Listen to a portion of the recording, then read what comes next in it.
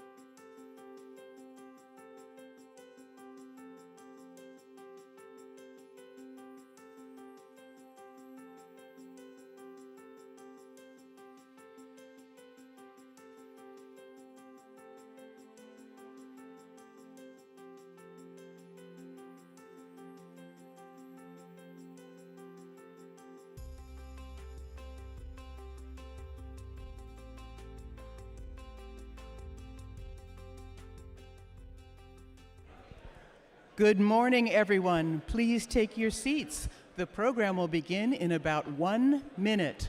Thank you.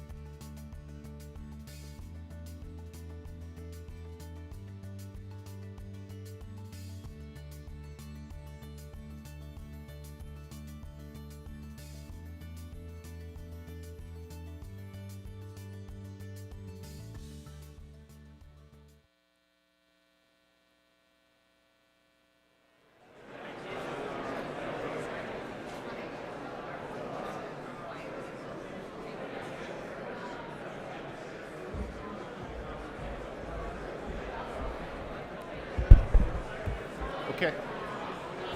Hi, everyone. I think we're going to get started. If you can please take your seats. Is it on? Can everybody please take your seats? We're going to get started.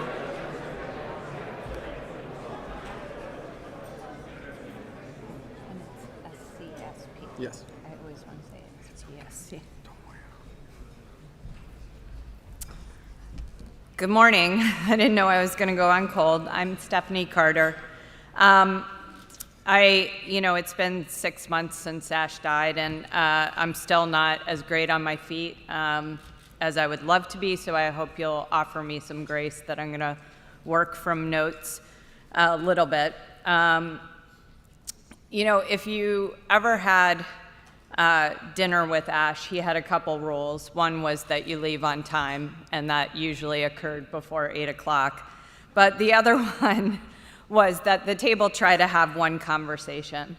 And I think that this conference and this topic is a manifest in all his work on technology and national security and technology and public purpose, was around the idea that we all needed to have one conversation, that we needed to bring together the best of technologists, scientists, policymakers, practitioners, and academics to really wrestle with what he saw as the defining issue of our time, something that he thought we could grab all the, I would say, benefits and fruits of technology and help to mitigate the sort of ills. And he thought we could only do that if we were all having one conversation. So I want to first really thank Ilber, Illy, and the whole team at SCSP for putting together this conference and making sure that we can all have one conversation today. I also want to thank so many people that have showed up to, moderate and speak and to really pull this conversation forward, because this conversation for Ash was cut short. It was really the issue that animated him late in his life. We didn't know it was late in his life, but in his later days, Ash was never someone that was content to kind of stay stuck in the past. And, there are a lot of people that would have had the experiences Ash has had the wins that Ash had, made meaningful differences that he made, and they kind of trade on that for the rest of their days. And he was always on to what was the next thing, what was the next problem. And this is one that was really near and dear to his heart. His great legacy, though, is really people. And they're all in this room. And I'm seeing so many people who touched his life and who he, I hope, touched their life. And I just hope that, we can continue that momentum, that we can continue bringing people into this one conversation, and to really make sure that we ensure that he used to like to say, and I know everyone's heard this, so you can drink, this is the drinking game now, that, technological change is unstoppable, and we know that, but it is shapeable. And it's going to take the efforts of everybody in this room and so many other rooms to make sure that we bend it for doing good for our society. And, we really try to, again, use it as a competitive advantage for the United States and for, liberal democracy, and that we keep trying to shape it in a way that would make Ash proud. So I thank you so much, and I'm going to call up Ilber, who has worked just tirelessly on putting this together in not a lot of time. And I really thank all of you for being here today, and it really warms my heart. Thank you.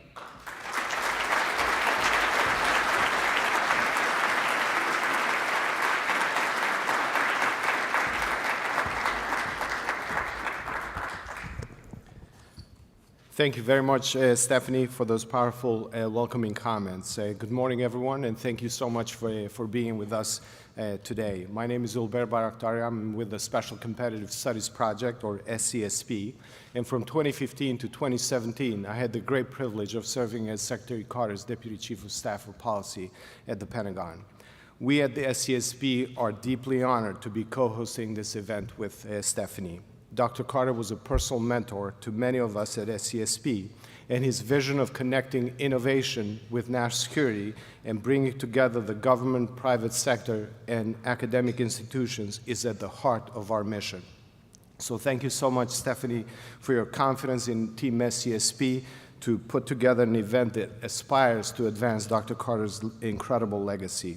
And as President Biden said at the memorial service for Dr. Carter at the National Cathedral, thank you very much for sharing Dr. Carter with us over many, many years and for your own service to our country. I fondly remember you joining us on many trips to Iraq and Afghanistan at your personal risk and expense to visit our deployed troops and the kindness and the support you showed to them. So on behalf of the entire team at SCSP, we are truly grateful.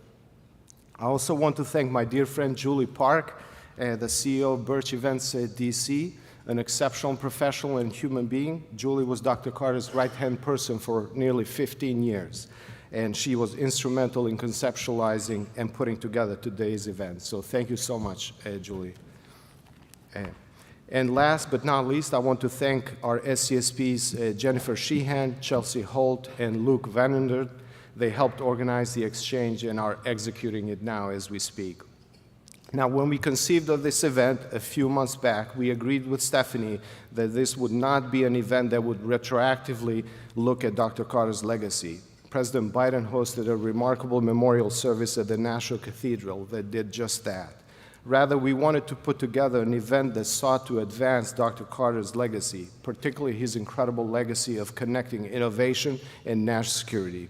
So each of the sessions today is intended to do just that. We will start first with a brief video in which you will hear, in his own words, Dr. Carter talk about how he was drawn into this work, his vision, and how he went about implementing his vision. We will then hear the White House's view on the topic of innovation and national security. What are the opportunities, but also what are the risks and dangers?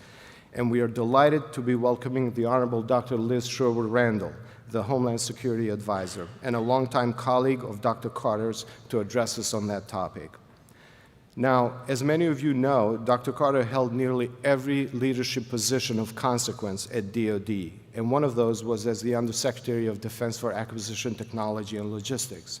Now, during his time there, Dr. Carter was instrumental in ensuring that MRAPs, the specially designed ambush-resistant vehicles, got to our troops in Iraq and Afghanistan to protect them against IEDs. But another thing that Dr. Carter did was help initiate the development of B-21, the new strategic bomber that the U.S. Air Force just recently unveiled. And we're delighted to welcome the Honorable Frank Kendall, Secretary of Air Force, this morning.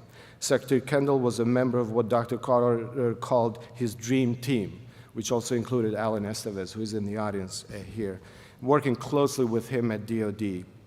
And Secretary Kendall will speak today about the various innovative initiatives that the Air Force and the Space Forces are pursuing. Another issue that Dr. Carter cared deeply about was to ensure that our forces were the best designed, equipped, and trained, not just for the challenges of today, but for the dangers of tomorrow.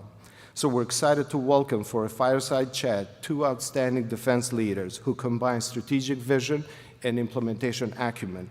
The Honorable Bob Work, who was Dr. Carter's Deputy Secretary of Defense, and General Eric Smith, the Assistant Commandant of the Marine Corps, and who was Dr. Carter's Senior Military Assistant. Now, running DoD, the largest organization in the world, requires not just exceptional managerial skills, but also extraordinary ability to assess threats to our national security and come up with strategies to confront them. And we are thrilled to be welcoming 3 American and 1 allied leader who excelled at doing just that: Secretary Rice, Gates, Panetta, and Sir Alex Younger. Each of them played an instrumental role in both winning the Cold War and in confronting the threats of the war on terrorism. From there, we will then examine the future of defense innovation in light of the changing character of war that we're witnessing in the ongoing Russian aggression against Ukraine. For this discussion, we're welcome to host an exchange between General C.Q. Brown, Jr., Chief of Staff of the Air Force, Michelle Flournoy, one of our nation's foremost defense experts, Lieutenant General H.R. McMaster, the 25th National Security Advisor, and Dr. Eric Schmidt, our chair at SCSP, former chair of the Defense Innovation Board, and former CEO of Google. Our own CEO, Ili Bayraktari, will moderate that discussion. After a brief lunch break, we will then turn to another topic of crucial importance, cyber. Dr. Carter was the architect behind two of the first DoD's cyber strategies, and we're delighted to host a fireside chat on the topic with Ann Neuberger, the Deputy National Security Advisor for Cyber and Emerging Threats, Jan Easterly, Director of the Cybersecurity and Infrastructure Security Agency, and Ambassador Nate Fick, the first U.S. Ambassador at Large for Cyberspace and Digital Policy. Now, of course, no discussion on cybersecurity will be complete without Eric Rosenbaum of Harvard University. Eric is one of our nation's foremost experts on cyber, and he also served as the Chief of Staff to Dr. Carter at DoD and his co-director at the Belfer Center at Harvard University. Now, as I mentioned earlier, one of the many positions that Dr. Carter held during his long career at DoD was as the head of ATNL, which up until 2018 included also the research and development portfolio. And so and this is one critical area in which Dr. Carter really tried to push the envelope against tremendous bureaucratic headwinds. And we're thrilled to welcome 4 outstanding leaders who have and are continuing to push the R&D and acquisition envelope now. Dr. Stephanie Tompkins, the director of DARPA, Doug Beck, the newly appointed director of Defense Innovation Unit, Dr. Will Roper, the CEO of Istarian, the inaugural director of DoD's Strategic Capabilities Office, and Raj Shah, who led DIUX at the very beginning, including its original expansion across the United States. And we're thrilled that Sally Donnelly of Palace Advisors will moderate this panel. Now, when he was the secretary, Dr. Carter used to be asked frequently, what is one thing that keeps you up at night? And he would always respond by noting that the one thing that he tried to do is look into the future and what would keep his successor and his successor's successor up at night. And so we're thrilled to welcome today for a keynote address the Honorable Kath Hicks, the Deputy Secretary of Defense, a position that Dr. Carter also held, to hear about the work that DoD is currently doing on innovation. After Dr. Hicks, we will then transition to a panel discussion on new technological solutions to national security challenges. Dr. Carter was always on the lookout for new sources of innovation and new technologies to keep our nation safe. So we're thrilled to be joined by 3 leaders of such entities: Aki Jain, President of CTO of Palantir, Chris Lynch, the CEO of Rebellion Defense and the inaugural head of the Defense Digital Service, and General Terence O'Shaughnessy, the Vice President of SpaceX. They will also be joined by Dr. Craig Martell, the first Chief Digital and Artificial Intelligence Officer at DoD, who left an impressive career at the private sector to help DoD embrace big data and AI. And we're so grateful that Dr. T.J. Patil, a scientist and a pioneer of many innovations in and out of government, has agreed to moderate this event. And DJ, thank you for all your help from the beginning on this event. Our final panel takes a step back and looks at innovation in all of its dimensions. So we're truly honored to welcome today 3 distinguished scientists who have not just pushed the boundaries on science, but have broken through multiple glass ceilings. Dr. Kim Buddle, the director of Lawrence Livermore National Lab, Dr. Shirley Ann Jackson, President Emerita of RPI, and Dr. Maria Zuber, the Vice President of MIT and co-chair of the President's Council of Advisors on Science and Technology.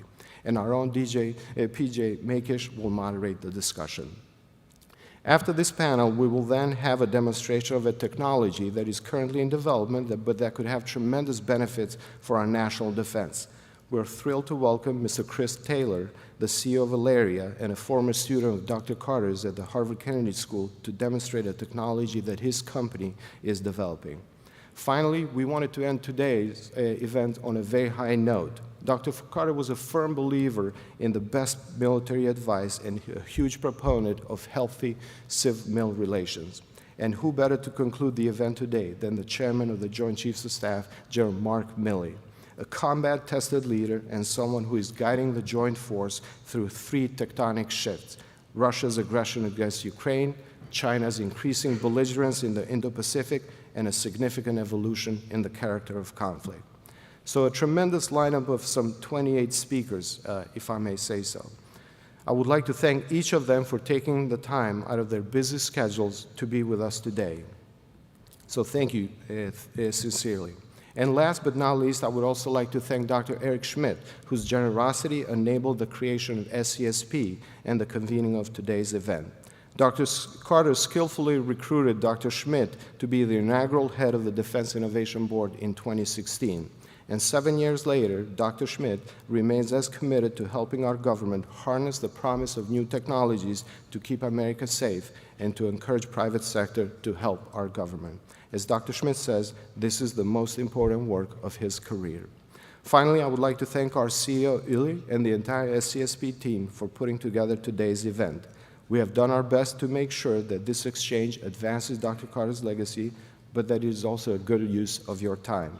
With that, thank you again for being with us today. I hope you will enjoy it and learn from the exchanges today. I now invite you to watch a brief video and hear Dr. Carter, in his own words, describe how he came to appreciate innovation and national security, what his vision was, and how he went about implementing it. Thank you again.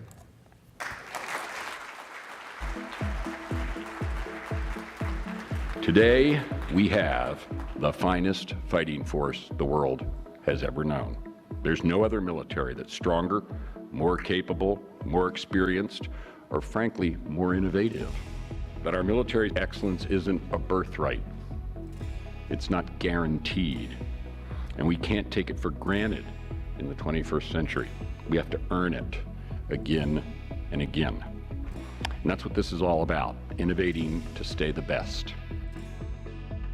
So how did I get into this in the first place? People like Sid Drell, he said, you have knowledge, you have responsibility. People who are the generation older than I in that field had all been part of the generation, well, that built the bomb. And they always told me that you had, because of the knowledge that you possessed of technology, you had a responsibility that came with that. And somebody said, come to Washington for 1 year. This is a really important problem and give it a try. And I did, and I got hooked because it brought together the two things. One was that my knowledge was valuable, and the other thing was I was doing something that I was good at and making a real contribution to, and that mattered a whole lot. Which was defending our country and our people. Those two things, you bring those two things together, I can do it, and it's really hugely important. That's the magic. I also want to speak about innovation in all its dimensions, of which technological innovation is a piece, and a very important piece. Because being more innovative in every way we can is critical to the future success of our military and our Defense Department. Decades ago, most technology of consequence originated in America, and much of that was sponsored by government, especially the Department of Defense. Today, we're still major sponsors, but much more technology is commercial. So we have to have a new relationship with the dynamic, innovative culture of the United States from the one we had when I started my career. Today, with more technological innovation happening in the commercial sector, we need to be able to identify and do business with companies outside our traditional defense orbit, as well as those within, and welcome them into our defense technology community. That's why I created our Defense Innovation Unit Experimental, or DIUX, to help build bridges with startups and other commercial technology firms located in innovation ecosystems across the United States. Meanwhile, under the guidance of the Strategic Capabilities Office, or SCO, we're also changing and adapting how we use existing platforms and technologies already in our inventory. And we're ensuring DoD is a place where thinking boldly and differently is fostered. One way we're doing so is with the Defense Innovation Board I established, chaired by Google Alphabet's Eric Schmidt. And just to remind you, that is to provide me and Secretaries of Defense long in the future with innovative ideas from the private sector that might be applicable to the Department of Defense. We want to know what's best out there, what's most innovative and what's most competitive, and borrow those techniques and those technologies where we can. Another bridge was the Defense Digital Service, where I got real technical people to come into the Pentagon for a year or a project. I would say, you come and work on one thing for me, just one, or 1 year, and I promise that is the thing you'll tell your children about. Going forward, I'm confident the logic behind everything I'm talking about today will be self-evident to future defense leadership, as will the value of these efforts. But they also need to have the momentum and institutional foundation to keep going under their own steam and to continue to thrive.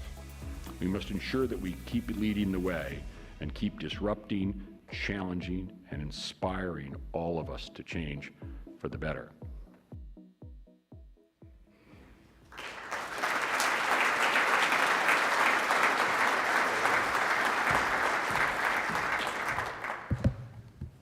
Good morning, everyone.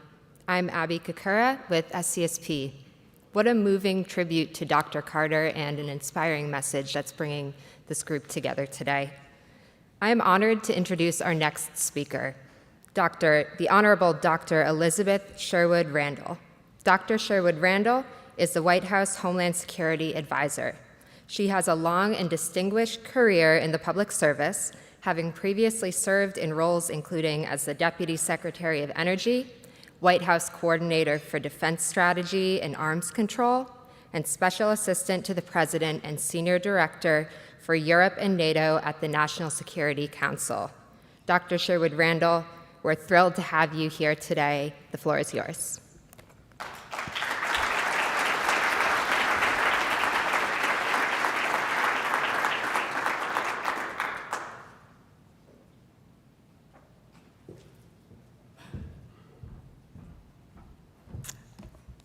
Wow, hearing Ash's voice, it's like the voice of God. I'm Liz. Many of you know me. I know you. I'm so thrilled to be with you here to honor our colleague and friend, Ash Carter. As hard as it is to be here without him, it means so much to be together, to lift up his legacy. Thank you, Abby and Ilbert, for the important work that you and the whole team at the Special Competitive Studies Project is doing. And profound thanks to Eric Schmidt, who I understand isn't yet here this morning, for his financial support for this critical endeavor. I especially want to express both admiration and gratitude to the strong and resilient and devoted Stephanie Carter. Thank you for your determination in the face of tragedy to advance Ash's legacy by bringing us together here today. You all know this. Ash as a leader was fierce, focused, and fearless. In the hallways of the Pentagon, he was known for his brilliant ability to anticipate the future and give our warfighters what they needed to succeed. In classrooms at Harvard, he was known for mentoring future generations of Ash Carters, holding them to the most rigorous standards and inspiring them to public service. And across startups in Silicon Valley and elsewhere, Ash was known for building bridges between the public and private sectors, which are essential to keeping our country's technology edge in the face of tough competition. But more than anything, no matter where he was or what job he was doing, Ash was known for his deep love for science and technology innovation. That passion was imbued with a profound sense of responsibility. Ash's first work as a budding national security analyst, he mentioned it in the video, coming for just a year to Washington, involved evaluating whether nascent ballistic missile defenses would actually work against the nuclear threats of the Cold War. He earned his spurs working with scientists and policymakers who were present at the creation of our nuclear deterrent. Ash mentioned Sid Drell as one of them. And as a physicist, Ash was uniquely qualified to understand the immense dangers those nuclear weapons posed to humanity. Just as he sought to use technology to help protect our nation, to ensure that we fielded a deterrent that was safe, secure, and effective, he also sought to diminish the risks of technology innovation. It was a sacred obligation that he met throughout his life. When he and I first worked together in the early 1990s, he was developing pioneering initiatives to reduce the threat of nuclear proliferation that emerged from the collapse of the Soviet Union. And up until his last day, Ash was tackling the immense challenges we face with a new generation of powerful technologies, some already with us and some still emerging. As many of you know, when he returned to Harvard in 2017, he launched the Technology and Public Purpose Project. Around that time, he gave an interview. It's important to America's future, he said, that everybody feel like the pace of change isn't just dizzying, but it can work for them and not against them. Work for, not against. That's what today is all about. How can we do more to harness technology's benefits while mitigating its risks? How can we promote advancements that uplift our people and uphold our democratic values while making sure neither are inadvertently undermined? How can we seize this historic moment safely and securely, just like Ash did as a young scientist so many years ago? As you may know, I actually have two roles. They're intertwined. One is White House Homeland Security Advisor, and the other is Deputy National Security Advisor. Here today, I'll focus on this challenge in the homeland arena, ensuring that we innovate for public purpose while deliberately addressing the risks that may be associated with that innovation in the homeland. This has been a top homeland security priority for our administration since day one, on four key challenges in particular: biodefense, counterterrorism, national resilience, and migration. I'll start with biodefense. Over the last few years, we've seen the devastating effects that pandemics and pathogens can have on our society and our economy. Business, healthcare, supply chains, schools, travel, trade, our lives and livelihoods, basically everything was impacted. So our administration is doing more to prepare our country, not only for pandemics, but for all biological threats, whether accidental or deliberate. That's why last year we launched a new national biodefense strategy.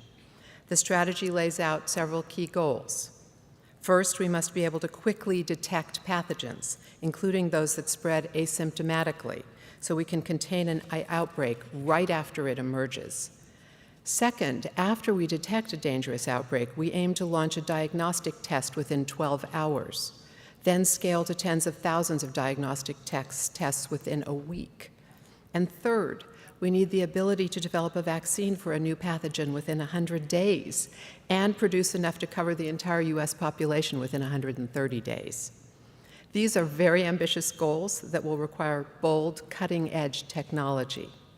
So we're investing in research on mRNA vaccines, which are more rapidly adaptable and scalable than traditional vaccines.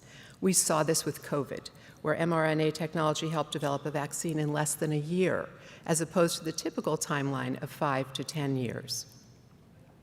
On diagnostics, we're honing and harnessing metagenomic sequencing, a revolutionary technology that examines all the genomic material in a sample and identifies pathogens, even the ones we don't know to look for. All of this is just a start.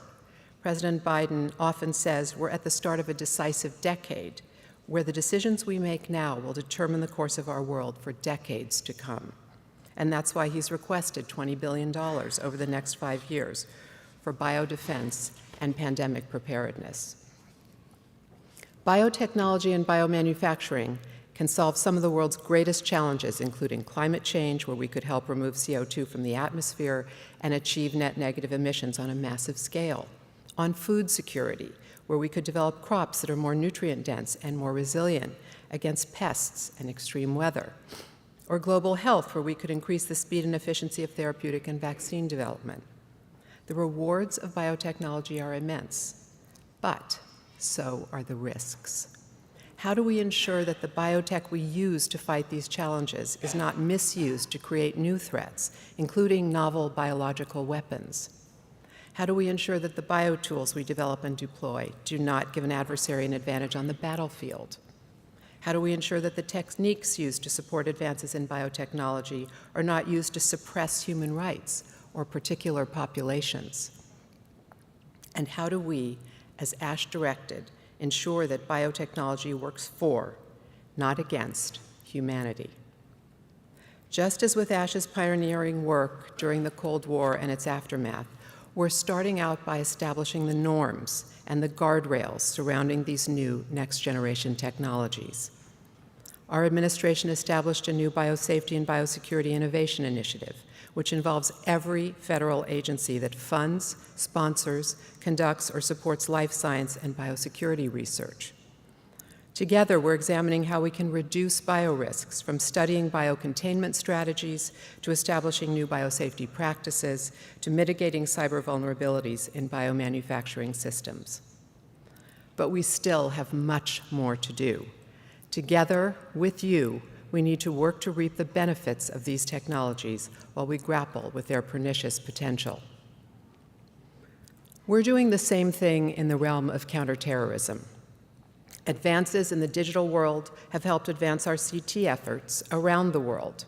We can more effectively track and counter terrorist financing. We can readily share extremist prevention and disengagement programming with our partners. And we can better leverage biometric data like fingerprints and facial IDs at airports and at borders, making it harder for extremists but easier for Americans to travel internationally. But as we know, the digital world has also brought many challenges. For example, in our time, radicalization to violence often happens online.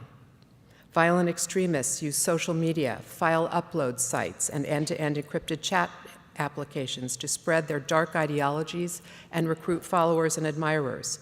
And they can do it from anywhere, from a cave in northern Somalia to a basement apartment in Syria to a hideout in Yemen. Here's another example. Every day, our systems screen biographic and biometric data from over 850,000 travelers across air, land, and sea, searching against intelligence and law enforcement databases for terrorists and other threat actors. But the data isn't perfect. Algorithmic matching is not perfect. Misidentification and fraud are real possibilities. We have to take on risks like this to make sure technology is keeping us safer without undermining our freedoms, and we are finding solutions. Almost exactly 1 year ago, an 18-year-old white supremacist entered a supermarket in Buffalo, New York, and began shooting, murdering 10 innocent people and injuring 3 more. He tried to live stream his racist attack to validate it and inspire others to follow him, but that didn't happen because it was quickly removed. This was the result of the Global Internet Forum to Counter Terrorism, an organization convening governments and more than a dozen tech companies and their subsidiaries like Meta and Twitter, Microsoft, YouTube, and others, committed to preventing violent extremists from exploiting their platforms. Quickly removing that content helps prevent copycat attacks and reduces the risks of radicalization.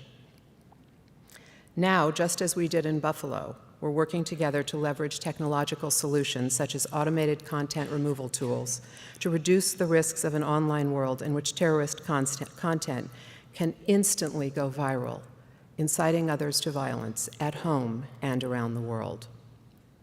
But while steps like these help us better respond to terrorist threats, we have to do more to get at the root of the challenge if we hope to eliminate it.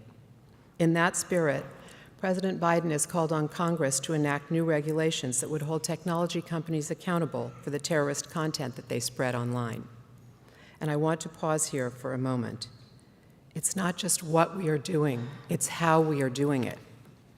Ash once said that people around the world look to the leaders of the United States for a clear vision of how the most powerful country on earth intends to promote freedom.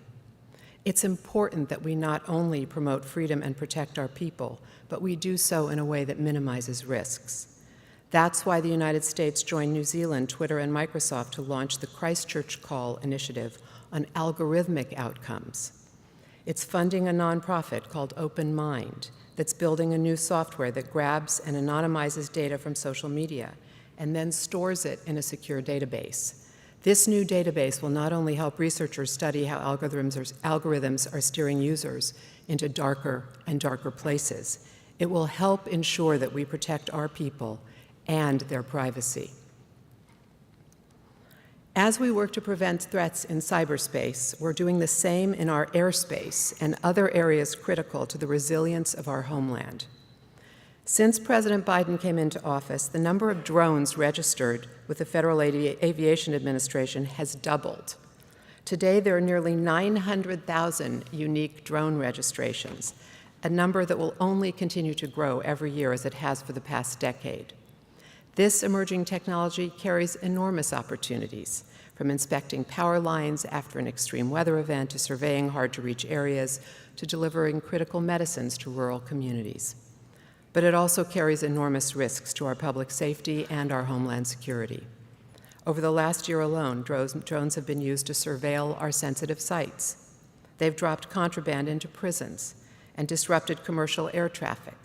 Some actors have tried to use these systems to attack our critical infrastructure. So, our administration is invested in new technology that can detect and track and counter unmanned aircraft systems. So far, this technology has been safely deployed more than 500 times to protect our homeland and critical facilities, including in support of large events like the Super Bowl, the World Series, and the United Nations General Assembly. It's a huge feat, but as Ash often reminded leaders, implementation takes work and constant attention.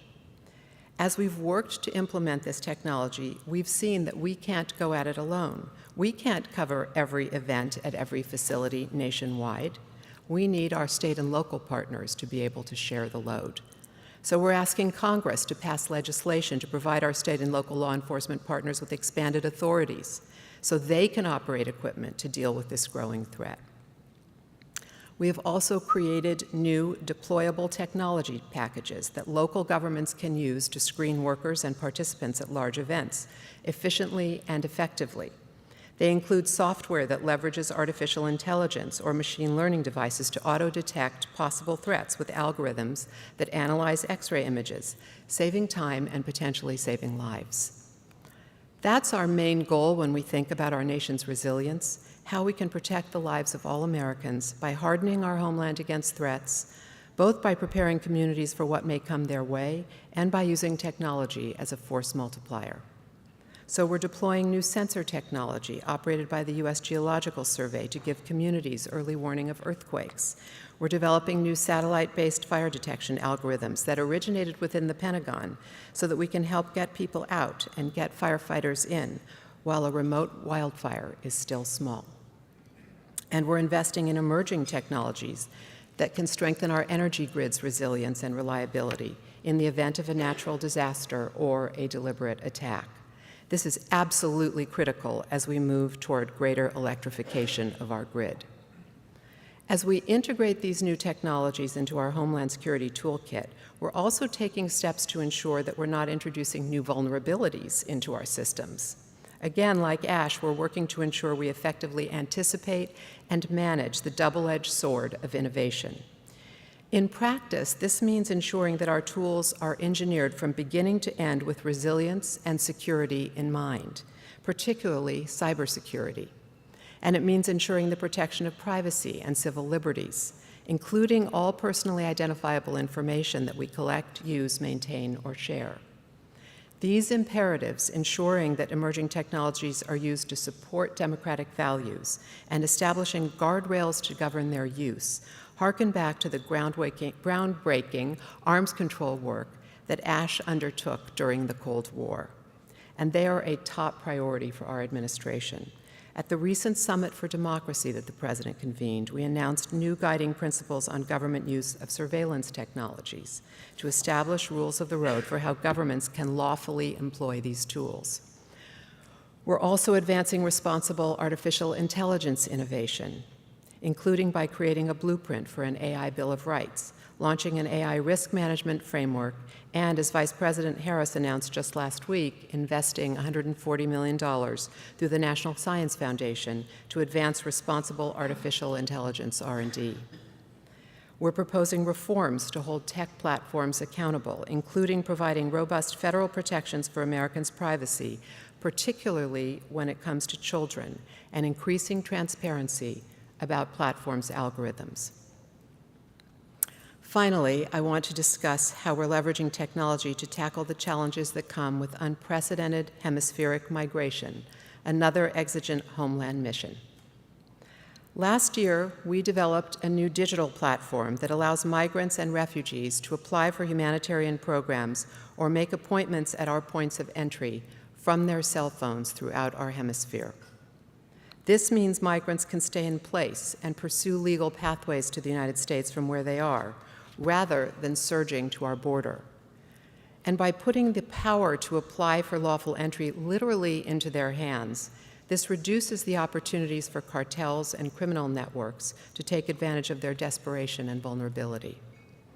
We first put this platform to the test a little over a year ago, following Russia's invasion of Ukraine, which caused the largest outpouring of refugees in Europe since World War II. We quickly saw the impact here at home. In April 2022, all of a sudden, we began seeing 1,000 refugees per day arriving at our southwestern border from Ukraine. We had to act fast, and we did. We launched Uniting for Ukraine, or U4U, that enabled Ukrainians to apply for humanitarian parole directly from their phones from Europe. It streamlined the process of sponsorship, eligibility checks, and background investigations to a matter of days, and disincentivized coming to our southwest border. And it allowed us to deliver on the President's promise. Over the last year, we've been able to welcome more than 125,000 Ukrainians to our country through U4U. In January, we rolled out a similar pilot with programs for migrants from Cuba, Venezuela, Haiti, and Nicaragua. From a Homeland Security perspective, and from a humanitarian perspective, this has been a remarkable success. In the time between the rollout and the end of March, just 3 months, we saw a 95% drop in migration to our border from these 4 countries. But once again, figuring out how to maximize technology and minimize its abuse is an iterative process. It's not perfect. For example, many people live in places without good cell phone service, and this system depends on matching individuals with their application photo, which creates the possibility of fraud or misidentification. So we've worked continually to improve these pilot programs and innovate solutions, like enhancing usability in low bandwidth scenarios and strengthening fraud prevention. We're also leveraging innovation and technology to better detect drugs, weapons, and other illicit goods coming across our border. We're working with big data analytics to target and map networks of human smugglers who exploit vulnerable populations moving across the border. And we are working to counter the ways in which those who would do us harm exploit technology innovation to their deadly benefit. This is a major priority for the President. In the last 2 years, we've significantly increased the use of non-intrusive inspection technology, which allows our border agents to thoroughly and quickly inspect and scan cars and cargo. The technology is fast and effective, which is good for our border security and our cross-border commerce. And in the coming years, we plan to modernize our tools even more, including by incorporating artificial intelligence and machine learning algorithms to identify anomalies at the border even faster. I know you have a very full schedule ahead of you today, hearing what Hilbert described, but I just want to take a moment to end where I began, with Ash. For those of us who had the privilege of knowing Ash as a leader, a colleague, a mentor, or friend, we know that no matter what, Ash always got the job done. And though his shining mind was often way out ahead of us, generating ideas before anyone else had arrived at those ideas and illuminating the path for others, he too knew that he couldn't get everything done alone, that success required collaboration with partners and sometimes even with adversaries. From the early days of working with Senators Sam Nunn and Dick Lugar to generate the historic Cooperative Threat Reduction Program to the creation of TAP, he knew we had to boldly innovate and then work together across government, between government and the private sector, with NGOs and with our international partners. He once wrote, "American technology superiority is not a birthright. It must be earned again and again." That's our challenge, to find ways we can work together to take advantage of emerging technologies, to find ways we can work together to take responsibility for their consequences, or more simply put, to be more like Ash, to be his living legacies. Thank you for being here today to carry his torch forward.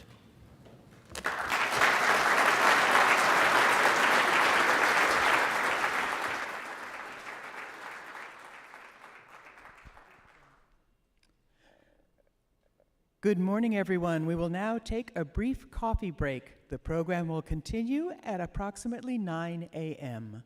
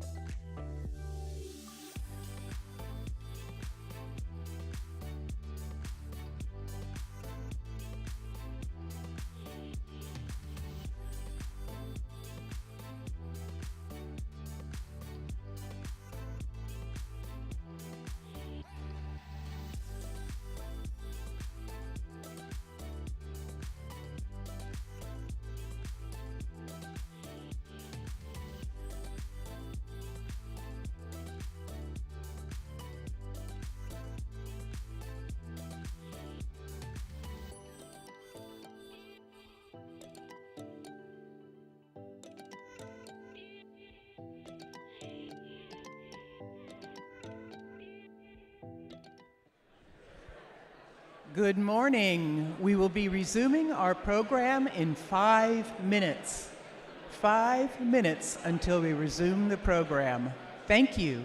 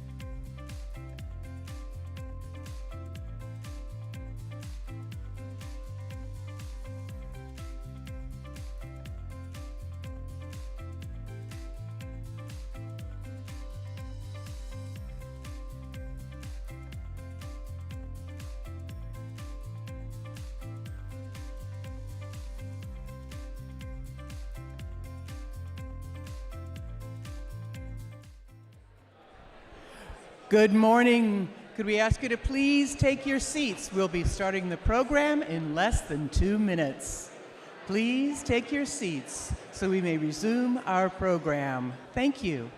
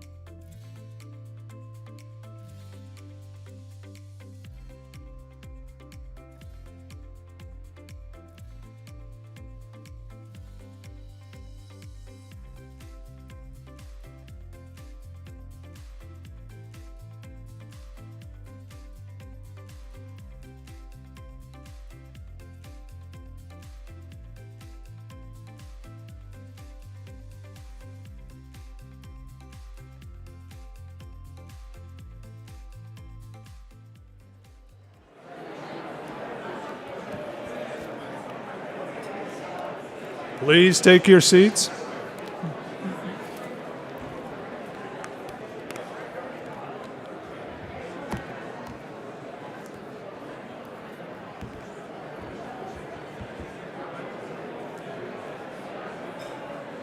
Please take your seats. We've got a full house today, and we need to get moving along.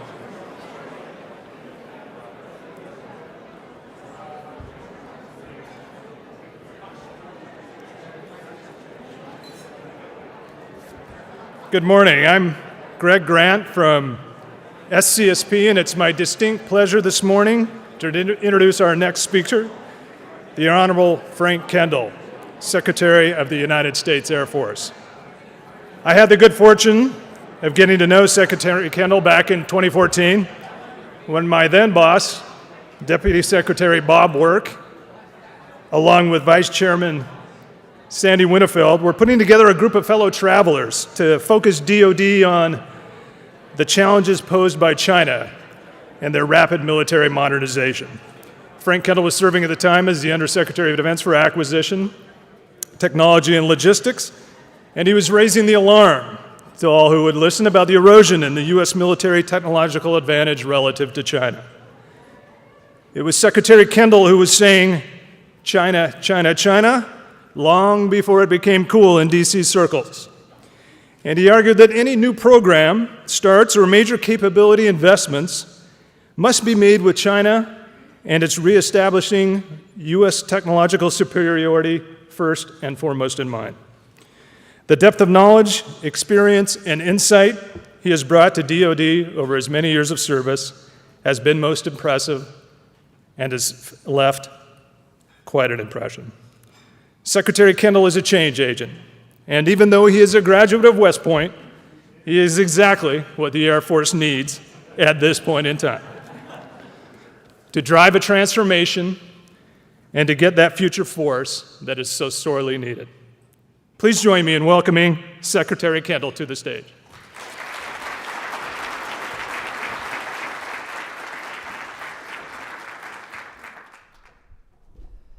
Well, good morning.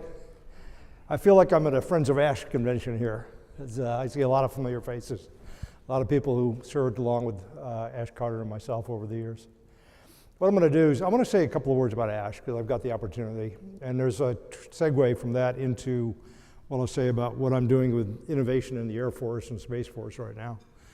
I met Ash Carter in 1980. I was a young Army captain serving in what was then the Army's Ballistic Missile Defense Systems Command in Huntsville. And this young guy came down to review some of our programs. Ash was working for the Office of Technology Assessment, Congressional Research Organization at the time. And he came down and I sat in as he heard briefings about what we were doing and asked questions. And I remember being really impressed with this young guy and thinking, this is a really pretty sharp guy here. A physicist who was, deeply embedded in the details of missile defense technology. A couple of years later, the Strategic Defense Initiative started, and I got to work on that for the Army, and Ash has written a couple of books about missile defense. He's a real expert in missile defense. And so we got to interact occasionally. Once in a while, we were on a panel together. I remember being on a panel with Ash, and at the end, he came up to me and said, you and I really agree about this stuff. And I took that as a compliment. We then interacted at the beginning of the Clinton administration, where I was in the Pentagon as the Director of Tactical Warfare Programs and the Undersecretary for Acquisitions shop at the time. Ash came in and took on a policy role, and I got to see some of his breadth and depth across a lot of issues affecting national security beyond just the technical ones. We worked off and on together, and I left government a year or two later, but then we interacted over time. And when he came back as the Undersecretary for Acquisition, Technology, and Logistics, he brought me in to be a member of his team and became my boss. I worked for him as his principal deputy for a couple of years before he moved up to be Deputy Secretary, and then I worked for him as Undersecretary. He left the government and then came back in as Secretary, and I got to work for him in that capacity too. And we got to be pretty close. Ash was obviously brilliant. He was a hard charger. He wanted to get things done. I like to summarize him as someone who thought strategically and could act tactically very efficiently and effectively. Example of that was the Joint Rapid Acquisition Cell. When I came in 2010 to join the Obama administration, Ash had already been chairing this group for about a year by then that Secretary Gates had asked him to put together. I think we got some veterans of that group here in the audience. And he was driving with tenacity and persistence to get things fielded to our warfighters as quickly as he could, to cut through red tape and make things happen. And he was being hugely effective at that. I remember going to the first couple of meetings and sitting on the side watching him chair the meetings and drive things and make things happen. And I concluded after a meeting or two that this is a great job and I really wished I could do it, but I wasn't needed in that room at all while Ash Carter was there. So I stopped going to the meetings and I just sort of waited around hoping I'd get a chance to do it. When Ash moved up to become deputy secretary and I moved into the undersecretary job, the one thing he kept and he took with him when he became deputy secretary was chairing that group. And it says a lot about Ash, about his commitment to our people. He was very, very dedicated to our men and women. And his desire to see change happen, to really make things happen on the ground in support of a strategy. So when Ash left the department for a year or two before he came back as secretary, I finally got to chair the committee. But I had a great person to understudy during my period of that. And then Ash came back in, and one thing I would say about him as secretary, he was a man in a hurry. He had a lot of things he wanted to accomplish in about 2 years, and he checked that list off very, very effectively and efficiently. He was a friend, as well as a supervisor, as well as a colleague, and someone I admired enormously and still do. And as I'm in my current position, one of the things I do fairly frequently is ask myself, what would Ash do?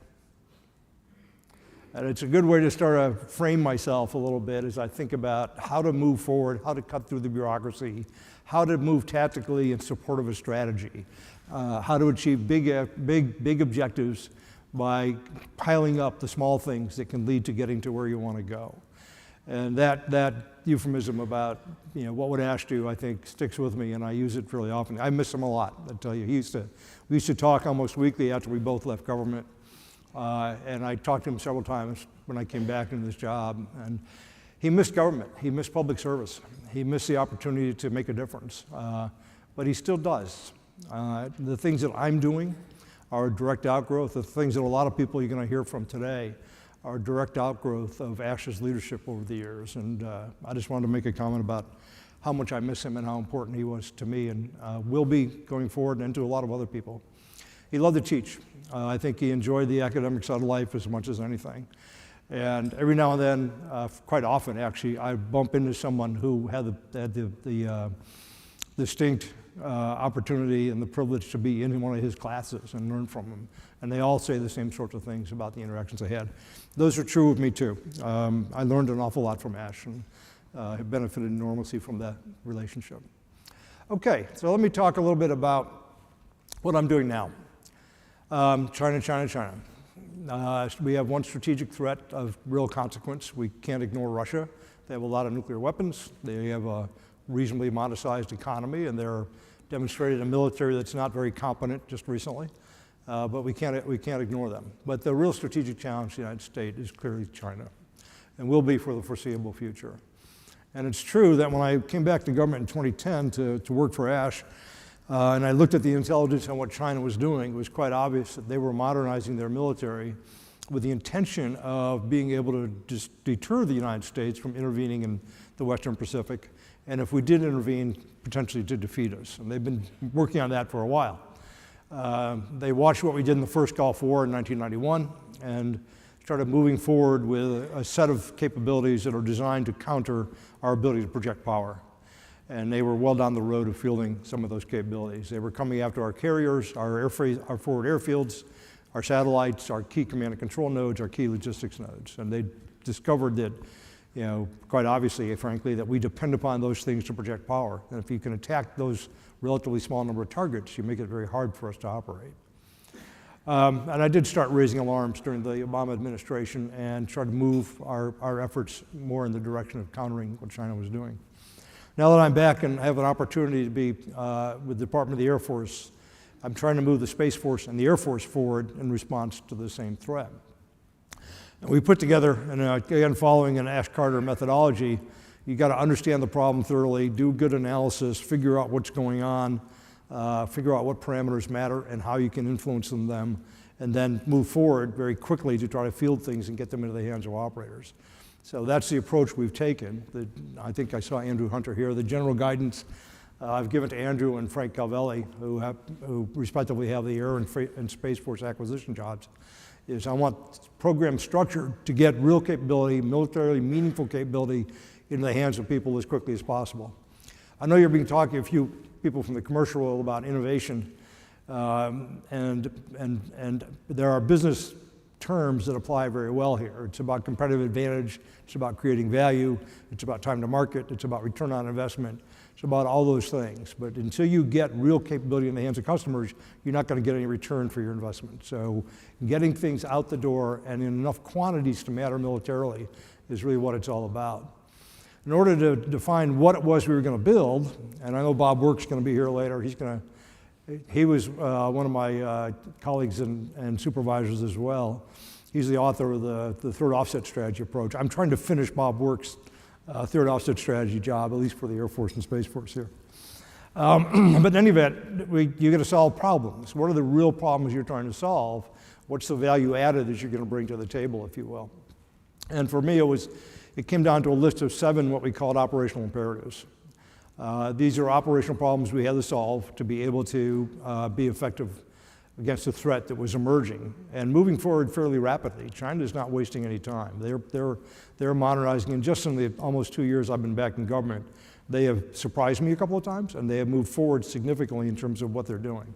They're not waiting for us to do things. They're thinking ahead and moving forward, and we have to be competitive and do the same. So the 7 operational imperatives went after 7 problems that I felt that if we solve those, and did this in coordination with Chief Brown, who will be here later, and originally General Raymond and now General Saltzman, there's agreement about this. If we can solve these problems, then we can get back to a position of significant advantage. I was asked by a reporter about a year ago when China might achieve parity with the United States. And my answer was, I think, a very honest one, is that there's no way to know that. And the reason it's so hard to know is it's very hard to know for certain ahead of time what the effectiveness of a lot of our weapons is. We haven't used them against each other for a very long time. And things like electronic warfare capabilities, cyber capabilities, countermeasures and countermeasures, seeker performance, things like that, reliability, are very hard to know until you actually use them operationally and have a chance to develop techniques to defeat each other. So China has gotten to a point where it's very hard to understand, hard to know for certain what would happen. But they've clearly been pursuing capabilities designed to make it very difficult for us to operate. In particular, precision strike, long-range weapons, and the things that support them. So the first of my 7 was Space Order of Battle. Under the Trump administration, of course, the Space Force was created. Under the Obama administration, we realized that space was a contested environment and a warfighting domain. And we changed our strategy and our policy to reflect that, but we didn't develop the programs and the force structure necessary to do that effectively. The Trump administration created the Space Force and started us down that path. And one of the things that I was very happy about when I came back into government 2 years or so ago was that the Space Force had done some really good thinking about what it needed to be in the future. And a lot of that was about disaggregated architectures and increased resilience. So we've continued down that path, and we're making good progress there. It also includes the capability to do counter space. What China has fielded is not just the capability to come after our satellites that we depend upon, but also the capability to use our own satellites to target our joint force. So we had to counter that as well. And the Space Force has 2 fundamental missions: to provide services that enable and provide capabilities to the joint force that allow it to operate effectively. There's a range of those. And then to protect the joint force from attack that is based on space-based centers, in particular of our adversaries. And so we had to fill out what we're going to do to actually do that and move forward. So we have a number of programs that do that. The second thing on my list was the implementation of JADC squared. JADC squared, Joint All-Domain Command and Control, for the Air and Space Forces is called Advanced Battle Management System, is the networking of our things together and the application of technologies like some forms of AI to make much better decisions much faster at scale in a large-scale operation. And my observation from being out of government for a few years and confirmed when I came in was that we really hadn't defined very well where we were going, what our product was going to be to achieve those goals. And that we need to do that and make sure everybody was aligned and supporting the actual creation of that product and fielding it. There were a lot of experiments going on, a lot of different pieces of things being done, but they didn't knit together necessarily into a whole that mattered. So that was number 2, was get that right, figure that out. Number 3 was the targeting side of things. Our airborne platforms like AWACS and JSTARS are becoming obsolete. They're not just old, they're vulnerable. And it's been determined, obviously, by the Chinese that there's something that is a high-value target that you benefit a lot from destroying, and they've decided to build the means to do that. And we want to move increasingly to space for those capabilities where we can. So targeting capabilities, particularly against moving targets. Our job for the Air and Space Forces, and generally for the Department of Defense, is to deter and defeat aggression. Aggression means forces moving somewhere to try to conquer whatever the objective is, whether it's land, generally in Europe, or in a maritime environment in the Pacific. So getting those moving targets into the targeting chain and then dealing with them effectively, but the first step in that is the targeting piece. So that was next, was doing all that effectively. And we've had great cooperation from the intelligence community as we move forward on those sorts of sensors to give us that capability. The next thing was the next generation of air superiority. The F-35, which Dr. Carter and I worked on for a number of years to try to get fielded efficiently and get to reasonable cost and so on and so forth, is now we're in about year 17 or 18 of production. That is not a brand new program anymore. It's been around for a while. Those technologies came out of, a couple of decades ago. So we need to get to the next generation. So that next generation is not just going to be the next fighter that we build. It's also going to be other things that can make it a much more cost-effective capability overall for air superiority. And we'll be introducing, under that operational imperative, we're introducing uncrewed collaborative combat aircraft that will be controlled by the manned fighter and used in a formation controlled by him. And we're moving forward to fund that and field that by the end of the decade, in conjunction with a new platform that would be the follow-on to the F-22, our premier air superiority fighter. And there are other things associated with that family of systems that give it a full integrated capability. The number 5 thing on the list is air-based resilience. And there it wasn't as much about innovation and technology as it was about just doing the things that are necessary to make our air bases more resilient, to make our idea of moving to alternative air bases much more of a reality by pre-positioning equipment and buying things that we can actually use to make that happen. That's one operational imperative we can move forward with, and we are very quickly. Next on our list was our long-range strike capability. The B-21, which was just rolled out, is the centerpiece of that, but there are other parts that go with it, including off-board support, new weapon systems, and things to enhance its survivability against the threats that we see coming along. And then finally, all the things we depend upon to go to war. ASH was a big part of creating the Cyber Command and building it up to the capability that it is today. We had to be concerned about cyber vulnerabilities across the board, right? All the things we depend upon to go to war, as well as any specific physical nodes we count on that could be subject to attack. So that's my list. And we were able to put a lot of effort into the budget. I'm working really, really hard to get the Congress to move forward on these things. I'm looking for permission from the Congress to start earlier so I don't have to wait so long for approvals from the Congress. Pretty comfortable with where we are. And now going into a world in which we're going to have to wait for the Congress to act before we can move forward on a lot of these programs. There are about a dozen new starts that we put in our FY24 budget, as well as a total of at least 20 things that have increased funding. And I can't get up in front of any group and not talk about continuing resolutions and how harmful they are to the department. So I'm going to have to make that plug. You may hear that from a few other people today. So we're moving forward. We've got all of those things in the budget. We're continuing the work. It never stops. It is a competitive game. It's a highly competitive game, and it's probably as serious strategically as any I've ever been involved in. Innovation is at the heart of this, but getting things from the laboratory and the experimental phase into real products in the hands of operators is really what we're all about. General Brown's going to talk to you later. He had a phrase that he used, which I've piggybacked on repeatedly, which is accelerate, change, or lose. And he's absolutely right. He's also got a phrase he's been using called integrated by design, which is the idea that under our strategy of integrated deterrence, we design to be our products so that they can work with our partners and our allies. And the proliferation of F-35 gives us a great opportunity to do that across a number of a larger, increasingly growing number of countries. So we're united in our purpose. Innovation is at the heart of it, and it's not just technical innovation, it's operational innovation and developing tactics for that uncrewed collaborative combat aircraft, working in conjunction with a manned fighter that I talked about as an example. We're very serious about this stuff. The space things that are funded are going to move forward to quick fielding. We're piggybacking on what Derek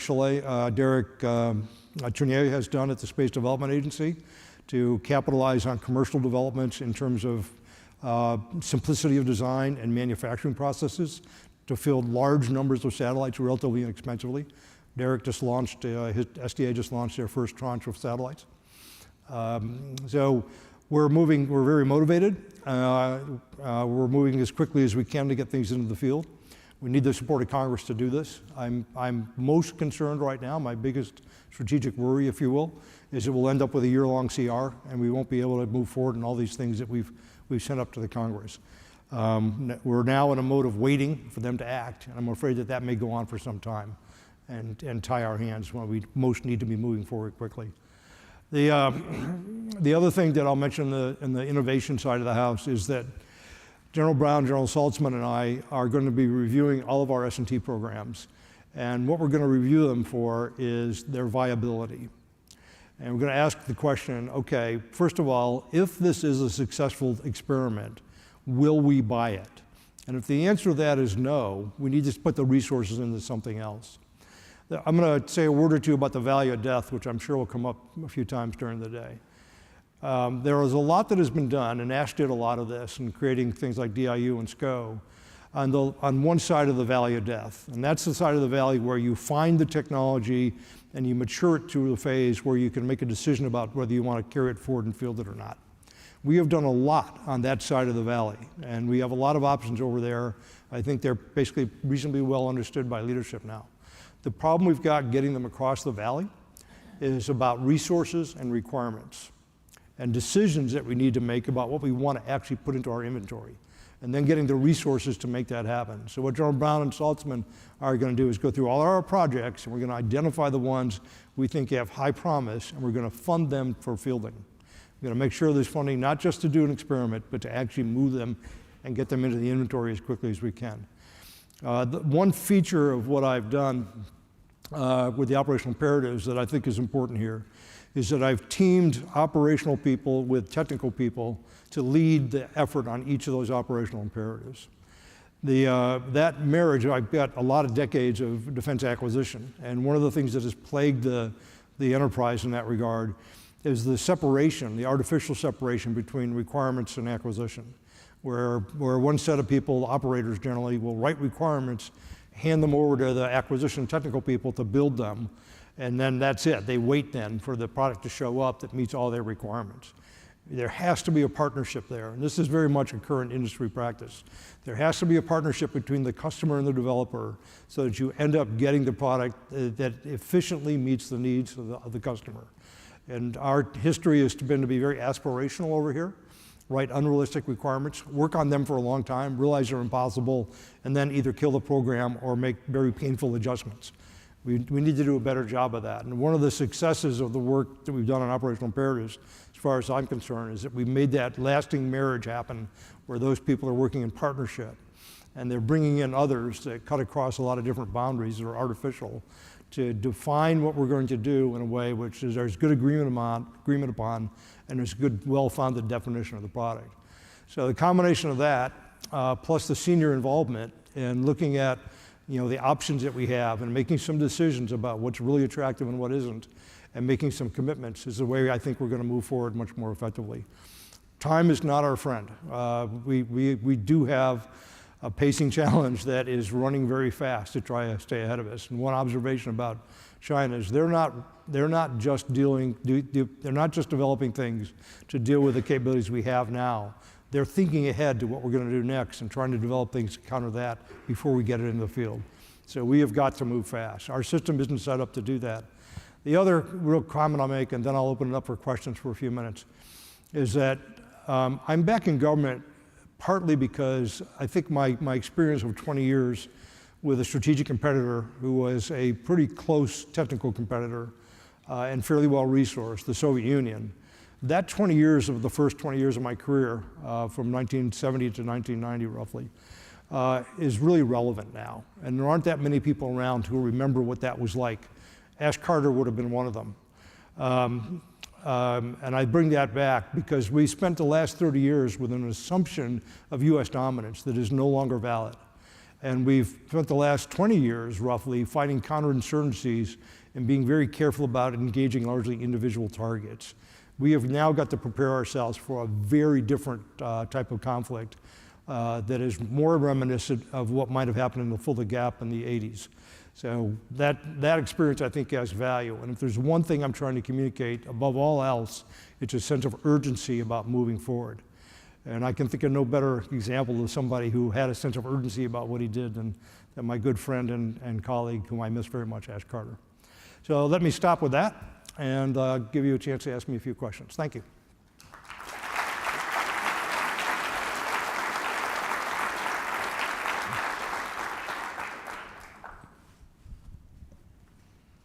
I can't see the hands. I got one way back there. Okay. I don't know if they have mics to go around or not. They do. Yeah. Sir, Sidney Friedberg from Breaking Defense here in the blinding haze. You mentioned the year-long CR as a chronic worry. Are there other things in the upcoming markups, poison pill provisions or misguided provisions that you're worried about, short of the year-long CR, things that even if they pass a bill would concern you and you'd urge Congress not to do? I've had good cooperation from our committees. The chiefs and I just finished our 4 hearings with our different oversight committees. And one of the things that's been a sticking point in the past that we're getting good cooperation on now is divestitures. Programs like the A-10, some of our AWACS is another good example. Weapon systems that were really great in their time and have served us extremely well, which are becoming increasingly obsolete and very expensive to maintain. So we're having to divest some of those to free up resources to move forward. And there's been resistance to that in the past.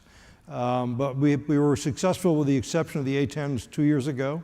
Last year we were successful with our A-10s initial retirement. We were unsuccessful with F-22, old F-22s that are not fully combat capable last year. I think there's a much better chance that'll go through this year. So I want to express some appreciation to the Congress. I know it's hard locally in particular to divest aircraft that are in your communities. And we're trying to replace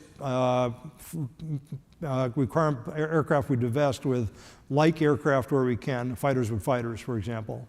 And if we can't do that, we try to replace a flying mission with a flying mission. And where we can't do that, we put in another mission that's going to have a lot of longevity and bring similar values to local communities. The truth is that the Air Force needs things like electronic warfare, battle management, intelligence, cyber capabilities, all of these things. It doesn't just need airplanes, it needs a lot of other things. And as the character of warfare changes and as technologies are introduced, we're going to need those kinds of units just as much as we're going to use more traditional platforms. So far we've had pretty good support on that.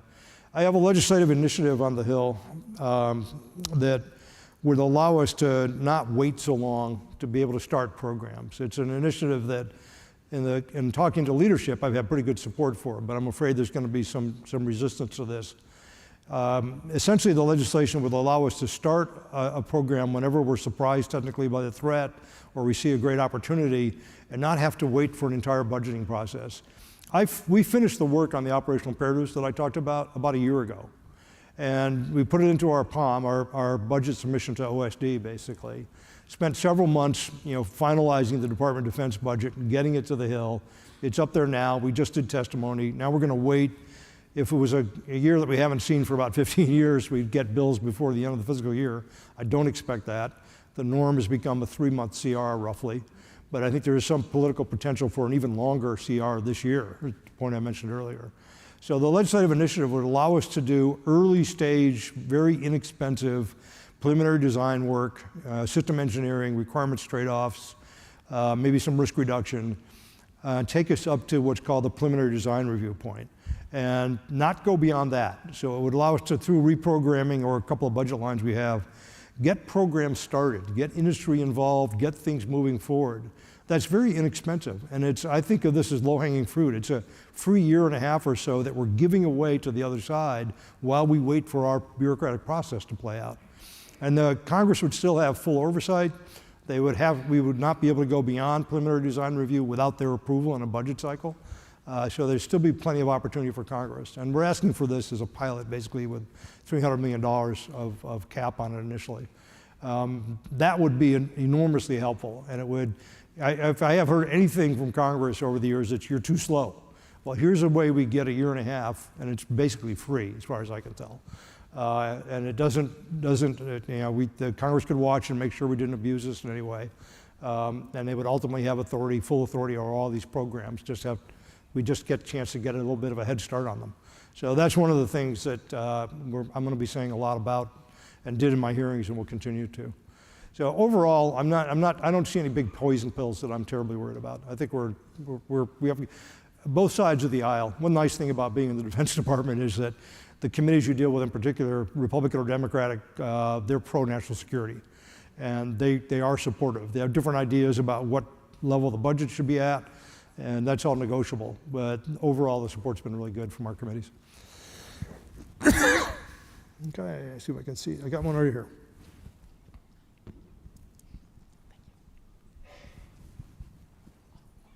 Sir, Dr. Marina Theodotou, Defense Acquisition University.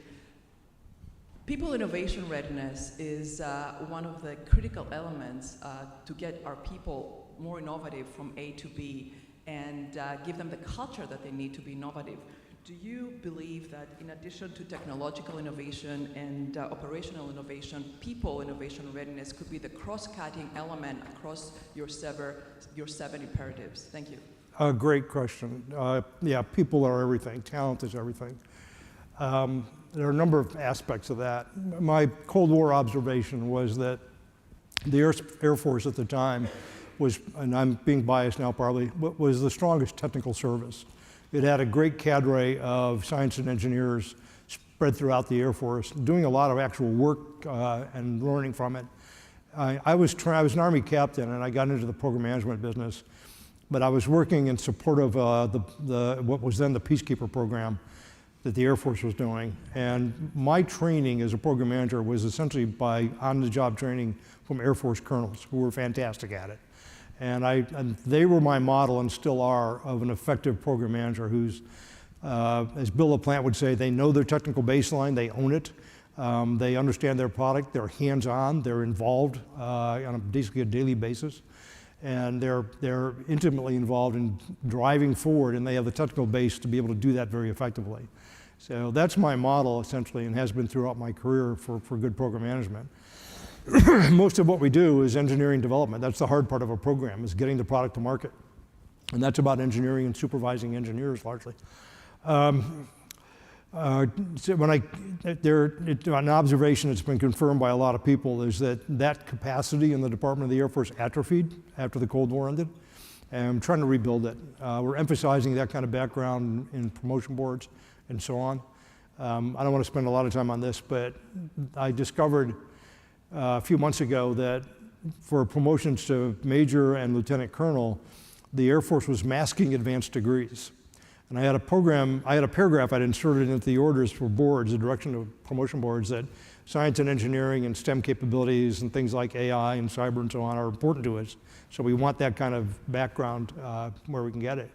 We encourage people to get degrees in those fields. And the next paragraph said, and we're going to hide your advanced degree from the board. I said, there's a little inconsistency here, so we reversed it. And what the background on that is that our promotion system in the Air Force didn't give boards much to distinguish by. Everybody had glowing reports, right, about everything. So having a degree or not became a go, no-go for promotion of these grades. And everybody felt they had to have a degree. So people, all the pilots in particular, went out and got degrees in anything they could get a degree in as easily as possible so they could have an advanced degree and check the box. And that's ridiculous. We don't want that. We want people to get degrees or have value to us. So the solution to that problem was not to hide the degrees. It was to have a better basis by doing promotions than whether you have a degree or not. So there was, of all the things I've done in the Air Force, this is the one that probably got the most attention, because all the captains and majors in the entire Air Force suddenly were worried about whether they had to have a degree or not. It has not changed board results, but it is now a more consistent position that we're taking by far than we were before. Same thing is true on the civilian side. We're trying to enhance our capability there. We're trying to tap into industry more effectively. It's not just about people in government. One of the, again, going back to the Cold War, we used to have a much more open relationship, I'll say, and a closer relationship with industry during the Cold War. And many times in my earlier career, if we had an operational problem, a technical problem we needed people to address and try to attack for us, we would pull together a team from both government and industry and just put them in a room and let them work on the problem for a while. It's almost impossible to do that now because of all the rules in place about conflict of interest and so on. I'm all for that. I'm all for the solid ethics, but I'm not for getting in the way of making progress. And in some cases, I think we've gone too far in that regard. And I'm encouraging Andrew and Frank, our two acquisition executives, and our other people, to interact more with industry, bring them in early. As we were doing the operational imperative analysis work that first several months, we reached out to industry to get their ideas. And one of the things that the list of the 7 operational imperatives did was it gave industry some indication of what problems we were trying to solve so they could hopefully put their brain power to work on them and come in with creative, more competitive answers to some of our questions. And I think that's worked out reasonably well. We need to continue to do that. Industry is part of our team. They obviously are trying to make money, and we have to protect the government's interests in that regard. But we need to get that brain power, that human capital, if you will, energized and working on the problems that we want to solve. And that's not just true in the traditional defense companies. It's true in a lot of other places. You're going to hear from Dr. Hicks, Deputy Secretary Hicks later today, and she's going to talk about a number of things we're doing to try to broaden our impact and broaden our access to technology and bring in creative ideas. And the commercial world is moving forward, obviously, in a lot of areas much faster than the traditional defense world is, and we need to tap into that and bring it in. I think I can probably do another one. How am I doing on time? I'm done. I'm told I'm done. Let me do one more real quick. You took your break early, right? So, okay. I got one more out there. I'm looking. Back here, way back. Okay. Hey, sir, thank you for going over the operational imperatives and also for oxygenating from the private sector into government. My question is, would like to hear how you're thinking about foreign ownership, control, and influence across the acquisition programs. How do you think about de-risking and decontaminating the supply chain for all these important areas? Thank you. I think your question was about keeping foreign access out for protection of data, or what was the? In the acquisition programs, foreign ownership, so particularly from China. We're working with our partners more than we have traditionally. We're actually buying some products that are not origin in the U.S. now. And I don't think I've seen that a lot earlier in my career. We have a lot of very strong partners out there, and integrated deterrence isn't just about security relationships. It's also about relationships on development.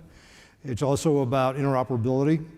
The U.S., ambassador from Australia, told a story about how he was in China. He's a former prime minister and he speaks fluent Mandarin, and he had lived in China. He was in China speaking at a conference, and it was mostly Chinese generals. And after he spoke, one of the generals came up to him kind of semi-privately and said to him, among other things, "So why do you have all the good allies?"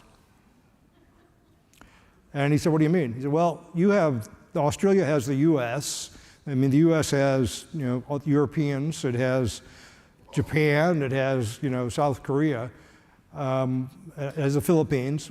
China has North Korea. These are very valuable partners to us. They're very capable partners, and we need to utilize them as much as possible."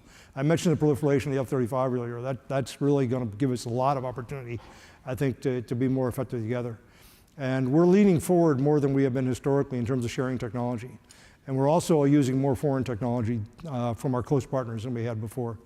I'm going to go to an event later this week on AUKUS, which is a very close, tight cooperation and large scale between the US, Australia, and in the UK. So allies are a really big part of the equation, and we're trying to break down some of the barriers to flow of information so that we can work together much more effectively. Okay. All right, I think I'm getting a hook here. Thank you very much. Enjoyed being with you.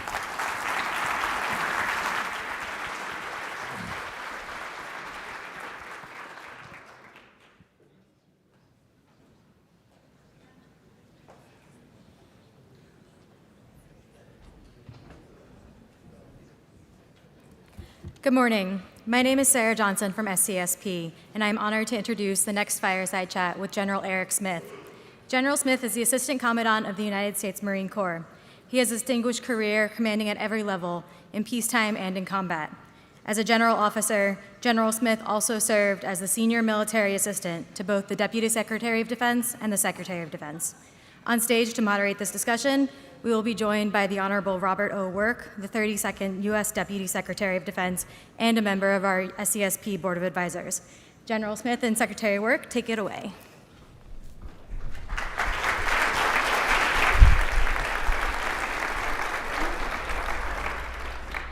Well, good morning, everybody. It's great to be here.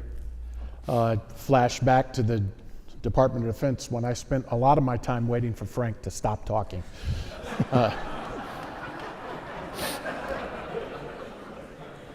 But today we're going to be talking about a microcosm of what this whole day is about. And it's about Force Design 2030, which in my mind is the most far-reaching transformation of a service since the end of the Cold War especially, and possibly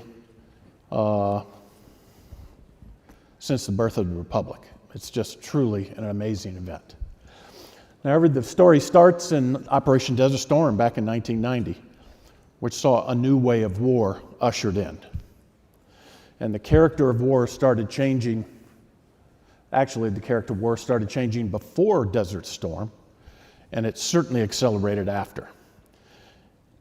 There's a lot of aspects of it, but generally you can conceive of it as battlefields that are almost fully, but not completely transparent, and are swept by guided munitions which have zero miss accuracy.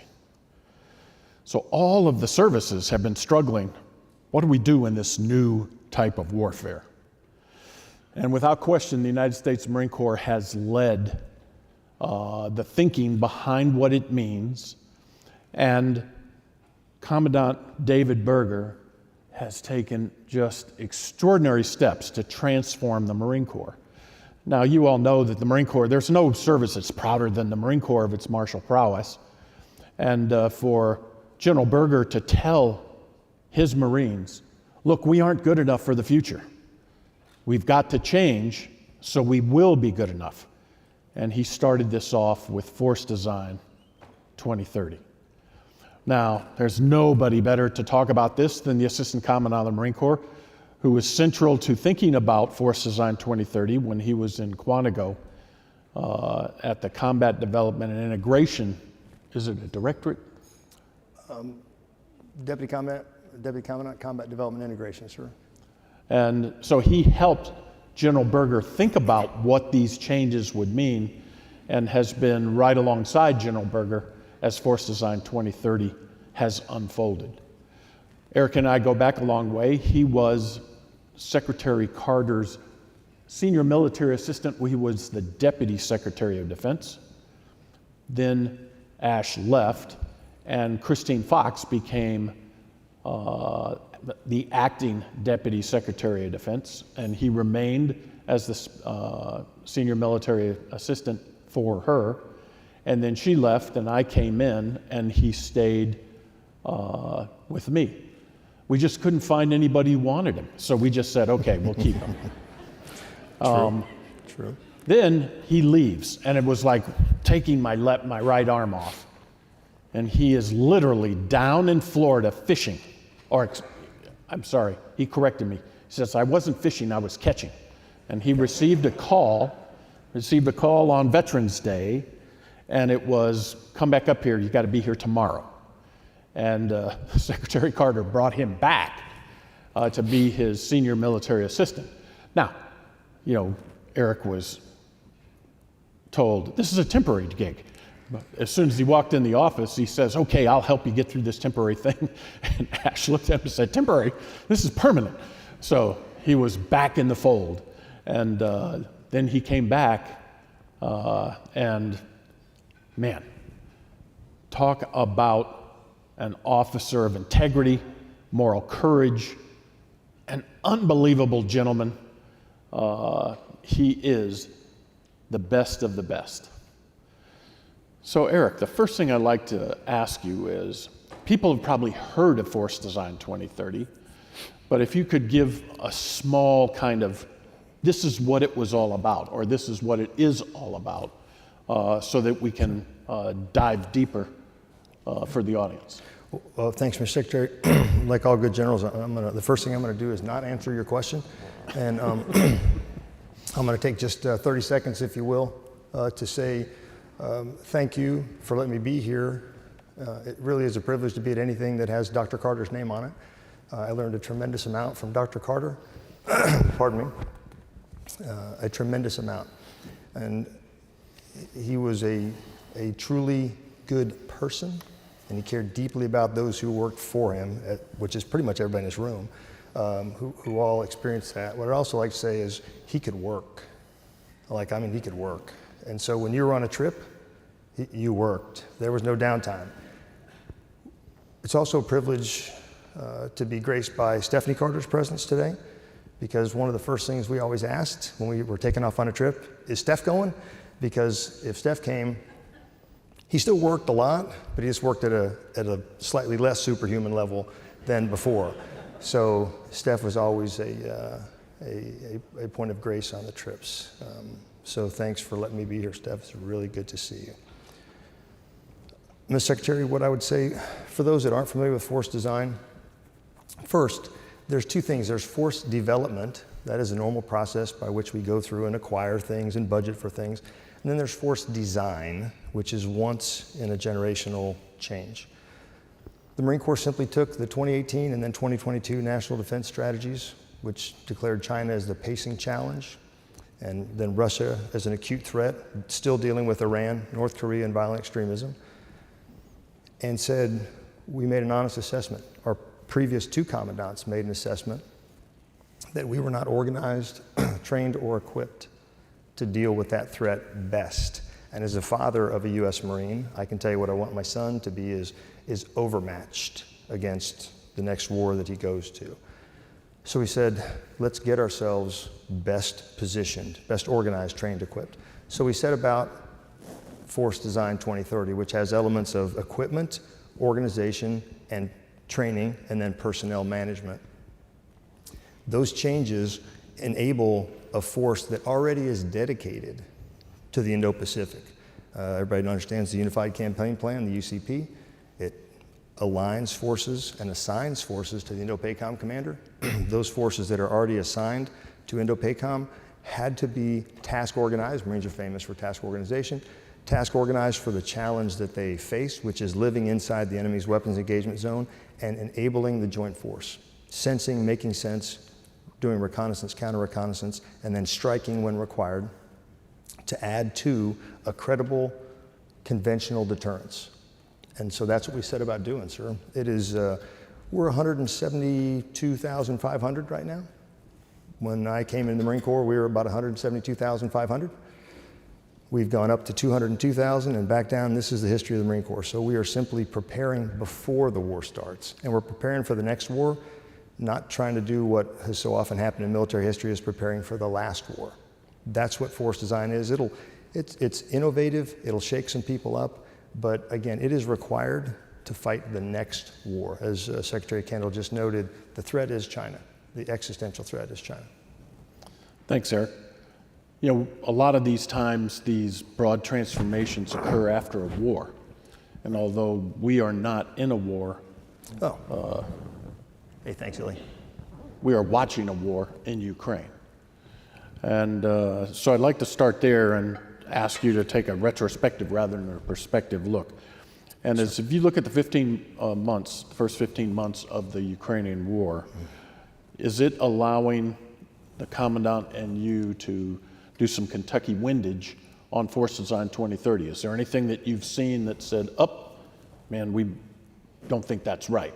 Or are there things that you are seeing that say, hey, we're feeling pretty confident that this isn't proof, but it does give us reason to believe we're on the right track? Sure. Mr. Secretary, I would say two things. First, we're using this as an additive. We had as force design went through, we went through the virtuous cycle of concept development, wargaming, experimentation, refinement, concept refinement, wargaming, experimentation, refinement. That's been going on for some 3 years.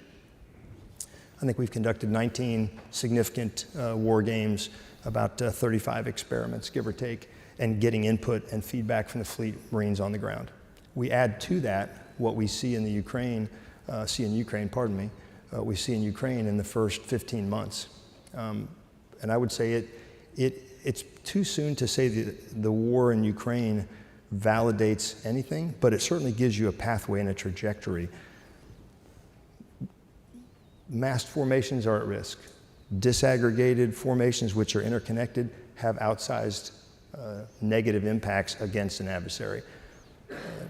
As you said, a ubiquitous intelligence, surveillance, reconnaissance network that provides a transparency to the battlefield is just a fact of life. Signature management matters. Long-range fires matter, but you have to be able to mass the effects of your fires at a time of your choosing without massing troops. The Russians have made that mistake repeatedly, and they've paid the price repeatedly. I think the most important, so all that does tie to force design directly. The most important thing that I have personally learned is something that we knew all along and we've seen repeatedly. The fighting spirit of an individual soldier, in our case Marine, sailor, airman, matters most. The Ukrainians know exactly what they're fighting for their freedom, fighting for their survival. I don't think if you took a poll of any 100 Russian conscripts, you'd get a very high percentage that know what they're fighting for. So that is key. There has to be an understanding by the nation of what it is you're fighting for. Ukrainians do not have any misperception about what they're fighting for. That matters.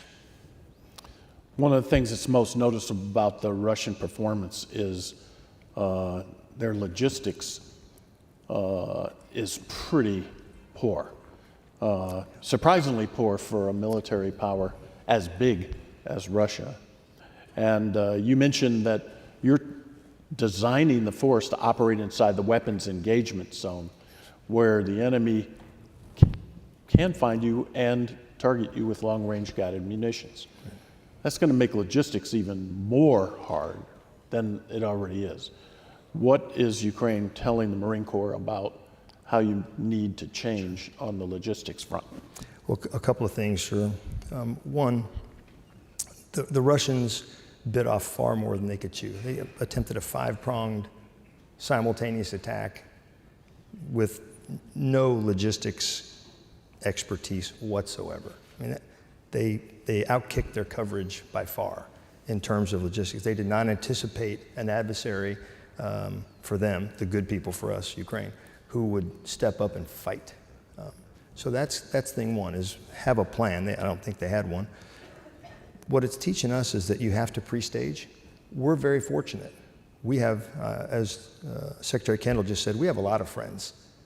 We have a lot of friends in the region. And I used to hear Dr. Carter say this all the time at the Shangri-La Dialogue. You know, the great thing about us, we have a lot of friends. China doesn't have as many friends, as you heard. Secretary Kendall's gone, so I can say this. He stole that from Dr. Carter. The piece about, they only, I'm sure a Chinese general said that too, but Dr. Carter said that at a Shangri-La Dialogue. So we've got the Philippines, we've got Thailand, we've got South Korea, we've got Japan, we've got Australia, we've got Singapore. I mean, we have a lot of friends out there. So you have to pre-stage your non-lethal means forward, because non-lethal things are good. You have to have a robust amphibious fleet. You have to be able to move heft and bulk at the time of your choosing. You have to invest in innovation, unmanned delivery systems, air, surface, and subsurface, so that the only thing you're moving in time of crisis is lethality. You use innovation to need less. You use expeditionary contracting. You use greens. Solar energy actually does work. We used it in Afghanistan. Those things will minimize your logistics burden. And for those who would question, well, you're going to be disaggregated throughout the first island chain in small, outsized importance groups, that's going to be really hard to logistically sustain. I would offer as the counter to that, if you think that's hard, try fighting your way into the weapons engagement zone. You never give up ground, The analogy I would use, sir, is if all you're trying to do is, if you're a homeowner and you're trying to keep somebody out of your house, they're already out, it's easy. You just pile more furniture against the door. That's the anti-access area denial threat. If somebody's already in your foyer, especially if they're a well-trained Marine, and you try to push them out your door, somebody's going to get hurt. And that is a different environment. That's why we're so focused on staying inside the weapons engagement zone, because as they often say, you don't pay for real estate twice. Easier to hold than to have to fight your way in. That is a significant reduction in the logistics burden that you'll place on the joint force. One of the most far-reaching things, I think, of Force Design 2030 is the Commandant's decision to push combined arms capabilities all the way down to the squad level. I mean, I remember the discussions when we first went to the desert of pushing a lot of this down to the company level. Right. And there was a lot of discussion, no, it needs to stay at battalion and division, the company will get overwhelmed with all the information. But it turned out that the company was able to handle all that information in a way. But now Commandant Berger wants to push it all the way down to the squad.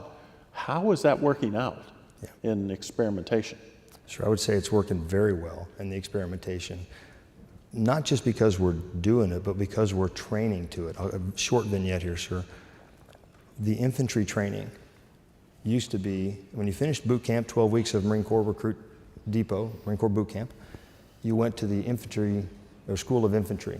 And those Marines who were going to be infantry, which is our backbone, that's who we are, they did an additional 8 weeks of training. But it was classroom instruction and field time. It was one instructor, 100 students. This is a machine gun, this is how we do it. We changed that. We made that training 14 weeks from 8 weeks. And what we did is we took the same squad, 13, 14 Marines, we took that squad and they stay together from day 1 to the end of day 70 of training. And one individual squad leader takes them from day 1 to day 70 and teaches them all aspects of infantry, fires, offense, defense, patrolling. So the squad leader gets better, and that group of Marines learns to think and operate as a team. Then they go to an infantry battalion together as a team. That is how we will fight as a team. So the creativity, innovation of the team, there are Marines in there who can handle all of that data, quote, overload for me. I still, probably like you, sir, no offense, I still got my kids' program on my phone.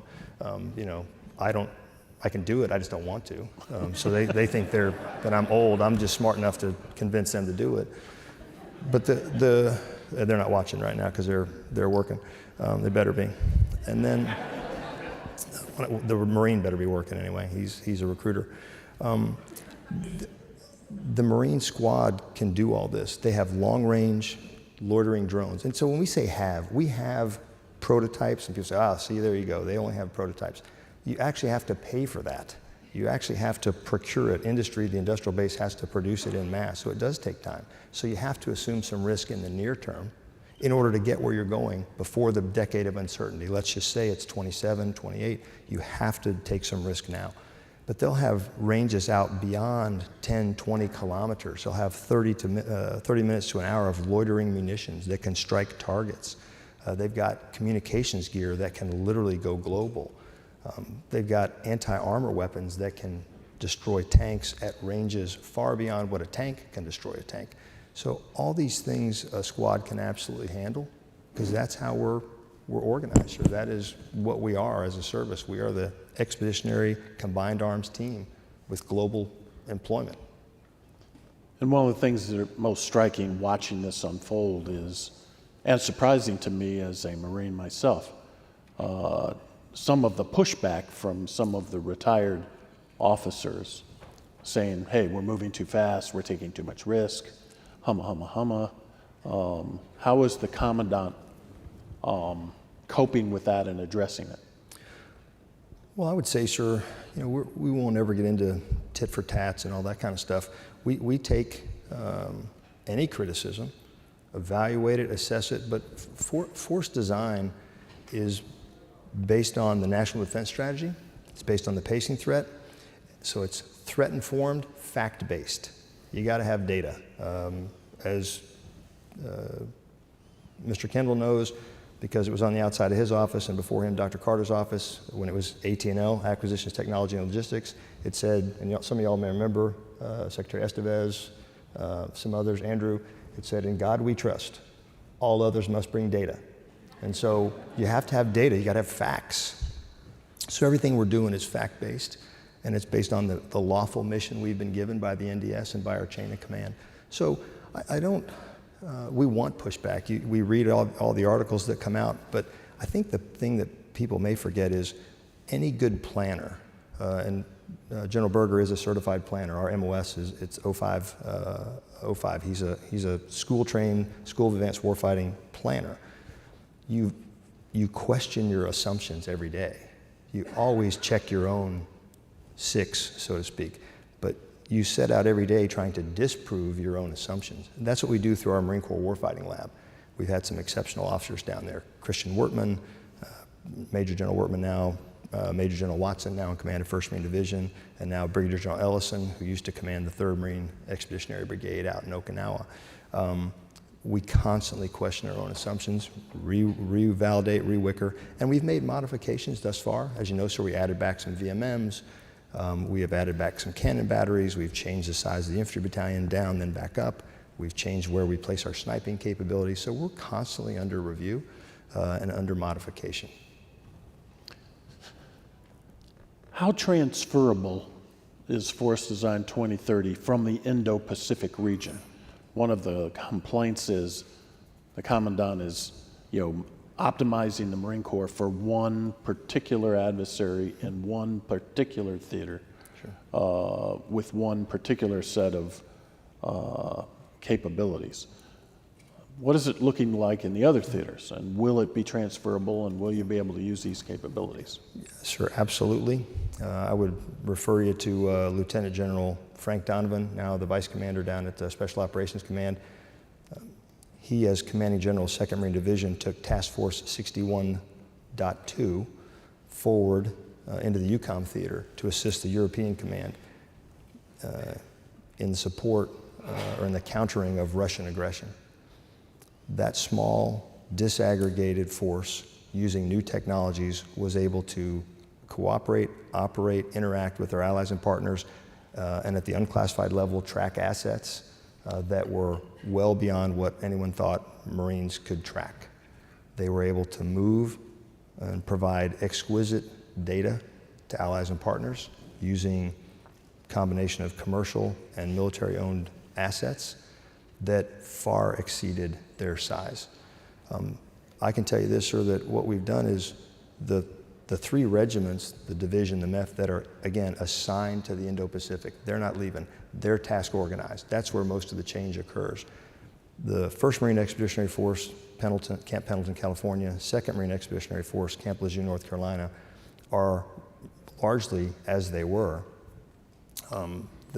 The changes, the longer range munitions, the more ubiquitous communications and intelligence, surveillance, reconnaissance assets are going to be applied to all of those units. So they will take the goodness that we learn in the Pacific, but it is absolutely exportable to all theaters. And I can just tell you this, I was a battalion commander in Iraq, in Ramadi.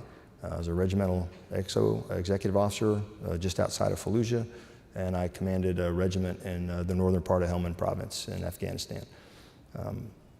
If I had had the capabilities, the things that, and the changes to our tactics, techniques, procedures that we are doing with force design, if I had had those in Iraq and Afghanistan, I'd have been more lethal. I'd have been better, and my units would have been more productive on the battlefield. That's a nice way of saying we'd have killed more people. We would have been more productive on the battlefield. So that was a Marine joke. I didn't go over on here, but that's how Marines talk. So. This has been, Force Design 2030 has been going on now for, as you said, about 3 years. Continues to roll. What are some of the next milestones that you're looking forward to now? Sure. First, I would hit a couple things that have happened. We've stood up the 3rd Marine Littoral Regiment in Hawaii. Its initial operating capability has been executed. They just did a service level training exercise at 29 Palms against the home team, 7th Marine Regiment, a traditional infantry regiment. First 2 or 3 days didn't go as well as we wanted it to. which is the whole virtuous cycle of experimentation. They reset, they went back out, and then they absolutely held their own against the home team, who knows every inch, as you know, sir. They know every inch of 29 Palms, our desert training base. Then they went forward, and they just executed exercise Balakatan, the largest exercise we've done with the Philippines to date. The 12th Littoral Regiment has just been approved by the government of Japan in the most recent 2+2 agreements to stay on Okinawa. That is a significant nod to the value of the Littoral Regiment and the capabilities it brings. We've also established the medium-range intercept capability. After previous leadership divested of Hawk missiles, we had Stinger missiles, 5,000 meter max range kind of thing, pretty limited. We dealt with that for a couple of decades until we developed MRIC. So now we're pairing a Tamir missile with our TPS-80 Gator radar, ground-air task-oriented radar, to give us tens of kilometers of air defense range. We have established Nemesis, Navy Marine ship interdiction system, firing an anti-ship missile unclassified in excess of 100 miles, robotically from a joint light tactical vehicle. I mean, those are some things that we've already done, and that's just a few. MQ-9 Alpha extended range, we've done quite a few. So that's what's happened. What you'll see in the future is the 12th MLR stand up. You'll see our capabilities just begin to grow in capacity. You'll see more batteries of a Navy Marine ship interdiction system. They call it ROGUE vehicle, Remote Operational Ground Unit Expeditionary. We have an acronym for everything, and it's how you stay mentally sharp, is know all our acronyms. But we have that. You'll see those begin to grow in capacity, and you'll see loitering munitions get out there longer. And I would point out real quickly, sir, if I can, as a retired Marine colonel yourself and an artillery officer, the current batteries that we have, a normal howitzer is 17.5 kilometers, unless you use rocket-assisted projectiles. 17.5 kilometers, that's not gonna get it done. They're also not that mobile because they're towed. For any boat or trailer owners here, you know that towing something behind a truck is never as ideal as you want it to be. The high mobility artillery rocket system has ranges in the tens and tens and tens of kilometers and is inherently mobile. A well-oiled, well-trained battery, after multiple months of preparation training, when they hit their peak, they can fire their last round and be on the move in about 7 minutes. That is wicked fast. I mean, that is wicked fast. You don't have 7 minutes when there's loitering munitions that have an AI algorithm that tells you if you see this signature, kill it. A high mobility artillery rocket system, which is what you see so often in Ukraine, you shoot and you're gone in less than a minute. That's innovation. That's what you have to have on a modern battlefield. Those are the things that you'll see as we continue to grow capacity. Now, you've mentioned several of the things that the new capabilities you're bringing in, but you had to give up some capabilities to pursue them. Yes. What were some of the hardest choices that the Commandant had to make? I think all the choices are hard, sir. It's hard giving up tanks. I've operated with tanks, supported by Army tanks, frankly in Iraq, but tanks are hard to give up, but they're also hard to move. They're 70 tons, they have a huge logistics train, and if we're the fight tonight, kick in the door force, I can't be 4 blocks away while I'm dragging 70 tons with me. I gotta kick in the door. We are a light, lethal, mobile naval expeditionary force. That's our Title 10 mission, as you know, sir. Title 10, Section 8063, provide combined arms teams for the service with the fleet and the seizure or defense of advanced naval bases. So tanks was tough. When we start reducing the number of tilt rotor squadrons, that's tough, but we had to do that for asset management. That's not really force design, that's just asset management. Anytime you give up, so cannon artillery is just swapped out for HIMARS, so I view that as kind of a clutch and gas issue. But anytime you give up structure, people get very nervous. But again, I've seen a Marine Corps from 172 to 202 within my 36 years today in the Marine Corps. So that's kind of gone up and gone down. So I think these things are tough to give up, but when you look at what we will have and are beginning to see, that's what we need for the future. Again, I don't want to fight last year's war. Yeah, one thing that was very obvious when we were talking about the third offset and the changes that we were trying to make within the Department of Defense, you know, you have to have three things to make it work. First, you have to have a vision, and the Commandant clearly has a vision, as he has articulated in a number of different ways why the Marine Corps has to change, what the battlefield of the future looks like to him, and why the Marine Corps of today has some work to do to get better. The second thing is you need top-down support. So in this case, both the Commandant and the Assistant Commandant are pushing everything.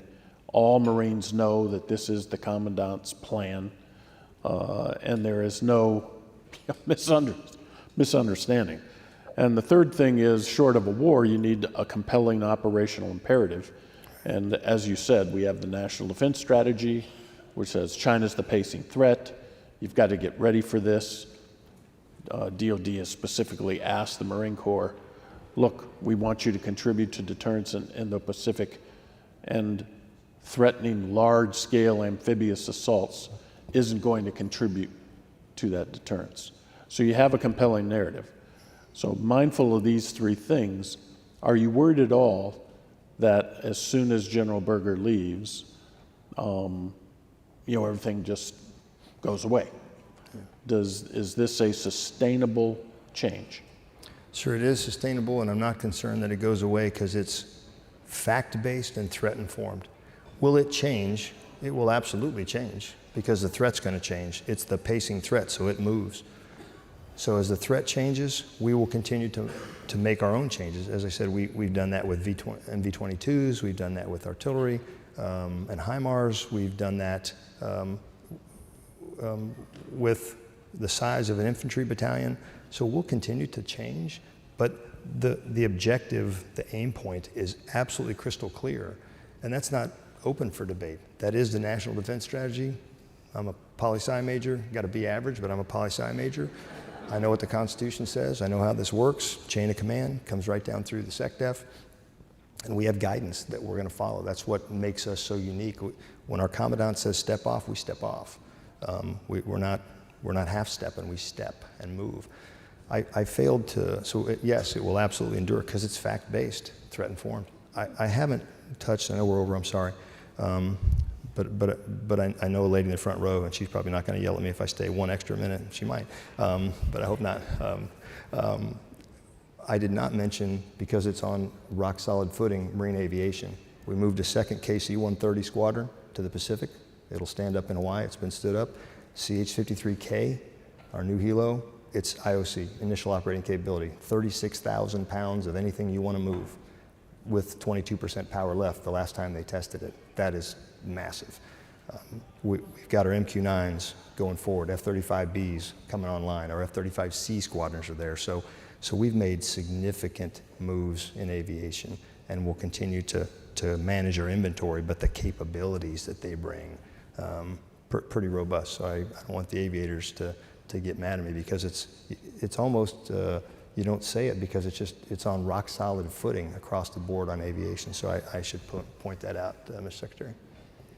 We are a little bit over time. Yes, sir. I want to shift gears just a little because this all depends on the individual Marine. Absolutely. And there's a lot of news that all of the services are struggling on the recruiting front.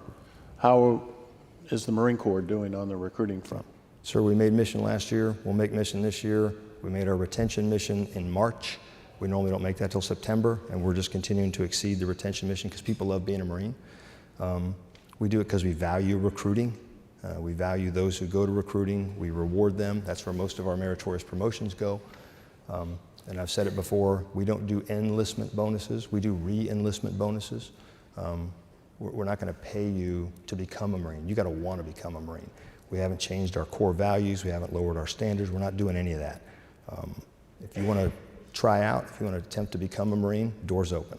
And we're not going to come out there and beg you to do it. We're an all-recruited force.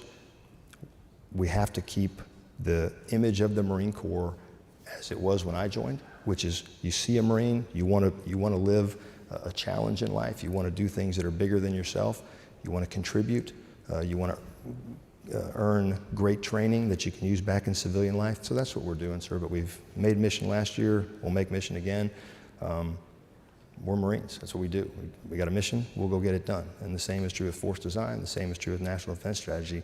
And that's not false bravado. That's 247 years worth of this is what we do. It's who we are. It's who we attract. It's who we train. And failure not an option. Well, I think even though you only had 30 minutes to listen to the Assistant Commandant, I hope you got an impression of what a remarkable leader he is and Marine. And the Marine Corps is lucky to have him. The nation's lucky to have him. And let me just go on record to say, I hope he's the next Commandant of the Marine Corps.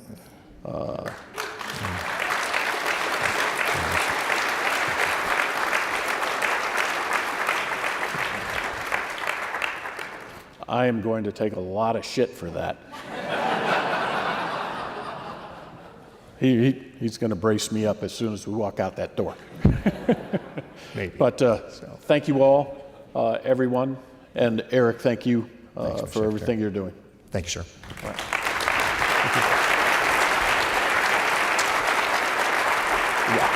Thank you, Secretary.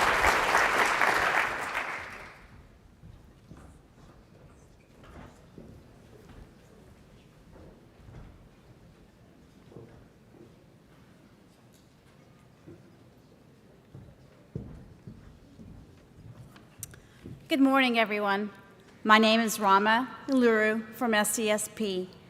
I'm honored to introduce our next group of distinguished speakers. Please help me welcome the Honorable Dr. Robert Gates, the 22nd United States Secretary of Defense, the Honorable Dr. Leon Panetta, the 23rd United States Secretary of Defense, the Honorable Dr. Condoleezza Rice, the 66th United States Secretary of Defense, State, and Sir Alex Younger, the 16th Chief of MI6, for a conversation on innovation, geopolitics, and grand strategy. And we are thrilled to have Tom Shanker, Director of the Project for Media and National Security, moderate this discussion. His new book, Age of Danger, is published today. Over to you, Tom.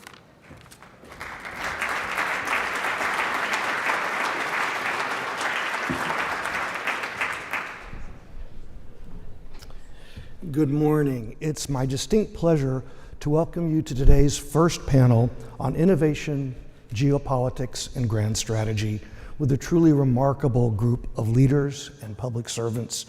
Secretary Gates, Secretary Panetta, and Secretary Rice are joining us very early from the West Coast, and Sir Alex Younger is joining us from the UK. The military has a term of art, which is the force multiplier effect, and that's what we have today. You may see 4 panelists on the screens, but we really have many, many more people than that. The wisdom of double that.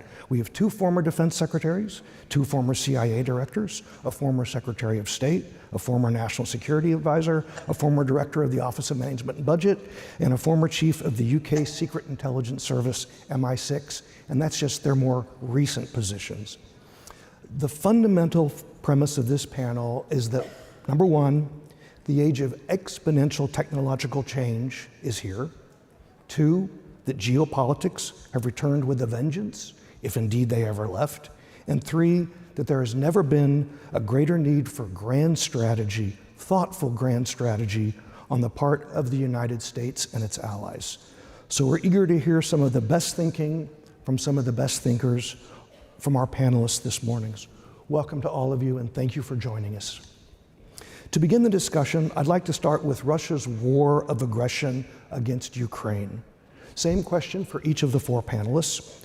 What are your expectations of the Ukrainian counteroffensive? And where do you think the trajectory of the war is headed now? And to quote the famous wartime question, tell us how this ends. We'll go alphabetically if I could. Secretary Gates, the floor is yours, sir. Thanks, Tom, and it's a pleasure to be with you all and with my fellow panelists. I think a lot depends, obviously, on the counteroffensive that the Ukrainians are planning. They have been at pains the last few weeks to try and downplay expectations. I think they felt those were getting out of hand in terms of what the counteroffensive might accomplish.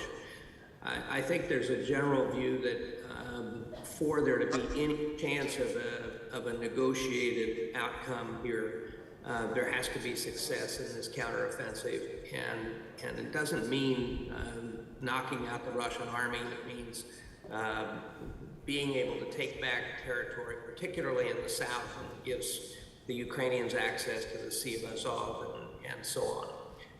Putin's primary view of this is that he can outlast the Ukrainians, the Europeans, and the United States. That he has to continue this at this point, and that he will do whatever is necessary. He's mobilized the Russian economy now to support this war, and so I don't see even significant setback in the East as leading him to quit. So the question is, will the Ukrainians be successful enough that there can be some kind of a negotiated outcome?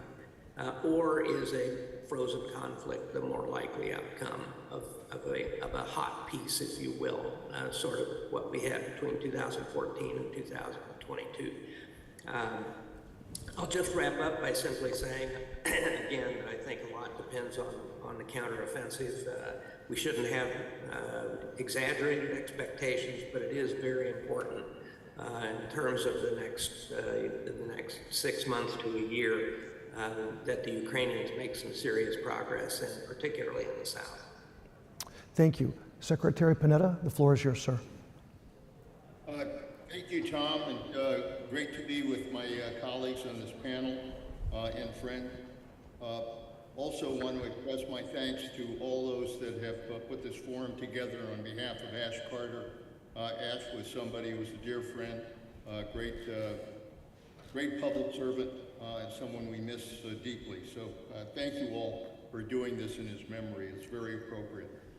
I don't disagree with my friend Bob Gates, whose summary pretty much touches the key points. Obviously, the course of this war is going to depend a great deal on what happens with these offensives and whether or not the Ukrainians can put together an effective offensive and be able to push the Russians back. Because the key here is not to get into a prolonged stalemate. That favors Putin, and that's basically what Putin's hoping for, is that this war can be prolonged and that ultimately the will of both the United States and our allies will somehow be broken. And so it's very important that the United States and our allies do everything we can to support the Ukrainians in this offensive. I'm a little concerned that it's taken a while because obviously in any offensive, surprise is a key factor. And I'm afraid we're losing the element of surprise here. They'll have to do diversions. They'll have to do what they can to try to at least force the Russians to anticipate where this offensive is coming from. So I would hope that they would move as fast as possible to be able to put this offensive into action. It is very critical that they are able to be successful. For how long, we don't know, but initially I think it's very important that they be seen as having put together a very successful offensive that is pushing the Russians back. Why? Because ultimately that's the key as to whether or not you either force Putin to withdraw or to negotiate. And that is something I think everybody wants right now in terms of this war, because the longer this goes on, the more concerned we all are about the trajectory that this war is going to take. So the hope is that they are successful, that they put together an offensive, that we provide the weapons necessary for them to conduct that offensive, and that ultimately it forces some kind of negotiated settlement that will resolve this war. Thank you. Secretary Rice, please.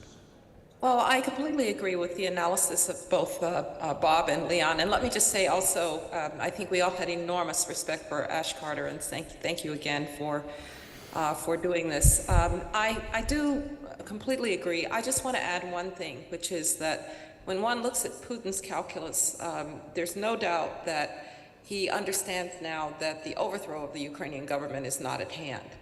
But I do believe he thinks he can drag this out and that he will ultimately, quote unquote, win. And I might note that, we had the May 9th anniversary yesterday, the celebrations in Moscow, Victory Day. And his speech was kind of interesting because he's now redefining the whole thing as a war against Russia, which suggests to me that he's trying to tell the Russian people that they're in this for the long haul. And whatever that bizarre incident was over the Kremlin with the drone, it suggests to me that either there's somebody inside or they were simply trying to set up a false flag. So they are trying to now say, it's not about Ukraine, it's about Russia. And that's a different message than we had early on. Thank you. Sir Alex. Well, look, thank you. Thank you for inviting us today to this very important conversation. My surname begins with Y. It's held me back through most of my career. So most of the sandwiches in this conversation have already been eaten. But I would just add briefly three things. First of all, I agree that the objective needs to be to persuade Putin that time isn't on his side, where he currently thinks it is. But there needs to be a sufficiently significant degree of political success for him to understand that his political survival is threatened. It's difficult to describe what that would actually mean in practice, breaking through to the sea or otherwise. But I think the aim is clear. Secondly, I think that the Ukrainians are going to have their work cut out. Russian objectives have consolidated to the defense of the ground they've already taken. Significant retrenchment of their initial ambition. They've dug holes and they've poured concrete like there's no tomorrow, and this is an easier military task than they set themselves earlier. In that context, degrading their logistic chain is absolutely fundamental to the prospects for success, and I can only echo the entreaties that we continue, particularly the United States, who have been so extraordinarily steadfast in providing the long-range weapons necessary to degrade the logistics that will underpin this defense. And thirdly, this is a philosophical point, but it's relevant to the rest of this conversation, is the Ukrainians must play to their strengths. This, in the end, it's an ideological confrontation, but it's also a confrontation of approach, and it's the centralized version, Russia's version, as against the decentralized version, Ukraine's version, and the genius it is showing for innovation. I think it's really important that they play to that ground. Their genius so far has been the capacity to adapt and improvise, including in contact with the enemy, in a way that has confounded the decentralized and poorly motivated Russian forces. So we need to proceed in real humility here. I've consistently underestimated the capacity of the Ukrainians for success. I regret doing that. I think there could be some big surprises in here if they have the confidence to do what they do well and not emulate the tactics of their opponents. Thank you. I'd like to widen from the zoom on Ukraine to more of a panoramic view of Europe as a whole. If we look 3 to 5 years down the road, what does the future of Russia in Europe look like? Is the dream of a Europe whole and free still possible? What are Putin's prospects, and how will this affect the transatlantic community? Will it be more united? I'd like to start with Sir Alex for the UK perspective, please. Well, look, thank you, and it's a really important question. I say this with regret, first of all, but I think the prospect of Russia coming back as a meaningful member of the economic, political community are really dim. This is a tragedy for the Russian people. It's just desserts to the leadership. But if we assume that there will be some kind of diplomatic process eventually, which there probably will be, it's still a very long way to a point where anyone in Europe, for instance, would have the confidence to import energy from Russia or trust them in any other way that constitutes an adult political relationship. So I think Putin has brought upon his country quasi-pariah status. And I see that enduring for some time to come. Europe has also been changed. Now, let's be completely honest. Xi Jinping very much enjoyed entertaining President Macron. He got some sound bites that he can have been utterly delighted by, which were readily pounced upon in the US, who understandably regard America as taking a disproportionate share of the effort on this war. But I don't think they were representative. The reality in Europe is power has shifted east and north. It's much more dictated now by states with direct experience either of living under authoritarian regime or the threat of the activities of Russia. And Europe, for all its physical power tendencies, as a result of this war, has found something of a geopolitical identity and NATO has enlarged. So there continue to be justified frustrations on the part of the US for a sort of free-riding tendency which is still there. There's continuing to be in European states a hubris that they can chart a third way and somehow optimize foreign policy for commercial, regardless of the risks. But I think the boat's going out on that stuff. Our realism is intruding. The kind of, we're discovering that these new postmodern politics that we thought we had are actually very familiar, and that there is a contest and that there is stuff we have to defend. Europe faces big problems. We are next to Russia. We are not energy independent in the way the United States is.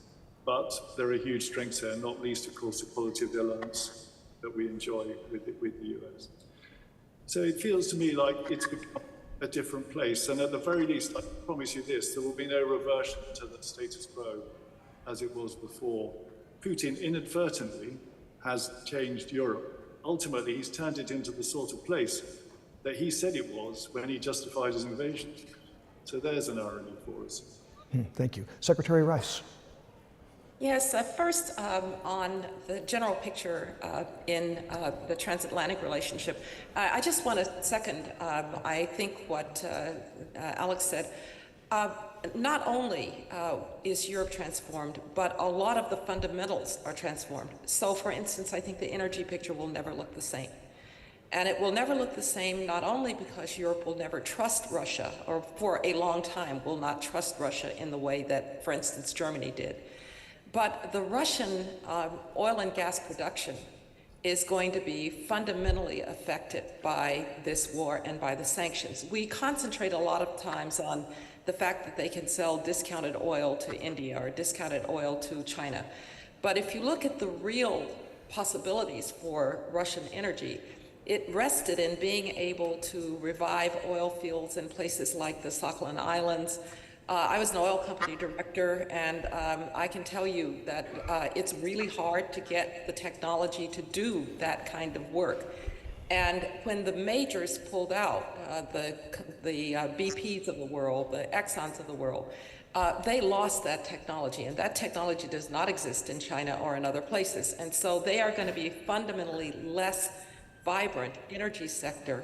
And I think that will change the energy picture. It probably will accelerate Europe's efforts toward clean energy, toward getting away from hydrocarbons. But for the time being, it's probably going to mean that the Europeans will turn to other sources of hydrocarbons. The Russians will not be it. The other point that I would make is, and this I am very sad about, the Russian people had become accustomed to being a part of the world. I was a graduate student in Moscow in 1979. The Soviet people looked at their feet. They accepted whatever green shoes in size 9 were made that year. They didn't travel. In the 30 plus years since the collapse of the Soviet Union, and I would go all the way back really here to Gorbachev, they became accustomed to being a part of the world. They were going to universities outside of Moscow. They were in my classes at Stanford. They were founding companies. There was a new Russia being born. And Vladimir Putin has pushed them back to being essentially a large North Korea.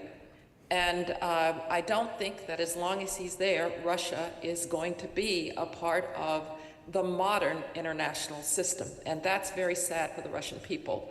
It does, to me, say that one thing we have to try to do is to try to keep that Russia alive underneath.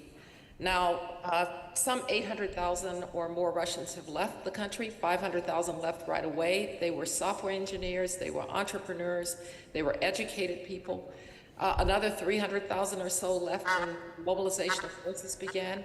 But if we can do anything in continuing to have young Russians in our universities, in our companies, maybe the time will come when Russia will finally leave behind its past of 300 awful years in politics. Thank you so much. Secretary Panetta.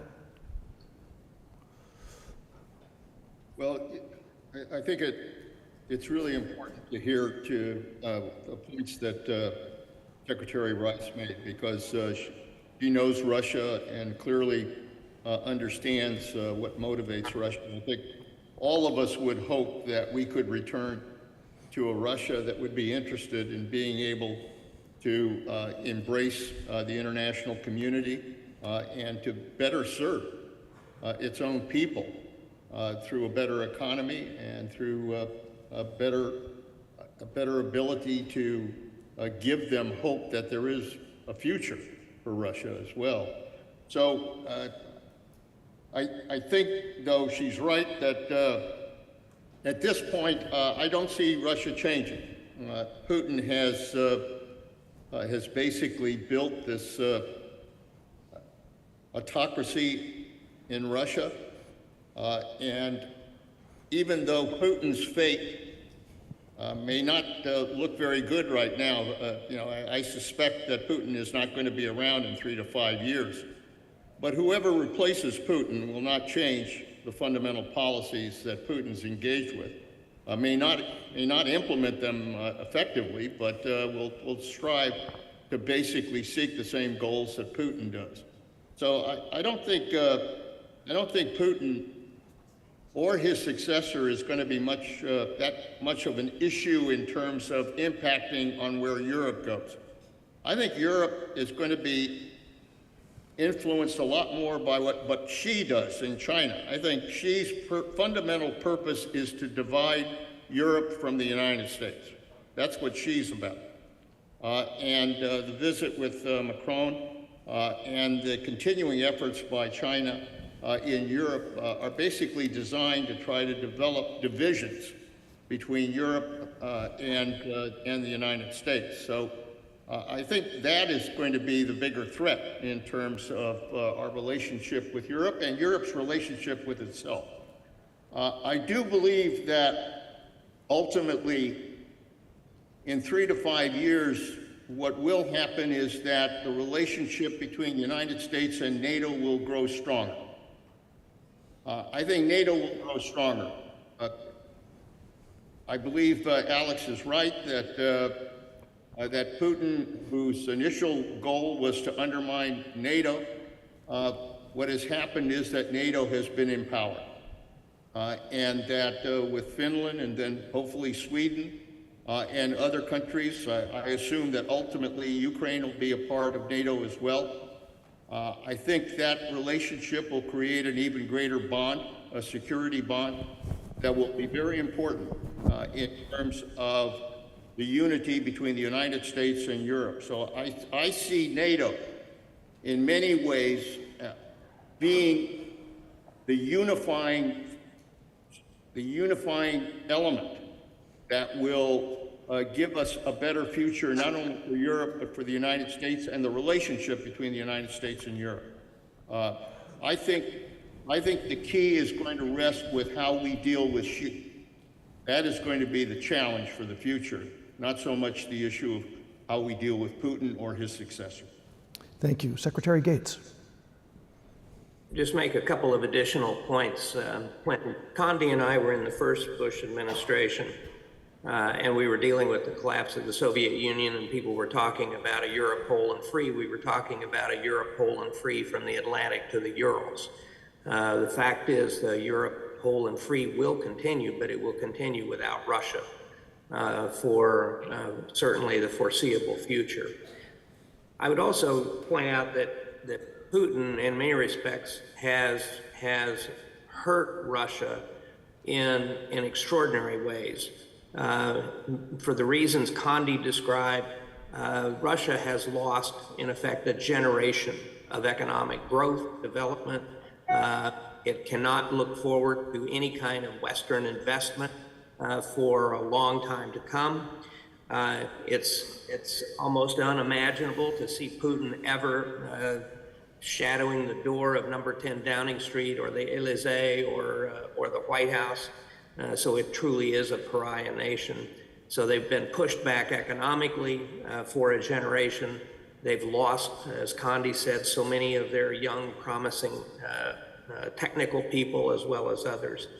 With respect to NATO, Putin has also hurt Russia's long-term interests by strengthening NATO in ways that 2 years ago I think were almost unimaginable. First of all, the commitments in terms of defense spending on the part of the Europeans on most NATO nations, but especially the addition of Finland and probably soon Sweden. These countries bring extraordinary military capabilities to the alliance and essentially make the Baltic a NATO lake, so that if one of his objectives was to weaken NATO, he has done just the opposite. In terms of the final point I'd make is that in terms of the strength of NATO and the US-NATO relationship, in my view, the one criterion, the one aspect of this that is critically important and at this point unpredictable is whether in 2024 the United States elects a president who embraces the NATO alliance and our alliances and the Article 5 aspect of that alliance. If you have a president who does that, then the prospects are as bright as I think Leon was describing. If not, then I think we have trouble on our hands. Thank you. China's already entered the conversation several times this morning. I'd like to invite the topic to sit at the table with us. The leaders of China and Russia recently proclaimed a friendship without limits, a phrase that maybe sounds better in Russian or Chinese. It doesn't really sound great in English. As you look to the future, what do you see as the internal dynamics of this friendship without limits, and how should the Western alliance, the US, the UK, partners and allies, manage that? Secretary Panetta, if you would, sir. Well, there's no question that that Russia and China are going to continue to improve their so-called friendship. But there's also no question that China is the primary player in that relationship. Russia is a pariah. Russia is weakened right now. Russia has everything to gain by trying to continue to work with China, and China will continue to talk a good game about supporting Russia. But China's fundamental interest is in itself. That has always been the case with China. And China is going to focus on improving its economy and improving its position in the world through improving its economy. And so Russia is not going to do anything that will undermine their effort to develop a strong economy for the future.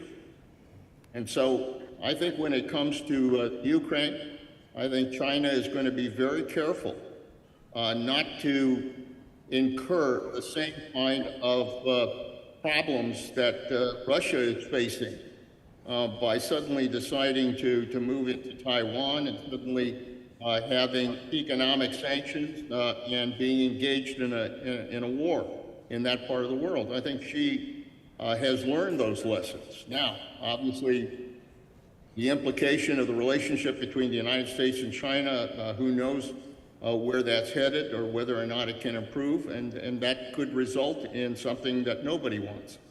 But in the end, I really think that she is a smarter player.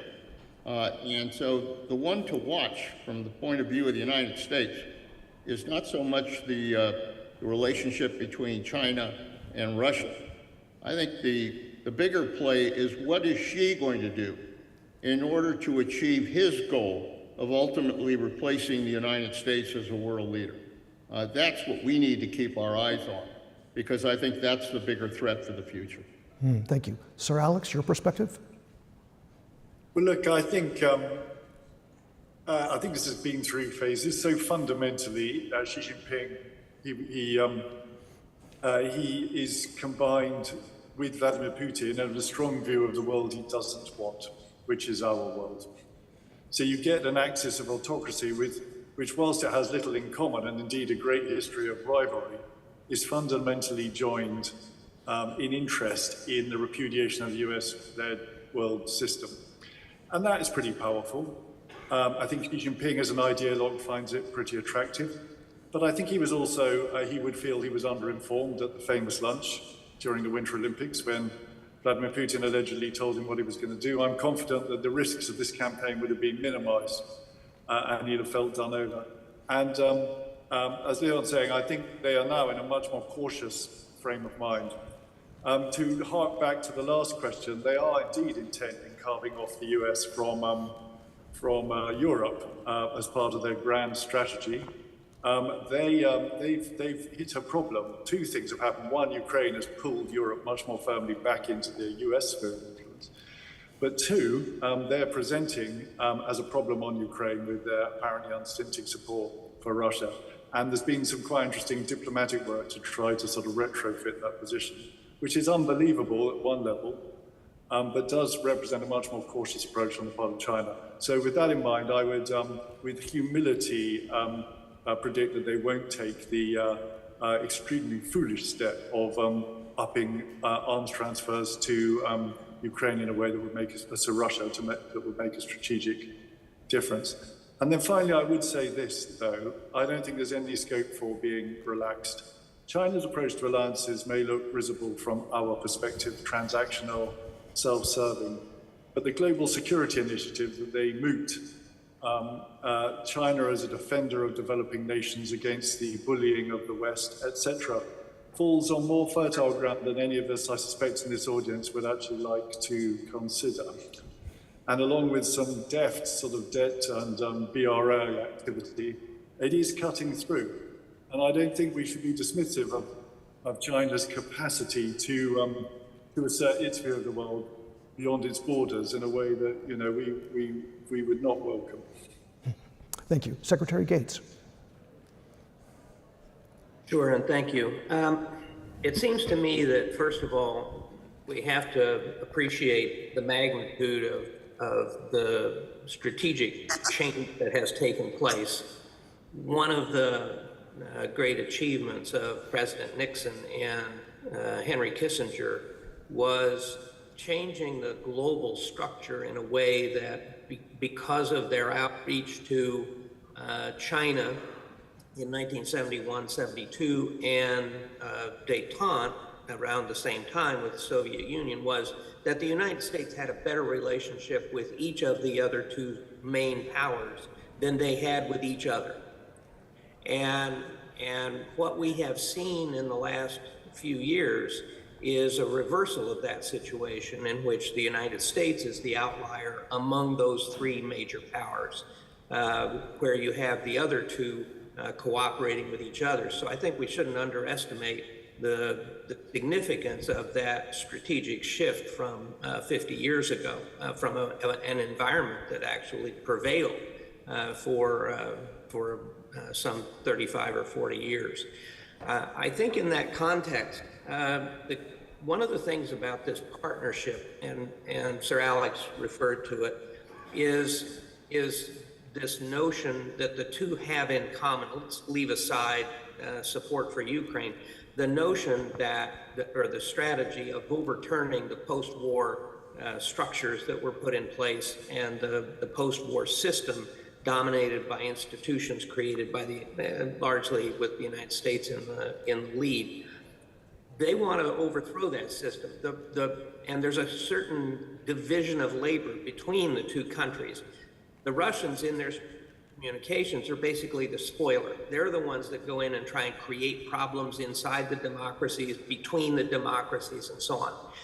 At the same time, the Chinese main message is we have an alternative model of economic growth and development that, for all of you authoritarians out there, offers the opportunity to develop your country without pesky questions from the United States and its allies about human rights and so on. So they are working together in this respect. So the Ukraine aspect is certainly important, and I agree with Sir Alex. I think the Chinese have been pretty careful about about the limits on the limitless partnership, in the sense that I suspect they will not send flat out weaponry. They are doing a lot in terms of semiconductors and so on to help the Russians, but I think they will refrain from sending weapons because they don't want to take the risk of secondary sanctions from the United States. But I think it's, in terms of, you've spoken, Tom, in terms of grand strategy,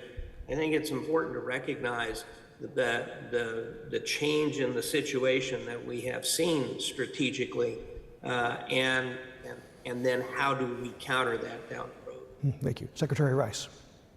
Well, I think that the analysis that my colleagues have put forward is one with which I would associate, but let me take a little bit of a different tack and talk about why this might not work from China's point of view. I definitely think that the Russians and the Chinese, their friendship without limits, is really about undermining U.S. power. That's very clear. And if we're not careful, we will help them, and I'll return to that. But if you look at what I think has been an adjustment in Chinese foreign policy over the last year or so, we went from wolf warrior diplomacy, where we were calling Australia gum under the shoe of China, where we were going to a border that had been quiet on the Indian border and beating up Indian soldiers with baseball bats, where we were carrying to the limits the idea that the Belt and Road loans had to be repaid, no matter how heavily endowed. And so it was a kind of aggressive policy based really just kind of on power. I do think that they've made an interesting shift to something that looks more like, now I'm the great diplomat, Mr. Xi Jinping. I can go to the Middle East and I can make peace between Saudi Arabia and Iran. I can put forward a peace proposal on Ukraine, and I can have a phone call with the Ukrainian president. I can welcome President Macron in the Great Hall of the People. You've seen the shift from, we will beat you up if you don't agree with us, to, we really have a great face of kindness toward the world.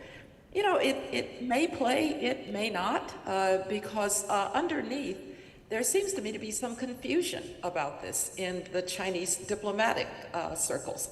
So the Chinese ambassador to the EU says, well, that relationship without limits, that was just rhetoric. I think they've got to get their act together. Being a great power, being a global power is actually hard. And I think they're actually starting to find out that being a global power is actually hard. Now, I don't underestimate their ability to carry some of this off. The other thing, but let's remember that there have been some missteps along the way. Zero COVID didn't do them much good internationally either. I would also note that they have some real demerits at home. They have just been passed by India in terms of population. That whenever I hear people with what I call authoritarian envy, they build great airports, they're so strategic, I say just a few words: the one-child policy. And now 34 million Chinese men don't have mates. And so authoritarians tend to make mistakes and push it too far. Now, we can help that in a couple of ways. The Chinese have clients. We actually have allies. And if we are smart in the way that we deal with the Quad, that we deal with India, where I don't think we need to have any loyalty test for anybody. Americans can be a little bit, it's either us or them. Well, this isn't the time to do that. Let the global South find its non-aligned status. And I think if we don't push our message too far, if we pay attention to our own knitting, if we pay attention to our defense industrial base, if we pay attention to the strengthening of NATO, we'll be in an actually pretty good place to deal with a China that has a lot of problems at home. I might just add that Xi Jinping, in his no, I'll take, if I have to choose between economic liberalization and political control, I'll take political control. They effectively, for a while, destroyed the goose that laid the golden eggs, which were their private companies, like the Alibabas and the Tencents of the world. Now it's, oh, come on back, we didn't mean it. Jack Ma, please come back from Tokyo. I don't know how much those entrepreneurs and others are going to believe it. They were leading the world for a while in online education. They shut it all down. So my point isn't that China isn't going to succeed, it's that we have a lot of arrows in our quiver to make sure that they don't succeed easily. And here I would go back to Bob's point about the American elections. If we have an American president who understands what the United States needs to do at home, what the United States needs to do with its allies, and how the United States needs to act in the world, I think we're more than capable of standing up to China's challenge. Thank you. I'd like to focus on a very hot button issue here in Washington today, and that is the U.S.'s long policy of strategic ambiguity when it comes to Taiwan. President Biden has made a number of comments that are less than ambiguous. So if you were called to the sit room tomorrow, if you were called to number 10 Downing, what would you advise American policy to be on strategic ambiguity, and specifically, should the U.S. say it will come to the defense of Taiwan in the case of attack? Secretary Gates. I think that we need to adhere as closely as we can to the arrangements that were put together in the 1970s and the agreements with China. Both sides, in some ways, have changed the goalposts. The Chinese, by their aggressive military actions in the South China Sea and the Taiwan Strait and around Taiwan, ours by increasing political, senior level political interactions with the Taiwanese. My view is that we should retain the strategic ambiguity, in part because it's very difficult to know how things will develop in the future. If you abandon strategic ambiguity, do you give heart to those in Taiwan who would want to declare independence because they have a guarantee the United States would come to their assistance? It seems to me that that the better course is to significantly strengthen our military capabilities in the region and to make clear that we are able to defend Taiwan or come to Taiwan's defense in a way that assures Chinese failure should they launch a military attack on Taiwan. So I think preserving our flexibility in terms of unforeseeable circumstances is preferable to locking ourselves into a position of having to go to war regardless of the circumstances. So my view would be, my view in that situation room would be, let's stick with where we have been. I think all of the politics around Taiwan and the Congress and the White House suggest to the Chinese very strongly that we would come to Taiwan's assistance. So let it ride there and provide significant military capabilities so that the Chinese have to know that should we make that decision, they will lose. Thank you. Secretary Rice, your thoughts. I would say that I think the way we've managed the Taiwan, the cross-straits relationship over the last many years has actually worked pretty well, and I wouldn't have undermined it. I probably would go back to strategic ambiguity, but once that cat's out of the bag, it's a little hard to go back, particularly since the president said it 4 times, not once. Once might have been an accident, twice might have been an accident, 3 and 4 weren't. And I wonder a little bit at the rationale, because the U.S. has always been kind of, as Bob, I think, was describing, kind of the rheostat in this.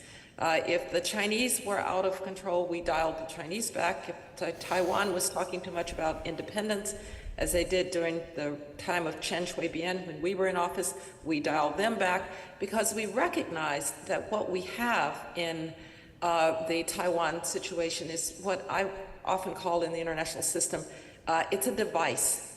It's not really satisfying to anybody, but it holds things in place until situation can change peacefully. So, in many ways, the division of Germany was a device for 40 plus years. And then eventually we were able to see an underlying circumstance that changed. And so I kind of liked this device that said neither side should change the status quo. It may well be now that with the president's statements, we are in the position that everybody knows we will defend Taiwan. I think now it is even more incumbent on us, therefore, to make sure that that doesn't mean that the United States has to do things that we're not capable of doing or willing to do. And so strengthening Taiwan, deterrence becomes a major issue. We need to think differently about what moving from strategic ambiguity means for us, because I think I would agree with Bob in the Situation Room. I certainly would have argued for it, but with the president having said this 4 times, I think the Chinese probably aren't listening if we want to go back. Thank you. Secretary Panetta. Well, I would concur with my colleagues that strategic ambiguity, whatever that means, or the one China policy, remains a very important bridge to try to be able to continue a dialogue between the United States and China with regards to this issue. So I think it is important to try to maintain that position from the past. Having said that, I think we also have to understand the realities of the moment. And the realities are that with China indicating a more aggressive posture towards Taiwan, that it was important for the United States to make clear that we would not walk away from our responsibilities. And the president, whether one agrees or disagrees with what the president said, I'm a believer that once the president says something, the president's got to stick to it in order to protect our own credibility in the world. And so having said that, I think that we do have to try to make sure that we develop as much deterrence as possible with Taiwan, provide them with the weapons, provide them with the training that they need in order to make clear to China that this is not going to be a pushover if they decide to go into Taiwan. So I think we're basically going to ride 2 horses at one time. One is, yes, we're going to continue this strategic ambiguity. Yes, we're a one China country that recognizes one China rule. We're going to continue to try to discuss things with China on that basis. But at the same time, we're making very clear that the signal is that China should not try to turn Taiwan into Ukraine and try to take advantage of another democracy. And that the United States will respond, if necessary, if that happens. Thank you. Sir Alex, your thoughts. Well, briefly, a couple of things. First of all, I completely agree with Bob that intentions can change overnight, but capabilities change more slowly. And it's vital that the capabilities exist to hold an invasion threat, almost regardless of the answer to your question.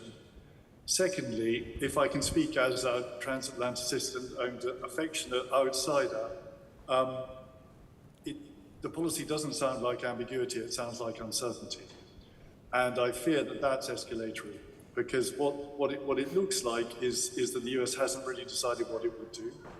And that could embolden those who would seek to exploit that doubt. Now, I'm not saying that's happened, but I think there is a difference between ambiguity and uncertainty. And I think what would be good is to see the sort of message discipline in place that would make this about ambiguity, rather than evidently a reflection of some pretty deep disagreements in Washington. Thank you. In my 40 years as a daily journalist, I never missed a deadline. We're under 10 minutes now, and I promised our hosts who organized this amazing seminar today that I would end on time. So I do have one final question for all the panelists, a bit more on the personal, but still professional. I did the math last night, and among the 4 of you, there's more than 150 years of national security experience. Spanning, you can do the division by 4. I'll leave it at that. Your career spanned the Cold War, your career spanned the global war on terror, and lots of other issues as well. I would like to hear your assessment on how bad are things today. this new age of danger we find ourselves in, how does it compare to all of the decades that you've served?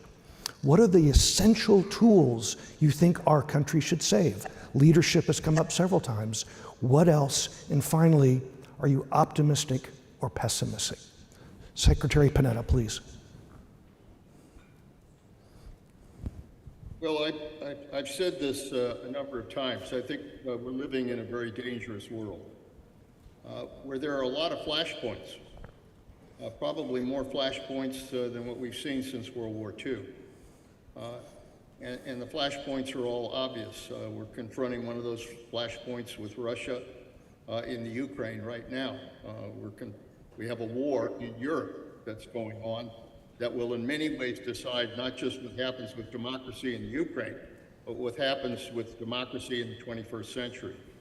We're dealing with China and the difficulties of trying to figure out that relationship, whether it's one of competition or whether it's an adversarial relationship, probably both. But it's one that we're going to have to deal with because it does threaten peace in the world as well.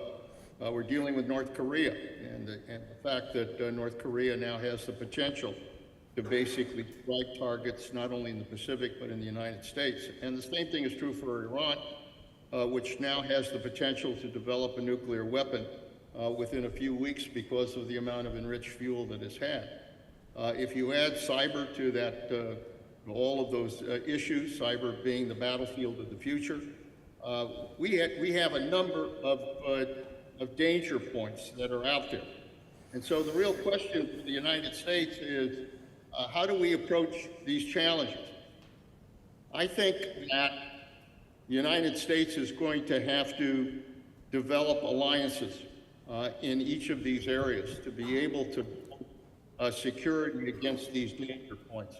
We've done it with NATO. Obviously, NATO is a good example of a strong alliance that is unified and that has come together to assist Ukraine in their war against Russia. I think that it's a great example of how countries can work together to protect the peace in certainly that part of the world. I think we need to build alliances in the Middle East, stronger alliances with modern Arab countries, with Israel, in order to confront both Iran and the continuing threat from terrorism. That's another danger point, very frankly, is that terrorism still remains a threat to the world. So I do think we need to build a stronger alliance within the Middle East. And I think the same thing is true for the Pacific. Our ability to build alliances with the ASEAN countries, with the Quad, with India, with South Korea, with Japan, I think that is going to be a fundamental ingredient that allows us to be able to confront China, whether it's on security issues or economic issues. And we need to do that elsewhere as well. That's going to require a great deal of leadership by the United States. We have to be a world leader. We cannot withdraw from our role as world leader in the world. And if we continue that role, and if the next president of the United States continues the role of the United States as a world leader, then I'm confident that, that the future will be one in which democracies not only will survive, but thrive. Thank you. Secretary Rice. I would say that the three things that worry me are, first of all, the kind of weakness of the international system at this point, the international order, if you will, because it feels more like the 19th century than the 20th and 21st, late 20th and 21st. We do have strong regional alliances, but you know the Security Council is essentially moribund at this point. The World Trade Organization, I don't think we're going to have another round for a very, very long time to come. And that kind of liberal international order that more or less kept the peace and made us more prosperous seems to be fraying very, very badly. COVID was the revenge of the sovereign state, not the response of the international community, and that worries me.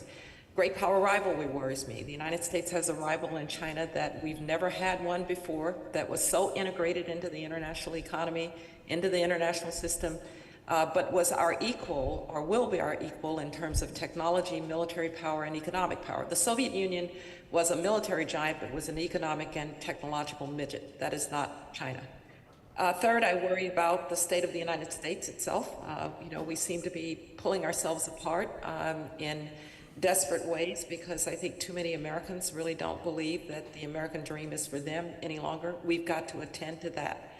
But the sources for me of optimism start with a scary point.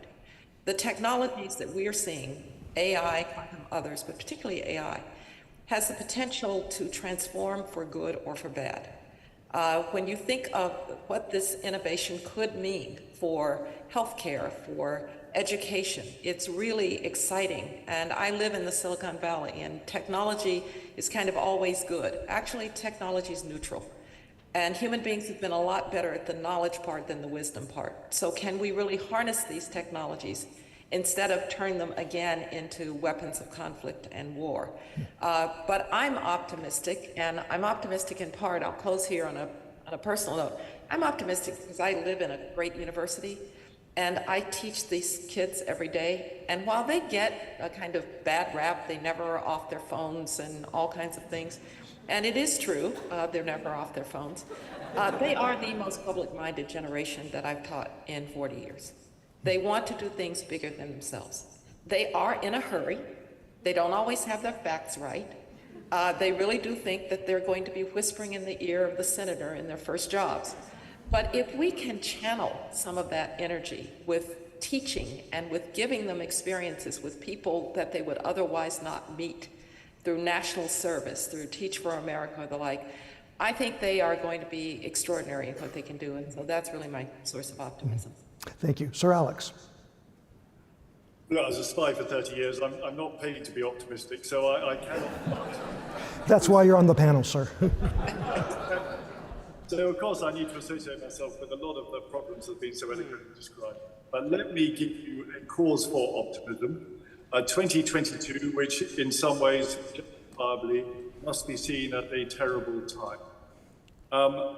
But they look at the corollary. So, first of all, at the beginning of 2022, it looked like COVID was a use case for authoritarianism. But through ingenuity, technological creativity, it turned out that we have the answer. Our distributed, innovative society were the ones that defeated COVID, not zero. Secondly, there was an insurrection in Iran, put down with characteristic brutality by the regime. But this time it was led by women and girls, and it was very evident there was nothing in the authoritarian playbook capable of dealing with an insurrection of this type. And I believe we have not seen the end of that.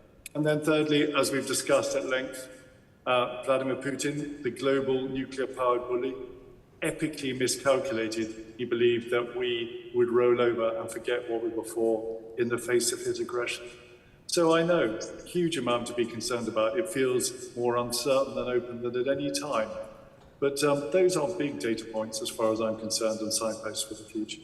Thank you. The final word, Secretary Gates. Thanks, Tom. And first of all, as a career intelligence officer, I would have to align myself with Sir Alex. I am sort of inherent pessimistic. That's kind of what I was trained to be. And we are, as Leon said, living, I think, in probably the most unpredictable period since the late 1940s, with a lot of very big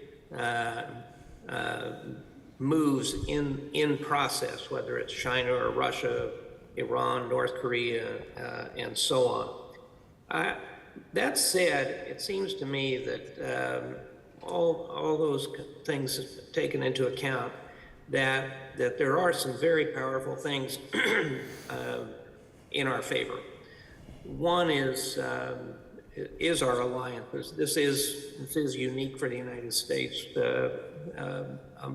and certainly Russia and China, as Condi I think said, have clients but not allies. And our allies bring real power, bring real strength, both economic and military, and I would add political.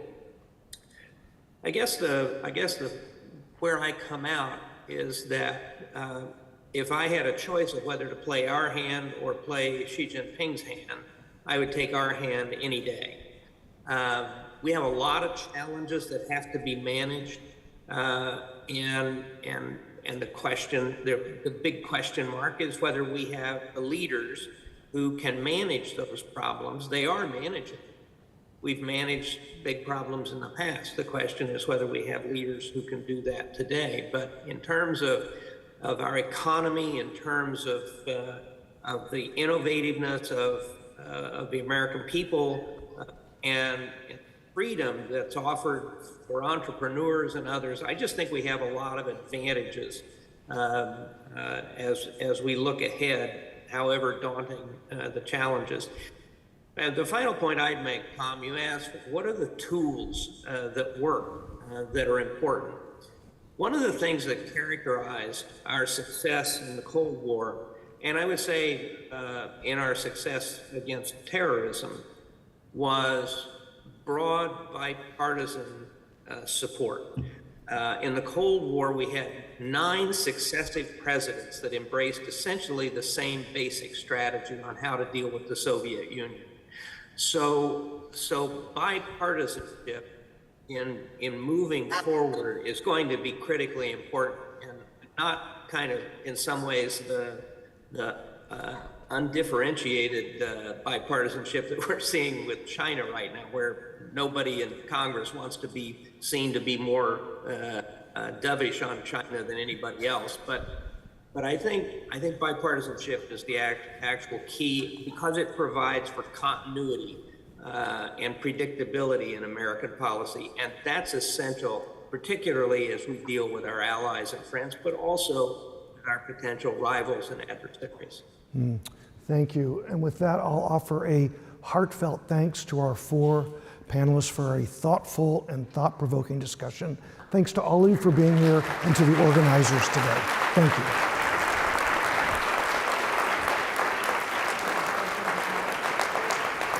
And we were right on time.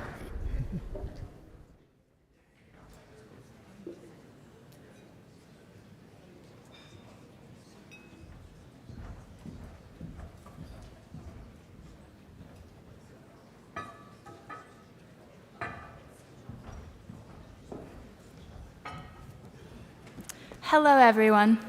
Thank you for that wonderful and insightful discussion to the earlier panel. My name is Megan Waff. I am from the Special Competitive Studies Project.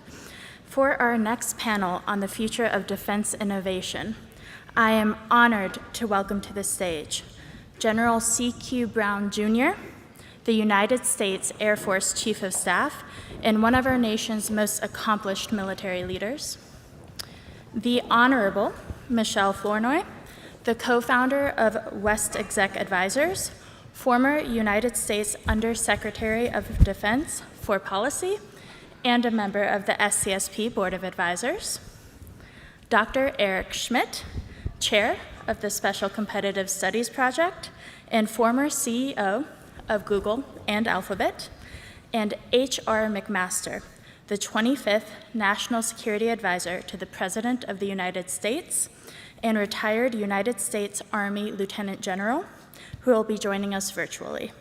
They will be joined for a conversation by Il Bayraktari, CEO of the Special Competitive Studies Project. Over to you, Illy. Thank you, Megan. Good morning, everybody. General McMaster, good to see you online. So good to have you. It's a pleasure to welcome all of you on our second panel, The Future of Defense Innovation. And I cannot think of 4 leaders that inspire and motivate all of us, and they come from private sector, civilian leaders, and military leaders. And so I'm really honored to moderate this panel today and welcome General C.Q. Brown, Jr. to the stage, Michelle Flournoy, Eric Schmidt, and General McMaster calling in from California. The purpose of this panel really is twofold. We're going to look at how is the technology changing the character of warfare. And I think there's no better case to look at that what's going on right now in Ukraine. Eric has been there, and so we're going to talk a little bit about Ukraine and the lessons learned we can take from that conflict today with General McMaster, Michelle, and General Brown. The second purpose is with this change happening right now, what are the new demands placed on our Department of Defense? How is private sector changing? So we're going to discuss a little bit about where the technology is going and how we can adopt faster in the space. Before we kickstart the panel, I really want to note that we just released our new report, an updated version of the Offset X called the Closing the Deterrence Gap and Building the Future of a Joint Force. So I want to thank Justin, Luke, Ilbert, and JJ for working really hard on this with Greg Grant also, before I forget that. And really the report is looking at what are some of the lessons learned we are seeing in Ukraine, what is the Chinese case for victory, and then we provide detailed prescription what we need to do as a country, as the Department of Defense, to make sure that we have a solid deterrence between now and 2030 as we go through these critical years that President Biden called them the decisive decade. So without further ado, I want to turn over to our panelists because I'm sure you want to hear from them. So I'm going to ask general questions to all of you. First with what are we seeing? We're going to start with the Russian war of aggression against Ukraine. So I'm going to ask you to share what do you think the future of warfare is telling you from what's going on the ground right now? What are some of the lessons that China is taking from the conflict there? And what are some of the lessons we should be taking from the conflict in Ukraine going forward? General Brown, if you don't mind starting us off, then I'm going to go next to Michelle, General McMaster, and then finish with Eric. Sir. Well, first of all, it's a real honor and pleasure to be here. And Stephanie, having spent a little time with Ash, this is a great way to recognize his influence on many things that we do. I think there's a few things that I've taken away based on this current conflict is that, first of all, most conflicts are not short. And you can very quickly underestimate how long it's going to take to achieve your objectives. The importance of logistics in an environment like this, and then also understanding the value of an NCO Corps, but also understanding the will to fight from your adversary. And I think in some cases that for Mr. Putin definitely underestimated, and maybe we may have underestimated some of that aspect as well. As an airman, I also think about air superiority. And you got to think about air superiority in a different way. Neither side really has it, a traditional Air Force, but as I've talked to Eric a number of times, just the drone activity that's ongoing, that's another dynamic of air superiority that you have to think about based on how military capability may be delivered. I think our adversary, our pacing challenge at PRC is learning that as well. And ideally, that's the lesson you want to take away. Any conflict that you might start is not going to finish in a very rapid manner, and it can get very complicated very soon. I think the other aspect that they have learned is the strength of partnerships and alliances, and we've been able to see that how NATO has grown by one country, hopefully soon to be another. But just what we've been able to do with our international partners, not just within NATO, but in my engagement with my counterparts from all around the world, the value of those alliances and partnerships and how together you can move forward, not just from a military standpoint, but from other instruments of power within the government. Thanks, Michelle. Yeah. Well, first of all, I just want to add my words of thanks to SCSP and also to Stephanie Carter here. And, it's such an honor to be at an event like this honoring Ash's contributions. We really would not be having this conversation were it not for him. So I'm very pleased to be here. When I think about what lessons China should be learning and what we should be learning, I hope that President Xi looks at this and thinks, maybe I should be a little careful about what I wish for here. The assumption that you can rapidly and fundamentally change the status quo and create a new reality, change a regime, take over a country quickly and painlessly, I think it's pretty clear that it's a lot more complicated than you might think. Second thing, I'd be worried about, in an autocratic system, an authoritarian system, can I trust what my leaders, what my subordinates are actually telling me? It's not exactly a leadership climate where where you take risk to speak truth to power. So the plans that are presented to you may not actually survive contact with reality. I would be very worried about the international response, how the West has come together, US and allies, to actually support Ukraine. I think we could expect a different constellation of partners, but a very strong international response if there was unprovoked aggression against Taiwan. The challenges associated with logistics, combined arms operation. If it's as difficult as it's been for Russia across a fairly limited land border, think about how hard it's going to be to do that across 200 kilometers of water and ocean. I'd be worried about the fact that what if the Taiwanese people resist? They're going to be fighting for their homeland, they're going to be fighting for their way of life, their democracy.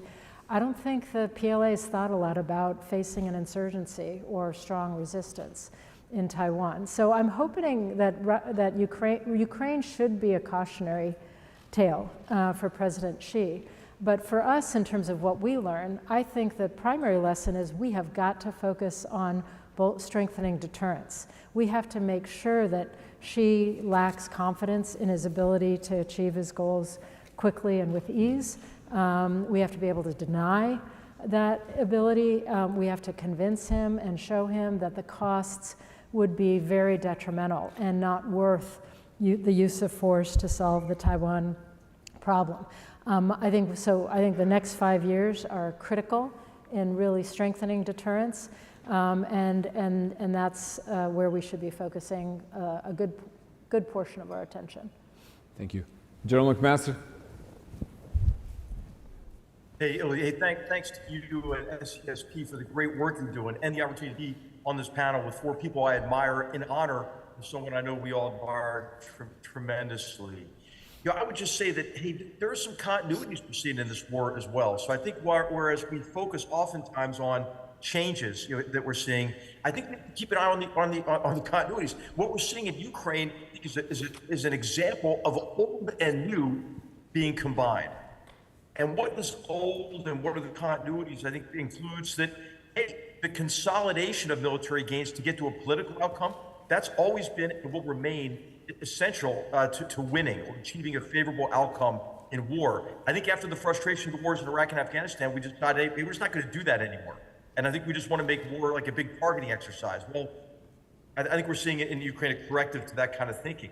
Also, to Michelle's point, to actually deter, you have to be able to demonstrate your ability to fight and win, to deny a potential enemy their objectives, and they have to know it. And I think we have to recognize that, hey, deterrence isn't foolproof. No. And I think people are fighting for the same reasons today that Thucydides identified 25, 20 years ago: fear, honor, and interest. And so if deterrence isn't foolproof, I think we're going to need a lot more investment in defense across our alliances and in the U.S. to demonstrate our ability to fight effectively at sufficient scale and for ample duration to win. And then, of course, what we're seeing is, hey, war is uncertain. I think there's this belief now, there's often a belief that new technologies will lift the fog of war. Remember that from the Revolution in Military Affairs days?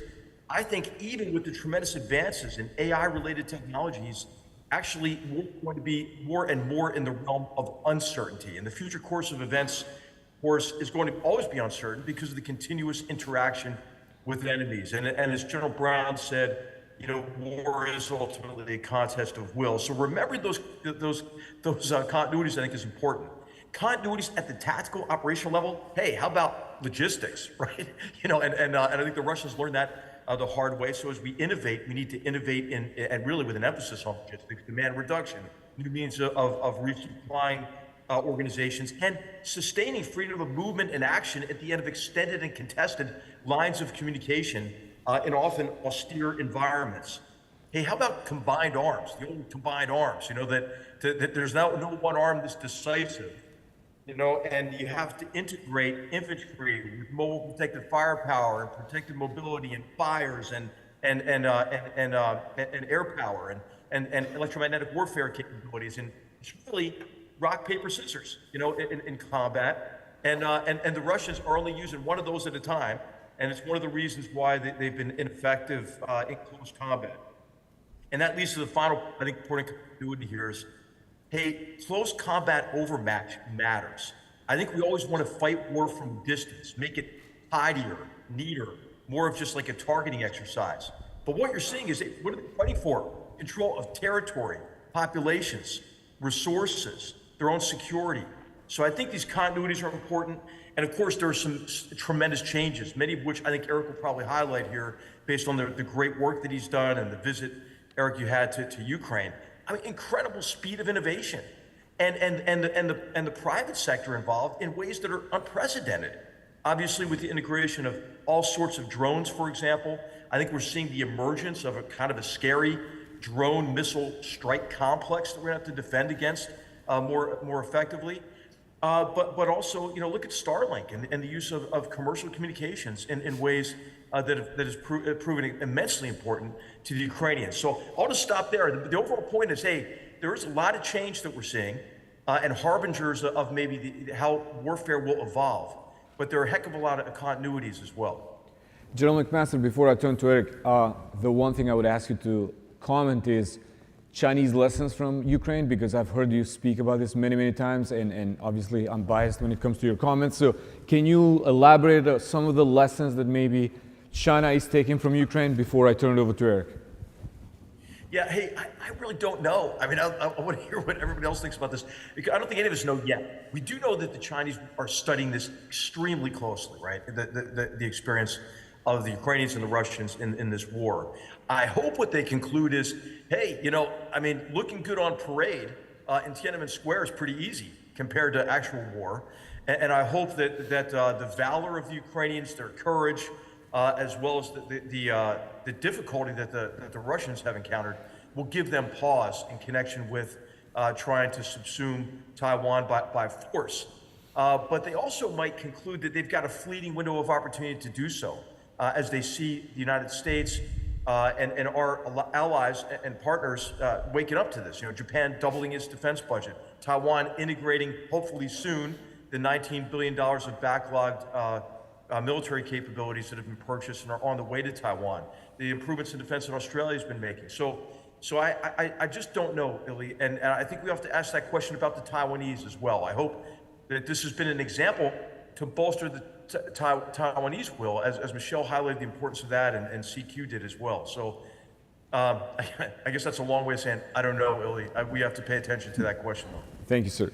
Eric, you've been in Ukraine. What can you share with us? Some of the lessons learned from there, and what can China and us learn from the conflict there? Thank you, Illy. Thank you, everyone, for being here. I'm here to start with because 8 years ago, I'll never forget this image. I'm in a hallway in Davos, and Ash Carter runs down with this enormous energy he has. He said, "I have an offer for you." And I figured I'd do this for like a year or two. 8 years later, he changed my life. That's why I'm here. So thank you, Stephanie. I'm glad everybody's here. I got interested in Ukraine partly because of what was going on, but also because I wanted to see what a modern war fought with technical people would look like. And so here's the basic principles. The first is that, as General McMaster mentioned, communications is essential. And not just communications among the military, but to all the civilians. And what they did is they built an app, technically known as DIIA, which allowed citizens to report the locations of tanks. They were AI classified and then targeted. That's how the initial invasion was stopped. Today in Ukraine, the majority of the commercial innovation is in drones. And there are roughly two categories of drones. They call them category 1 and 2. The first I'm going to describe as a simple, relatively straightforward suicide drone that goes a certain distance and hits its target and you're done. And the second one goes out and back and is obviously much more capable, much smarter, much more expensive. There's a huge debate as to whether which approach works, and the answer is we're going to find out. What's interesting to me is that and one of the things that I learned in working with the military is I have enormous respect for the men and women who serve our nation because of their courage, and I have none. So from my perspective, if I were in uniform, I would want 50 drones ahead of me and 50 drones behind me, protecting me, okay, right, doing my mission under the command of our great leaders. And this is a fundamental change in how we're going to conduct war.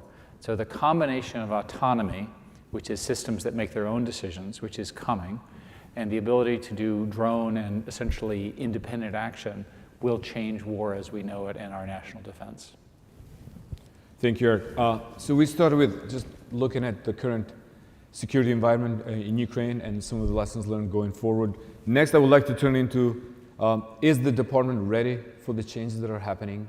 What are you seeing in sort of like in challenges and opportunities in that space, and what else can we do to really move forward in adopting these capabilities, transforming the department as Dr. Carter has worked so hard for years.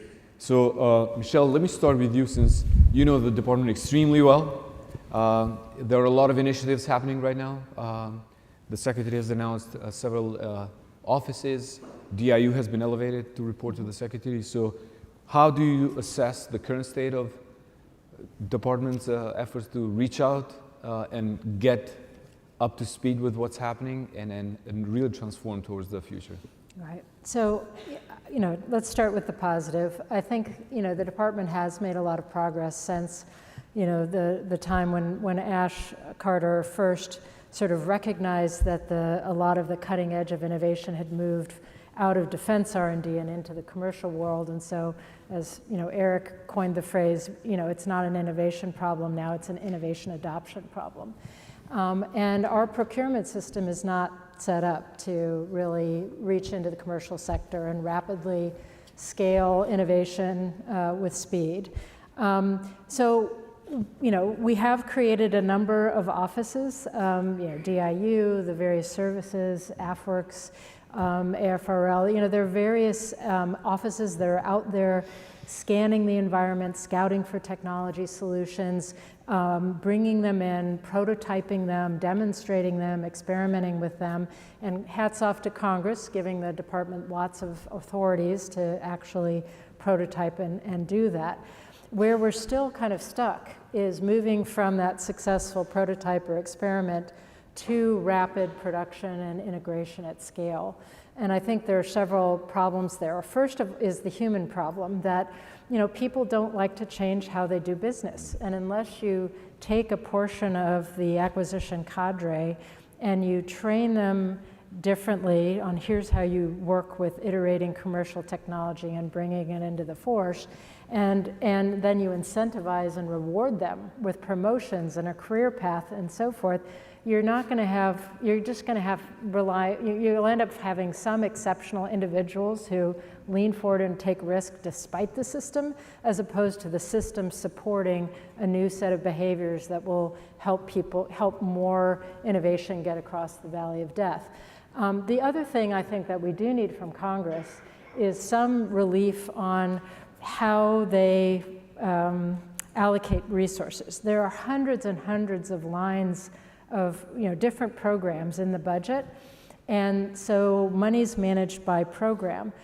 I think we need to move more towards what you find in the private sector, which is mission-oriented portfolios. So you have a funding that is going towards a certain mission set that includes a number of programs in it, but allows the department to be, leaders to be smart CEOs and make trade-offs within that portfolio, depending on what's working, what's not working, and so forth. Because we have really hamstrung ourselves in the ability to learn from, and to also to allow for disruptive technology of the kind that Eric's describing to come in and change the program, change the budget, accelerate our adoption.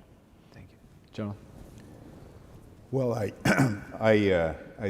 Michelle kind of laid out, there are pockets, whether it's DIU or AFWorks for the Air Force and the other services, but there's a lot of innovation on one side, but there's not the process to be able to get things into production, to get the capability into the hands of our service members. I was in a meeting here recently with one of our offices in the Pentagon, and it said we probably don't need to spend as much time on the innovation side because there's a lot of good innovations going on. We just need to provide them the operational problem we're trying to solve. We need to build more infrastructure on the other side of the valley, and it's almost like Field of Dreams. Build it, then they will come. It's how you bring in and nurture one of these the good ideas, and then build an infrastructure for them to go into production and to scale. But I do see, part of this is, there are restrictions, and I think there's things in law, there's things in policy, and there's things in practice. And I think we could probably change the practice and the policy while we work on the law to move much faster. We were talking a little bit earlier today is we have the talent to do this, and we actually have the authorities to do many of the things, but we have a kind of a practice. If you go outside the lines, you kind of get your hand slapped and you get back in line.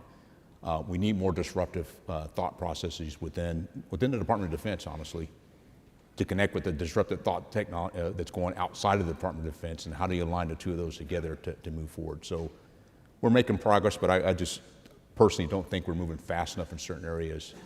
And there's many that want to work with the Department of Defense. We just don't have to make it so hard. Thanks, sir. General McMaster. Hey, well, General Brown, I apologize for this before. I think one of the things we need to do is just even elevate our perspective a little bit and just think about really the 4 key tasks that we need to perform for us to be able to innovate and to stay ahead and make sure that our joint force has the competitive advantages we want it to have. And that's to think, to learn, to analyze, and implement. And I think thinking clearly about future war and laying a strong conceptual foundation for future war. Maybe learning, I think from our over-enthusiasm for the revolution of military affairs in the 90s and paying attention to continuities as well as change. But in terms of learning, I think we need a framework for learning across the joint force. And this is where I'd like to see the reinvigoration of the joint warfighting challenges. And these are just kind of first-order challenges that never really go away, but you have to learn about them and develop interim solutions in a sustained manner over time, and to ensure that you're learning, in a focused, sustained, and cumulative manner rather than, episodically and repetitively and so forth. And so, what's an example of a first-order question would be how to develop and sustain a high degree of situational understanding in complex environments and against adaptive enemies. Never going to go away. But what you require is an integrated solution to that integrates maybe a whole range of technologies and new doctrine and integrating these new technologies into organizations and with people. So I just think the framework for learning, right? I mentioned one already, which is, how to sustain freedom of movement and action at the end of extended and contested lines of communication in austere environments. Or what Eric alluded to is how to protect your force against this emerging drone missile strike complex in a more transparent environment where your adversaries are going to have access to all sorts of commercial surveillance capabilities and low Earth orbit imagery and so forth.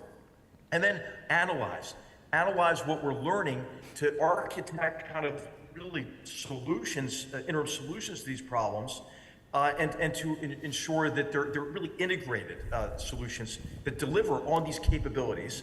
And to continuously analyze these. I mean, we ought to touch these at least once a year. How well are we doing on this challenge? And then finally, what you've all been talking about is implementation, reducing the barriers to rapid implementation and scaling up. So I think as we assess our ability to integrate, maybe just think about these 4 tasks of thinking, learning, analyzing, and implementing. Thank you, sir. Eric, you have observed the work of the department for 8 years now. You've visited many bases. What are some of the things that have happened during this time frame that you thought gives you hope, and what are the things you think we should accelerate and change? So thank you. One of the things that we did is we visited more than 100 bases around the world, and the theory is to sort of understand what people are actually doing. And there's just a lack of software. There's a lack of software at every level. The HR system, the travel system, the email system. Does this sound familiar to our military folks here in the room? Just fix that to start with. The good news about software is that there are now hundreds of companies that have been formed that want to serve, they want to help, they want to make money, and they can't find someone to talk to. So the senior leadership in the military and the Pentagon get it. Over and over again, they say they know what they want, they just don't know how to get it through the system. You've got the supply over here, right? And you just have to make some changes. part of the root of this was that software was treated as sort of think of it as a repair service. It wasn't treated as its own assembly line. I remember speaking to one particularly senior general who was in charge of a very large part of the military, and I said, you know, here you are, and I said this in a more polite way, you're a big cheese, you have all these Marines around you, right? Why can't you get 100 people doing software to work for you to fix all the little problems, just the little ones? And he said to me, straight-faced, I did. And then they were taken away from me. And I said, how were they taken away from you? And they said, yes, because we couldn't give them the right allocation code. Just think about that. We've got the smartest and most capable military leaders, and then in this particular administrative process, this gentleman could not get what he needed to do even the simplest things. So I'm a strong proponent of giving our military leaders and our national security leaders more flexibility with respect to how they allocate software resources. Software, remember, is not like procuring a weapon system. Software is never done, right? You're always fixing it, you're always improvement. If every one of our leaders, just to finish my pitch here, had the ability to have 50 or 100 software people under their command to do whatever it is came to their mind, we would be so much more efficient.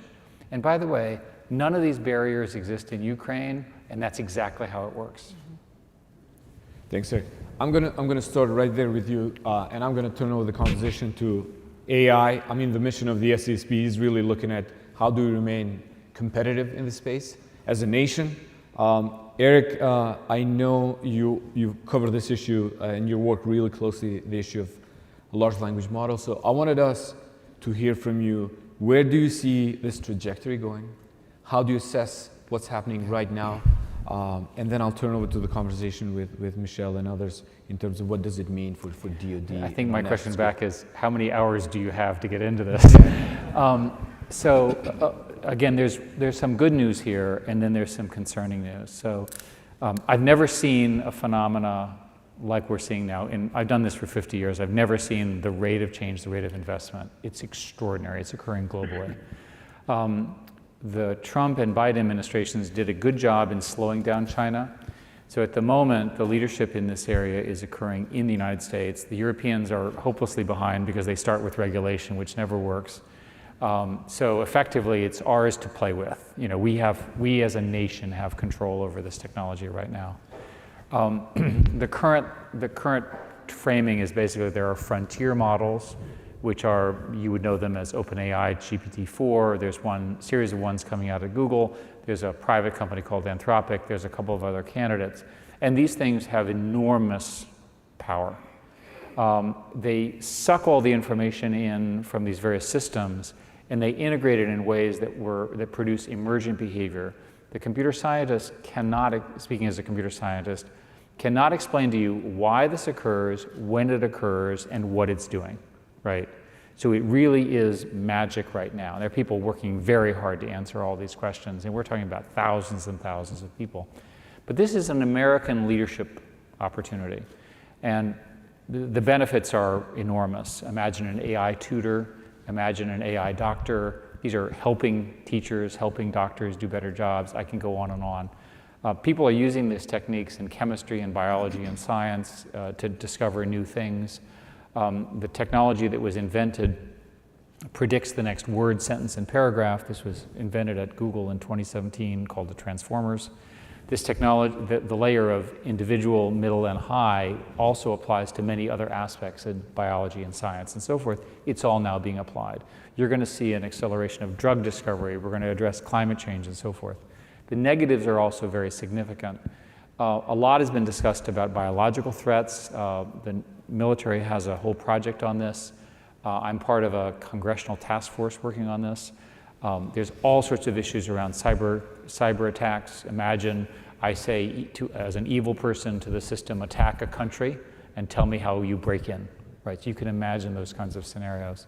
And then there's all of the issues around loss of faith in democracy because of social media. I'm actually more worried about something which nobody is talking about, which I've expressed to these folks privately, which is that the diffusion of this knowledge from these very expensive and specialized models to open source is occurring much quicker than I thought. And open source has the property that it moves us along very quickly, but it gives all of our advantages away to our competitors. Why in the world would you invent something this powerful and then choose to leak it to the Chinese, right? Not even I am that stupid. And yet, in fact, that's what we're busy doing. And this is a problem that as a nation we have to address this year. Thank you, Eric. Michelle, when we were at the AI Commission, one of the questions we got time and again was AI for what? For DoD. And one of the things we recommended that we need as a nation to be AI ready for DoD by 2025. What we meant was the underlying infrastructure that you need, the data, the algorithms, and everything has to be ready by then. As you heard, Eric, these things are moving much, much faster. So how do you think AI will help DoD today and going forward? How do I think what? AI will help DoD.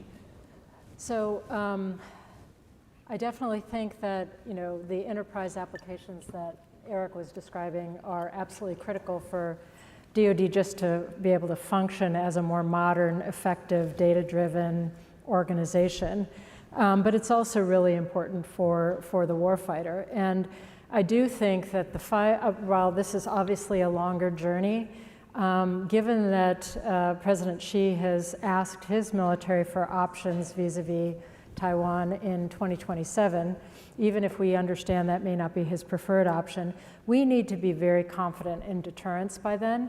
And a lot of that will depend on how we take existing platforms and capabilities, marry them with new software solutions, including AI, to get different outcomes. So imagine a network, knitting our network of C4ISR networks together in a way that is truly agile and resilient, leveraging AI and other software to actually make it work more like a electrical grid, where if you're at risk of you're having an outage or you're being attacked or it's contested or some node is going down, the system is smart and intelligently reroutes traffic and so forth, and keeps functioning even in a contested environment. Figuring out how we use software to marry human beings and machines so that a human being can control those 50 drones before and behind, and that gives us tremendous advantage. Leveraging AI to sort through all of the intelligence and just the massive amounts of information that comes at a decision maker to separate the wheat from the chaff, get the right insight to the right person at the right moment so that we make better, faster decisions than our adversaries. So these are near-term applications that could really make a difference. Again, I think the department is trying. They're trying to be data ready. The creation of the CDAO was a very important innovation. They are trying to move to the cloud, but we have seen how even that has been, very, very difficult because of contracts being contested and the like. But these are things that we have to move through urgently to actually be ready to deter, to be ready to fight, but also to be able to operate as a 21st century organization. Thank you. General McMaster, you talked earlier about the risks from AI. I wanted to expand on that and just ask you, do you see any opportunities on the battleground that will come from AI? And also at the strategic level, what are some of the risks and other challenges we might face from AI being deployed now and in the future? Absolutely. I would just agree with what's already been said already in terms of some of the risks that Eric laid out and the opportunities Michelle laid out. But I think it's already transforming logistics, and I think the Air Force has been a big lead under General Brown. Maybe you might want to comment on this. You know a lot more about it than I do. But I think, making logistics a lot more effective, resilient, efficient in ways that we could never do before because we couldn't anticipate, equipment failures, for example, and conduct maintenance in such an effective way. Or to use the electrical grid metaphor that Michelle used, healing logistics networks as well, and to have greater reliance on our ability to sustain operations across vast distances. Of course, we've all talked about artificial intelligence technology's impact on intelligence, and I think what's really important is the ability for artificial intelligence to help us understand better what patterns of behavior are, but also to anticipate pattern breaks. And when you combine the range of technology, including large language models, just being able to access so much data and integrate, for example, imagery and signal intelligence and interrogation reports, and then to be able to display nodes in networks and see flows through enemy networks of people, money, weapons, and so forth. I mean, can I think help you conduct operations in a much more effective way. On the downside, I do worry about content-based verification going away, right? And the degree to which this plays into deception in war, but also the way it could affect like our confidence in who we are as a people and our democratic institutions and processes. I think we're going to see in future war an all-out assault on our will, our national will. It's already happening, and we've seen the Russians doing this, going back to the 20s, and then Thomas Rid's book.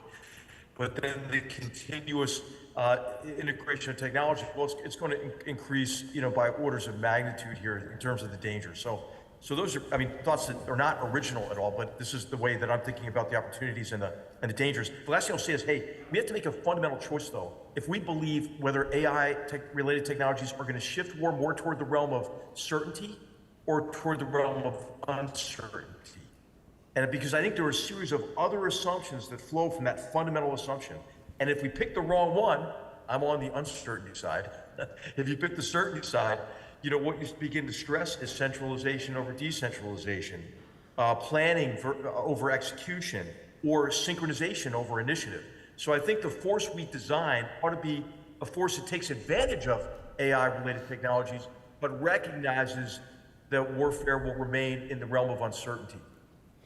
General Brown, you have moved the Air Force towards adoption of these critical technologies. What are some of the lessons you have seen from adopting AI that other services might learn from the Air Force? I also know that you care about the talent a lot and recruiting talented individuals that come with tech background. So I know this is a two-part question, but given, I think, your passion for bringing the best and the brightest to help the Air Force with this task, I think I wanted to ask you that question as well. Well, I appreciate the compliment that we're moving ahead of the other services, but I'm not so sure.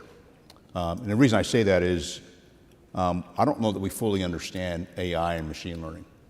I think we've made some progress in certain areas as an Air Force, just based on the, being in some cases, a more technological service than others. And I'd also say, our relationship with the Space Force as well. But I think too often, and for those of us that work in the Pentagon, you'll see AI and ML on a bunch of PowerPoint slides. It's true. As if it's the panacea that's going to solve all our problems. And we don't fully understand it. And, I've gotten smarter on this particular topic. And there's a lot of things, the more I learn, the more I figure out I do not know about how AI and ML can help us do things. Actually, as I was listening to the other panelists, I had a thought experiment. If we were to ask these same questions to AI model, how would they respond? But the key part here is that we've got to continue to learn where the opportunities might lie. Well, one of my concerns is, as it was highlighted previously, is how it may be used by our adversaries in ways that we may not appreciate as we move forward. And so that's important. The things I'm thinking of from a talent management standpoint is looking at those that would have the background that will help us in this area. And data, I know, is very important associated with this. And so the aspect of those that have data science backgrounds, and we have a major that I've spent time talking to who has a PhD in data science. That wasn't even a major when I was in college.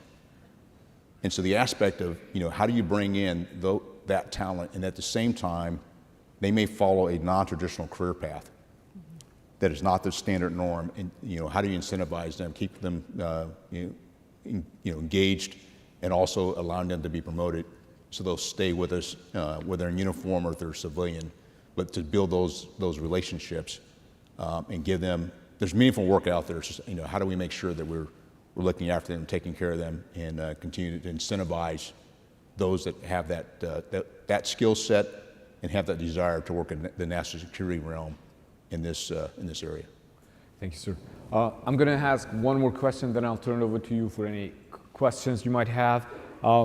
Secretary Carter, really, when you think about his background, his legacy, I think the one thing that I take away is that he was trying to have a whole-of-nation approach to technology competition, which I think you all have individually been part of this effort and we've been trying really hard. As we face a competitor like China that has a sieve mill fusion, what are some of the things that I think are still serving as a barrier in our public-private conversation that you would like to see us move forward much faster? And I'll start with you, General McMaster, because you have served both in the military, at the White House, you now are at Stanford, so you're much closer to the Silicon Valley. What are some of the things you see are still hindering this whole-of-nation approach to competition? And then I'll turn it over to Eric, who has been an observer of this for many, many years, and Michelle and General Brown. Hey, well, I'll tell you, if you had asked me this in 2018 when I first arrived here in Silicon Valley, I would have said, man, it's pretty bleak. We don't have the private sector involved in critical competitions. But I think based on the vision of Eric, who I think has led it. I mean, Eric made it cool again to get involved in national defense. If you're at the center of innovation here in Silicon Valley, so I think the will is there, you know, and I think we don't communicate as clearly as we could what the needs are for national security and national defense and the joint force. And again, I mean, not to be a broken record on this, but I think this, you know, something like joint warfighting challenges, simple questions, how to, and pose the problem, I think would be helpful in communicating that. And then, of course, I think the most immediate obstacle we face now is we have to see these companies that have developed solutions for some of our problems see a payoff. I mean, actually see programs of record and really adopting some of these capabilities at scale. So I would just say two things, you know, communicating more clearly, but I do believe there is a tremendous desire to help now. And I think the people I'd put at the top of my list to thank is Eric Schmidt, but then quickly followed by Xi Jinping and Vladimir Putin. I think it's really competition. Eric, you're on the top three. and General McMaster used you as a cool factor, but also as the top three, notorious. So over to you. I asked GPT-4, how will the Chinese use AI against us? There are some potential ways AI could be used against us. Cyber warfare, AI can be used to conduct cyber attacks, blah, blah, blah. Economic espionage, AI could help in the theft of intellectual property. Surveillance, AI can be used to analyze large amounts of data. Autonomous weapons, AI can be used to develop autonomous weapon systems. Information warfare, infrastructure disruption, economic disruption. Sure looks like GPT-4 has some pretty good answers for us, right, to help us so let's, I think you call it human-machine teaming. Yes. Let's do human-machine teaming to discover how to do human-machine teaming.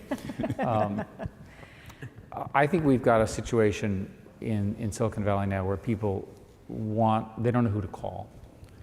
And over again, I'm dealing with a small group. These are very smart people. They're typically commercial, they want to make money, and they want to serve, right? There's no phone number to call, right? Plus, they don't use phones anyway, they're too young. They don't know it's like, do they talk to a general? Okay, well, there's lots of them. Or maybe an admiral, what do they do? I mean, this is what we're dealing with. There's no binding function. And one way to solve that problem would be to build a sort of an induction group, you know, same way you bring in new recruits, bring in new technologies. DIU is a path for that, right? But it needs to be bigger or stronger, or maybe there's multiple ways. But I think that the reason to be optimistic is we have now agreement in Silicon Valley on the basics here, which is this stuff is important. And I think anyone who was confused saw what happened in Ukraine is no longer confused. And so I think you're going to see America at its best, right? Innovation in universities, the business sector, and then working with the government. I know it sounds Pollyannish, but I really do believe that with a relatively small number of changes inside the processes that identify software as something real and figure out how small companies that have these innovative approaches can get into a pipeline, right, which is not just through the primes who are too slow. And remember, the primes are organized around the POM process and this very painful procurement process, and it's very difficult to change, but there's plenty of other ways to get this knowledge into the department. Michelle? Yeah, no, I agree. We are way beyond the immediate post-Snowden days where there was tremendous suspicion in the Valley of working with DoD, and that's in part thanks to Eric and others. So there's no shortage of talent and know-how, people who want to help. I agree. I think part of it is they don't know how to plug in. The department hasn't made it easy. It's tried to make it easier for them with things like DIU. And I'm just going to put in a plug for DIU's new leader, Doug Beck, who's going to re-energize the organization and help it to realize its full potential, which we're very excited about. So people like me, West Exec, other firms end up being that informal coach on let's understand what you got, let's understand the use cases, how do we map your potential customers, how do we help you approach them, how do you approach AFWorks, how do you approach DIU, how do you approach whoever, but still, even when they get to that point of prototyping, demonstration, having initial success, the handoff from an AFWorks into the Air Force POM or into some other longer term funding stream is still very difficult. So again, I think part of the solution, and we are seeing this, there are also funders now in Silicon Valley who I would call more patient capital, people who have a mission orientation and are saying, I don't have to see the same ROI that I would expect in the commercial sector in 3 to 5 years when I'm dealing with defense. I'm going to take a more patient approach. But that's not enough. The department has got, when we're talking about acquisition of commercial technology, we cannot use the sequential requirements. We're going to spend years defining requirements, then we're going to go through all these sequential acquisition milestones. We have to have a different approach to commercial acquisition and integration, people who are trained and expert in that, and people who are incented and promoted and rewarded for that. And that, to me, is the missing piece that we can really, if we get after it, can really accelerate this adoption. Joe? Yeah, I think there's two key factors I think about. That's leadership and personal relationships. On the leadership side, I was told when I came in this job, whatever I'm interested in, people are going to be fascinated by. Meaning that if I start to look at things, then you will have, parts of the staff will then start to figure out how to move that forward. And so it does require my personal engagement to make sure the momentum continues, because I can say things and then hoping it's going to work and then figure out later that we're not moving forward. But I also think it's leadership, because if you're advocating for these types of things and continue to talk about them, you're able in a position to break down some of the barriers that we've highlighted here today, because there are many barriers and there's many pockets of resistance. And one of my goals is to really figure out what those pockets of resistance are, the name, the office, phone number, and then bring them in the room, explain to them how they're impeding progress, and show them the bigger picture. And I owe that to the airmen I'm privileged to lead to make that happen.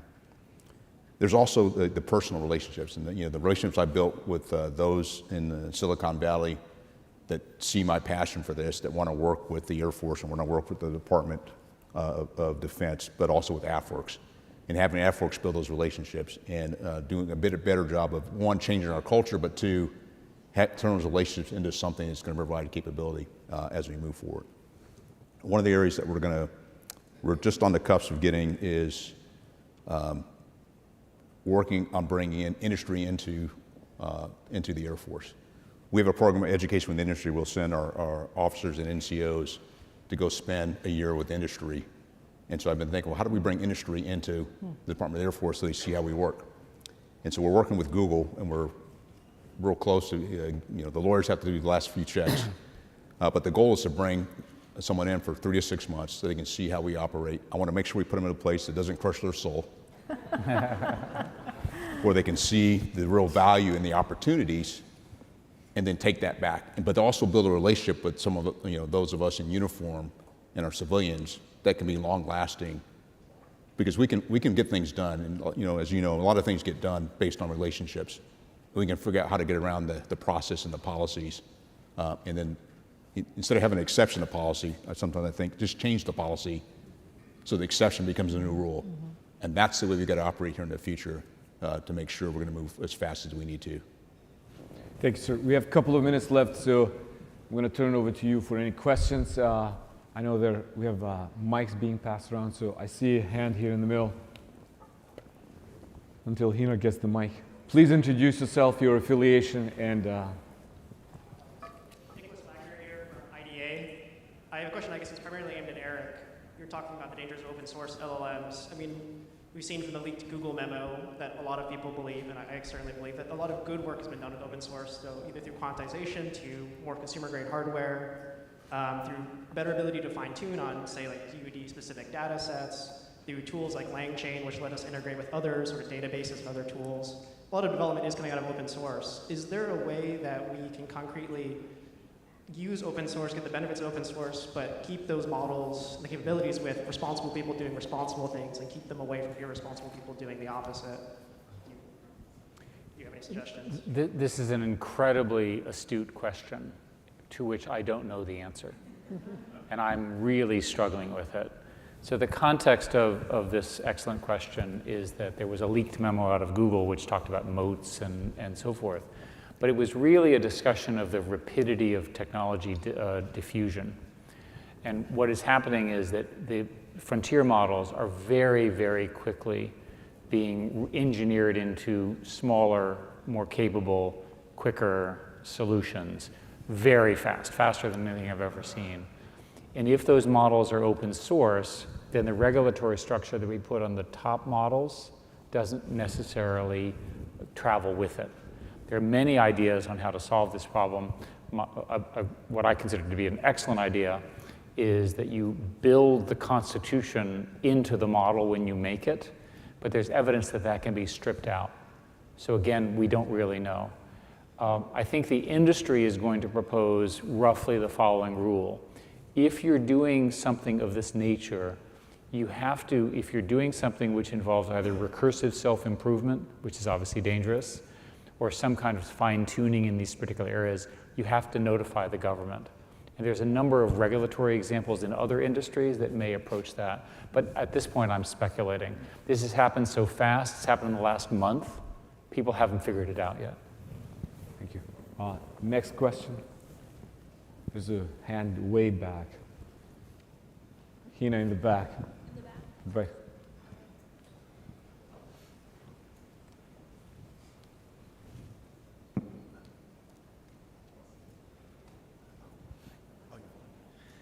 Hi, my name is Jordan Sun. I'm an Army veteran, State Department veteran, and also currently Vice President of Product at a robotics company.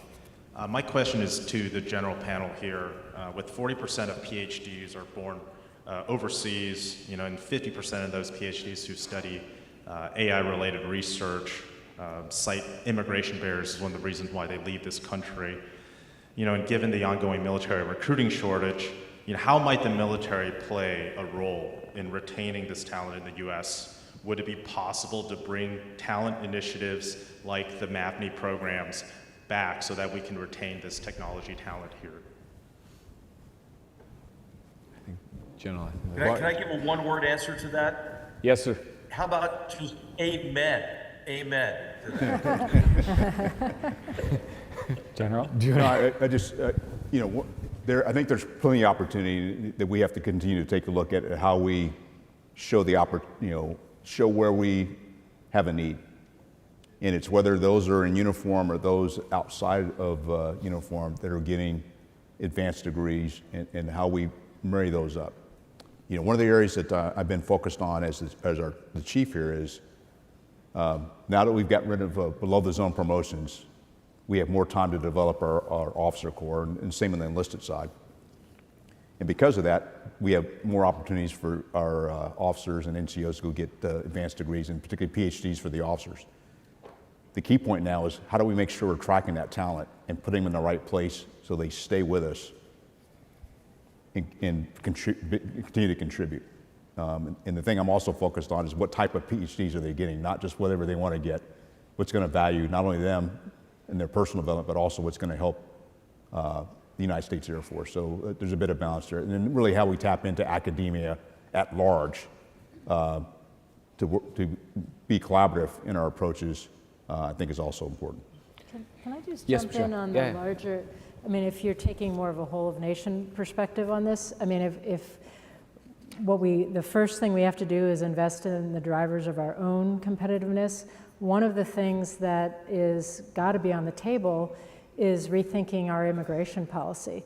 And I know people, I'll get a big eye roll like, oh, go dream about that. I mean, how is that going to work in our polarized society? But I do think they're one of the few areas of consensus in today's Congress across the parties is the challenge posed by China.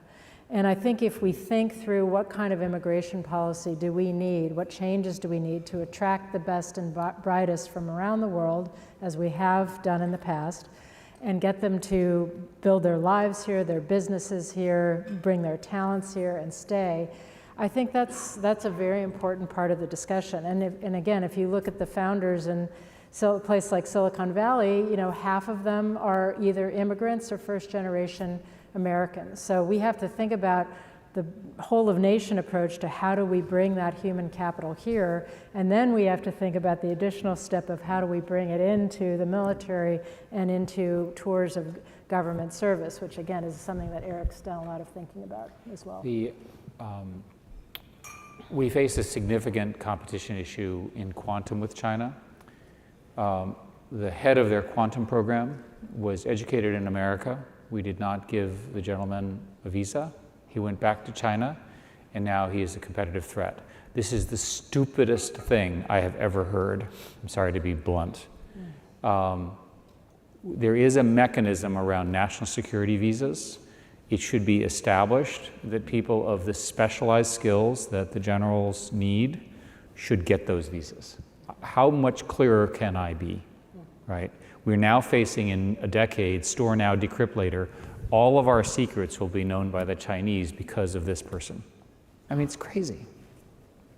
I want to end the panel really on something. I just have another example of immigration here.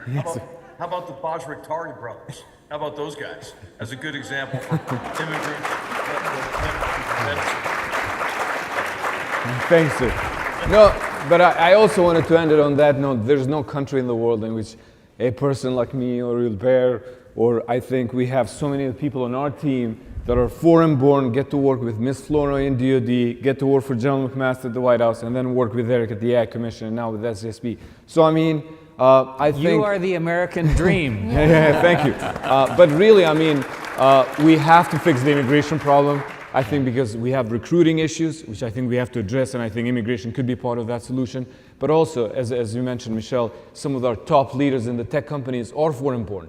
So fixing this issue should be, I think, a broader part of the policy conversation we need to have. Why don't we just take all the really smart people out of China and move them to the US and put them in charge of fighting China? I mean, come on, it's just not that difficult. I think you just made news, Eric, so we'll leave it there. And thank you all. You guys are tremendous leaders. General Brown, thank you so much for your time. Michelle, as always, it's always good to see you. Eric, it's always a pleasure. General McMaster, thank you so much for doing this remotely, and I look forward to seeing you soon in person. Let's have a round of applause for all of you. Thank you.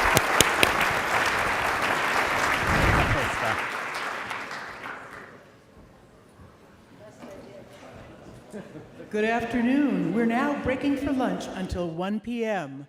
Enjoy.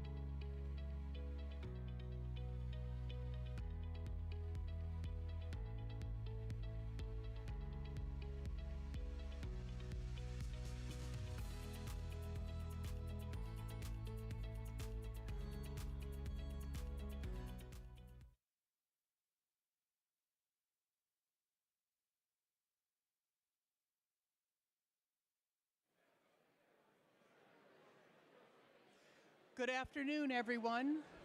Good afternoon, everyone. We'll be starting in just another couple of minutes. If we could have folks take their seats, we'll be able to resume our program. Thank you.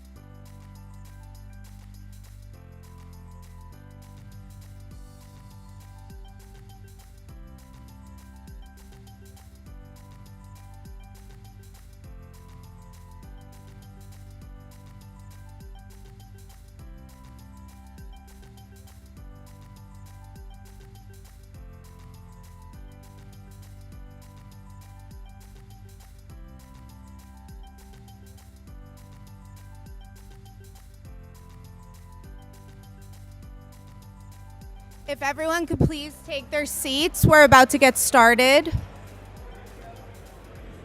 Please find your seats.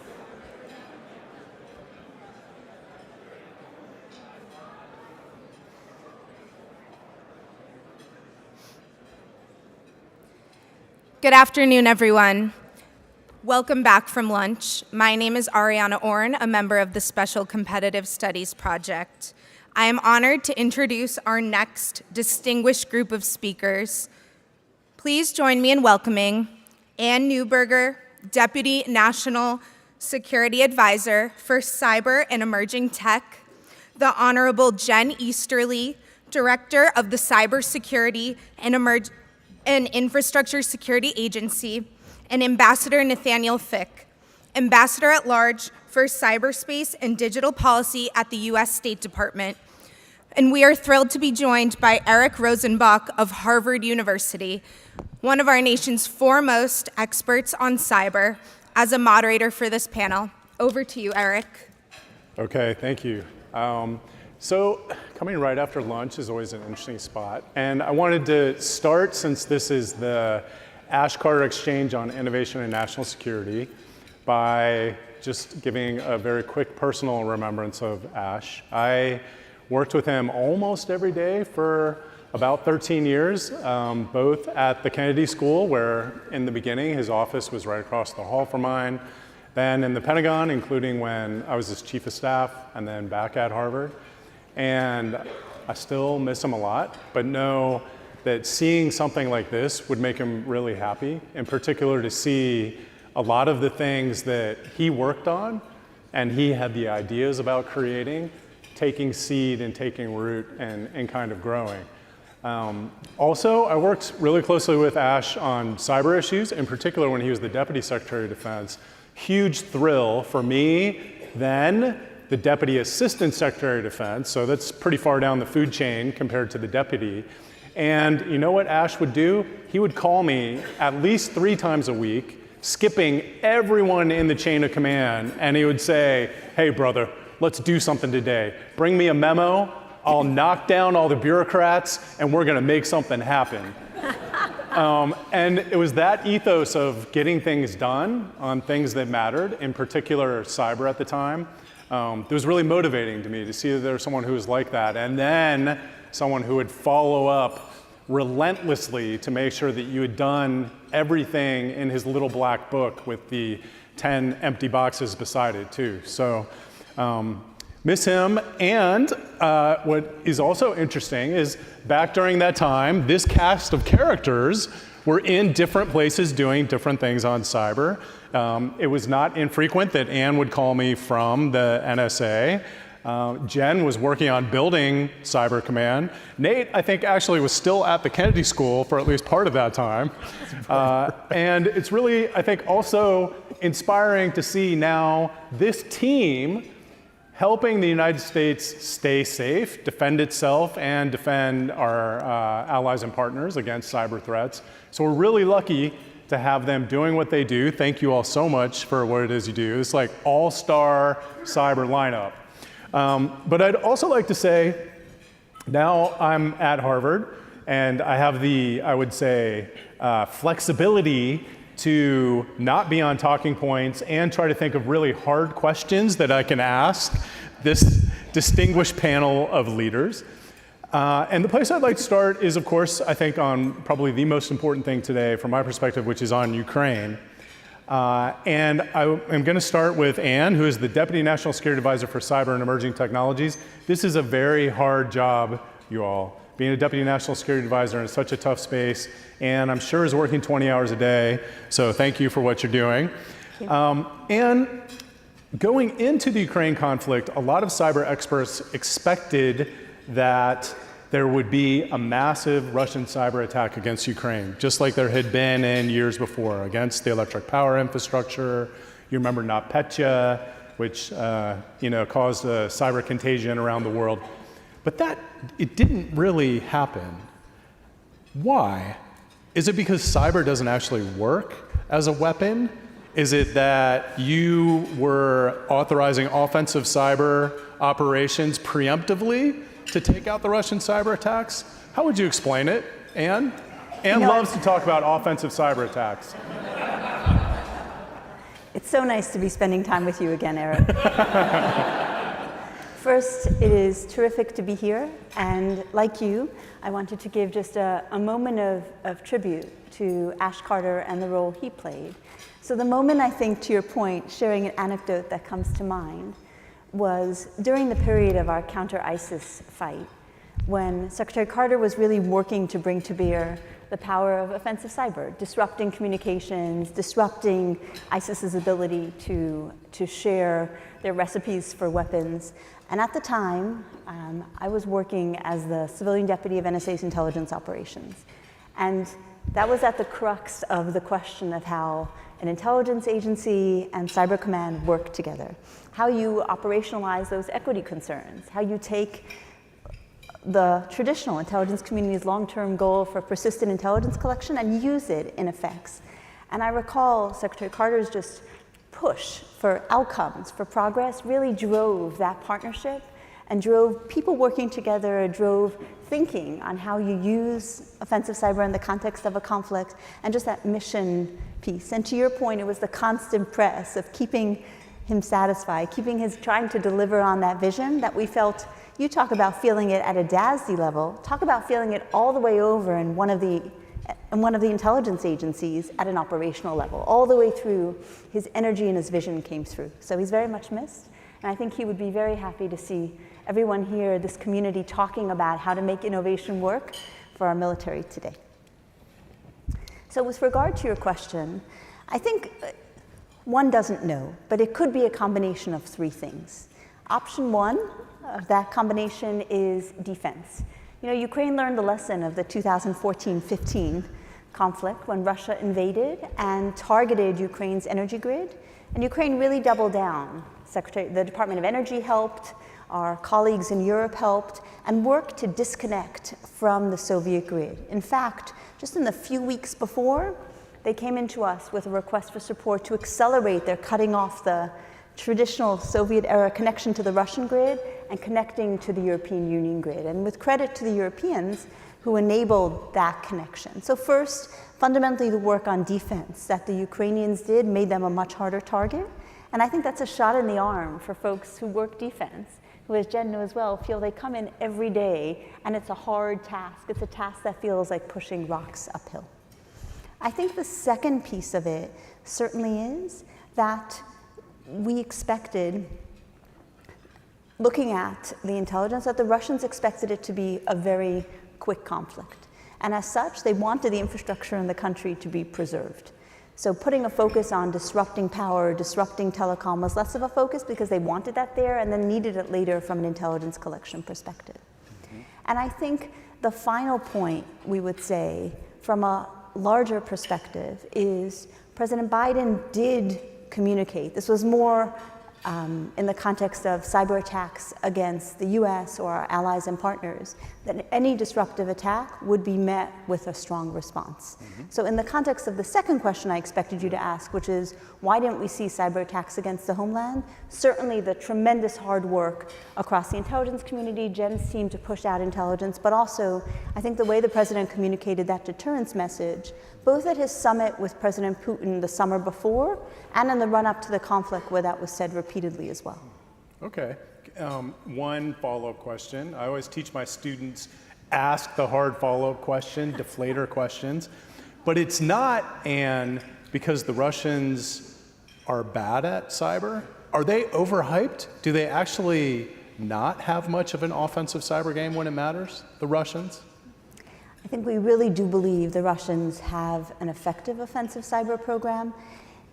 It's fundamentally more challenging to execute persistent long-term operations. We've seen them continuously, and you've seen products from Microsoft and Google describing the scale, the number of offensive cyber operations that the Russians have done continuously, actually achieving long-term impact, disconnecting a system, disabling its safety components, maintaining that for a long time when you have committed defenders working to recover, is I think harder than we thought. I think we all have this kind of, thinking of, well, there's a magic cyber button and press it.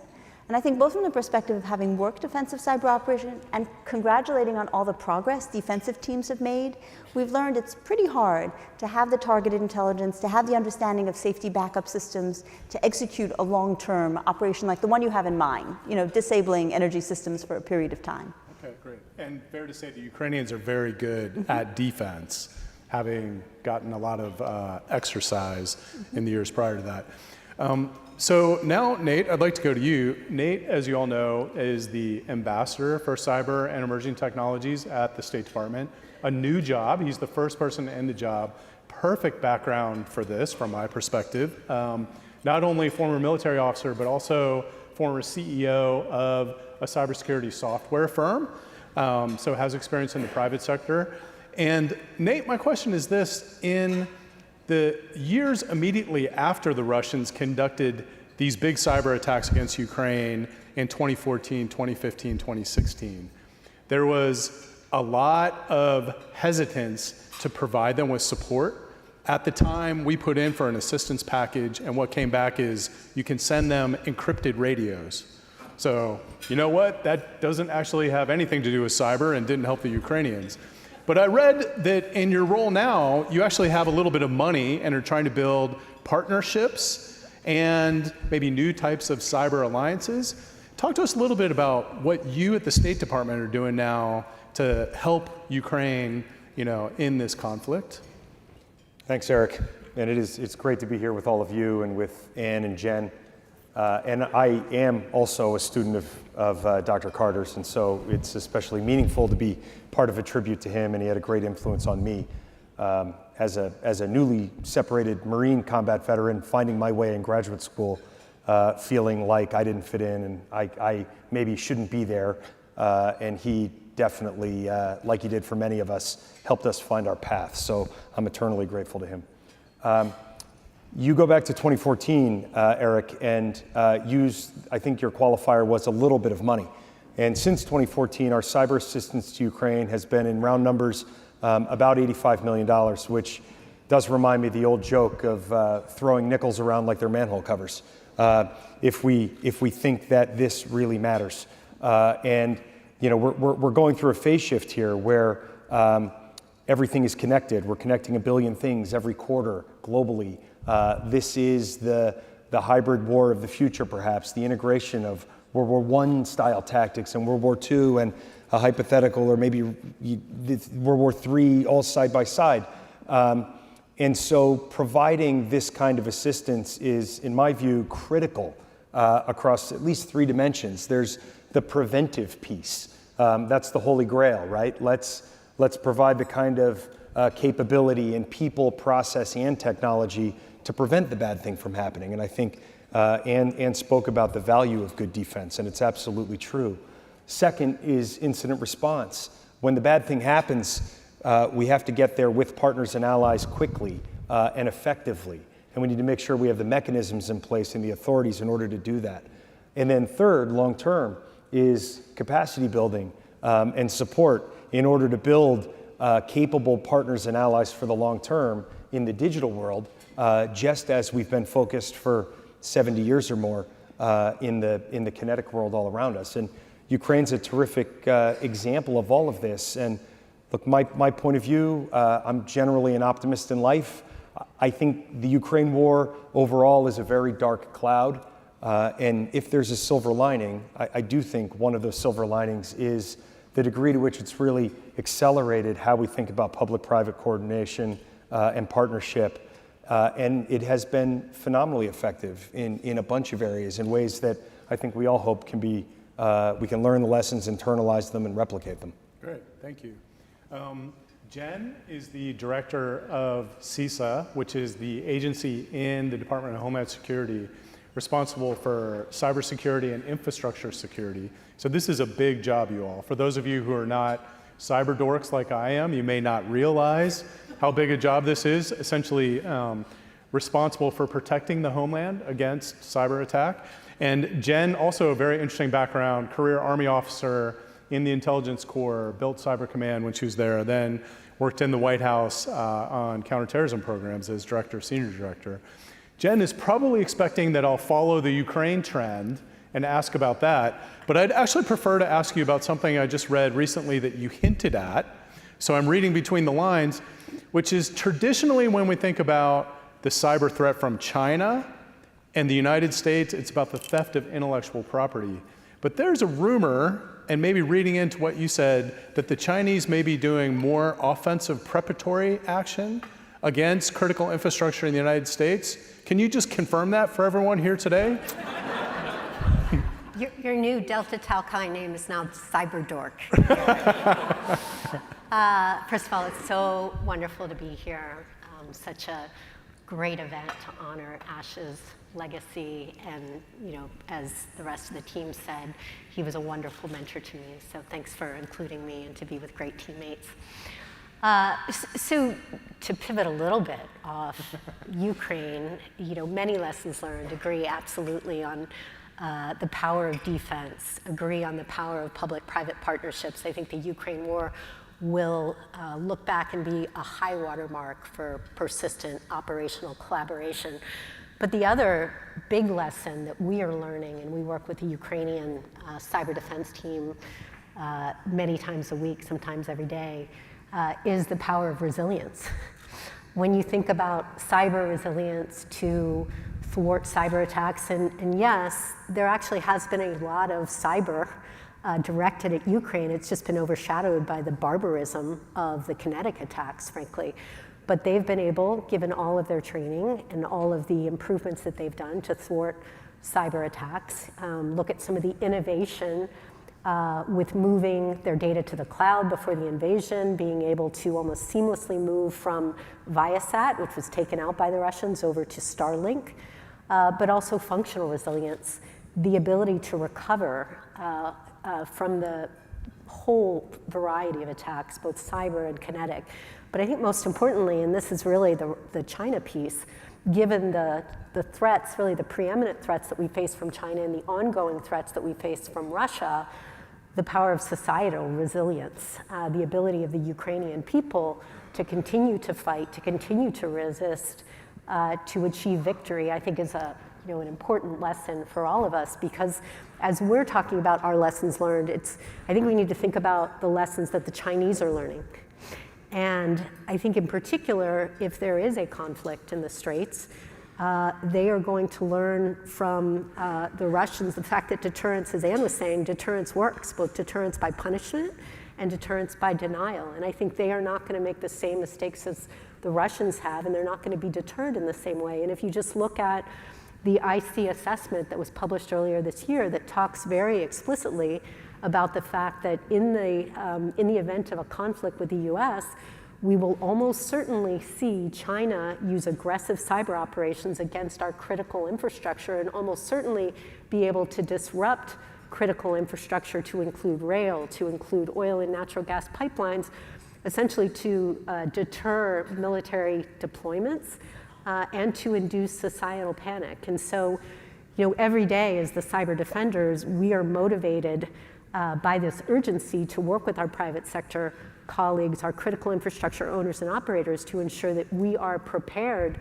to be able to withstand, to respond, to recover, and to remain resilient in our nation to any sort of offensive moves that we might see from China. Okay, great. Thank you, Jen. Jen also has mastered the art of answering the question she wants to, rather than the one that's asked. We would try to pin her down if this were less than a friendly environment. And next to you, I'm in the luxurious position now of being able to actually study and think about cyber, as opposed to y'all who are just grinding away all the time. Or not thinking. And that was a good one. There's some recent research that suggests ransomware attacks in the United States last year were down more than 40%. The amount of ransom paid per attack was down almost 50%. So that leads to the question of why? Is it because the White House is really kicking tail with a new strategy? We got a dream team up here and it's making a difference? Is it that we've cracked attribution on the blockchain? Is it that the price of Bitcoin is down and it just doesn't pay? So Eric's innovating on asking a question and answering it at the same time. It's an interesting combination of all of the above plus. So Colonial Pipeline, in some ways, was a gift. Because folks had talked about what cyber attacks could do to critical infrastructure, but that was visible, that was there. The lines at gas stations, the work with the company, and seeing, frankly, the low level of cybersecurity resilience at a major critical infrastructure entity. And that drove a focus on both sides, both a focus to say we've got to tackle this ransomware threat. It's disrupting critical services in this country, from pipelines in that example to, frankly, hospitals and schools, all the way through which is we have to think differently and how we address the cybersecurity of critical infrastructure. But I'll focus on the ransomware piece. So first, at the White House level, we recognize that it took a whole of country effort and, frankly, a global effort, because ransomware has infrastructure in one set of countries, people in another set of countries, largely, it used to be Russia, Ukraine, now largely Russia, targeting infrastructure around the world. So to address it really takes that transnational global partnership.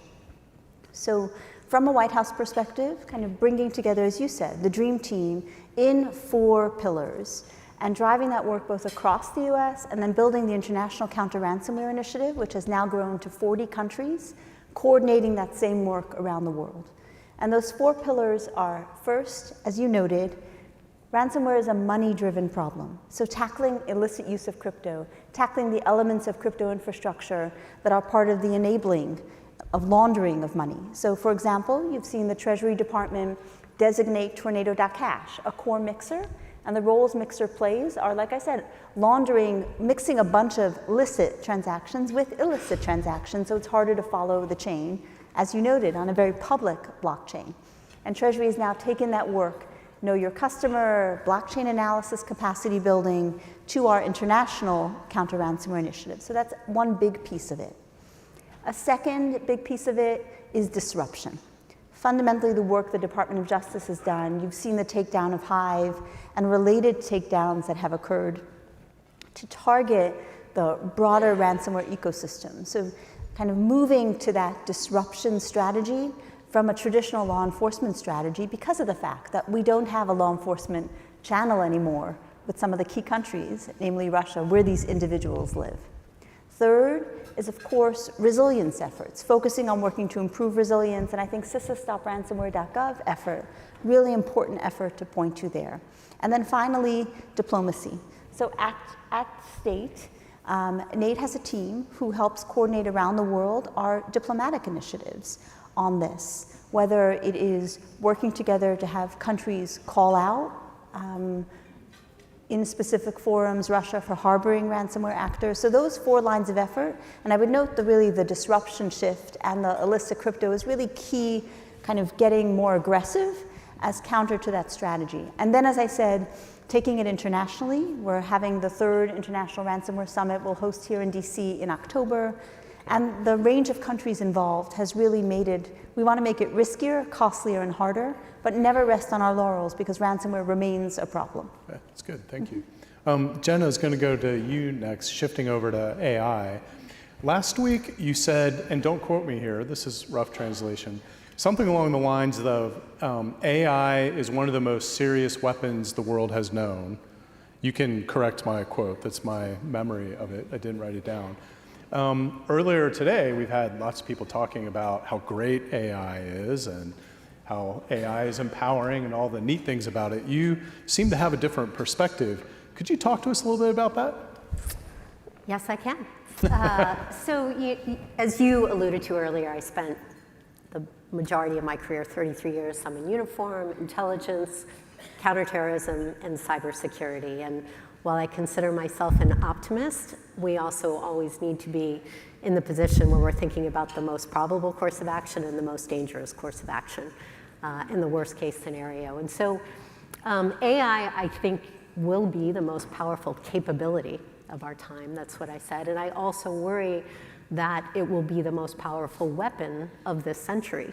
Now, the most powerful weapon of the last century were nuclear weapons that were built and protected by governments that were disincentivized to use them, as opposed to AI, which is largely being researched and built in the private sector and driven by competition between corporations who, at the end of the day, are fiduciarily responsible for profit maximization, not security. And this is really just a continuation of what we've seen from the internet and software and social media, which is about speed to market and features as opposed to safety and security, which I think is foundational in the shifting of burdens is a key piece of the national cyber strategy. So we can stipulate that AI will do incredible things. Eric mentioned some of them earlier.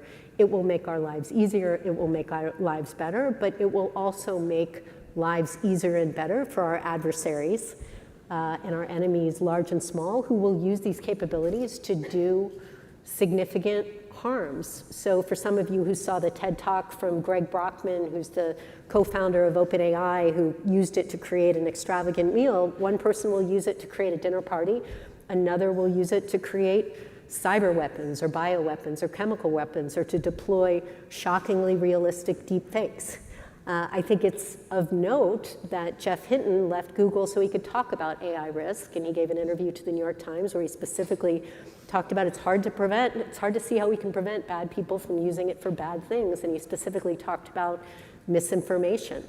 Now, from what we understand, GPT-5 may come out in September of 2025, or 2024, just before the elections, and I think that is a significant concern. I think the good news is that we have people like Dr. Hinton and others who are raising the alarms. We have the administration leaning forward with the AI Bill of Rights, with the AI Risk Management Framework, with the meeting last week with the Vice President and senior industry leaders to figure out what are the guardrails that we can put in place, what are the policies, and what's the regulatory framework so that we can ensure that these capabilities are developed with democratic principles as opposed to what the Chinese are doing, heavily focused on regulation, saying content must align with socialist core principles. I think the bad news is, and Eric alluded to this is moving incredibly fast. The explosion of large language models is progressing 3 times the speed of Moore's law, meaning doubling every 6 months, twice every 18 months, what we see with semiconductor size and speed. So we don't have a lot of time to be able to put these frameworks in place to ensure that the capabilities can be used in a way that Americans can benefit from the advances, but also be protected from the harms. And so I have a lot of concerns about that. Super interesting, Jen. Quick follow-up. Do you think AI should be regulated by the Hill? You talked about a regulatory framework, Yeah. so I'm not going to nail you down on that, but if there are these potential harms, isn't that the space when you study public policy for a regulatory intervention? Yeah, so I'm not a regulator, but what I will say is I think people will say regulation will crush technological innovation. I actually think you can have both. I do not think it's a trade-off. I think there's some places where innovation is actually spurred by regulation. Think of emission standards in electric cars. You know, the short history of the internet, if you go back to 1983 when the TCP/IP protocol was implemented to allow computers to talk to each other, you know, security was never a thought, right? Dan Kaminsky, the famous security research pioneer, he said that the internet was never designed to be secure. It was designed to move pictures of cats. It's very good at moving pictures of cats.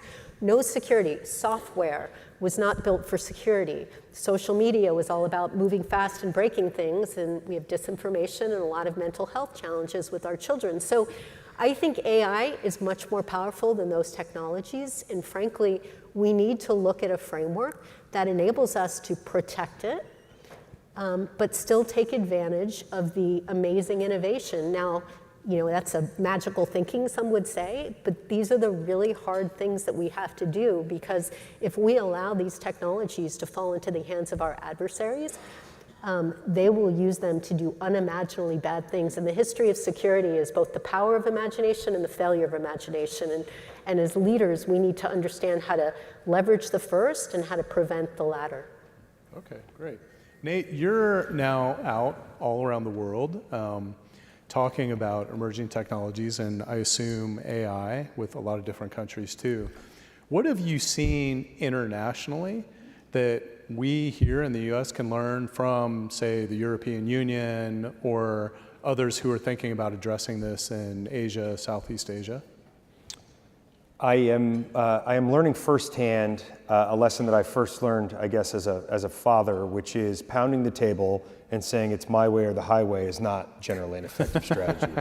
And so it's actually incumbent upon us, in my view, when I say us, I mean the United States and our most like-minded partners, who together have the bulk of the innovative ecosystem in these emerging technology areas, including AI. The companies, the technical talent, the foundational research, the great universities, it's incumbent upon us to articulate the positive, attractive, compelling vision for what the AI-enabled, empowered future can look like and attract others to it. So I think we should try as hard as we can not to cast everything in purely competitive terms. It's easy to go there in every conversational dynamic. There's an intrinsically competitive nature of this, of course, but we try to anchor it all in that attractive, compelling vision so that others can sign up to it and join us and bring with them their populations, their GDP, their innovative companies, their great universities, their foundational R&D dollars. So I start from that position, Eric, and then I do believe, and I'll test an academic idea here for public peer review, which is always risky, but I think that tech innovation as a source of national and coalition power sits more on the level of geography or demography than it does GDP or military capacity. These traditional measures like GDP and like military capacity are increasingly downstream of technology innovation. So we do have to get this right. We have to make sure that the power of these technologies is harnessed in accordance with our values and that they're fundamentally rights respecting. I have a great colleague who reminded me this week that it was 12 years from Hiroshima to the IAEA. We don't have 12 years. To Jen's point, this is moving so quickly. So there's an element of getting our domestic house in order with our closest like-minded allies and partners where the bulk of this innovative power sits. And then I think we need to multilateralize it and attract people to the cause for legitimacy and staying power. Okay, great. For the last round of questions, I think last, I have some up my sleeve if not. I wanted to ask a little bit more about team building and leadership, because all three of you are also in very interesting leadership positions. And Jen, I was going to start with you. CISA, I will say with fondness but candor, was not always viewed as the premier place to work if you were in the cyber field. And that is totally different now, you all. I think in almost large part, not only large part, completely because of Jenny Easterling and what she's doing. She personally writes emails to students of mine she's recruiting to come to CISA. She's got some really amazing talent coming in. And CISA now is just a cool place to work where you have impact and a lot of people want to go. So the question is this, Jen, like, how'd you do that? Well, I'm not going to take all credit on this. We are the newest agency in the federal government. We're established in 2018. My great friend and predecessor, Chris Krebs, stood us up. And you know, what we're trying to do is create something that is different. Not a lumbering bureaucracy, but something that is much more like a public-private collaborative. And so 27 years in the government, the most important job for director of CISA was my 4.5 years at Morgan Stanley, because you got a chance to see how the private sector recruits and retains talent, how the private sector defends itself in cyber, how to talk to CEOs and boards about the priority of corporate cyber responsibility, and how to build an amazing team that knows how to collaborate and innovate. And so a lot of that I brought to CISA with me. And I'd heard the same thing. I'd never been in DHS before, and frankly, when we were at NSA, we were making the argument that, oh, those DHS guys don't know what they're doing, let us do it. And you know, part of that was kind of a motivator at the end of the day. And so I came in the summer of 2021, and the first thing I focused on was how do you co-create a culture of innovation and collaboration and inclusion and innovation and ownership and empowerment, the things that we recognize from the military.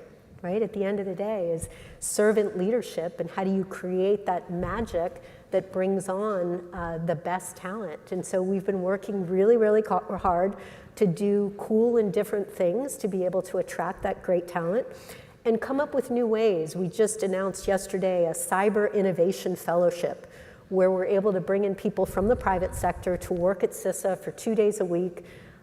They stay on our systems, they help us with hard problems, but they're still a member of their company. And it creates that opportunity to bring lessons from the private sector to create that connective tissue that we need with the private sector, because at the end of the day, our mission is to reduce risk to the cyber and physical infrastructure that Americans rely on every hour of every day. And we don't own the vast majority of it. So there's nothing more important than creating trust with our partners. And in a world where you're dealing with terrible things and the possibility of powerful weapons that we can't control, at the end of the day, we're all leaders. And you know, Napoleon said leaders are dealers in hope. And so it's coming in every day with relentless positivity. And you know, I touch my Ted Lasso sign at my door that's sitting over my door with believe every day. And believing in the power of every single person who comes to CISA. I want them to wake up in the morning and be excited about what they do, feel respected by their teammates, feel valued and empowered by their leaders, and feel like they're making an impact every single day for the nation. It doesn't matter what you get paid. People come here as a calling because they get to solve the toughest problems with the best teammates and feel like they're making a real difference. Great. Okay, thank you. Nate, you're the leader of an organization that has never existed before. It's at the State Department, which we all admire and love, but is not always known for being super dynamic as a bureaucracy. And I read recently that you have the goal of placing a cyber diplomat in each embassy around the world, sometime within the next year, too. Tell us, how's it going there at State in terms of building this new cyber team? Eric is just lobbing hand grenades across the stage. No, these are softballs. These are softballs. They look like a hand grenade softball. So, look, the State Department, like any organization I've ever been a part of, the Marine Corps, a tech startup, a big global technology company, is fundamentally an elevator assets organization. At the end of the day, we have some old computers and some crappy chairs. Everything we have that's valuable goes down the elevators at night and goes home. That's it. It really is just about empowering people, recruiting the best people we can, retaining them and empowering them. And that's fundamentally what this initiative to put basically trained cyber and digital officers in every embassy is about. Jen, you alluded to some lessons we learned in our 20s in the military. A lesson I learned is pushing power and autonomy down and out in an organization. If we centralize every decision, if we build layers of efficiency, we're going to be slower than the tech and we're going to be slower than our adversaries. And so our goal is to have a basically trained, that is trained at the Foreign Service Institute, our in-house training academy, a basically trained cyber and digital officer in every embassy around the world by the end of next year. We're about an eighth of the way through the time, and we're a little bit more than an eighth of the way through the staffing, so we're on track. The next class was oversubscribed. The one after that is filling fast, so we're going to get there. That's amazing. And there is broad-based recognition that we have to institutionalize in this large government organization, taking a different approach to technology diplomacy, because everything depends on it. Great. Okay. And you have, honestly, an even more difficult challenge because you don't have a big organization. You're trying to run the interagency. That's a hard team to run, that's for sure. What have you learned from doing that? And how has it gone? Give us some advice about how you run the interagency team when you're trying to tackle some of the wickedest problems when it comes to cyber. You know, it's such an interesting question. It, like you say, in each of the wickedest problems, we see that they require a combination of our capabilities as government. Because if they weren't so wicked, one of the terrific agencies would have solved it, right? So I look at a problem set that we're putting a lot of time and thought into, which is the fact that the North Koreans fundamentally are funding, we estimate, half of their missile program via crypto heists and cyber efforts, right? And to that point, that takes a combination of our Treasury Department really financing, really understanding how money moves, working with the crypto ecosystem. It takes our State Department and our Department of Defense to understand who are these individuals? How could it be that a country like the DPRK is so darn creative in this space? Is there a link between the fact that they have tech workers building some of the software around the world and perhaps the success of their offensive cyber teams in magically finding and exploiting vulnerabilities and gleaning hundreds of $millions a case? How do we bring together the traditional non-proliferation teams who think of traditional forms of weapons funding and have them recognize that it might just be a crypto ecosystem, a tech ecosystem in that way? And then certainly, how do we improve the cybersecurity of banks and crypto infrastructure around the world and understand from our traditional way how we traced money laundering, traditional fiat, all the way through to Hawala networks in the counterterrorism world you all worked in, to now this new form of funds. Because chances are, if we don't have the visibility of those funds, there's many other funding of illicit or malicious activity we're not seeing. And I think fundamentally, it comes to first creating urgency on a problem set, right? Creating visibility on the problem set. So it's sometimes super helpful, you know, to put a call into the intelligence community and say, we have a question. The answer is a product that runs in books all across the national security community. And that's a way to level set knowledge, to say, are you aware that massive elements, we see the DPRK launching 60 to 70 missiles last year, more already this year than in many prior years. How do we, you know, raise awareness to say the funding for that is coming from this source, problem set A. B, then ask the question, why do we keep learning about hacks gaining $300–400 million in the news? Where's our gaps of insight? How do we solve that? How do we tap into knowledge in the private sector regarding how one learns about the techniques that are being used here? And then pulling that all the way through and building non-traditional teams. And fundamentally, I find the cool part is, in any meeting when you gather agencies together, when it's a listening culture, folks are eager to hear both who has an idea and what's their role in it, and then linking that together and fundamentally ensuring that we will have folks' backs. Because I think listening to our prior conversation, and really all of the folks in this room who have led innovative efforts, particularly when you're earlier in your career, we all know that the Ash Carters of the world made a difference, both in inspiring and in having your back if there were just in hierarchical structures, which parts of government are, or in traditional ways to approach problem sets. If you face resistance, sometimes having somebody reinforcing those efforts and saying, that's a cool idea, or asking a question so that there's the opportunity to hear the answer, makes a big difference. So I think I've been tremendously grateful, and I think that having come from an agency, one tries to always be humble about who's really doing the work as well. Thank you, Dan. We've just a little bit of time left, so I was going to ask each of you in 20 seconds or left to give advice to all the young people who are out here who see the three of you and think, I want to be that person. I want to do that. Okay?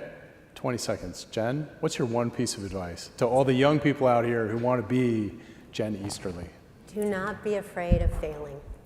Okay. Embrace failure and a growth mindset, and knowing that if you are doing the right thing and treating people well and treating life as a contact sport, because it's all about people, you will be successful. So stay relentlessly positive, work through failure, and always focus on being kind to people. All right. It's very Ted Lasso. Good job, Jen. Thank you. Okay, Ambassador Fick. Treat every job interview as a two-way street. You're being interviewed, but you're also interviewing your boss. I've had the good fortune to have wonderful bosses. Okay, good advice. Anne? I love all of these. I would say the final one is be grateful. I'm a child of refugees, and my father's expression was always, life is okay, we have food for the Sabbath this weekend. And I think sometimes when one takes on hard tasks, and building on the advice you heard, it can get very caught up in the challenges, and recognizing how fortunate we are to live in this country, to have the opportunity to work in this space, to try to make a difference, I think just brings you back to try again every single day.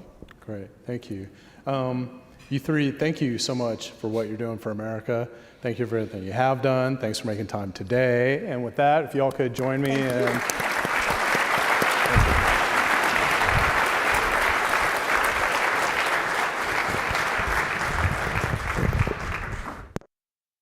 Good afternoon, ladies and gentlemen. We'll now take a brief coffee break. The program will resume at 2 o'clock.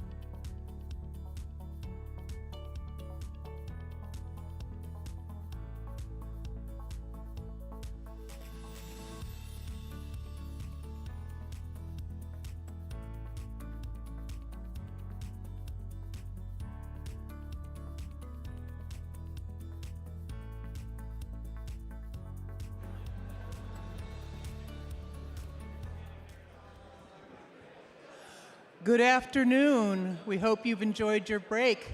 Please come back in and take your seats. We'd like to begin our program in 2 minutes. Please come in and take your seats so that we may resume our program. Thank you.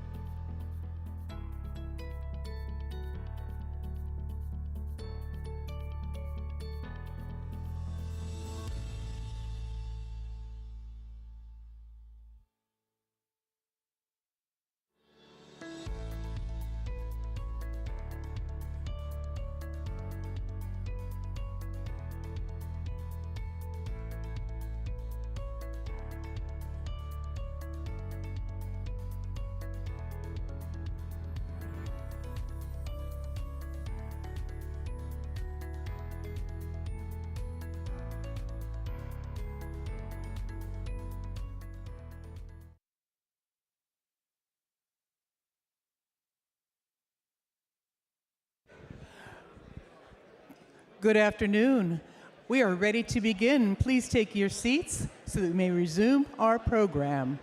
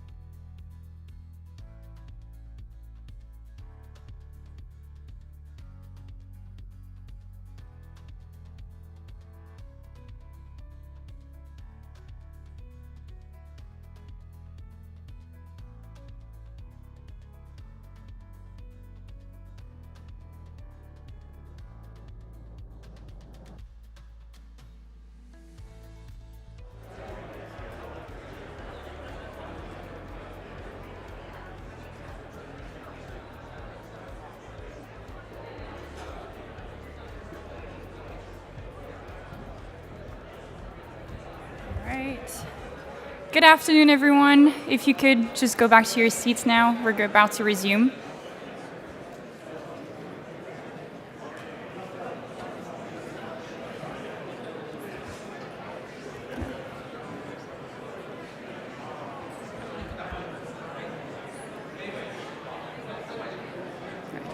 All right, good afternoon, everyone. I'm Lauren Nanish from SCSP. I have the distinct pleasure of introducing our next panel of speakers who are all pioneers and champions of innovation. Dr. Stephanie Tompkins, the director of DARPA. Dr. Tompkins started her career as a United States Army intelligence officer and has led scientists and engineers in interdisciplinary programs across the country. Doug Beck, the director of the Defense Innovation Unit and former vice president at Apple. Dr. Will Roper, the current CEO of Istari and former Assistant Secretary of the Air Force and Space Force for acquisition. And finally, Ross Shah, Managing Partner at Shield Capital and former Managing Partner of the Pentagon's Defense Innovation Unit. We're thrilled that this panel will be moderated by Sally Donnelly, a founding partner at Palace Advisors. So please join me in welcoming them to the stage and enjoy this conversation about innovation in defense research and acquisition.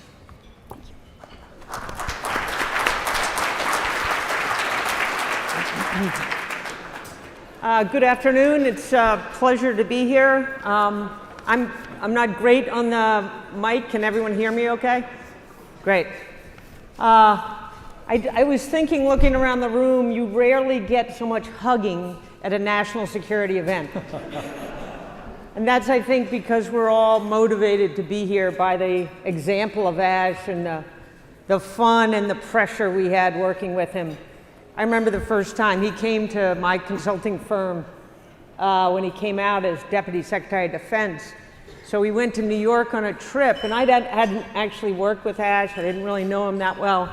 And we're down the platform in Penn Station, and the train pulls in. And I turn one way, and I see Ash literally running the other way, like away from me. And I thought, oh my God, I've lost the Deputy Secretary of Defense. But what he was doing, this was before they assigned seats on the train. And he was going to get a seat on our train.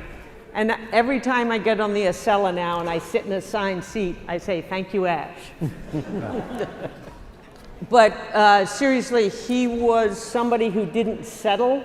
He didn't take the first answer. He pressed the system, and I hope all of us are here today to do that in his honor, and also to honor Stephanie, who he wouldn't have been the man and the Secretary of Defense and the friend and the leader he was without Stephanie's support. So thank you, Stephanie, for everything you've done as well.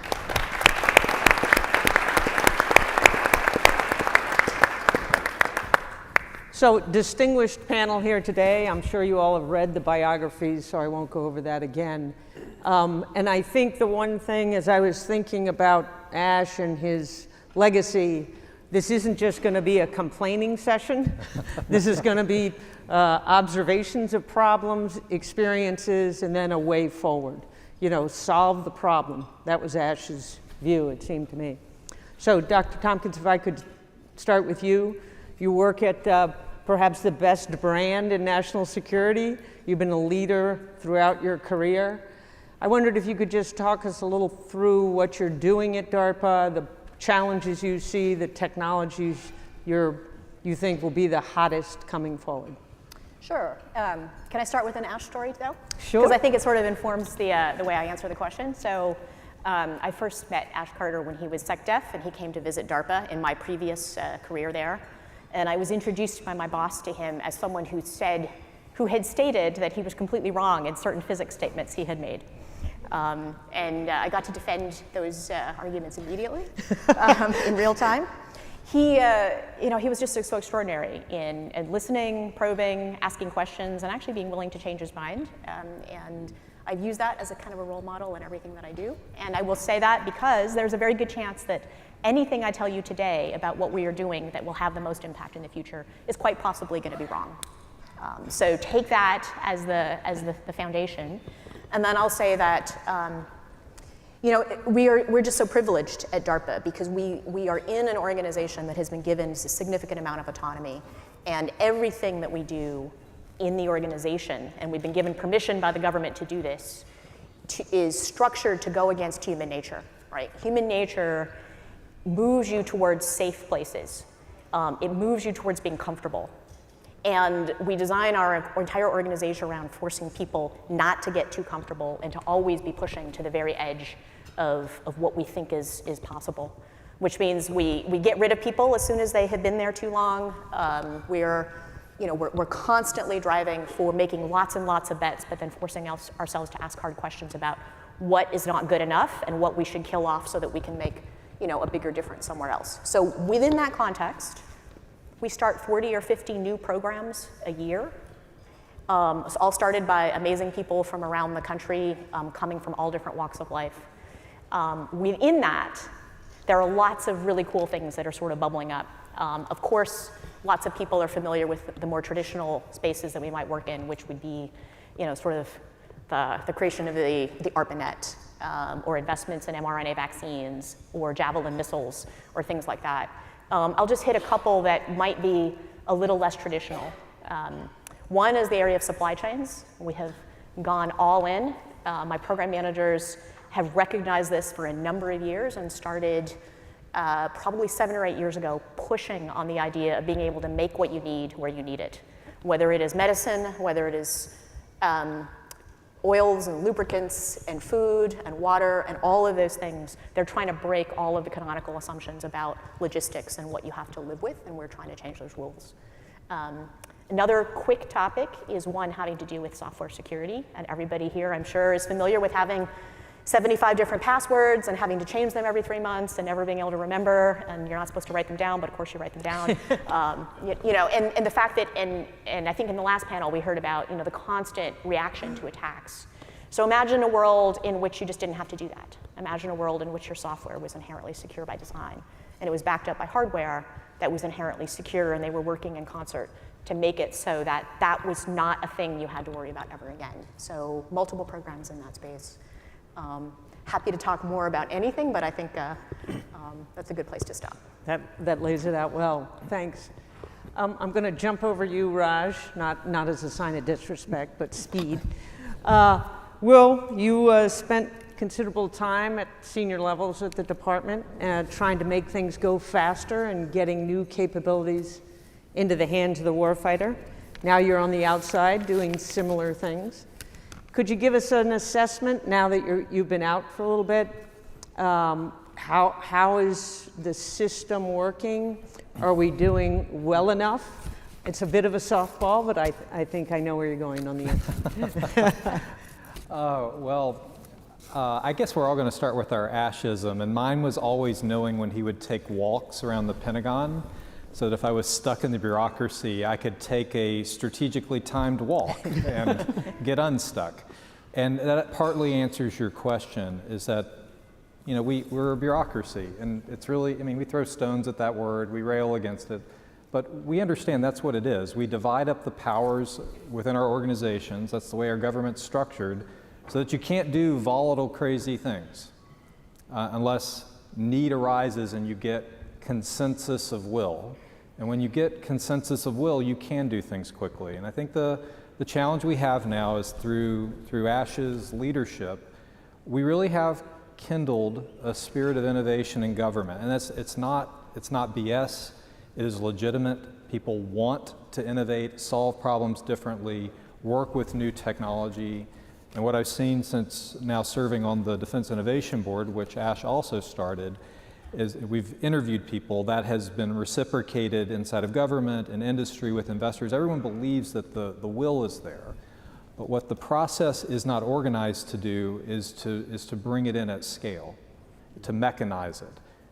It's mechanized to go to war the way that we did in past decades, but it's really not mechanized for innovation. And I think the big litmus test and really the needed step to culminate Ash's vision of bringing innovation back to defense is whether or not we start treating defending this innovation battlefield as a true mission in the department. If we do, we'll organize, staff, equip, and resource for it. And our military is amazing, right? It can fly airplanes anywhere in the world, sail ships any place it needs to go, erect cities in the desert if it needs to, and watch all of it from space overhead. It's an amazing organization. And it's worth remembering that from time to time. It does the impossible, and our nation often asks that. But what we really haven't had come across all facets of government is the demand that innovation and defending the innovation battlefield that is the US tech ecosystem, that's a core mission. And if it decides it is, then it'll do it. And if it doesn't, then it won't. And the thing I'm hoping is that events like this will encourage us to do everything in our power to make that a core mission so that the wheels of government that allow scale to happen through consensus building, the slow process of it, will be put in place. But I think that there was a great kickstart, great feedback from companies, thanks to people like Raj who brought a lot of great companies into the department. Doug's taking the baton at time where DIU's, stepping up in importance in the organization.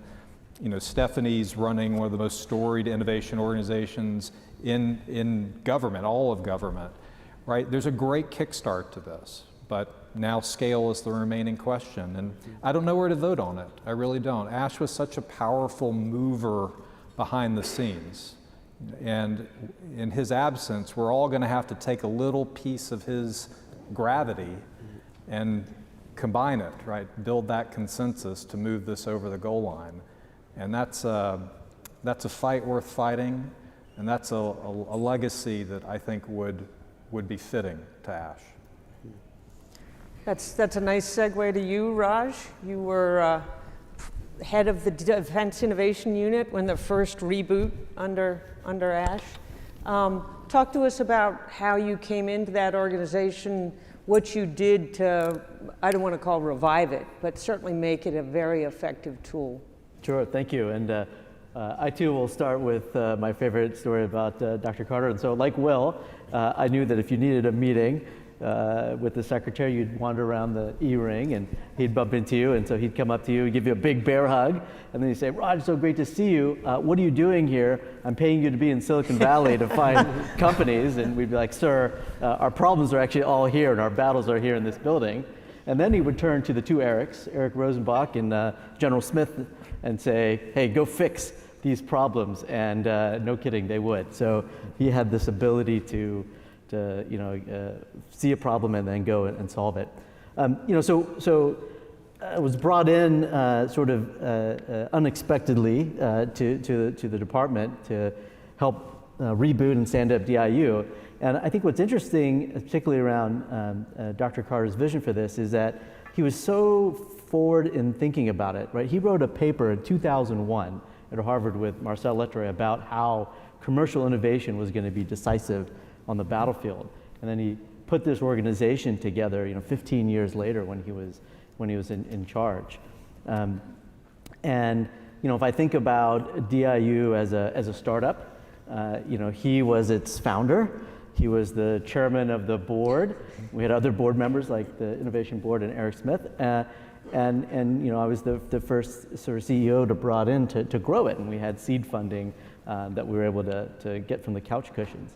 But now it's scaled and it's grown. I would say from venture speak, it's a unicorn now in the building, but still has a long way to go and an opportunity. And so I'm very excited that Doug again is taking the helm, and it's going to be elevated back to the secretary. And I think the focus that we had, and I think Doug will continue, is two things: speed, and as Will said, scale. So on speed, technology is changing so fast, and so my belief is the winner is going to be the military, the entity that can identify, ingest, and operationalize that technology the fastest, and then of course scale it to a level that matters. So before I get to Doug down there, can I just follow up? Please. So as you look at the system now, speed in many cases doesn't seem to be a broad characteristic of the system, right? So what would you do differently? Well, the DoD is a big place, right? 3 million people, hundreds of organizations. So I'd almost take a little bit of a venture mindset, which is, feed the winners. So there's lots of different organizations that are doing great work, and the ones that are finding how to move quickly, let's give them additional resources, additional capital, additional people, and have them scale those processes across the department. I was told earlier, it was said earlier here on stage that the DoD doesn't have an innovation problem, but an innovation adoption problem. And I think let's find the adopters and scale them. And my last question on this topic, do you think there are members of Congress who would be supportive of that sort of change? Absolutely. I think we're seeing that, and hopefully we'll see that in the coming budgets. Great. Doug, I'd like to turn to you. I know you're far away from me, but Naval Reservist, you were very involved at DIU in that capacity. I know you've spent a lot of time in your commercial sector life at Apple, working in the Indo-Pacific. So just wanted to talk to you a little bit about you know, what you see coming out of those experiences and the combined experience. And I think the one I think everyone appreciates that you've actually taken this role on. So thank you for doing that. And I do applaud Secretary Austin for not only bringing you on, but recognizing the importance of the role and what it needs to do, and bringing that back to report to him. So I think with that combination of your background and his personal interest, I believe, I think you can do even greater things than you've done. So can you talk a little bit about your journey? Sure. Well, maybe before I do that, I'll also maybe do my short moment about Ash Carter. You know, like so many in this room, my life has been profoundly shaped by my interaction with Ash Carter. In fact, I would literally not be sitting here right now in so many different ways. First, because the organization I'm now stepping into to the shoes of the people who've gone before to help lead wouldn't exist, but also because the last few conversations that I had with him were all about him convincing me that it was time to upset my apple cart, so to speak, and come join the department full time. And I remember the last conversation I had was, he said, Doug, there's one reason, there's one word, and the word is duty. That's a word that it struck home for me, but it's also a word that I know shaped so much of his life. And so I can't think of a better tribute than sitting here with all of you and Stephanie with you to his legacy. Even more tribute to him is what we're all going to do as we work together to go carry this forward. So I'm just honored to be in the room with everyone. Maybe Sally, to kind of to get your question about DIU and kind of where we maybe need to head. The first one is, it's super heartening. If we just think about like where we've come, super heartening as we sit in this room and think about all of the senior leaders, current and past and future, who are sitting in the room talking about the imperative and how the imperative that faces us with pacing threat in China, among others, how we must solve this issue in order to meet that threat. And that's actually a very, when Ash Carter first started saying that, not everybody was saying that, right? So that's, we're way past that, and we're seeing very clearly right now in Ukraine just how much the speed and use of commercial technology can affect things on the battlefield. So if we put kind of DIU against that, the way I kind of see it is, the first iteration of DIU and the first for DIUX at the time, the first thing that we were working on in those early days was literally just building a bridge at all. And this was like, Silicon Valley, this is the Defense Department, this is Silicon Valley.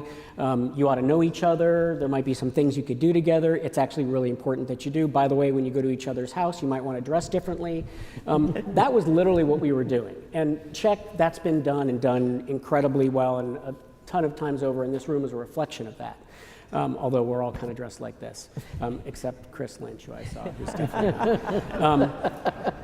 the second step then was to prove that you could take a real military problem and an actual commercial technology and bring them together and find a solution, and then use OTAs or whatever other methodology to rapidly prototype that and bring it to a place that it could be fieldable and scalable in some real way. And that's been done. It's done 65, 70 times at DIU already. It's something that other innovation organizations that have sprung up all around following those models have kind of also done, and that's great. And so now the next step is to take that capability and apply it to our most strategic problems. And that is what the challenge is now, and it's all about speed and scale, and it's about picking the right things and doing the work with the rest of the department to pick the right things to make sure that we're selecting those and then doing the work together again to ensure that those things can scale. So I'll probably ask anyone on the panel, but I'll start, Will, with you if I could. It takes two to tango, and DIU has been crucial in the dance step choreography, right? But one, do you find non-traditional companies increasingly or decreasingly willing to work with the department? And part of the challenge, I think, the problem actually has been the disconnect, right? I think many private sector commercial, particularly non-traditionals, think they have the answer, but the department actually hasn't given them what they're looking for, or doesn't have a way, a system, a channel to communicate very well. What's your view of that? Oh, Sally, where are we going to start on this? One thing I'm really thankful we got the opportunity to look at this on the Defense Innovation Board. And I'm not here speaking for the board, but it's a problem that really does deserve a lot of time and attention, because you can't just go take a little plot and plant a flower and pretend that you've somehow moved the ball towards creating a garden. You really have to do it all at once, right? Think about everything involved in the ecosystem, and our ecosystem makes it hard for startups. It's a lot of different reasons, right? You've got the R&D cycle that's being funded on a yearly basis, and the procurement and service budget that's being funded on like a 2 to 3 year basis, and they're just mismatched temporally. So you can be rocking it under your R&D contract, successfully finish your prototype, and then the government's going to tell you, you did a great job, and in 2 years, you're going to be in the budget. So there's a mismatch in timing. There's a mismatch in product market fit, because a lot of times the R&D organizations don't speak for the fielding organizations. They don't speak for the users. And for anyone in here that's built a budget, has anyone been part of, in government, the POM process in a service? Has anyone been part of industry hoping your program made it into the POM process? Did you ever feel comfortable? I was the acquisition exec of the Air Force, and I didn't feel comfortable about our programs, ever, right? And I was inside the government. So the idea that there's the same product market fit is just not true. Now, there are things that we can do to make it a better indicator when you're on a government contract of a certain type, of a certain level. But today it's really hard to know. Are you moving towards the budget, or are you on a cul-de-sac that eventually is going to dead end and you go back the other way? And so I think that this is the process of scale, right? It sucks in government having to tame this big bureaucracy to ultimately deliver things, but it does do it painfully, the hard way often. But there's no reason it can't do it for startups. What I'm convinced of, it won't do it until it truly cares about it. Mm-hmm. And I'm not sure it cares about it. I don't believe it yet. I think it cares to care about it, but to care, you got to put your people and you have to put your resources, where your mouth is. Mm-hmm. And secondly, there's just not a lot of places to put startups in the big defense budget. And that was a big aha for me, how quickly it locks down. It locks down in the big programs and the huge sustainment tail. So it's crazy when you're joined like the Air Force out of a prototyping organization like I ran in SCO, and I was trying to get services to take prototypes and make big programs of record, and the team did a great job. They're like 3/4 of the programs transition. And then I moved to a service and I realized what I was asking a service to do was like a miracle. To get some big billion-dollar thing wedged in the budget with the out-year funding, the personnel, all the training and equipping things that have to be done, the engaging with Congress, it's just too slow and generational where you can put big new things in. But that's not a good paradigm for many commercial industries that are changing and refreshing really quickly, where manufacturing is turning over quickly. So the overhaul that's needed to truly make two tango is a big one, Sally. And I think when I say people have to care about it, it's not going to be something where you can just go make a couple little twists of knobs and, okay, now the system's tuned to work. It's going to take an overhaul and a reform. And I'm hoping that with support of a lot of people in this room, it can be done. I mean, I think that's what Ash would tell us is the next step. We've proved that we can bring people in. We've gotten our bigger Pentagonian apparatus to be able to speak the right language, kinda, use the right contracts, kinda, and understand that these companies need to be treated differently. Now we got to turn the process around it so that it can bring them to the battlefield at scale. And if it does, American innovation is a great advantage. And there are a lot of technologies that are not going to take people off the battlefield. They're going to put amazing new capabilities in their hands. And we're living that with large language models now. So it's an exciting time if we can get all of this innovation through our sclerotic system to the hands of operators, but it's pushing a rope right now, and that's not going to work. Dr. Tompkins, do you have? Sure. I mean, I'll say, so I completely agree with Will. I think that one of the challenges when you're talking about scale is that so often these big changes are just too abstract, right? And so people get a little overwhelmed with the immensity of what they have to do. So one of the things that we have been essentially doing is piloting new business processes, a lot of them, so things that will allow companies that have never worked with the government very rapid access to a classified problem space so that they can actually understand whether or not they do have a solution that is useful. Things that allow startups that we have funded to get the mentoring they need to develop a commercial business model, which then sustains them to the point that they can actually navigate the DoD system. Like, there's a whole bunch of those things. So one, the more you do experiments and gather data, the more you're able to provide the engines of change examples of how they can actually build something and actually scale it and do the numbers and see what works. But two, it's also, I think, a really useful point to remember that what you really want to do is create an organization that is not just DARPA being flexible enough to try new things, but like the entire department as well, right? So we represent small organizations, each of whom, and sometimes we trade off of each other really well and create our own little ecosystem. Mm-hmm. But the freedom and flexibility that each of us has been given in our government roles is something that is really unusual. So, take the lessons the experiments we are learning from, and scale them up, and then from that also figure out how you scale the experimental mindset so that it's not just an overhaul one time, which then has to be done again 10 years from now or 20 years from now, but there is a way of continuous change that is built into how everyone does things. So. Makes sense, Raj? Yeah, Sally, I'd have just a simple recommendation for the department around this problem. Just buy what you say you want. Right? Every senior leader will talk about AI and ML and how important it is on the battlefield.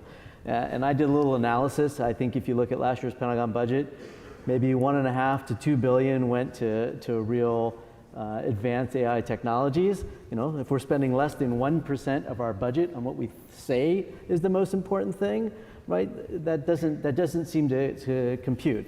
And there are organizations that know how to do this hard contracting work. DARPA knows how to do it. SCO's done it. Yeah, used to. So we have places to go after do it. We just have to make those hard trade-offs, and that's just not the department. That's Congress as well. Maybe the one thing I'll add, Sally, is like a little view of what's happening in the Valley. I've never seen so much interest from engineers and technologists to work on defense problems. Right? They're tired of doing photo sharing apps. They want to have meaning in life, particularly post-COVID, where many of them have been stuck in Zoom rooms for years. Like, there's a real desire. And I think our enduring asymmetric advantage over places like China is the creativity of our startups, right? It's the talent and their willingness to take risk.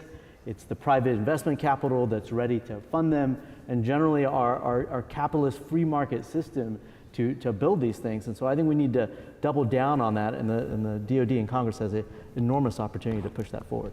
And one, do you think that's happening, number one? Number two, what's the timeline on that? What's the patience level? So there's an incredible number of companies, and there's an incredible number of private capital going on it. We're starting to see some movement in the department, but it's not near as fast. What's the timeline? It's hard to say, but startups and young companies like Will started, they think in 18-month increments, and if you don't see anything in 18 months, you'll move away from that. So we have a limited time. Right.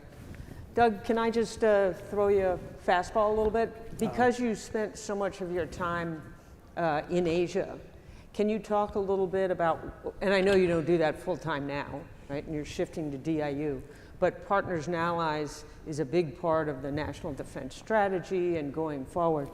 Do you see any places for particular cooperation in Asia with the United States? Obviously, AUKUS is part of that, but What's your assessment of potential for collaboration?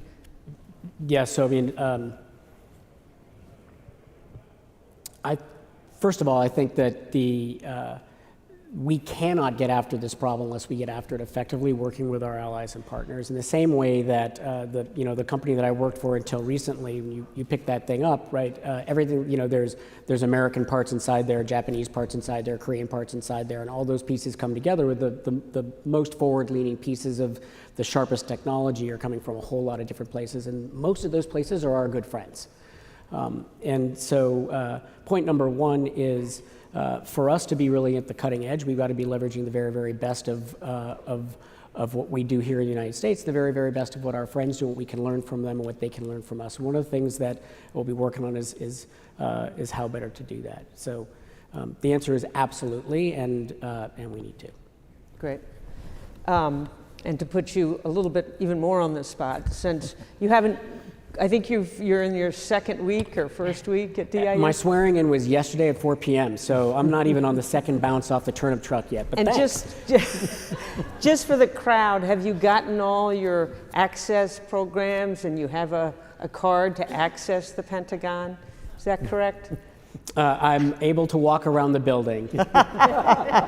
Escorted, I'm sure. No, but as you thought about the problem, and I'm sure your conversations with the Secretary and the DepSecDef, you probably have some general themes that you're going to pursue. Can you talk about those at all? Just to. So as I said, I'm not even on the second bounce off the turnip truck. So and what I'm starting with is a lot of listening, because.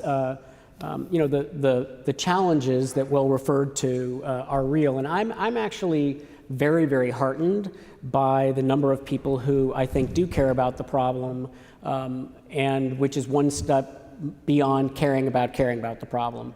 And I can think, Will, about a lot of the times when we were talking about these things, and you were in the government and I was in the private sector. Those challenges are there, but I do think there's a lot of energy around it. So the first step is just a lot of listening. Maybe I'd sort of throw out two things that I think we can do that are all about essentially doing what Raj was laying out, about being clear about where the demand signal is. In order to be in a place that we can take applying the capability that organizations like DIU and others have built to our most strategic challenges, we need to do a better job of working across the department to be very clear about which of those many things we might be able to prototype are the ones that are really going to make a difference, right? And just helping to communicate that, so that people in the private sector, in the world that I just came from, understand what that is, will help people to know where to take risk, to know where to make investments, to know where to push. And at the same time, doing the work to work across that whole broad team in the department to be able to be clear about where it is that we will be in a position to scale, because those are the things that matter. I think, again, that makes it easier for all those people who know how to take risks. There's no shortage of energy, there's no shortage of people who want to work on this, and there's no shortage of money. We just need to make it clearer where that demand signal is, and then increase the confidence, and I don't want to make this sound simple because I know it's not, but increase the confidence that we'll be there as the counterparty when it's time to scale. Dr. Tompkins, can I bring this to you for a moment? So part of that is being clear, sending right signals, picking winners. I've heard all this. But there's also the other side, which is telling people when they've lost, right? When their product isn't what they claim it is, right? What they advertise it to be. How is that process for DARPA? That the clarity actually, I think many companies and leaders actually respect and want. But how is that for you all? And do you find you have to deal with disgruntled companies or leaders, or do they go away and try again? Well, it's going to depend, right? Hundreds of programs, thousands of companies, universities, nonprofits that are actually working on DARPA programs, you're going to have a variety of different results. And we're actually in the middle of experimenting right now. So people who know DARPA know that we have been known for quite a while with sort of a go, no-go model where we put in very, very hard phase boundaries. And if you didn't make it, the program's dead. People who know DARPA really well know that those were actually fuzzier boundaries than they might have sounded like, and there was actually a lot of conversation. So the decisions weren't quite as arbitrary as they sounded. But nonetheless, I mentioned at the beginning that we try to structure ourselves to sort of go against human nature. One of the things we are experimenting with is maybe going with human nature. There is something deep in all of us that hates to lose, right? We hate to kill something off. Our program managers like the people they are working with, and even if it's not working, they kind of want to keep going. So we're trying to make some fundamental changes in our internal business model where we're doing a lot more small bets and throwing gasoline on the ones that are doing really well and growing them very quickly, rather than making large things that you then have to kill, right? And so there's a really simple flip there.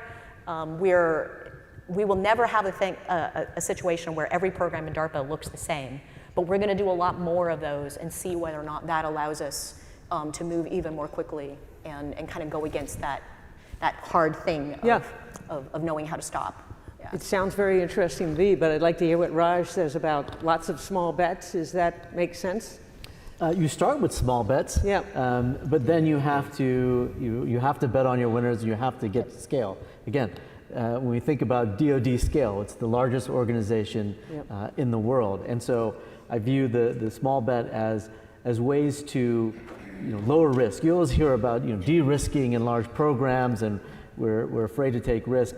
I think putting all your bets in just one place to start with is the most risky thing you can do, especially when you think about software or technology that's changing so fast. So make a bunch of small bets, have milestones, and ultimately you get the best answer.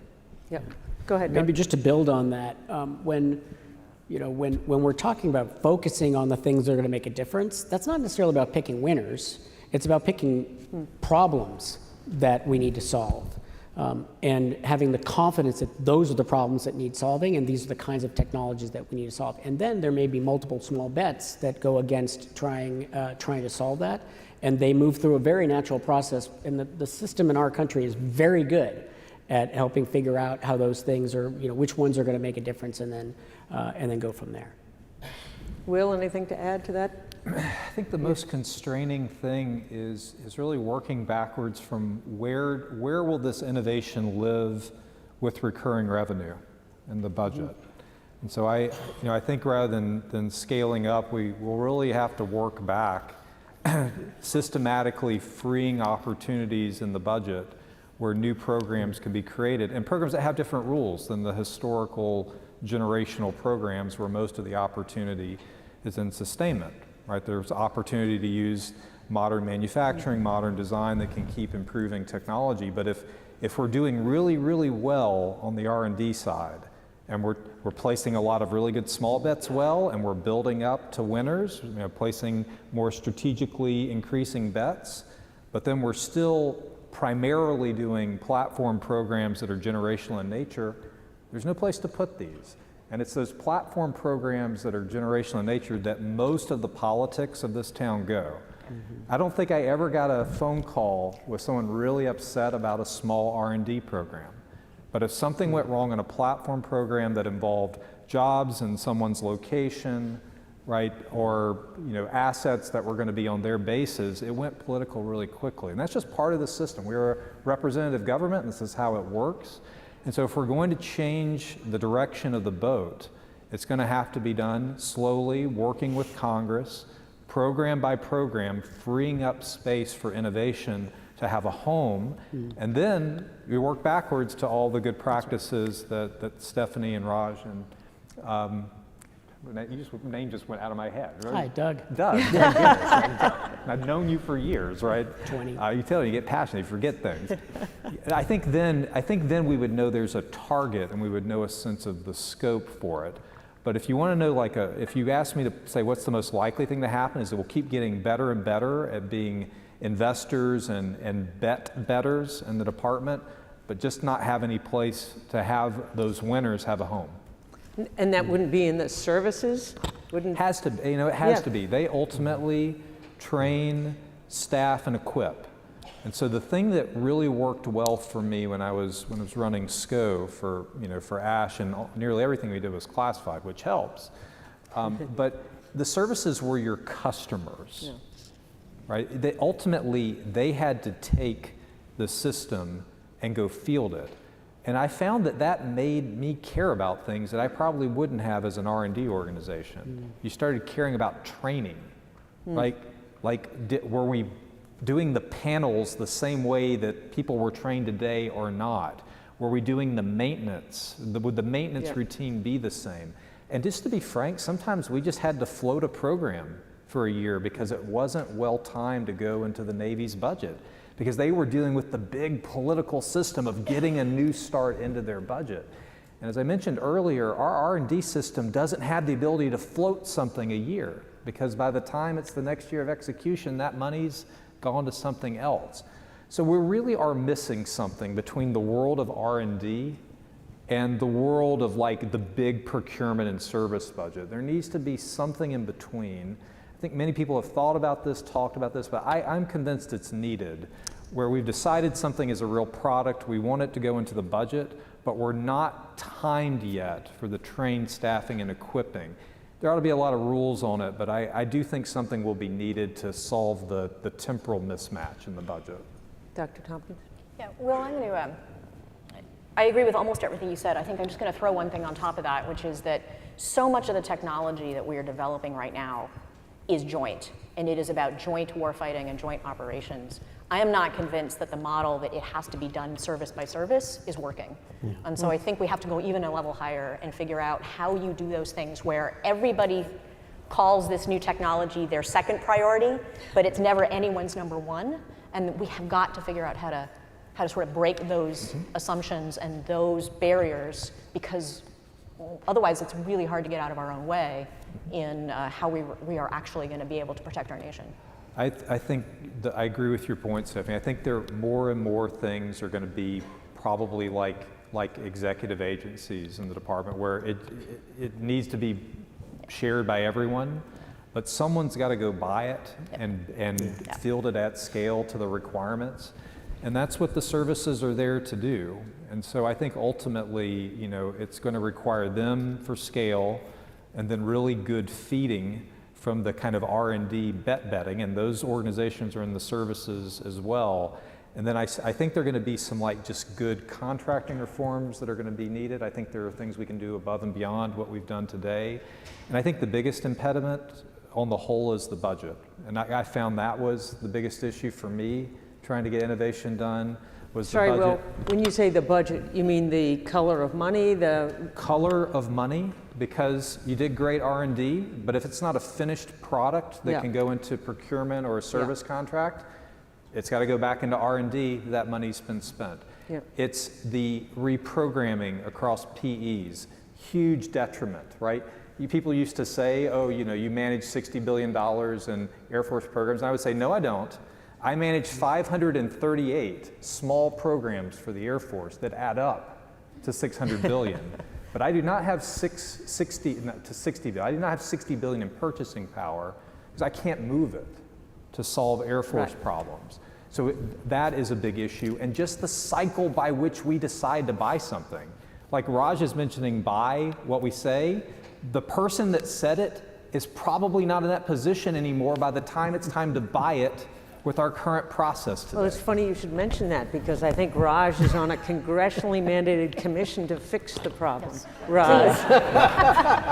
I'm not representing the commission. Yeah, I got an equal measure of condolences and congratulations. Look, I think it really, the department has tried really hard to do its best, right? And Dr. Carter and his legacy has continued, but ultimately this does come down to, I think, the Congress and the ability to fix the myriad of budgeting problems, right? And I think, so, what's different than before?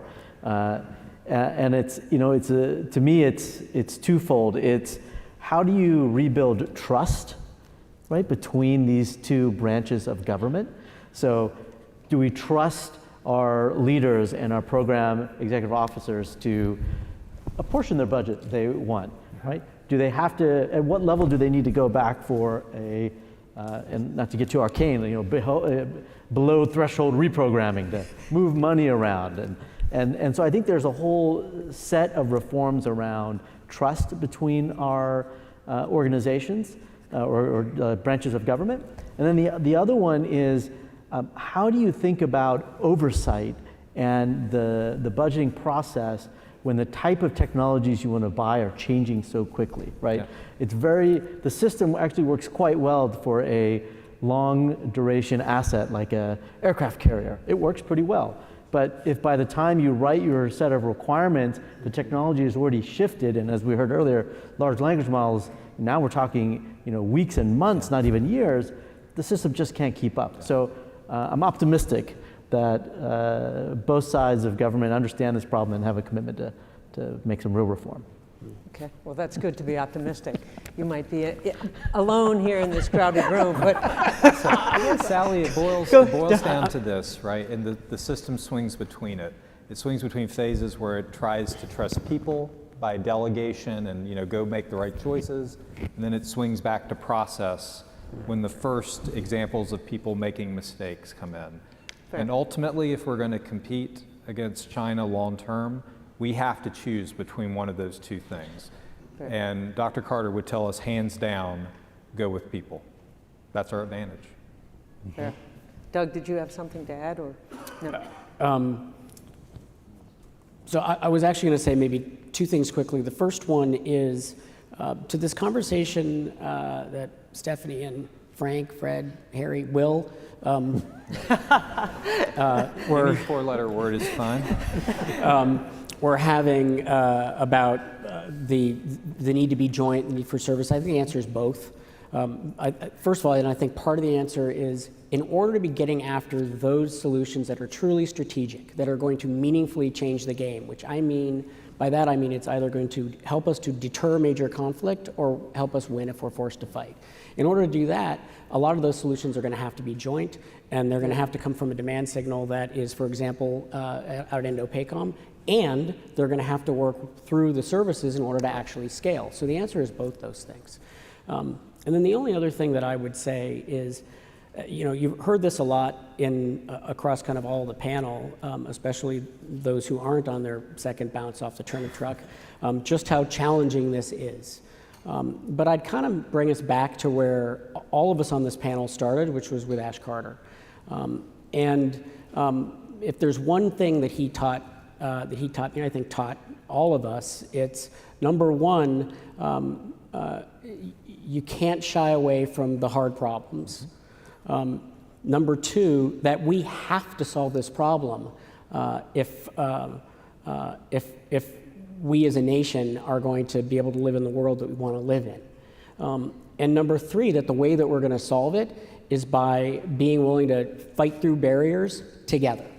And so, for me, that's kind of the last word in terms of what I think he's inspired at least me to want to come and join this in a full-time way to go do, and why I'm so excited to be doing it with all those who are doing it with me.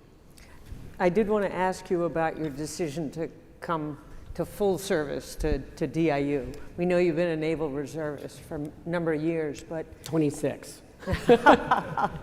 As you thought through it, I mean, the company where you worked, Apple, it's very, very successful, it's very challenging, it's cutting edge. So what made you decide to take the role at DIU? It's actually it's the word that Ash used with me, it's duty. Yeah. I think it's pretty simple. If there is even a 1% chance that you can make a 1% difference to the problems that we're talking about and reduce the chances that we end up in a war that we don't want to be in, or we end up losing one even worse, how do you not go do that? So of course, that's why I'm here. Excellent. Well, thanks. Thanks for coming. Dr. Tompkins, I think we probably should wrap up and let people get up and stretch their legs, seventh inning stretch. Can I just finish with you, and could you talk a little bit about your organization as a sort of leader for all of us and an icon, where you're going to take it, and what challenges can this group help you with going forward? So, I mean, you've heard all the challenges, right? We are very much a part of an ecosystem. We just have the luxury that we are sort of given the mission of being the disruptors within the ecosystem. That's fun, and it's often easier, and the problems that we have to solve are simpler than the ones that a lot of my colleagues in the Pentagon actually have to do. But to all of you, if you have ideas, experiments, things that we should try, business barriers, not just technology barriers, let us know, right? We're listening. We have the luxury of trying something very quickly, assessing whether or not it works or not, and then either going all in or cutting it off. We talked about, that sort of a model. But our job is to listen, and our job is to experiment, and we're here. You're open for business. Indeed. Excellent. If there are any last thoughts, Raj? Well, I mean, the only other thing I would end on, why be optimistic? I think it's this. I can't let you end this on that, right? Like, look at this crowd, right? Look who has come here from government, from industry, from private capital. I think the legacy that Dr. Carter has given us of this improvement in bringing innovation, is for us to carry on. And this is what gives me optimism: is how much energy is in the room today. 2012 was the first time I got pulled into Dr. Carter's office and told, go do something about China in a department that was fighting terrorists in the Middle East. So 11 years later, what an amazing pivot has happened. But I think it's important to end in the 19 seconds that we have that although Dr. Carter is synonymous with innovation, and innovation is how we win, that what ultimately got us started on this was that we have a strategic competitor again, and the way that we compete and win against a competitor like China is on the innovation battlefield. So we've got to be just as good at this as we are at war fighting. Excellent. Thanks for an excellent panel.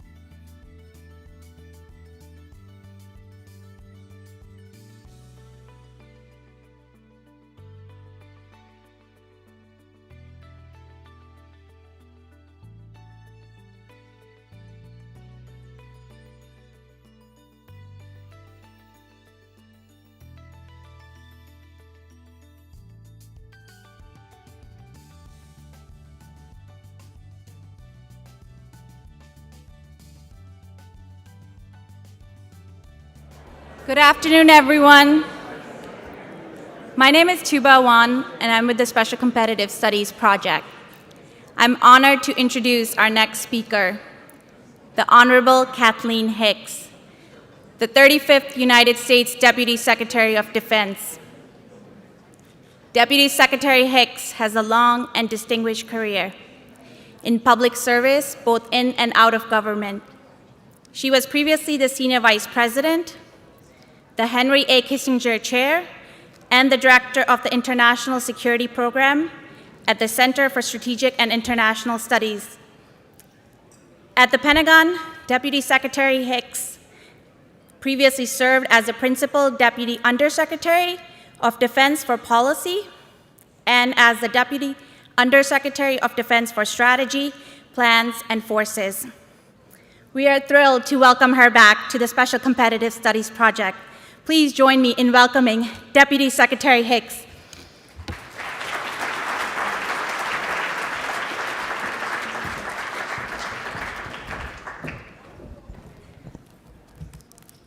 Well, good afternoon to everyone. Thank you to Stephanie and the Special Competitive Studies Project for the invitation to speak here today. and really for bringing everyone together to celebrate and advance the legacy of innovation that Secretary Carter left over more than 4 decades of incredible contributions to American security. I was fortunate to work for and with Ash Carter over the last 30 years, from the 1995 Nuclear Posture Review, when I was a presidential management intern on his Assistant Secretary of Defense staff, to the beginning of his tenure as Deputy Secretary of Defense, where I helped him lead efforts to rebalance our capabilities to the Indo-Pacific, all the way up to this past year when Secretary Carter generously gave of his time to host me for innovation discussions in Cambridge, or stop in for breakfast at the Pentagon to confer on our ongoing innovation agenda. One of Ash's hallmark phrases was how he continually encouraged everyone in and around the Pentagon to think outside our 5-sided box. It was shorthand for his dedication to innovation in many areas: our technology, our operations, our organizations, and our people. Now, I could spend all of my time today updating you on the many seeds of innovation that Ash planted that have blossomed at DoD, like the B-21 stealth bomber that Ash helped start development on and that Secretary Austin unveiled just in December, or the Strategic Capabilities Office Ash started when he was in this job, which turned the SM-6 interceptor into an offensive anti-ship missile, a big reason why we're continuing to maximize procurement and grow production of SM-6s. Or the Defense Innovation Unit, whose new director, Doug Beck, you just heard from. He was there with Ash from DIU's earliest days, back when it was DIUX. Or the opening of all combat roles to women, which not only expanded the pool of talented people serving and leading across the military services, but has also contributed to high rates of retention in recent years. But I know if Ash were here in my place, a trip down memory lane wouldn't satisfy him. He'd want me to focus on what DoD is doing now to innovate so we can accomplish the mission, which he often described as defending the country and making a better world for our children. So that's what I'm here to tell you about. America's DNA is to innovate. Ash knew this as well as anyone, and it has repeatedly enabled us to drive and master the future character of warfare. In World War II, we retooled our economy on the fly, recruiting captains of commercial industry to exhort their colleagues to help us outbuild the Axis powers, which they did. As one CEO turned general later put it, we smothered the enemy in an avalanche of production. In the Cold War, when the Soviets had replicated our production playbook, looking to overwhelm NATO with seemingly endless waves of tanks and troops in Europe, DARPA's Assault Breaker program changed the game by pioneering the integration of lasers, electro-optical sensors, microelectronics, and more, enabling U.S. forces to strike battlefield targets with pinpoint accuracy. In the Gulf War, we showcased more innovation, which had been in development for over a decade, like stealth aircraft and GPS navigation, which were used to breathtaking effect. In the post-9/11 wars in Iraq and Afghanistan, and Ash played a critical leadership role in this, we drove innovation in technology, procurement, and production, fielding things like MRAPs, aerostats, and ballistic clothing to protect our troops from the scourge of roadside bombs. Our innovation pursuits often carried labels specific to their times and origins: the revolution in military affairs, transformation, offset strategies, the Defense Innovation Initiative. Those are just some of the monikers applied to DoD's efforts over the decades. But no matter the label, all of these efforts shared a simple and compelling proposition: exploit change as an opportunity to add military value. Sometimes that change was driven by new technology, but not always. Sometimes the innovation came from new concepts developing around mature technologies, or how DoD bought or built or used its capabilities, or whom we did that with. To that point, innovations are often shaped by who's in the room and who has a seat at the table. It isn't just about which tech sectors get R&D dollars. It's also about having a warfighter-centric culture and making sure we bring together operators, intel analysts, and technologists routinely and systematically. Because it's the interaction among these diverse communities that often sparks and catalyzes innovation. And it keeps an innovation ecosystem vibrant and fresh and effective. But before I tell you what we're doing, it's important to be clear about why innovation matters for the Department of Defense, because it's shaped by the strategic context in which we find ourselves. As our national security strategy makes clear, we're in a new era of strategic competition, and our pacing military challenge is the People's Republic of China. Even as we face acute threats in Europe and regional threats like Iran and North Korea, and trans-border challenges like climate change and violent extremist organizations, the PRC is the only strategic competitor with the will and increasingly the capability to remake the international order that has provided so much benefit to so many for so long. Ash was among those who foresaw and foretold this strategic shift. And he took action to improve America's standing for the competition that was to come, especially as Deputy Secretary of Defense when he played a key role in putting meat behind the Obama administration's rebalance to the Asia-Pacific, and as Secretary of Defense when he informed the Congress that America was, quote, entering a new strategic era. And the implications for U.S. defense were clear to him. In Ash's words, our military's excellence isn't a birthright. It's not guaranteed, and we can't take it for granted in the 21st century. We have to earn it again and again. That excellence is vital to deterrence.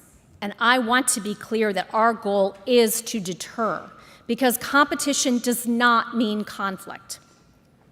In fact, our greatest measure of success, and the one we use in the Pentagon most often, is to make sure that the PRC leadership wakes up every day, considers the risks of aggression, and concludes, today is not the day. And for them to think that today and every day between now and 2027, now in 2035, now in 2049, and beyond. Meeting that bar over time, and as the PRC itself modernizes its military, requires us to deliver a combat-credible joint force across time horizons, near-term, mid-term, and long-term, capable of deterring and, if called upon, defeating aggression against the United States, its allies and partners, and our interests. And because time and our competitors are not standing still, we cannot stand still either. The PRC is a generational challenge. While it will change over time, it's not going anywhere. So we're in a persistent competition for advantage. But we must respond with confidence and urgency, not react with pessimism and panic. In that context, innovation is a critical tool for achieving our strategic objectives, but it is not a strategy itself. We have to take what we are doing tactically, for instance, to address pain points related to security, workforce, and transition across the innovation ecosystem, and link that with what we're doing operationally, such as improving our ability to deliver logistics and sustainment in a contested environment, and link that with what we're doing strategically. For example, to ensure that U.S. forces are never in a fair fight and to preserve the rules-based international order. Make no mistake, we need defense innovation in every form, from a combination of new technologies and processes to new tactics, techniques, and procedures in order to overcome operational challenges and present dilemmas to those who would threaten us. And achieving those goals requires strategic discipline in where and how we innovate, relentlessly guided by the 2022 National Defense Strategy and our joint warfighting concept, so that our innovations really make a difference to the warfighter. That was something Ash never lost sight of, because while the battlefield of greatest interest may have changed, our ultimate purpose has not. Ash also believed in hydrating, so give me just a moment here.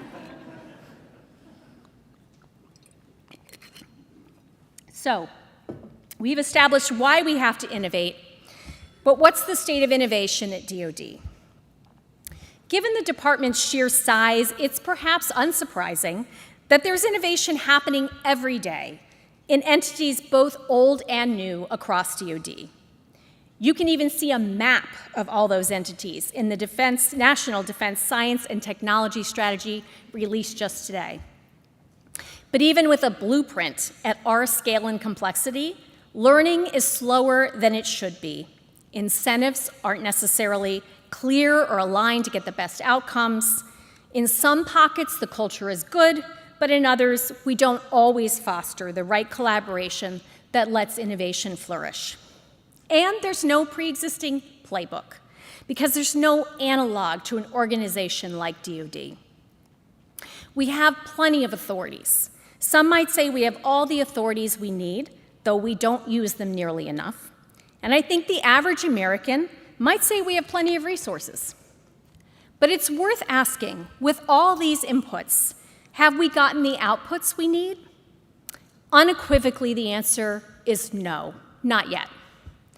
That's partly because as our strategic competitors today move faster and are more capable than previous competitors, we can never fall victim to thinking we've done enough.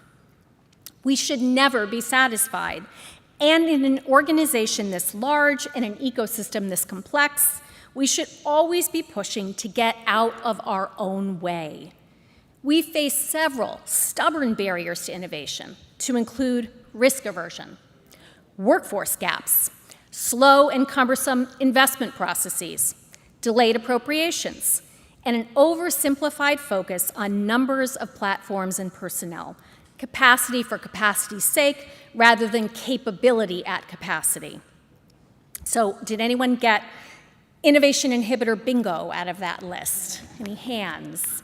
Some of these causes, of course, are beyond our control, but it's undeniable that others are coming from inside the house, within our own department, which means we all have a responsibility to drive change and support and promote leaders with the courage to think differently.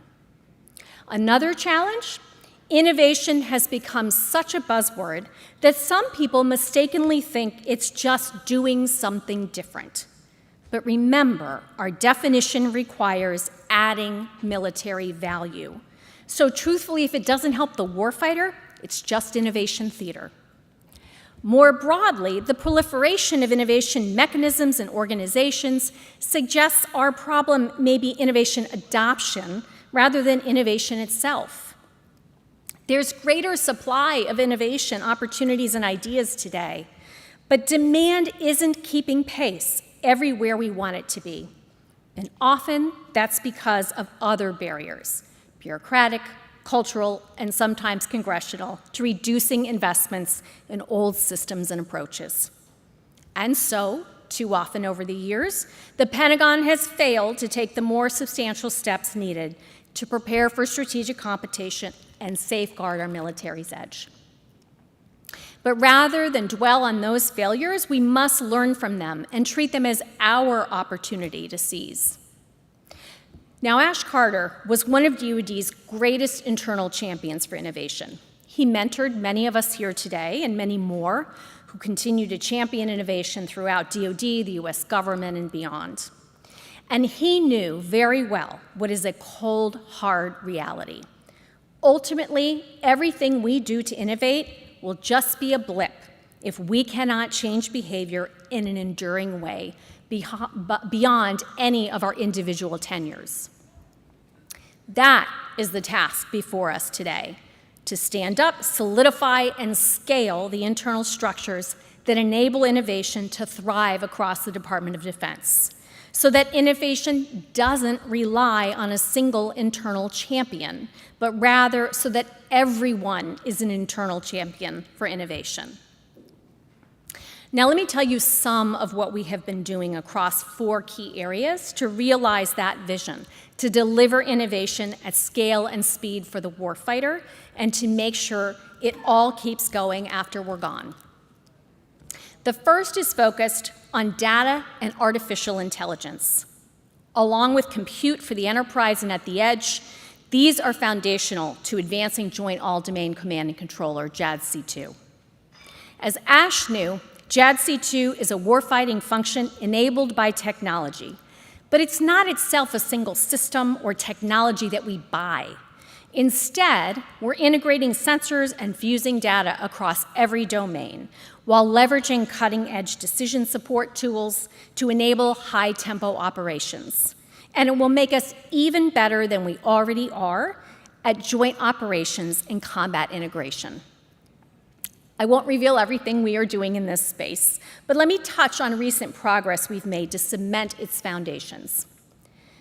In May 2021, I issued 5 DoD data decrees to ensure all DoD data is visible, accessible, understandable, linked, trustworthy, interoperable, and secure.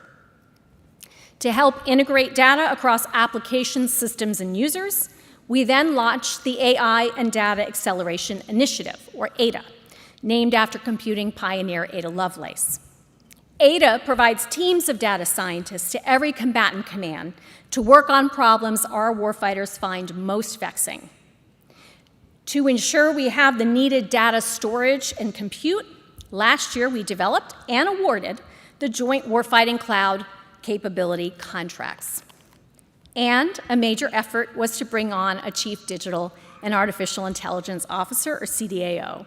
And Dr. Craig Martell, who was LIFT's head of machine learning before we hired him last year to accelerate DoD's adoption of data analytics and AI from the boardroom to the battlefield, is on your next panel. So I'm going to let him say more.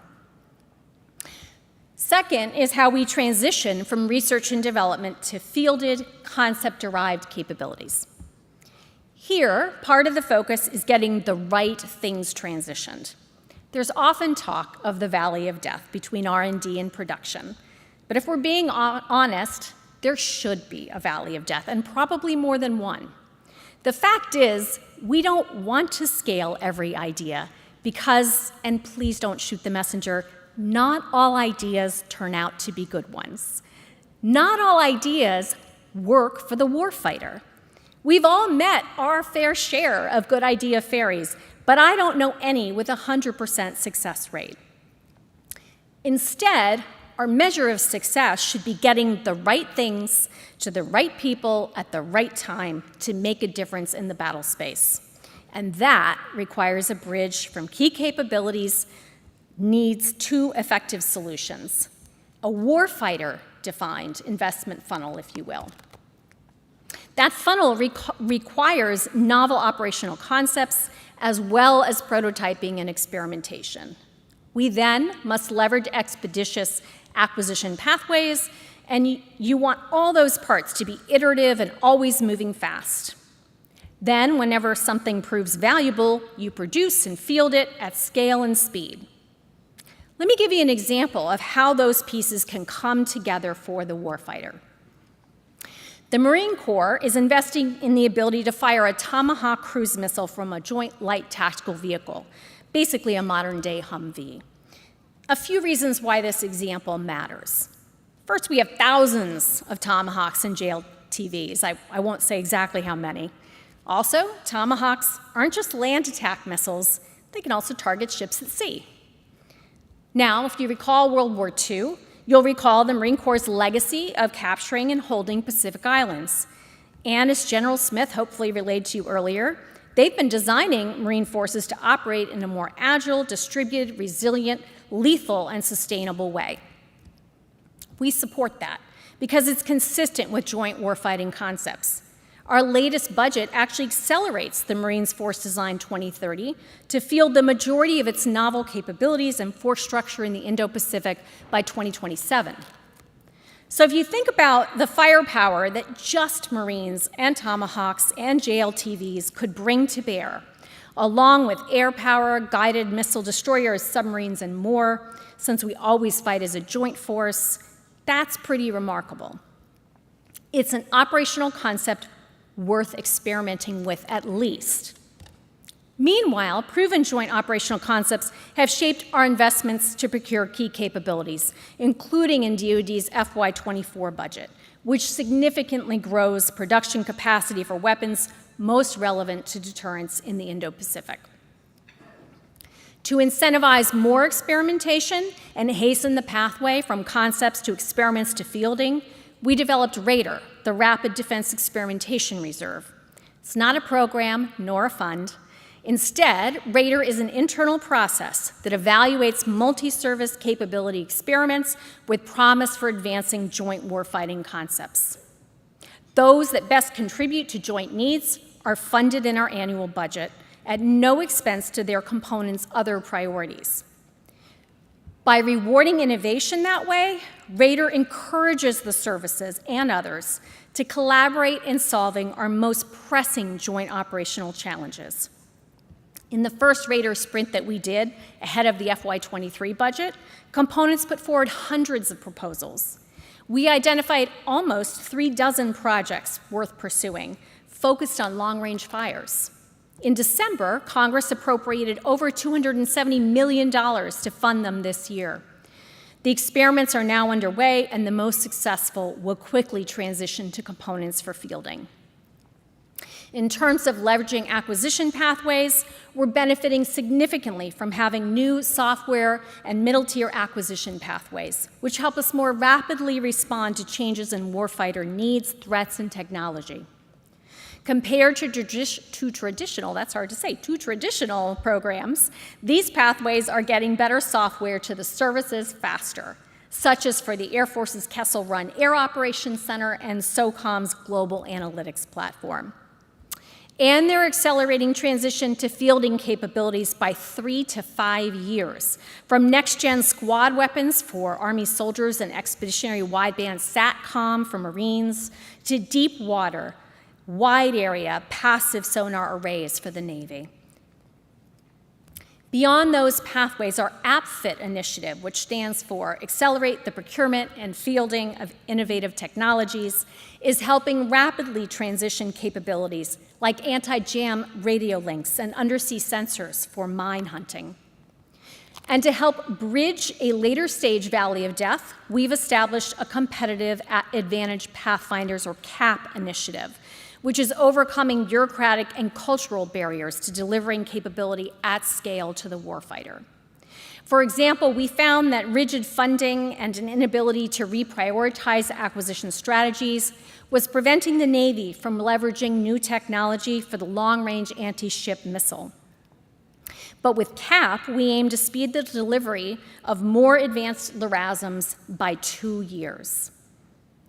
Throughout this process, we've been determined to make transition easier and faster. We could tolerate decades-long timelines in the Cold War when our main competitor was relatively slow and lumbering. But today, we have to evolve faster than the threats, which means our capabilities must be designed and built to be flexible, adaptable, interoperable, and interchangeable from the beginning. Another way we're shrinking timelines, in some cases from years to months to weeks, is through the Joint Rapid Acquisition Cell, which ASH leveraged to rapidly field MRAPs in Iraq and Afghanistan. The JRAC stepped up in the COVID pandemic after Russia invaded Ukraine again, and they're working with us on challenges today in the Indo-Pacific. While the JRAC's work is remarkable, we don't want them to do everything for DoD. Instead, we want more of DoD doing what the JRAC does, for the JRAC approach and mindset to be embraced and scaled across the department. Third, we're driving innovation by expanding the pool of those who work with us. To do that effectively, we're upholding norms of responsible behavior, which sets us apart from our international competitors.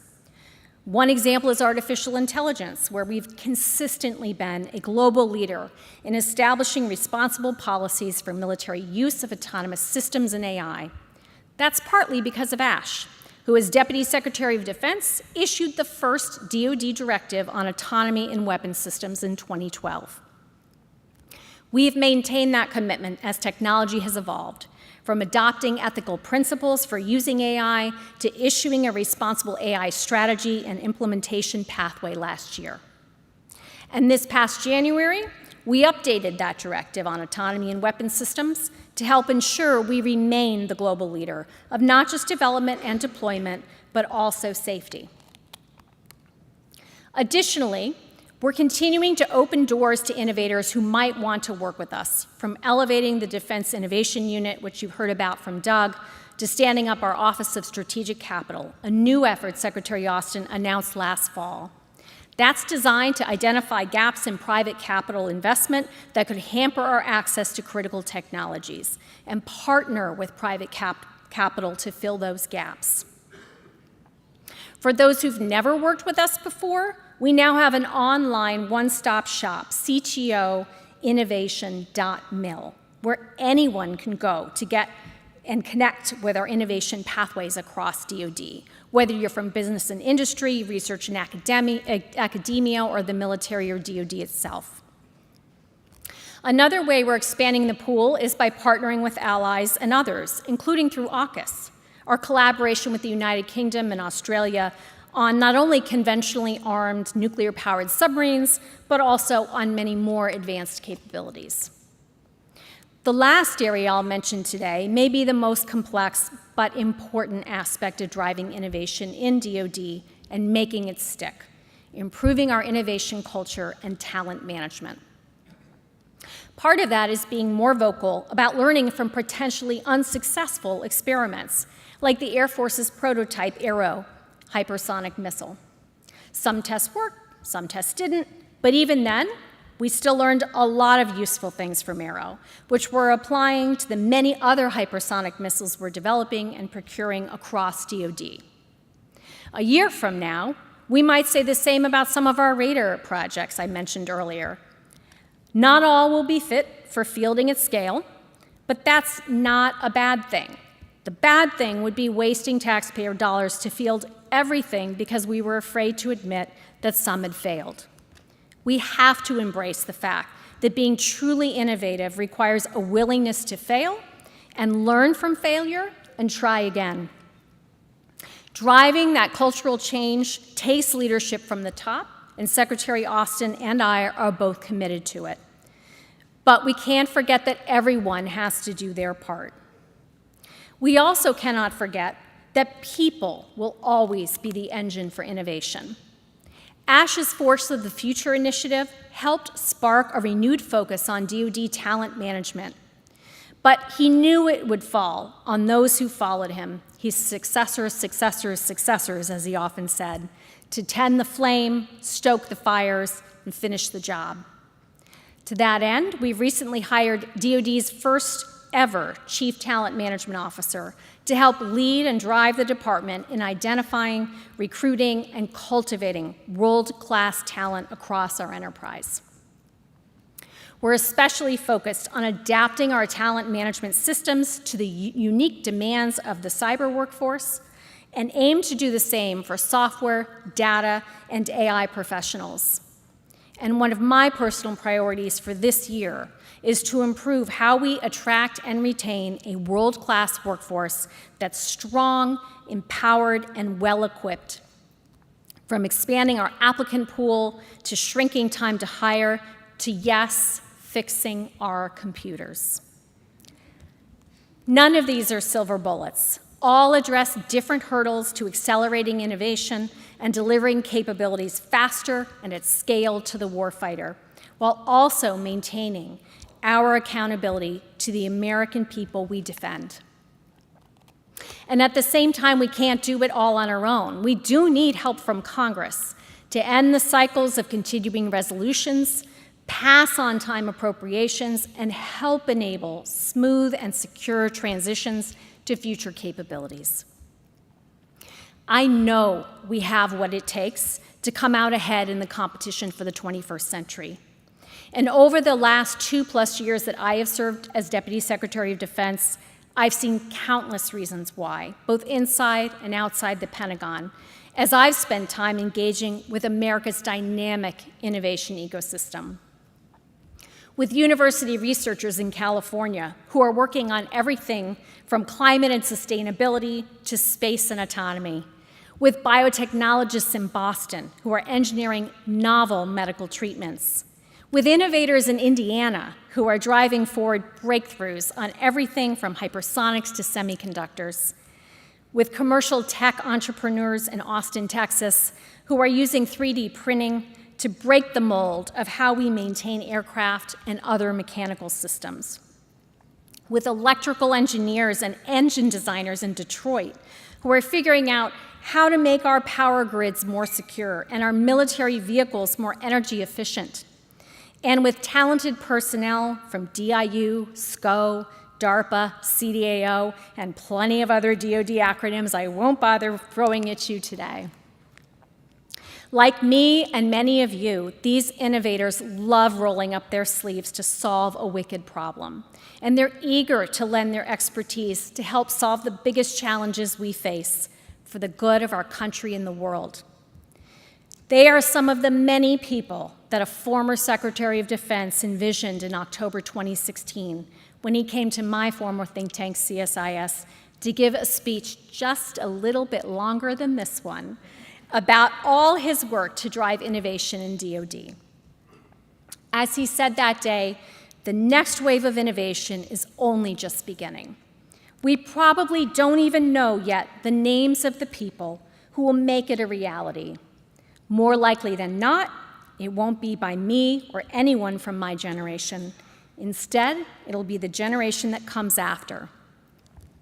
They're the ones who will end up reinventing and changing anew how we will deter, fight, and win wars in the future. Our job is to give them the foundation, the right kind of Pentagon to help them succeed, one that's more agile and innovative than ever before. That foundation is stronger today because of Ash Carter, and we're committed to making it ever stronger still. Thanks to the work of many of you, I know we will do so. Thank you.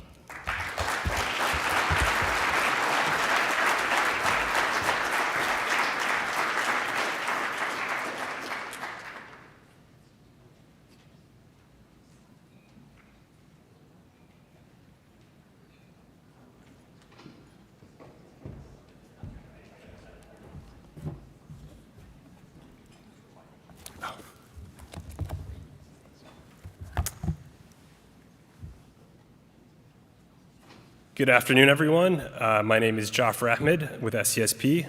Also, first off, I just want to say thanks to Dr. Hicks for some wonderful remarks. It is now my pleasure to introduce our next group of esteemed speakers. Please join me in welcoming Dr. Craig Martell, Chief Data and AI Officer at DoD, Aki Jain, Global CTO and President of U.S. Government Business for Palantir, Chris Lynch, CEO of Rebellion Defense and former founding director of Defense Digital Service, and General Terrence O'Shaughnessy, Vice President at SpaceX and former commander of the United States Northern Command. They will be joined on stage by Dr. DJ Patel, General Partner in Great Point Ventures and a longstanding innovation leader, for a conversation on new tech solutions to national security challenges. Dr. Patel, over to you. Thank you. Okay.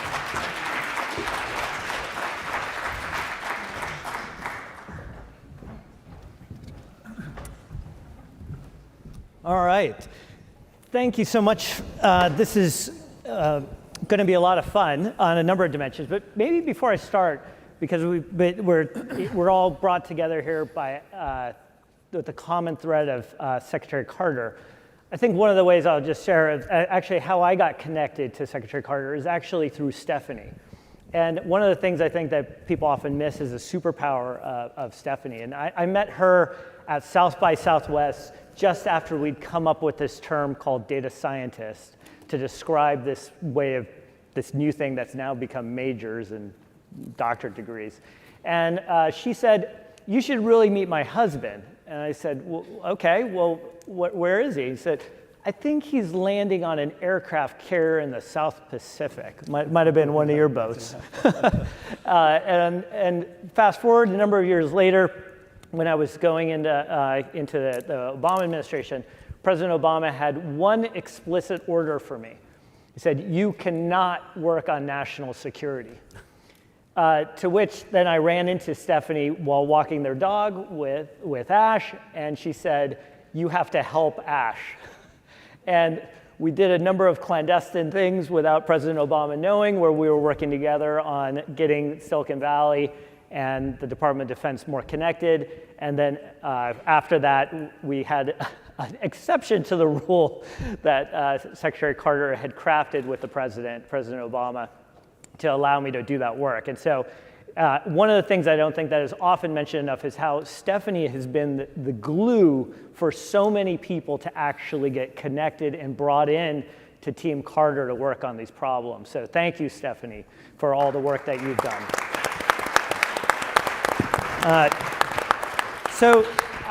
And because of this panel is focused on innovation, we have a number of great panelists that I'll go through in a second, but I need my glasses these days. So we have Aki Jain, who is CTO of Palantir. Palantir just celebrated their 20-year anniversary just a couple days ago, and Aki's been there for the majority of the journey. We have Chris Lynch, who is CEO of Rebellion Defense, and was the first person to really help get the Defense Digital Service started, led under the initiative by Ash. We have Craig Martell, who is the Chief Digital and AI Officer at the DoD, and he's also had a number of wide array areas that make him super well qualified for this, not only being a former professor at the Naval Postgraduate School, but also heading up AI data efforts at LinkedIn, all of the AI machine learning efforts at Dropbox, as well as Lyft. And we have General O'Shaughnessy, Vice President of SpaceX, but also former commander of Northern Command and NORAD. So we have a tremendous amount of expertise, but unlike some organizations, I also have to give a number of disclosures. I worked at LinkedIn, where Craig also worked. I'm one of the first investors in Rebellion Defense, and then also was an advisor early on to Palantir. So I regret not investing in SpaceX. Some decisions you wish you had back. But with those disclosures, Craig, I want to start with you. You've just completed a year. 11 months, almost a year. Almost a year. Yeah. Okay. So, but who's counting days? But you're all you came from the private sector. You're coming into this role. What has been your biggest learning as you've come into the Department of Defense, especially at this time where suddenly every place you go in the department, everyone must be talking about AI? So two or three. The first one is, so my role is not just AI, right? It's Chief Digital and AI Officer, so it's data, analytics, and AI. And I think the first thing I was surprised by was I thought my job was going to be to convince people that they needed to be data-driven. And the people here had already done that. There was strong, when I arrived, there was already really strong demand to be data-driven, and there was really just the goal of how to be data-driven. So that was the first thing. The second thing is what that really means. You know, in the last panel before Dr. Hicks, somebody said you should buy what you say that you want. You should buy AI, but only 1% of the department's buying AI. Well, that's because people don't actually want AI, is the thing that I learned. They say they want AI, and there are some cases where they really want AI. But if you listen to the demand, it's really a demand for clean data and a good dashboard to let you know where things are and how you can interact with the things, either that you need to operate with, or even just things you need to count, or where your dollars are. So they don't really want to. They want to be data driven. They kind of want to skip the step of getting the data right in order to be data driven. And finally, the third thing I learned, which DJ, you and I have talked about a lot, it's really missing a layer of product management. The department knows things that it wants, it knows capabilities that it wants, but it often spends a lot of time looking very close to the boat. And I get that. That's really important. The fight tonight really matters. And so I've been trying really hard to figure out how to balance the fight tonight with getting it right in the long run. The way I'd like to say this is, for any of you who are in the government, imagine some government system that you've used that, I don't know, frustrated you because it didn't quite work the way it was supposed to work. Can anybody relate to that? Imagine you could call the developer of that system 5 years ago and say, could you just make these 2 tweaks? Just do this, and then my life would be so much better. We would all make that call. So the thing that's been hard for me to figure out up till now is, how do I balance the fight tonight with taking that call from 5 years from now to see if we can also make it sustainable in the long run? Do people actually get this problem at the DoD? The product management problem? The product management problem, as well as this, you're coming in from a space where, you talk about these terms and these ideas, and people kind of know automatically what this means. There's a linguistic component to this. You can't say PM, right? Because PM means program manager or some other things. But even when you define that, do people get these things, and even understanding like, hey, the foundation of this is basic clean data? Oh, I think they do once you start to explain it. Like that little spiel that I just gave is getting more and more head nods. So I think it's pretty consistent. So the clean data part, I think, okay, sorry, you sent me on a rabbit hole, your fault. But I'm here all day. The demand for AI is there's some real demand for valid AI, and the centers of excellence are amazing, and I'm super impressed with what we're doing, for sure. And then there's a demand for AI, which is really just clean data. But there's also this other demand for AI, which is really give me some pixie dust so I don't have to hire as many people. And that part is, the first part, clean data or AI doesn't work, that's easy to explain. There's no pixie dust is really hard because industry, no offense, loves to sell pixie dust. And so striking that balance between, not you guys, present company accepted. I knew what you meant. So they don't get that part. They actually think AI is going to come save them tons of billets. And when I let them know that AI is actually going to cost you billets and is going to be more expensive, you're just going to be more efficient at the things that matter. The capabilities you want will get there better, faster, stronger, but you need a bunch of other people to do that. I think that's a surprise. Mm-hmm. General, I'd love to go to you next. With SpaceX, you've really captured captured something special in the American public. The number of people who have tuned in to watch the launch, people who are always seeing these video snippets of the reusable systems, Starlink, all the things about that. You've also been on both sides of this. What is it that you have learned now, being in this role, seeing the capabilities, the ideas, the speed at which you move, that you wish you knew when you were in your previous roles in the DoD? Yeah, it's definitely a classic case of I wish I knew then what I know now. In many ways, the commercial innovation that is happening all around us isn't necessarily as well understood within the government and certainly the DoD. And it was really only to the latter part of my career, in fact, working with Aki is one example in Northcom during the COVID crisis. And there's Doug. Doug, Aki and I worked together to we had 16,000 medical personnel deployed, supporting New York City and other areas. And we were trying to keep track of them, understand what was actually going on. And so between Aki, Doug, and I, we were able to use actual commercial technology and apply it to a DoD problem here. And that was one of my first insights into the power of the commercial innovation.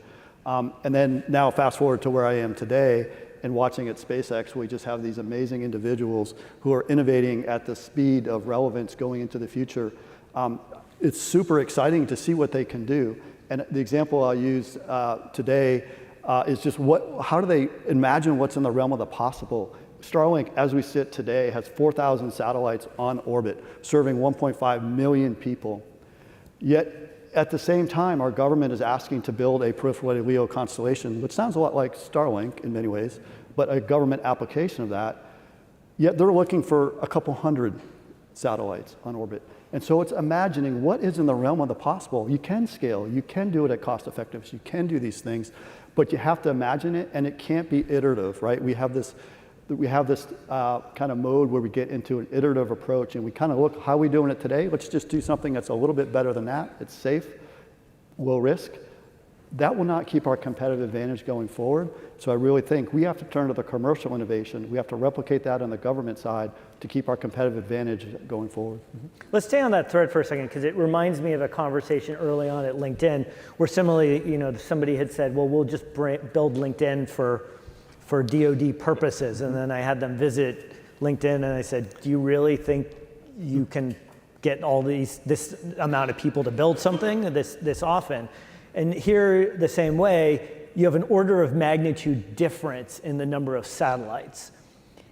How do you get government, the DoD in particular, to get it? That this is not just a little bit of delta. This is literally orders of magnitude, both in speed as well as volume. Yeah, that's the problem, right? That's the last panel before the Secretary Hicks was talking about, and I think Will, Doug, Stephanie, Raj all brought up that problem of how do you go, because the requirements tend to be generated by the warfighters, driven through the bureaucracy that ends up being a very incremental approach to here is a requirement. The requirement isn't that realm of the possible. It's usually a somewhat prescriptive solution set. And now you have this revolutionary versus incremental solution set, and it doesn't fit. You got a square peg in a round hole. And it's very hard in the acquisition side of the house to be able to bring that forward with some risk, perhaps, for that technology. But in many cases, with the commercial world, if you can find capability, not COTS, because COTS has its own baggage with it, right? But not just commercial off the shelf, but if you can take that commercial innovation and find a way to apply it so that you have that scale of commercial to the solution going forward, then I think you can actually find a way that you can marry the commercial innovation, the government requirement processes, and find a way that it's affordable, scalable, and ultimately you're going to deliver combat relevant capability to the warfighters at pertinent timelines that to date we have been struggling to do to maintain our competitive advantage. Okay. Chris, you're back in the public, building companies out of public service with Rebellion Defense. And you were at this front edge of the defense digital service trying to unlock these technologies, get these things built. Now you're sitting on the other side. What has that been like for you, kind of seeing that from the other side of the window?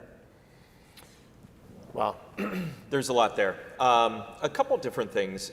When I was in the building, I spent a lot of time thinking about how do we bring in incredible people, right?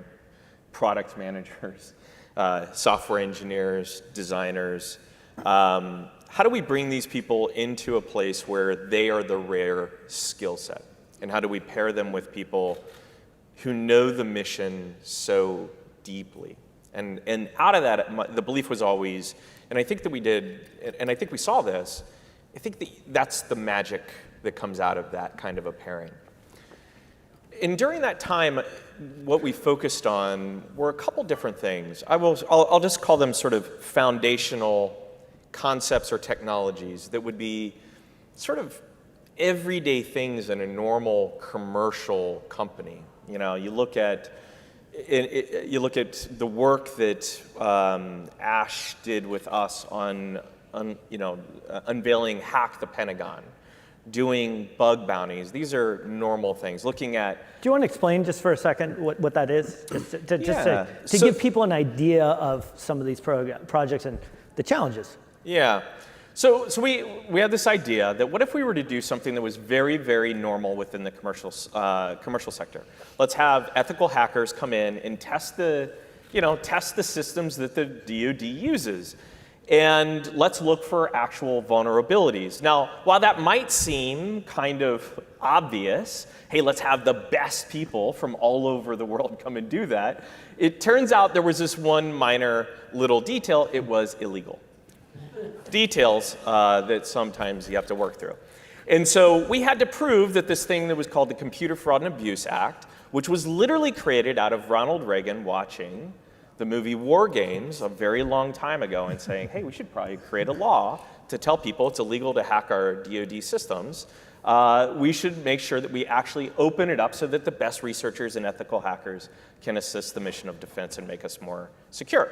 So we had this idea. As you might imagine, not everybody loved that idea. And I was actually just telling the story a little bit ago, where I'll never forget the secretary, myself, Eric Rosenbach, and a number of others. We were flying across the country. I believe that you were also there. I was there. To go to announce, yeah, Doug was there as well, to go and announce Hack the Pentagon at RSA. Ted Schlein was going to be interviewing the secretary. So we're like in a plane flying across the country, and a lawyer from the Department of Defense is like, this is illegal. You cannot announce this thing, and tried to shut it down as we were doing that.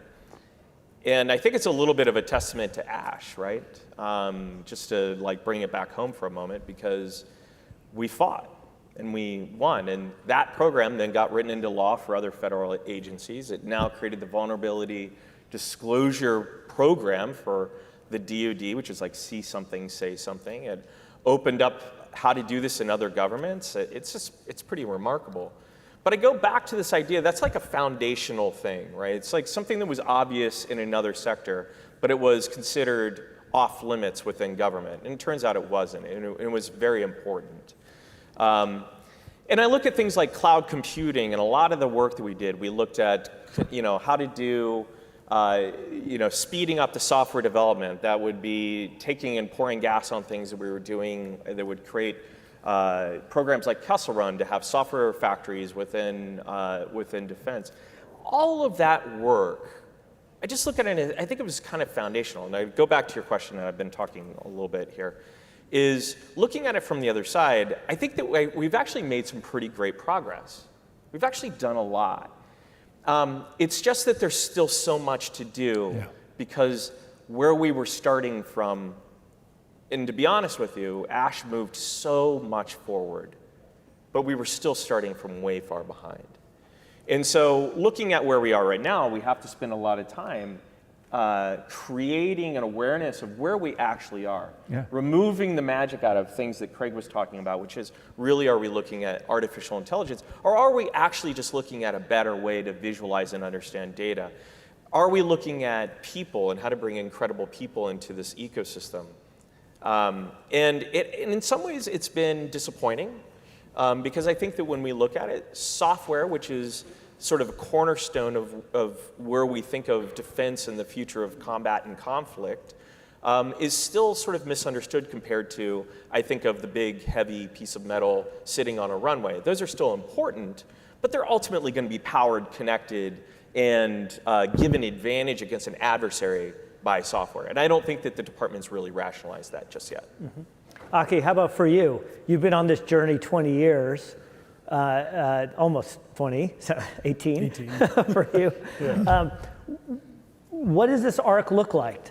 And give us a sort of a little bit of your view over that arc, looking from the outside. Yeah, so I think I would say, kind of to Chris's point, I think I think the department has come a very long way. I think there's a whole lot further to go, and some of it comes down to that very basic thing. And I mean, how many people in the audience have an iPhone or a phone they like? You all have a phone you like, I hope. When the next version comes out, do you get excited to get one and see what the new features are? Maybe. Craig doesn't. Well, I still have a 12. You still have a 12? All right. Is it a mini or is it a? No, that's a big one. But still a 12. But look, there is this thing about hardware that is very appealing. You can see it, you can feel it, you can touch it. It sometimes has blinking lights. Yay. With software, how many times a day does Gmail get better? Probably a whole lot. And in really subtle ways that over time make our lives better, right? If you remember when Gmail started first autocorrecting, or not even autocorrecting, starting to write your sentences for you, you're like, yeah, a little creepy, but kind of, yeah, that's what I was going to say. And it's only gotten better and better. And you see that in other product areas as well. And I think that when you look at that, what are we doing every single day to take ground? When you think about hardware, well, I got to bend metal, there's a lot of work to do. When it comes to software, that's just the natural course of things. And I think that fundamental thing yet isn't fully understood, I think, through the department. And so there isn't necessarily an appreciation for that at scale. And I think that a lot of people today have spoken about how do you scale these things. That is the next concern.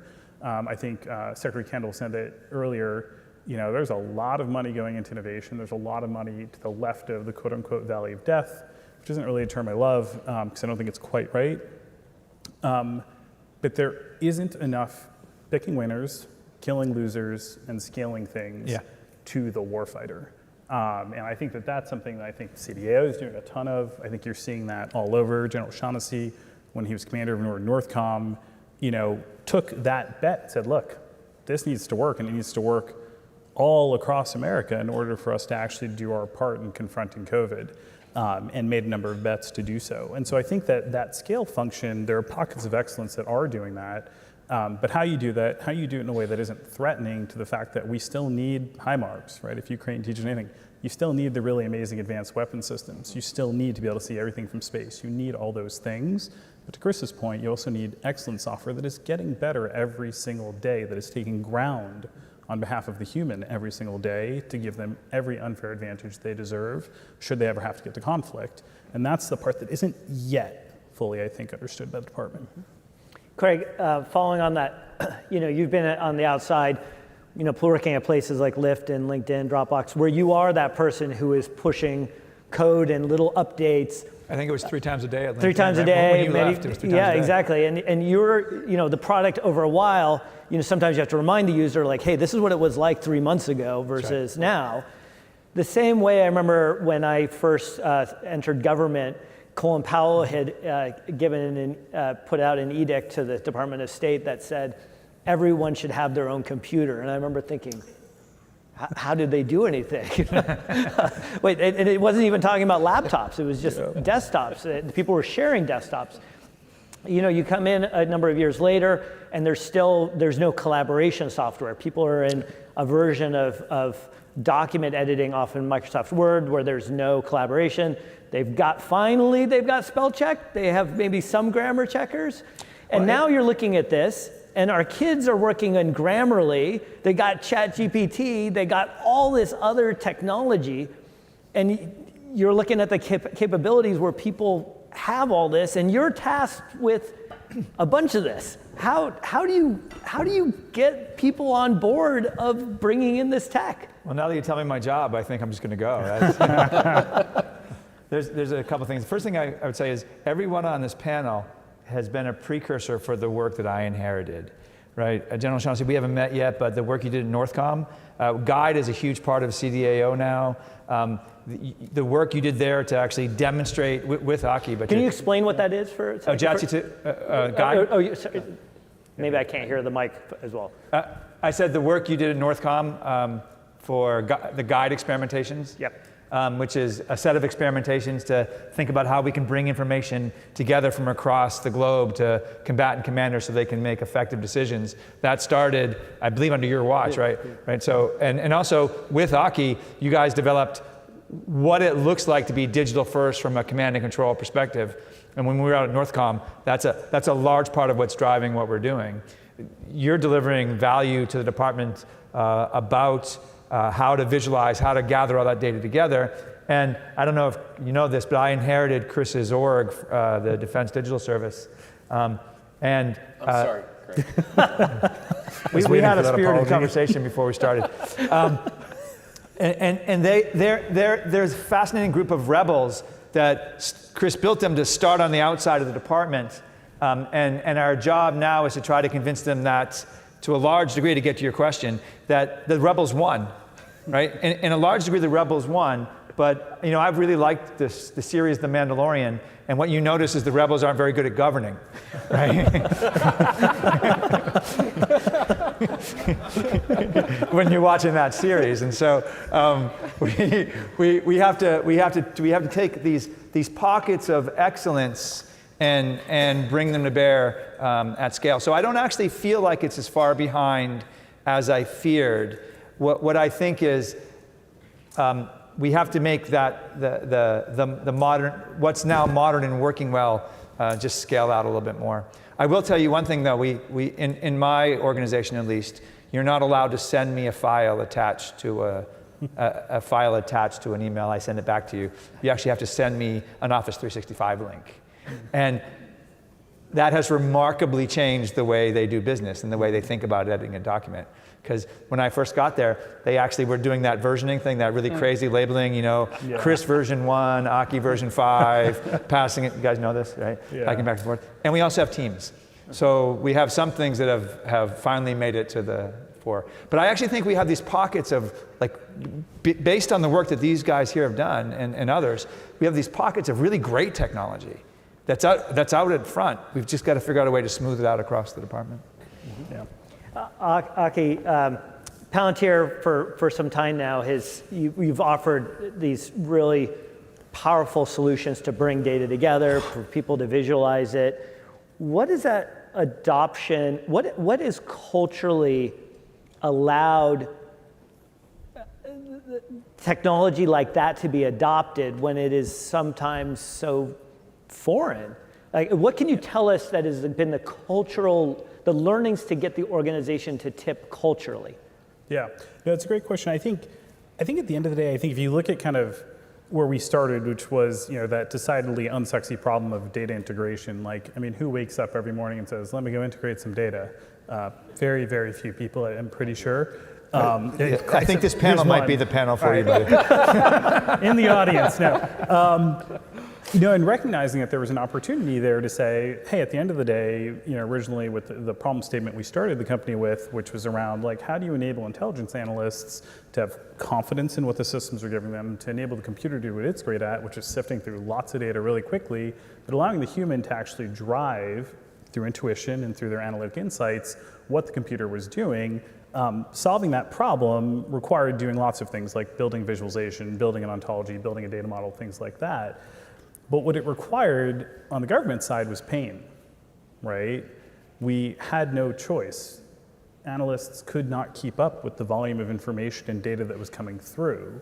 And I think that what has for Palantir been really the thing that has fueled a lot of that cultural change, or what we've seen change in the department, is, you know, urgency and importance, right? Where there's a critical problem, you know, the Afghan NEO, there's a critical problem. How do we do this and turn on a 72-hour dime and effectively have, you know, somewhat of an orderly exit that also tries to manage security and a number of other things?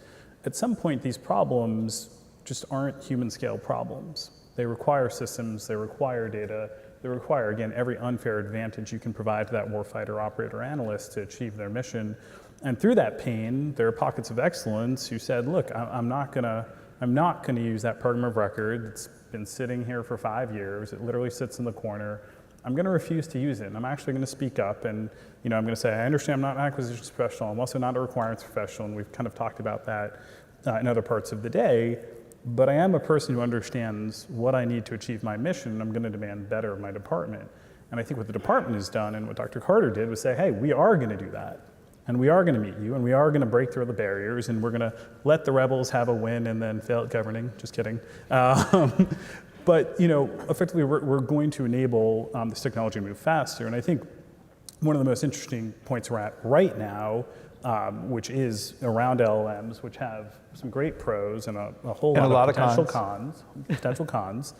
But I think the interesting challenge I would put out there to everybody in this room and to every leader or somebody who's doing a training or an exercise is, how are you thinking about data? How are you thinking about AI? And how are you working that into something you're doing every single day?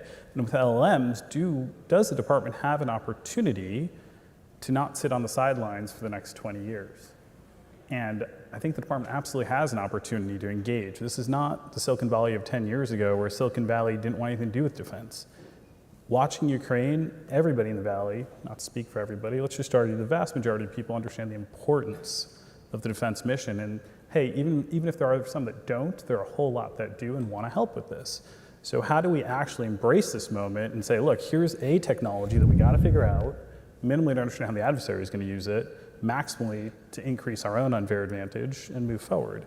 And I think that that is the opportunity in front of us. And if we get this right, then it's not 20 years on the sideline, waiting for commercial to kind of way outsurpass capability that your warfighter has on a day-to-day basis. So I'm really excited about that. And I think that if I see that, then I'll know duties there.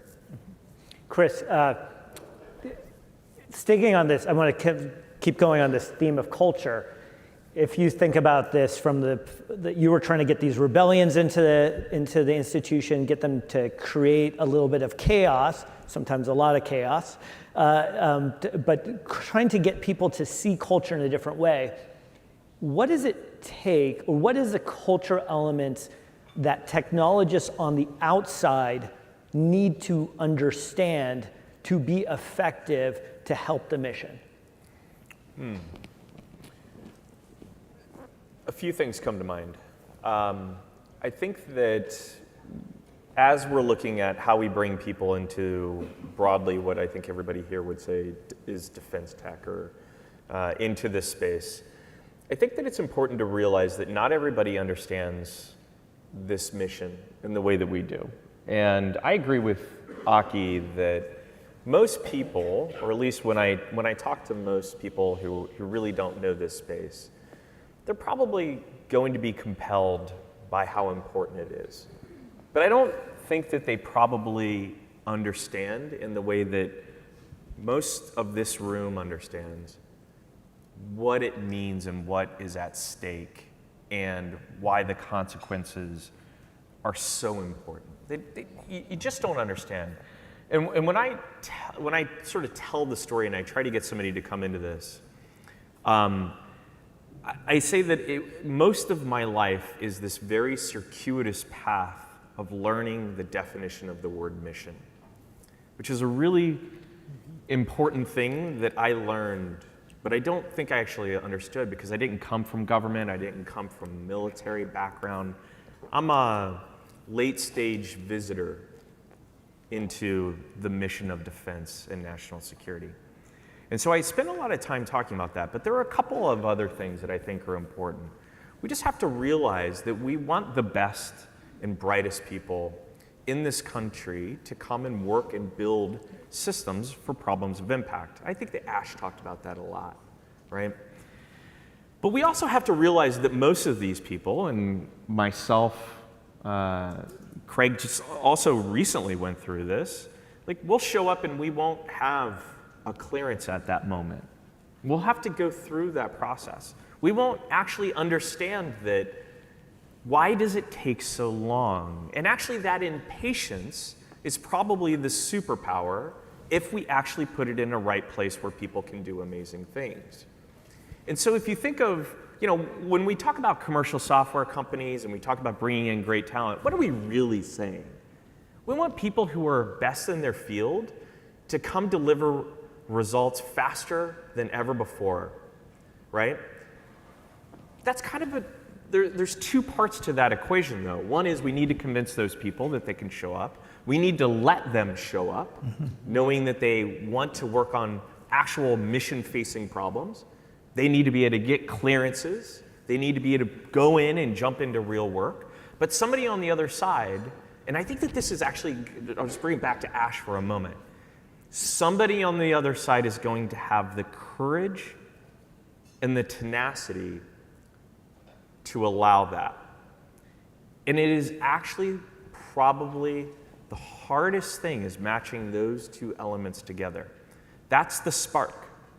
And so when I talk to people that we're bringing in and we're bringing people into rebellion, there's a few things that I always say. Know that it means so much. It's going to be harder than you think. It's going to take longer than you thought. You have to play this long game. But when it happens, when you do something, you'll change somebody's life forever. And I can't think of anything else where you get to go do that. So I think we have to be honest about that. I try to be. I think we have to, on the other side of the equation here, from the people who are inside the building, give these individuals who are coming in from industry, who are coming in from outside of defense, give them a place that they can run. Give them a place that they can try. Because if you do, I think that that's pretty incredible. I think that we're sitting in this room, actually, quite honestly, on this panel because of that. And And I think we just have to be honest, right? It's going to be harder than you thought. Yeah. So have the tenacity. Tenacity is a great way. General, you've been responsible for so many of our finest serving on the front lines. How do you think about culture for those organizations, those people, to understand what capabilities are out there that they, if we brought it into them and we figured out how to culturally mind meld more quickly, we could adopt these technologies? I think on the culture side, I don't know that SpaceX and the government could be any different culturally in many aspects, but in many ways, it's identical. Compared to you sitting next to Chris Lynch. There we go. But then it's also from the one thing that is similar is the passion, right? The passion on the SpaceX side, they're part of something bigger than themselves. What they're doing every day is for purpose. When you look at our government workers, what they do every day matters, and they understand that, so they're passionate about what they do. But what is vastly different is on the SpaceX side, SpaceXers question everything. They question every requirement. Even Elon says, even if it came from me, question it. We don't do that on the government side. Yeah. We need to start doing that because that's what bridles us from finding what's in the realm of the possible out there, because we just think we have to go iterative. And I really worry that if we just keep doing iterative approaches, we make a bunch of small bets. Even if we're wildly successful in those, we will not maintain our competitive advantage based on the pace of innovation of our peer adversaries. So stay on that for a second, because in the military system and the promotion system, right, sometimes it's hard to take big bets. How do we get that cultural big bet, making those big bets on technology? Right. I think it's opening our eyes to what's happening in the commercial world. And again, I think SpaceX is a great example. There's many others out there. I think doing some really introspective study of, okay, what are we doing and what could we actually leverage from the commercial world? And then I think trying to determine where is the risk that we can take such that we can take a few big bets. And my premise is that if you took a couple big bets, you'd be better off, even if half of them fail, than if you just took a bunch of small bets and they all succeed. And I think bringing the culture of the individuals, whether it's guys working in the DoD by rewarding them for being innovative, by putting them in positions where they have more responsibility because they were able to take risk, being able to accept failure, which is a whole other bunny trail to go down. But I think at SpaceX, we realize that failure is part of innovation, and you have to be able to accept that. The last launch from SpaceX was a wild success by any measure of merit from SpaceX, but I keep getting a bunch of notes from folks saying, well, sorry about the launch. It was a wildly successful. We are advancing our technology at a speed of innovation that requires us to take those risks. We do it safely, but nonetheless, we take risks. I think that culture within the DoD has to be more ingrained, and it starts at the leadership and it has to go all the way down. And I think from an acquisition standpoint, I think we have to take risk and some big bets that will take that revolutionary capability that our warfighters need. We're almost out of time. Just no more than 20 seconds each.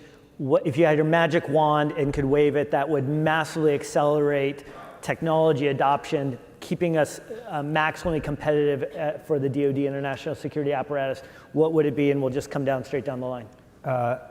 Agile development across the department. Eat your vegetables. Eat your vegetables.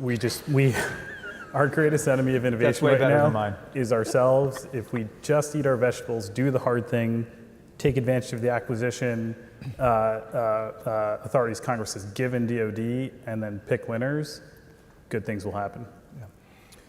Yeah. Get in the habit of shipping software multiple times every single day out to a warfighter. You'll just change the world. Tasty vegetables. Tasty vegetables. Yeah. I would say take some big bets. Take some big bets that are thought out, that you can iterate yourself through in that big bet to what the warfighters need. That will allow us to continue to develop almost a DevOps environment that will just allow you to iterate your way to what the warfighters need. I think that ability to take those big bets and the acquisition process that would allow that to happen, I don't think we need a magic wand. I think we just need to do it. Absolutely. Well, I want to thank SCSP for hosting us, bringing us all together. Please thank our panelists, and we'll continue on. Thank you. Thank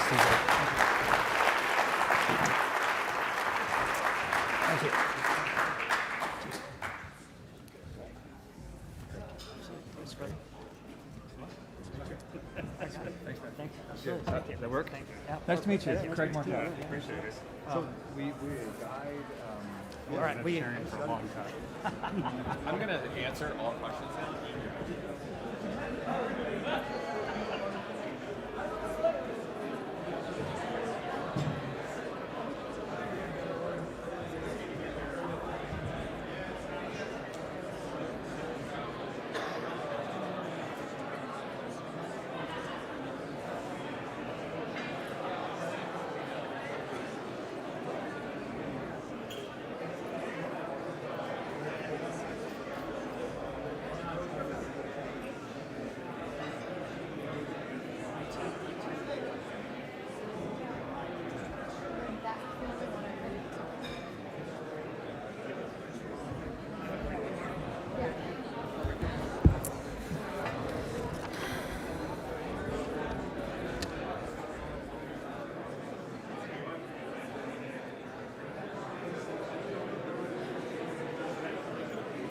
Good afternoon.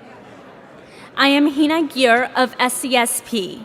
I am honored to introduce our next group of esteemed speakers. Dr. Kim Budil, Director of the Lawrence Livermore National Laboratory and President of Lawrence Livermore National Security, LLC. The Honorable Dr. Shirley Ann Jackson, President Emerita, Rensselaer Polytechnic Institute and former chairman of the U.S. Nuclear Regulatory Commission, and Dr. Maria Zuber, Vice President for Research at the MIT and a co-chair of the President's Council of Advisors on Science and Technology. They will be joined by Dr. PJ Makish, a senior policy advisor at SCSP, for a conversation on the new frontiers of innovation. Over to you, PJ. Thank you so much, Hina, and good afternoon, everybody who's here in the room and online. Thank you so much, and welcome to the New Frontiers of Innovation. The purpose of this panel is to explore the future of technology trends that could matter to the nation and to international affairs, and also to think about the innovation ecosystem upon which those innovations take place. That's our simple purpose. It is a complete honor to be able to lead this panel with three of our most distinguished scientists and leaders from around the country. I would like you to get to know them a little bit, so I'm going to do just a touch of intro beyond the bios that are on the papers. And first I want to talk about their scientific achievements. It just so happens as a nice serendipity that all three of our guests are physicists, like Ash Carter was. We didn't plan that, but it worked out that way as a nice serendipity. Kim Budil was a physicist and also had a strong arc in her experience towards applied science. She found herself focused on high-power lasers and ultra-fast lasers in the NOVA program, which preceded the big breakout that you may have heard about this year at the National Ignition Facility. So Kim has been working in those trenches going back to 1987. So it's a long arc of history there for her. Dr. Shirley Ann Jackson was a physicist focused on condensed matter, and her initial work there at Bell Labs led to her induction into the American Physics Association for condensed matter work. Dr. Maria Zuber, she has been working on geophysics, and so she had a focus on deep laser energy space-based systems, but she's also done interplanetary mapping of the planets closest to us and to asteroids. And so we have three physicists of distinguished backgrounds, and they also happen to be leaders of distinguished backgrounds, and I would like to just bring that out for one moment. Kim is the first female leader of Livermore, and she came up through the ranks to do that, starting in 1987, going from one national laboratory project to the next to be the 13th and first female leader of Lawrence Livermore. Dr. Jackson was not only the first African-American woman to receive a PhD at MIT of any kind, but she was also the first African-American leader of the Nuclear Regulatory Commission, and also the first female leader of Rensselaer Polytechnic Institute. So incredible leadership accomplishments there. Dr. Zuber was the first woman to lead a NASA planetary mission, specifically something called the Gravity, Recovery, and Inertial Laboratory, or the GRAIL project. And for anybody who's familiar with how JPL works, breaking through that ceiling in an all-male environment was quite an accomplishment. And so, in addition to being accomplished scientists, I would just love to give them a round of applause for their achievements as leaders. Yeah, thank you so much. So I would love to just open up so everyone can get a chance to know your intersection with national security background. So just starting down the line, alphabetical, could each of you just share a story about your intersection with national security, either where you felt most connected to national security or something you felt was the highest bar of your achievement there? Kim? I guess I'll start with how I came to be in the national security community. I came to Lawrence Livermore National Lab as a graduate student, was an experimental physicist, wanted to work on lasers. Livermore was at the heart of laser science and development at that time. Many people say our LLNL stands for lasers, nothing but lasers. So we do other things. Anyway, I knew nothing about national security. I knew nothing about national labs. I was really there to do my dissertation research. And because of the program I was in, I was a student employee of the lab. I got a security clearance while I was a graduate student, and I started to learn about the work that Livermore does in nuclear security. And so I was sort of slowly drawn into understanding how the work that I was doing could be part of this higher purpose and this bigger community. And for me, that was very important. Getting to do great science was really fun and exciting, but the opportunity to contribute to this much bigger purpose really is what kept me at Lawrence Livermore and has fueled my career. That's fantastic, Kim. Thank you. Dr. Jackson? Well, the way I got into national security actually came through industry. While I was still at Bell Labs, I ended up on the board of directors of a nuclear utility company that had nuclear power plants. And then on the advisory board for INPO, which was the industry group, the Institute of Nuclear Power Operations, that was set up in the aftermath of the accident at 3 Mile Island to improve the performance of nuclear plants. But that led to, by a rather circuitous route, but it led to my becoming chairman of the U.S. Nuclear Regulatory Commission, and which I did for about 4.5 years. So that's where I really entered the national security framework. The NRC licenses and regulates nuclear power plants, civilian uses of nuclear energy, exports of nuclear technology for peaceful purposes, but also works with national security agencies relative to nuclear non-proliferation materials, control, protection, and accounting, and so forth. And in fact, that's how I met Ash initially. And so, I don't know, I've always respected him. And as you know, at that time, during that frame, which was when I was at the NRC, he was the Assistant Secretary of Defense for International Security Policy, and as such, was very involved in all things Russia, having to do with securing the nuclear weapons, particularly getting them out of Belarus, Kazakhstan, and Ukraine, as well as with what was called the agreed framework that froze the North Koreans' plutonium production through their reactor program. And then what was called the HEU purchase agreement, the high enriched uranium, where we actually ended up buying 500 megatons of uranium from Russia and blended it down. It was blended down actually by them, although some by us. And then it was used as fuel in nuclear power plants. So I had the responsibility as part of leading the NRC with ensuring how that whole thing went down. And so that got me involved more and more in issues having to do with national security. Amazing how that's come back to our memory as the war in Ukraine has kicked off. Well, in addition, I actually went to Chernobyl, and we worked with the Ukrainians because when the Soviet Union broke up, the Russians took the design documents relative to how the plants of the Chernobyl design were, so they didn't know how the plants were really designed. So we helped them reconstruct the design basis of those plants. So I actually visited Chernobyl. I say it probably took 10 years off my life, but here I am. And Stephanie, I just want to say to you how important it was in my life to have had the chance to know and work with Ash early in his life, but also the great privilege we had when both of you visited Rensselaer Polytechnic Institute when we gave Ash an honorary degree, but he honored us. So I just want to thank you. Thank you so much, Shirley. Dr. Zuber, your intersection with national security. Yeah. So I'd like to just start by telling one Ash story, and this was one of the last things that Ash had done. I co-chair PCAST, the President's Council of Advisors on Science and Technology, and we were delighted when Ash agreed to serve on PCAST. And we would go to different events, and I'd be with Ash, and he'd say, well, come here, I need you to meet a few people. And he would introduce me, and he would always say, and Maria's my boss, I work for her now.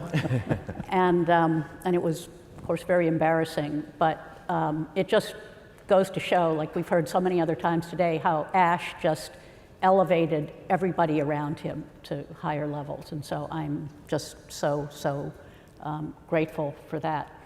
So the way that I actually got involved with nuclear security actually is because the Challenger blew up. Okay, the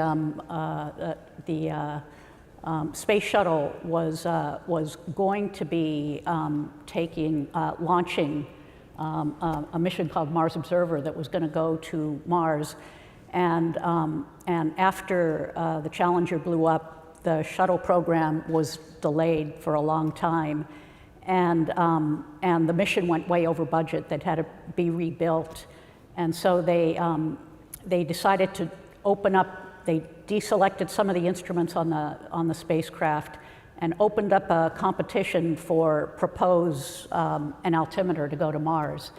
And what had been on the spacecraft before was a radar altimeter, and there was, during the Reagan administration, investments in Star Wars laser technology, and I was one of the people who helped declassify Brilliant Pebbles laser technology, and said, wow, if I can let the DoD do my R&D, I could send this really cheap instrument to Mars that will outperform what flew before. And so I wound up being competitively selected for an instrument to go to Mars 2 years out of grad school. So, and the rest, I think, is history. So. Fantastic story. Thank you so much. Maria, while we're with you, we'd love to turn to the purpose of this panel and think about, help us see through your eyes, the future of tech. Technologies that you think either in theme or specific categories that are strategic in their nature, and where do you see the big trends going personally? Okay, so let me talk about a couple of things. We haven't talked about space too much today, and so I'll just mention that what I'll call the democratization of space. So right now we've got the private sector successfully launching and operating surveillance sensors, both visual for observations. We've got methane sat launching, and so we live in a world now where very high resolution observations from space are no longer going to be classified. It's going to be the great opening, and quite frankly, there's going to be no place to hide. Okay, so things that used to be hidden will never be hidden, and societies that are used to being very open, I think, are going to benefit from that, and very closed societies that have tried to hide things are going to learn that that's going to be more difficult to do. So I think that actually plays to the advantage of the United States, where which has had an open society. I'll give one more example. We've talked a lot about AI today. Maybe have talked a little bit less about AI and the life sciences, and we talked about bioterror, but there's some actually really great positive things that can come out of AI in particular and synthetic biology, because many things have evolved in nature, but like a lot of things that we might want to have haven't yet evolved, but perhaps they could be designed, okay? So it's, imagine designing a microbe that could cause plastics to decay from the environment, thinking about the nitrogen fixation cycle so that we could either have plants that self-fertilize or think about fertilizers that can be designed in much, much less energy-intensive processes, and of course, enough food to feed the world is another issue. So those are just a couple of, just a handful of examples where I think this can be very good for us. Thank you so much.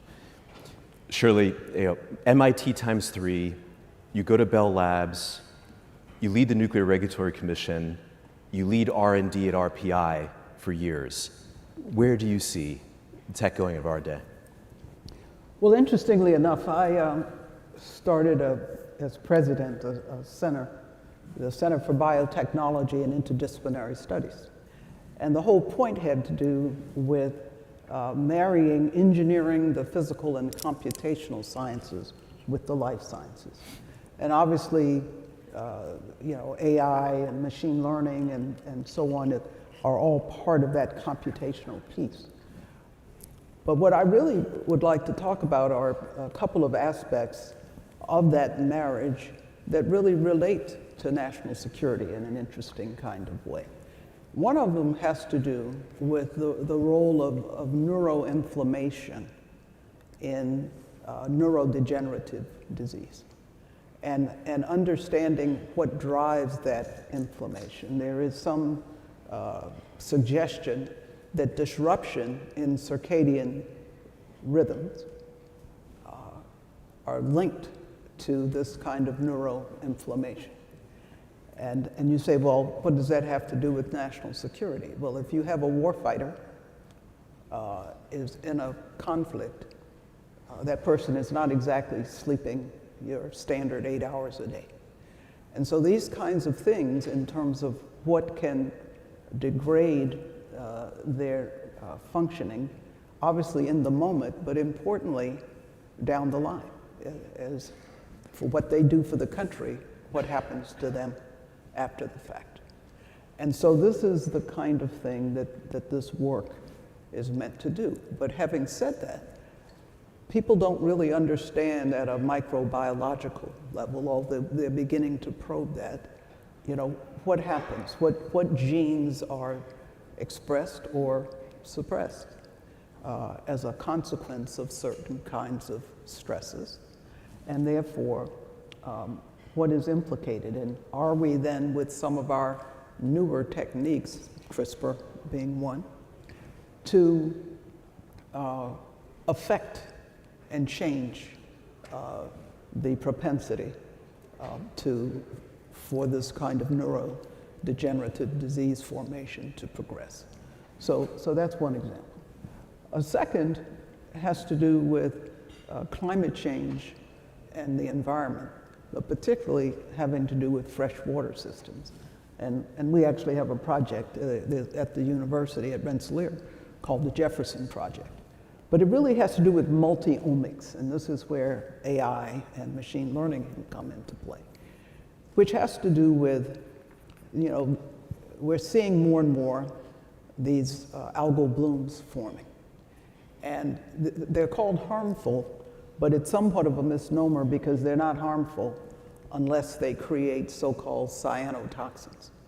And there are really people now beginning to understand, again, certain gene expression that's associated with cyanotoxin formation. But the real question becomes, how does the microbiome change in bodies of fresh water in particular, as a consequence of the biota in that body, circulation models, fluid motion, environmental effects, including pollution and so on. And so this particular project is looking at that, and now it's being extended to other lakes. But the point being, again, what can we understand about how the stressors link to genetic changes, a kind of de facto gene editing? And are these things heritable if they are things that happen to living systems? And so if you can understand how they get expressed and or how they get changed, the genes, then there is the question of what intervention strategies one can have. And so these are some of the ways that, new approaches to looking at biological systems, both in the natural environment as well as in humans, become increasingly important. But it is what people call a multi-omics problem. Because if you look at the whole, going back to the issue I mentioned in the human body, some of this also gets related to infectious disease and inflammatory response. How does the so-called extracellular matrix, that's the kind of niche within which the cells exist, how does that change, in the presence of certain kinds of stressors? And again, can we change? So this convergence. This convergence between but them. it also links to pathogen formation. And can pathogens, be changed, or their binding to the cell changed? For better or for worse, potentially. For better or for worse, because you cannot get to the cell without going through the extracellular matrix. And so all of these things come into play. And so when people think about bioweapons, and then this is my last comment here, many times we're thinking about the sort of instant weaponization of a pathogen. But had COVID, the coronavirus that caused the global pandemic, been designed, and I'm not arguing that one way or the other, it would have been a de facto, because there are two ways things can have an effect. Of course, we think about how many people die at once, and we did have over 1 million people in this country alone die. But the real point is, if we have worried about societal disruption because of social media. But what caused greater societal disruption than the COVID-19 pandemic? And that then offers an opportunity space for an adversary to come in. So I'll stop there, but I think you get my point. That's a great picture of how this could go into the threat space in national security. Exactly. Kim, we've been so amazed at Livermore when we've been out there. Everything from the breakthrough that everyone's read about, but also the creation of things like self-driving labs that autonomously do scientific discovery, your experts at Z Group, everything. Where do you see the future of tech? If we were to just look through your eyes, what do you see coming? What do you think has the most strategic significance? So I think I'm going to pick up on the themes that both Maria and Shirley brought forward. The pace of innovation is accelerating because of the tools we have at hand today. So we've talked a little bit today about AI and machine learning. It's not magic, it doesn't solve your problems, but it gives you the ability to use massive amounts of data in ways that were not conceivable 10 years ago. So in the biosciences, the nexus between large-scale, high-performance computing, so now we're citing an exascale computer, 2 exaflop computer, with things like data science, AI, and machine learning, and engineered platforms that allow you to take new kinds of data, are going to allow us to make progress in biological sciences at a pace that we've not seen before. I've warned my sons, I plan to live to be 150. Things are changing so fast that is, these very long lifespans with good quality of life are within reach. We did a project during the pandemic to show the power of computing for drug discovery and design. Someone mentioned that earlier. As new variants of the COVID virus emerged, antibody treatments that were designed for the prior variant didn't work with the new variants. In a span of 2 weeks, our researchers were able to redesign antibodies to a new variant of COVID, and the long pole in the tent was actually handing them off to a company and testing them for efficacy. But they were in market within a few months. So you can take this laborious process of discovery of therapeutics and countermeasures from a decade-long process where most things fail to potentially weeks to months. And think about the implications. Think about orphan diseases where there's no economic incentive to really create therapeutics. If you can make that timeline short enough, you can change the game on that. So things that are killers around the world today could be eradicated.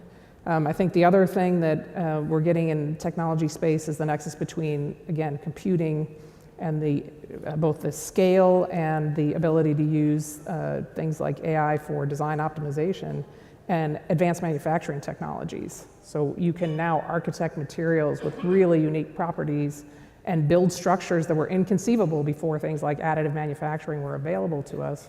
This gives you the opportunity to create technologies that it would be hard for humans to conceive of. The computer can really help you explore the design space in a way that humans don't. And I would be fired if I didn't talk about fusion. So, we have, as a nation, invested over 6 decades in the science and technology that brought us to the breakthrough at Livermore from last December. So the first time in the laboratory where we achieved more fusion energy output than energy into the experiment. And this is a moment for us to decide if we are going to go all in on what could be one of the most game-changing technologies the world will see in the next several decades. Part of that story is incredible persistence.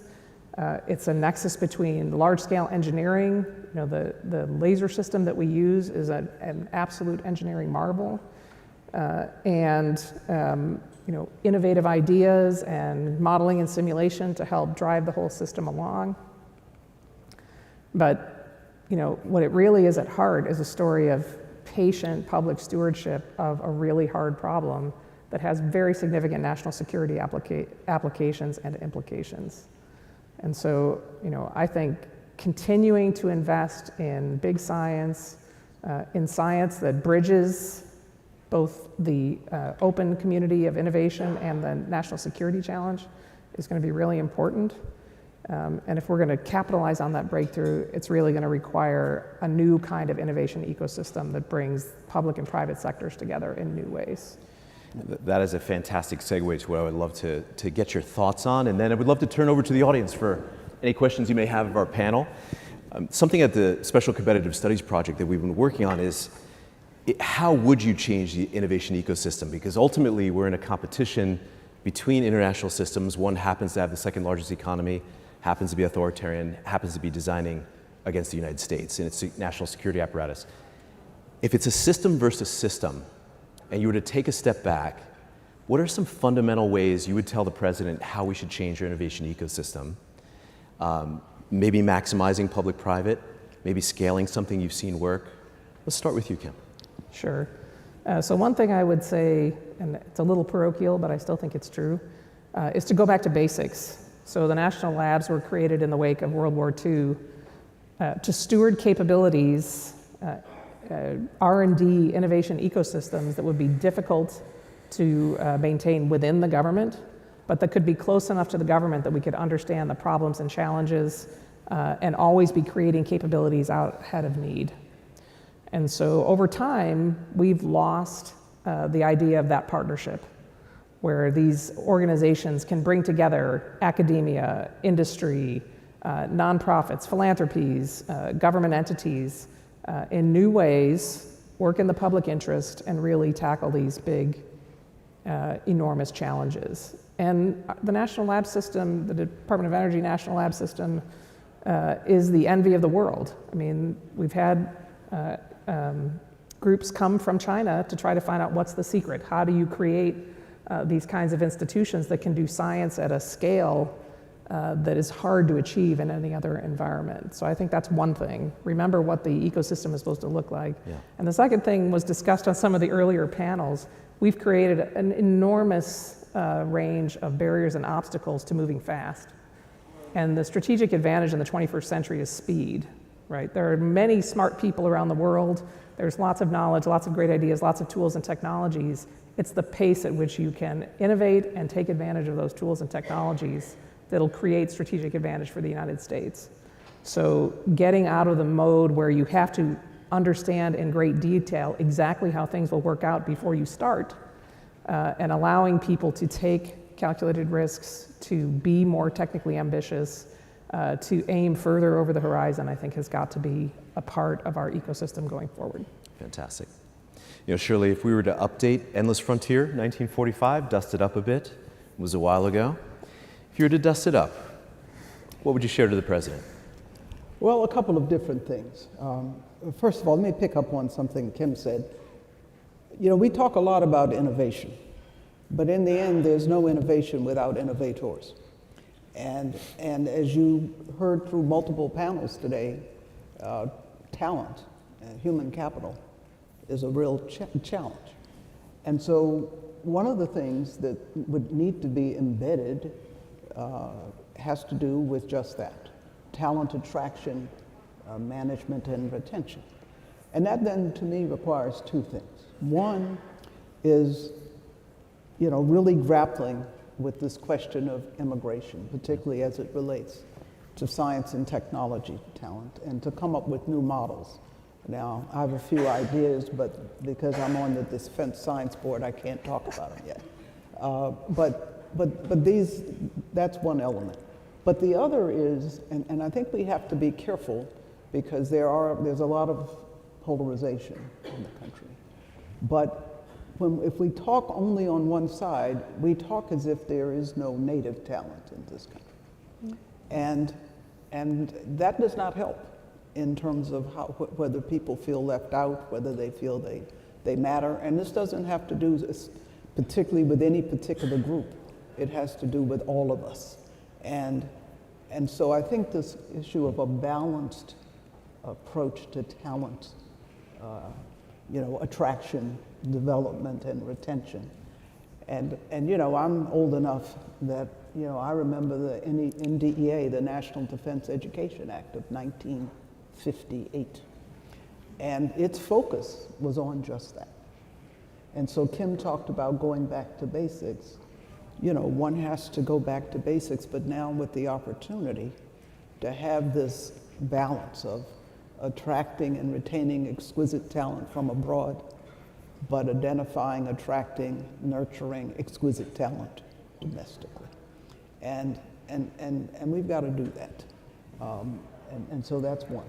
The second has to do with new models, which may mean a regeneration of models for how one supports research.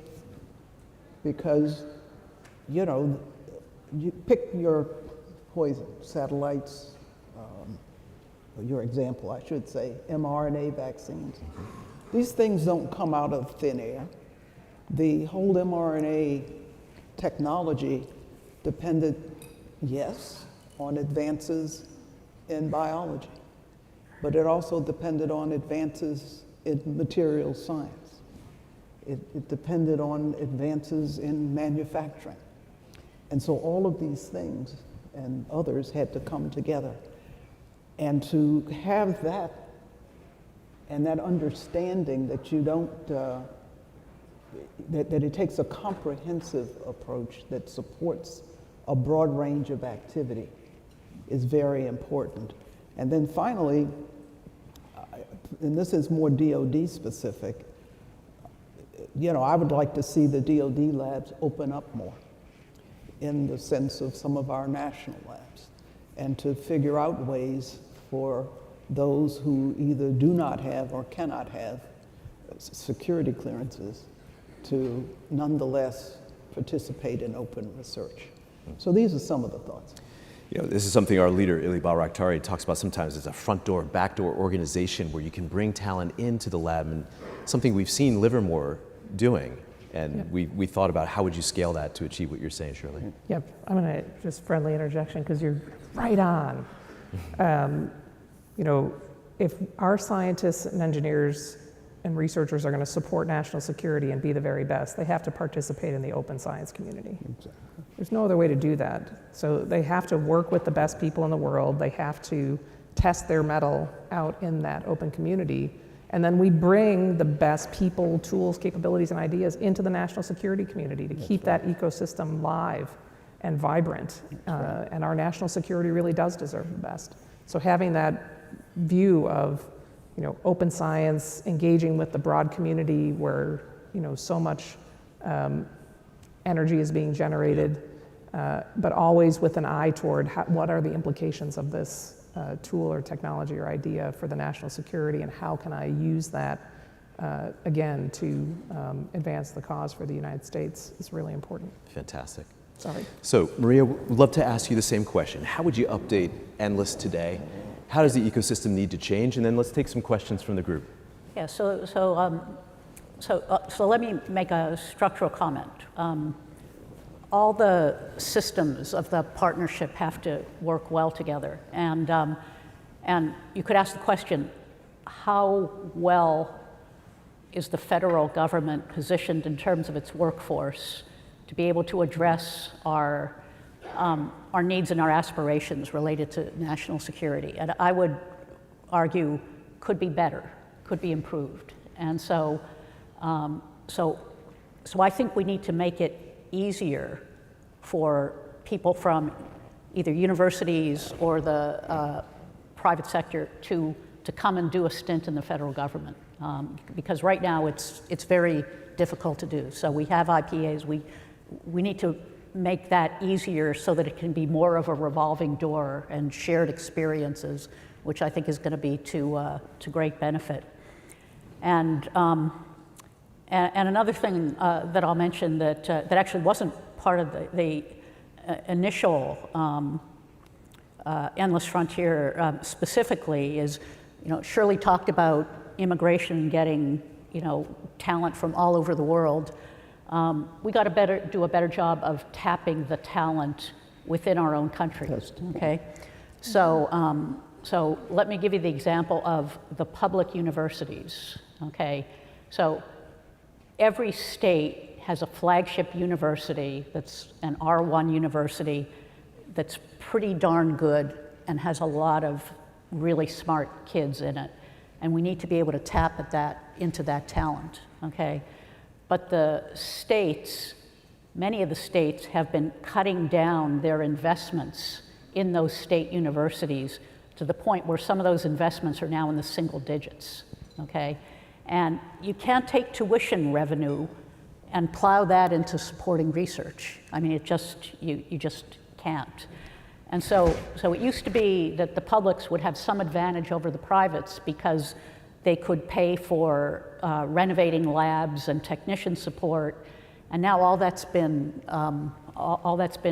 chiseled away, and let alone the increasing cost of compliance in order to be able to do research. So these universities, which are great universities, are getting priced out of the game because they just can't afford to play.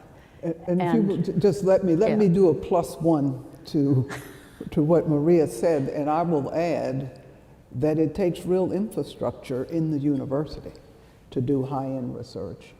And frankly, the federal government used to support more of that at a higher level, not to mention the support of states for the state universities. And so it has to be a balanced picture, because if we want to support students, they have to come to do something. And in order to do research and to be educated in that way, there's an infrastructural issue as well as the cost of compliance. Yeah, and we need to up our infrastructure investment for students and researchers at the public universities, at the private universities, and at the national labs. I mean, we all need infrastructure so that we're able to really work at the state of the art. Absolutely. Thank you so much. This is the beginning of our agenda for updating Endless Frontier right here. Questions? We have a few minutes. Would love to get open to the floor. If you have a question, please raise your hand. We have a team with microphones that will come to you. I see Jafar on his way to someone right now. I'd like to thank the panel very much for all of your commentary and for your time. It's been absolutely inspirational to look up and see the three of you, four of you, Sarah, as well. But as a young female who started in science and not in national security, and then found my way over into national security, it was a theme that I noticed for all three of you. That love of science was something that you had endogenously, and then you found your way through exposure opportunities into this sector that we all know and support. So can you talk a little bit more about how to create those opportunities for people who have that love of science so that they can also develop a passion for the mission? Thank you. So I think there are a couple things I usually recommend. Of course, I recommend there's fantastic internship opportunities in the national laboratories where students can come and work with our researchers and understand about our missions. When I talk to students, STEM students in universities, I also talk about working in the government. I think it's incredibly important that we have scientifically literate people in the government who could really understand the world we live in. And I think that's another great way for people to understand just how complex policy is and how hard it is for the government to grapple with highly technical issues that undergird many policy questions. So I think those are both great ways. And I think it's incumbent upon those of us who do science in the national security community to get out and engage, help people understand the work that we do. I think for us, there's a mythology around our laboratories that all our work is classified and the gates are tall and no one can come here. And the vast majority of our work is unclassified. And we have lots of students and postdocs and whatnot in our environment. That's what really keeps the atmosphere lively and energetic and builds the next generation of national security researchers. So I think both of those, if you have an opportunity to work in the government and serve, please do. Come to a national laboratory and learn about what we do, or invite researchers from the national security community to come and talk about their work. I would like to see the government open the doors a little more and open them earlier to young people at an age and a stage where one would not expect them to be able to make a contribution, but they can. And these students, the ones we have in places, my colleagues have been brilliant, and they're very focused, and they can make a difference, and they want to work on hard and challenging problems. Yeah, that's a great question. And so it's so frustrating because of the fact that much of the work is classified, you can't convey to people, and we need to do a better job of conveying people, that the work going on in support of national security is absolutely first-rate science and technology that is completely state-of-the-art, and it's a lot of fun. And so, one of my responsibilities is I oversee MIT's Lincoln Laboratory, and I say, Lincoln Laboratory, imagine James Bond's Q with a $1 billion budget. That's what it is. Sign me up. Exactly. That's right. We have room for one more question. Anyone at all in the room with a question? Otherwise, what I would love to do is thank the three of you so much, not only for what you've done for U.S. power and national security. Asher, we have one more? Sure, go ahead, Asher, please. It's hard to see up here, so I'm depending on you to identify. I just had a question about Dr. Boudil's comment on having folks engage with the open science community and how you're balancing that with the ideas behind certain aspects of national security that you want to be classified and to retain a competitive advantage. And this maybe relates to points that were brought up by Dr. Schmidt and even Dr. Jackson here about biorisk and these sorts of ideas. I'm wondering if you have any thoughts, on finding this balance, or whether you think just going with the open science is a good enough balance. So, part of what we offer, part of what we do is we cultivate a community that understands both the open science and the national security implications. So, our researchers are prepared to make those choices. They understand what to talk about and where to step back. The biggest challenge is that we can't put, fences around information or ideas. right? And many of these fields, biosciences is a good example, they're inherently unclassified. So there's a huge amount of information on the street that has very significant national security implications. It works in the other direction there, where we want to get as much understanding as possible of what's going on in the community, what are the possibilities of the technology, so that we can begin to think about it through this national security lens on the other side. So, I'll just make one quick comment, which is we do the best job we can with protecting the information we think is most sensitive. Yep. But in the end, we have to compete. Maria? That's good. Yeah. No, I don't have much more to add there, except to say that every once in a while you lose a little bit, but look at how much you gain. And looking at the gain versus the loss is a very important thing to do. So, Thank you so much for that question. Yeah. Thank you, panelists, so much for just beginning this conversation about how to change the innovation ecosystem, where tech is going. On behalf of the Special Competitive Studies Project, everybody who here today, thank you for your contributions to science, to leadership, and tech power is hollow without you. So thank you so much. Thank you. Thank you. Thank you.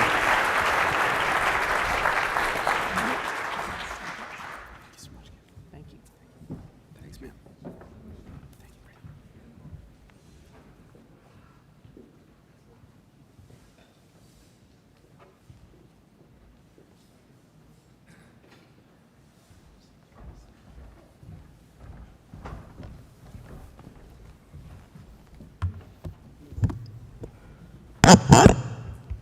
It was not me.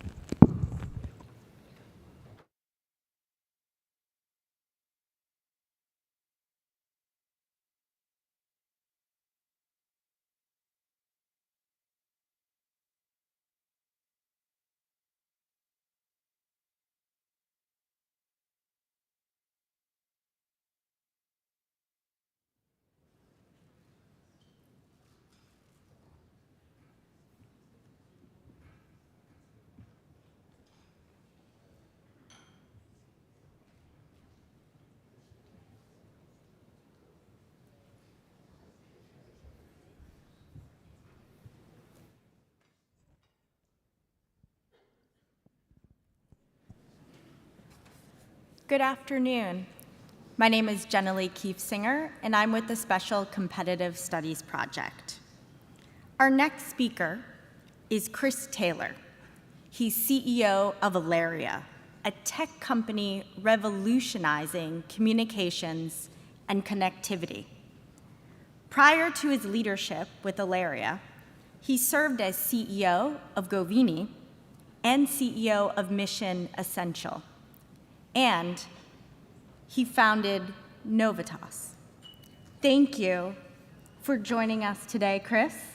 Please welcome to the stage.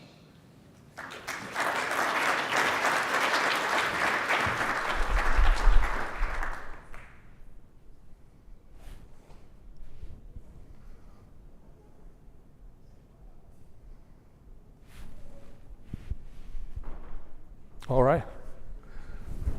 Well, good afternoon. It's been a wonderful day of candor and insight, and it's really great seeing so many people that I haven't seen for such a long time. So I'm glad to see you all. Ash Carter was my advisor and a professor of mine in grad school. And as we all know, Ash was brilliant. He was direct, and when he was right, he knew that he was right, and he was telling you that he was right. Tragically, I have the same DNA. So during our advisor sessions, we would have some passionate discussions. And during one of these discussions, we were going back and forth, and it wasn't getting hot, it was getting warm, if you will, back and forth, back and forth, back and forth, back and forth, until finally Ash said to me, "Chris, is it your intent to overthrow the government of the United States of America?" I said, no, I'm a Marine. Of course that's not my goal. He said, "Well, you just do what I'm telling you to do." I said, "Sure." What were we arguing about? The classes that I was going to take that semester. God's honest truth, we went at it for a little bit. He didn't want me to take 2 classes. There's much more to this story. I'll save it for the reception. It was a very good discussion. But that's not really the sole reason that I'm here today. Our company, Illyria, is actually a live manifestation of Ash's creation of the Defense Innovation Unit. About 15 months ago, I and some investors acquired 2 technologies from Google. One is a temporal-spatial software-defined networking architecture, which I'm going to demonstrate for you today. And the other is a coherent light free space optics program that wasn't really announced in Google. Just after we closed the deal about 15 months ago, DIU released a commercial solutions RFP for hybrid space architecture, and we applied. We went through the process, and ultimately we were awarded an OTA to be the network foundation of the DoD's hybrid space architecture. None of that happens if Ash had not started DIU. None of it happens if Mike Madsen, is Mike still here? If Mike had not listened to everything that I kept trying to tell him why this was a good thing for the department, it doesn't happen. So we have a really direct line between Ash's contributions to the department and hopefully our success. As we go through the demonstration today, I hope you'll keep in mind some of the things that Bob Work and General Smith were talking about, and many others. And that is, if we're trying to connect everything to everything else, because everyone has seen PowerPoints with those little lightning bolts on them that represent some sort of connectivity that we simply don't have. What I think I'm going to show you today is that it does exist, and it is available today. And I think after you see it, you're going to say to yourself, we should probably 10-tuple DIU's budget, staff them to the bejesus, and just set them free. At least that's what I hope you're going to think after this. So with your permission, I'm going to just show you a little bit around our platform. Now, I just want to remind everybody that I'm the CEO, not the CTO. My CTOs are watching right now. We have co-CTOs, Brian Barrett and Nathan Wolf. More importantly, my 5-year-old daughter, I think, is watching right now. So periodically, if you clap and say yay, it helps me a lot at home tonight at dinner. I appreciate that.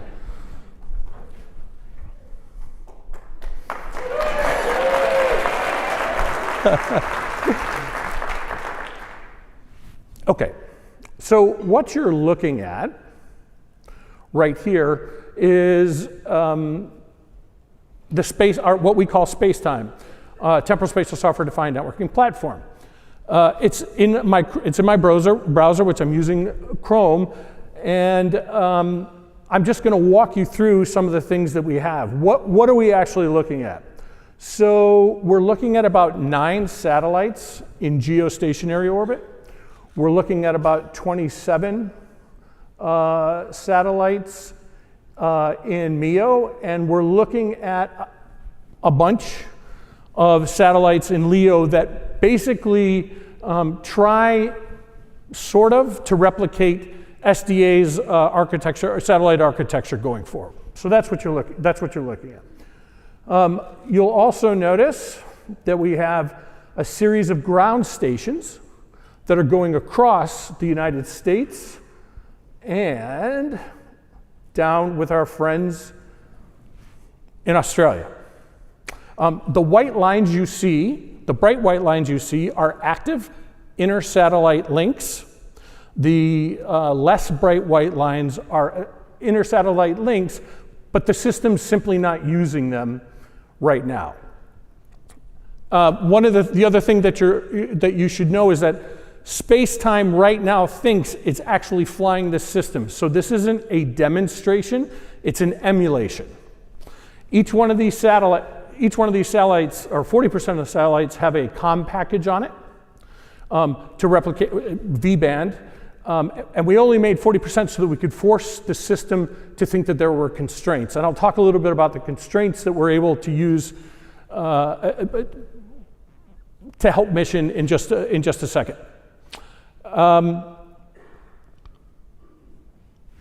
Another one of the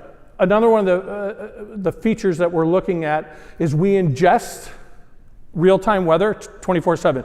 So about 140,000 weather stations are being ingested right now. We also ingest stuff from, weather from the European Climate weather program. Additionally, we also are, just for the sake of convincing you that the system has no a priori knowledge of ships and planes in it, we're ingesting live AIS and ADSB aviation and maritime information. So what you see is live. Real planes, real weather, real ships. Okay, so what does this mean? I have no idea why that's happening. Okay.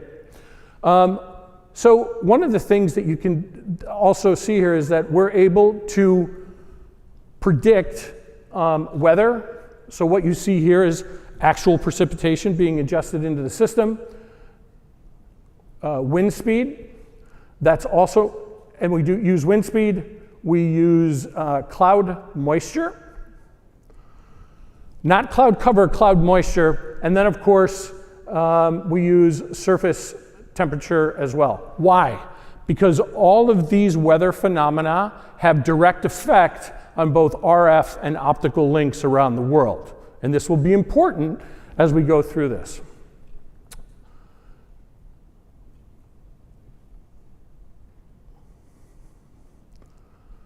One of the other things is that you'll see here that we have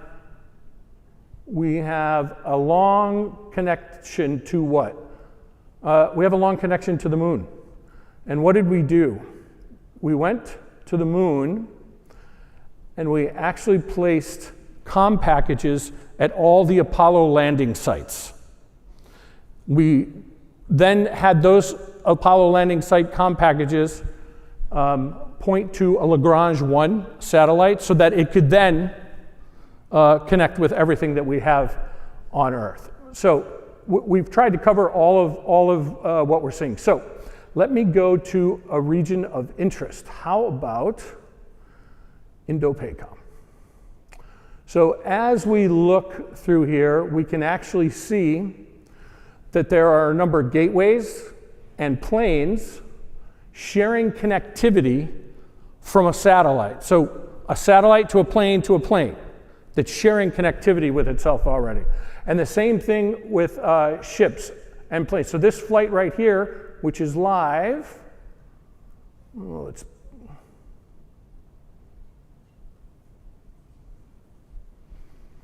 is a United Airlines flight that's crossing right now, right? And another ship up here. Sorry, the system, not my system, the internet connection is a little slow.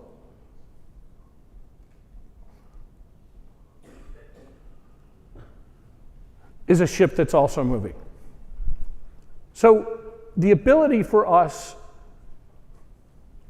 to connect everything to everything else says that we can connect the moon to a Lagrange 1 point, to satellites in GEO, MEO, and LEO, to ships, to planes, to ground stations, and to anything else that we want to connect them to. How is that possible?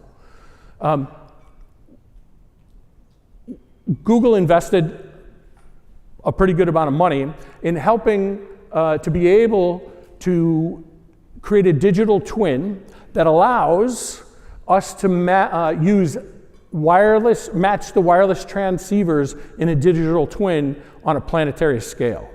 So we can connect any two set of transceivers that are compatible everywhere around the world. Why does that matter? For those of you who are familiar with what goes on in the Department of Defense and other places, we buy lots of things that were never meant to talk to other things. We buy lots of things that were meant to talk to other things, but then we bought newer things that aren't able to talk to those things. And we go on and on and on and on. The way we've designed this is so that we can make use of everything, every new discovery that the department wants to add to its JADC2 environment or its hybrid space architecture environment is able to be connected instantaneously. And that's the thing that is probably one of the biggest things about this. The theme today has been resilient communications and what have you. So let me just show you something quickly. So if I pick a satellite here, and this is live, this one has 5 links and 12 forwarded routes. Let's assume for a second that we're in some sort of, on some sort of mission, and we're going to take this satellite out. Or I'll take one out that anybody else wants me to. You can pick any one, but let's start with this one. So if I take this out, now I can kill its inner satellite links, its gateway links, anything.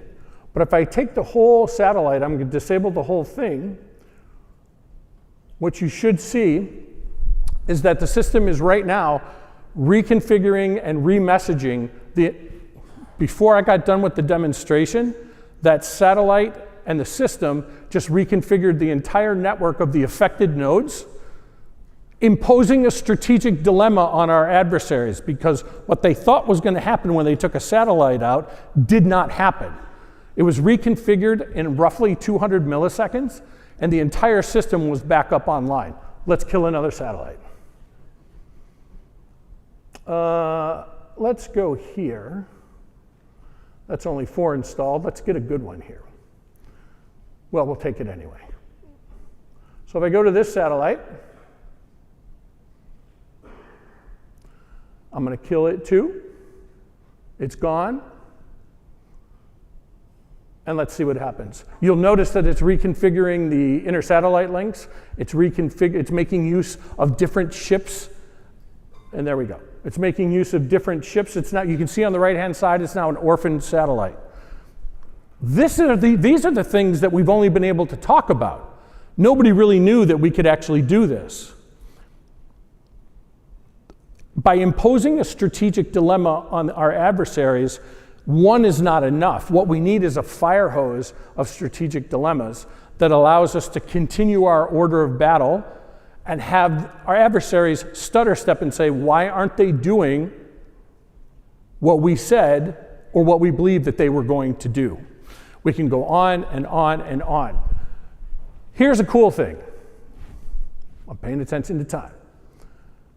So how then does this really work? So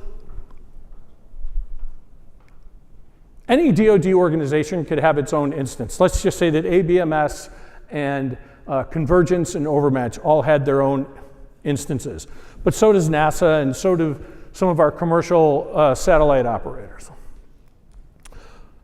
What is remarkable about this is that we use open source APIs to connect everything that you want to connect from an asset perspective, but also allows us to federate different instances of space-time across different users.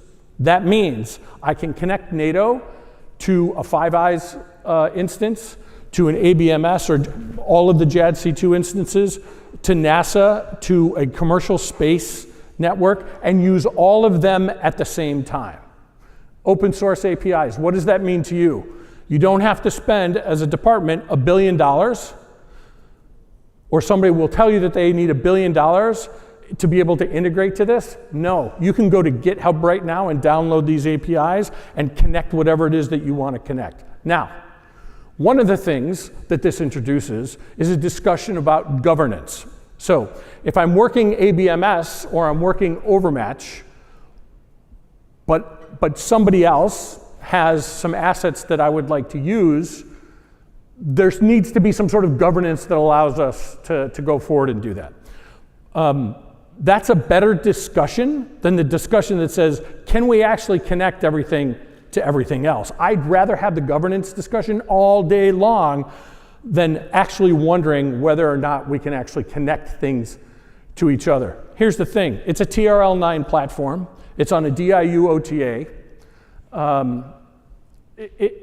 It's got 3 million flight hours on it.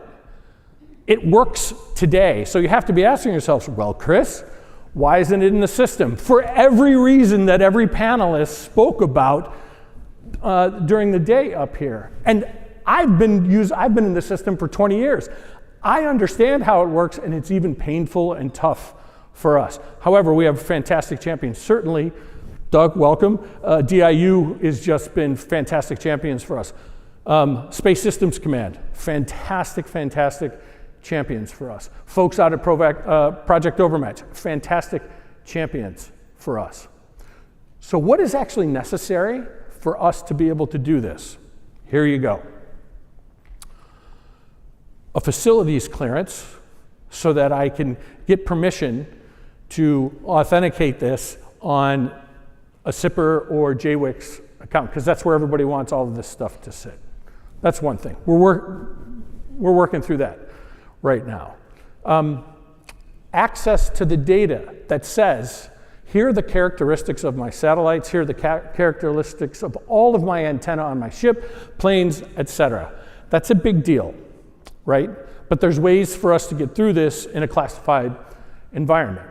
And then access to satellites. We are putting up so many satellites in space right now that being able to include space-time as a native function of a common control plane for communications on all satellites going into space would make our lives wildly simpler. Wildly simpler. So these are the conversations that we're having with everyone. I have to say, we've never walked into a room or a meeting where somebody said, that sucked, Chris, like that was horrible. But we do run into this, well, I've got some RDT&E money this year. I think I've got some extra money that I can throw onto this. We have to get this into the Palm effort. Everything that you heard today happens to us every single day. The great news is that everybody's trying to break that down for us and get us into the system. I will mention this.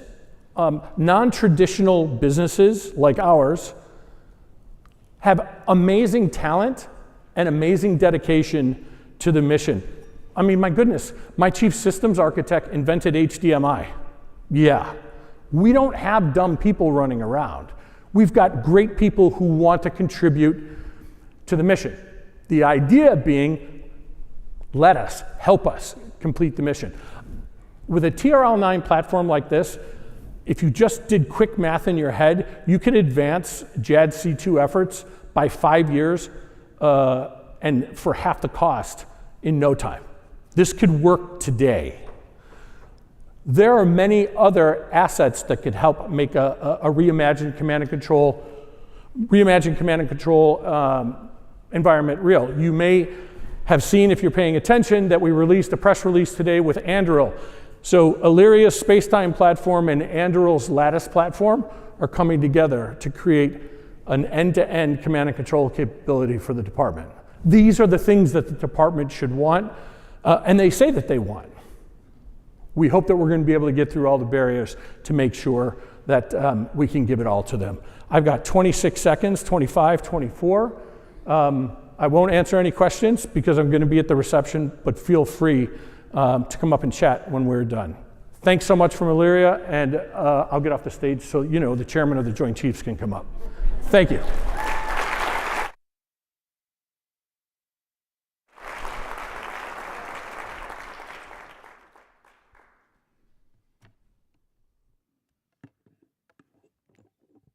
I should have had you chant Lucy, but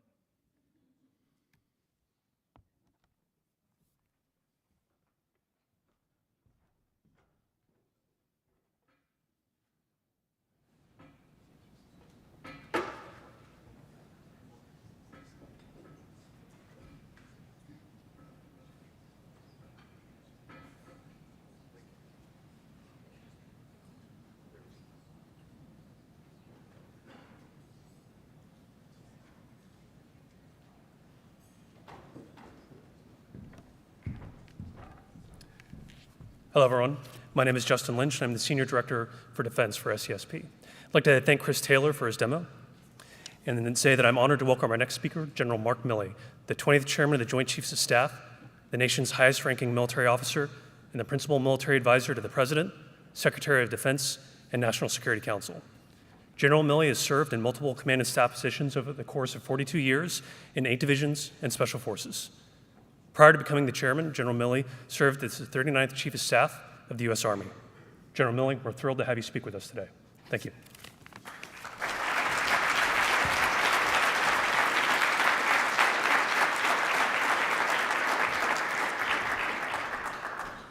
I know I'm the last of a long line of distinguished speakers today and panelists, and I'm following a great techno demo, so I will try to keep these remarks on time, and I know that I'm the only thing between you and a rousing reception here following that. But I do want to say that I'm personally very humbled to be invited to do this. I knew Ash Carter quite well, and Stephanie, I want to thank her publicly for her support to Ash over the years. She is an example of resilience and bravery and courage in the face of some very difficult times. And Stephanie, thank you for your leadership as well as for Ash. And I'll talk more about Ash in just a second. But Stephanie, thank you so much.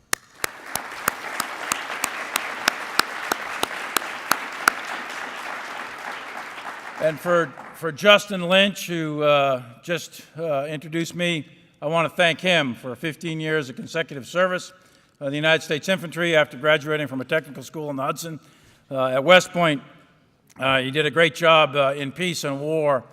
So Justin, thank you for your service, and thanks for what you're doing now in the world of commercial innovation. So thanks very much. And I want to thank both your bosses, Yuri and Elber, for putting this on, for putting it all together. This wouldn't be happening without your leadership and the collective organization that you represent, and I thank you so much. And I hopefully will meet the intent of this being the first of many on an annual basis. So I think Bob Work may be out here somewhere. I can't see because of lights, but if you're here, Bob, thank you for being here. And Michelle Florida might be here. I don't know if she had to leave or not, but thanks both of you for being here. I had the great privilege of working very closely with Secretary Carter on many, many occasions over the years, and I can attest to you that he was a great patriot, a real patriot, and a great American. And last October, all of us, this country, each and every one of us in this country, lost a transformational leader, a friend, and a champion of selfless service. And the first thing I think of when I think of Ash Carter was his human touch. He was, of course, a physicist, a scientist, but more than that, he was just a great human being. He was approachable and affable and got along with everyone. He was positive, he was upbeat, and he communicated especially well. He was a wrestler in high school, and I know that caused him back problems later in life, and he would walk up and down the halls of the Pentagon to loosen up his back, but he also had an opportunity to manage by walking around, talking to people in every office, regardless of who they were.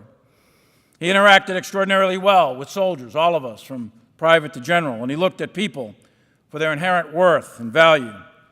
He was incredibly humble on top of all of that. He was the exact opposite of hubris, which we see way too often in public life. He knew a lot, but most importantly, he always recognized what he did not know. He was never motivated by power for its own sake, and he insisted on using his power to help others. He was a committed public servant, selfless in so many ways, as you heard so many speakers say today. In short, Ash Carter walked with kings. He served with heroes, and yet he always kept the common touch, to paraphrase a famous poem by Kipling. His physicist background meant he was smarter than the rest of us in every room of the Pentagon. He liked to do calculus problems, which I always thought was kind of weird, in his spare time just for fun. I had a very different opinion of fun. And while I was in the half of the class that made the top half possible, Secretary Carter was in that 1% that made the bottom 99% of us realize what was achievable. Ash Carter's decision-making was always motivated by the care and safety of the men and women in uniform. He was incredibly talented at cutting red tape and speeding up the bureaucracy in order to improve the lives of our soldiers, our sailors, airmen, and Marines. Secretary of Defense Gates had the vision for the development of the MRAP, the armored vehicles that proved critical to protecting troops in Iraq and Afghanistan, but it was Ash Carter. He is the one who made that actually happen, and I was witness to that. His action, the action of Ash Carter, saved American lives on the battlefield, to include my own. And perhaps his greatest legacy is his sense of urgency for the U.S. military to adopt new technology, to accept risk, and to think of creative solutions to our wicked problems, and hence this conference. Secretary Carter was forward-thinking. He was always talking about generative AI, while most of us were just trying to figure out our Palm Pilots. He was the rare person who could understand and speak to both the science and the policy of new technology. In fact, most of us, as mere models, needed someone to explain what ChatGPT is and how to use it and why it was important. And Ash Carter knew all of that, and he knew it easily, and in fact, he may have invented it. His far-reaching vision and relentless pursuit of innovation reshaped the direction of our military, making us more agile and nimble so that we could face down the challenges to come. And what drove Ash Carter's sense of urgency? I believe, just one man's opinion, that Ash Carter instinctively understood that we are in the middle of the largest fundamental change in the character of war throughout all of human recorded history. And he also understood that the stakes were enormously high. At the end of the day, it was about preventing great power war and preserving the rules-based international order that had maintained the great power peace for the last 80 years. For the past 8 decades, this system of rules has helped to prevent great power war. There have been smaller wars, to be sure, and terrorism and limited wars and guerrilla wars. But no one in this room, in fact, none of us in uniform in any nation on earth, have lived through a great power war.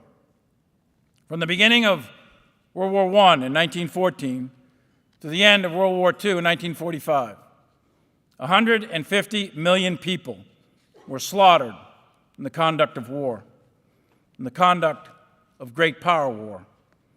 My parents fought in World War II. My father hit the beach with the 4th Marine Division at Kwajalein and Saipan and Tinian and Iwo Jima.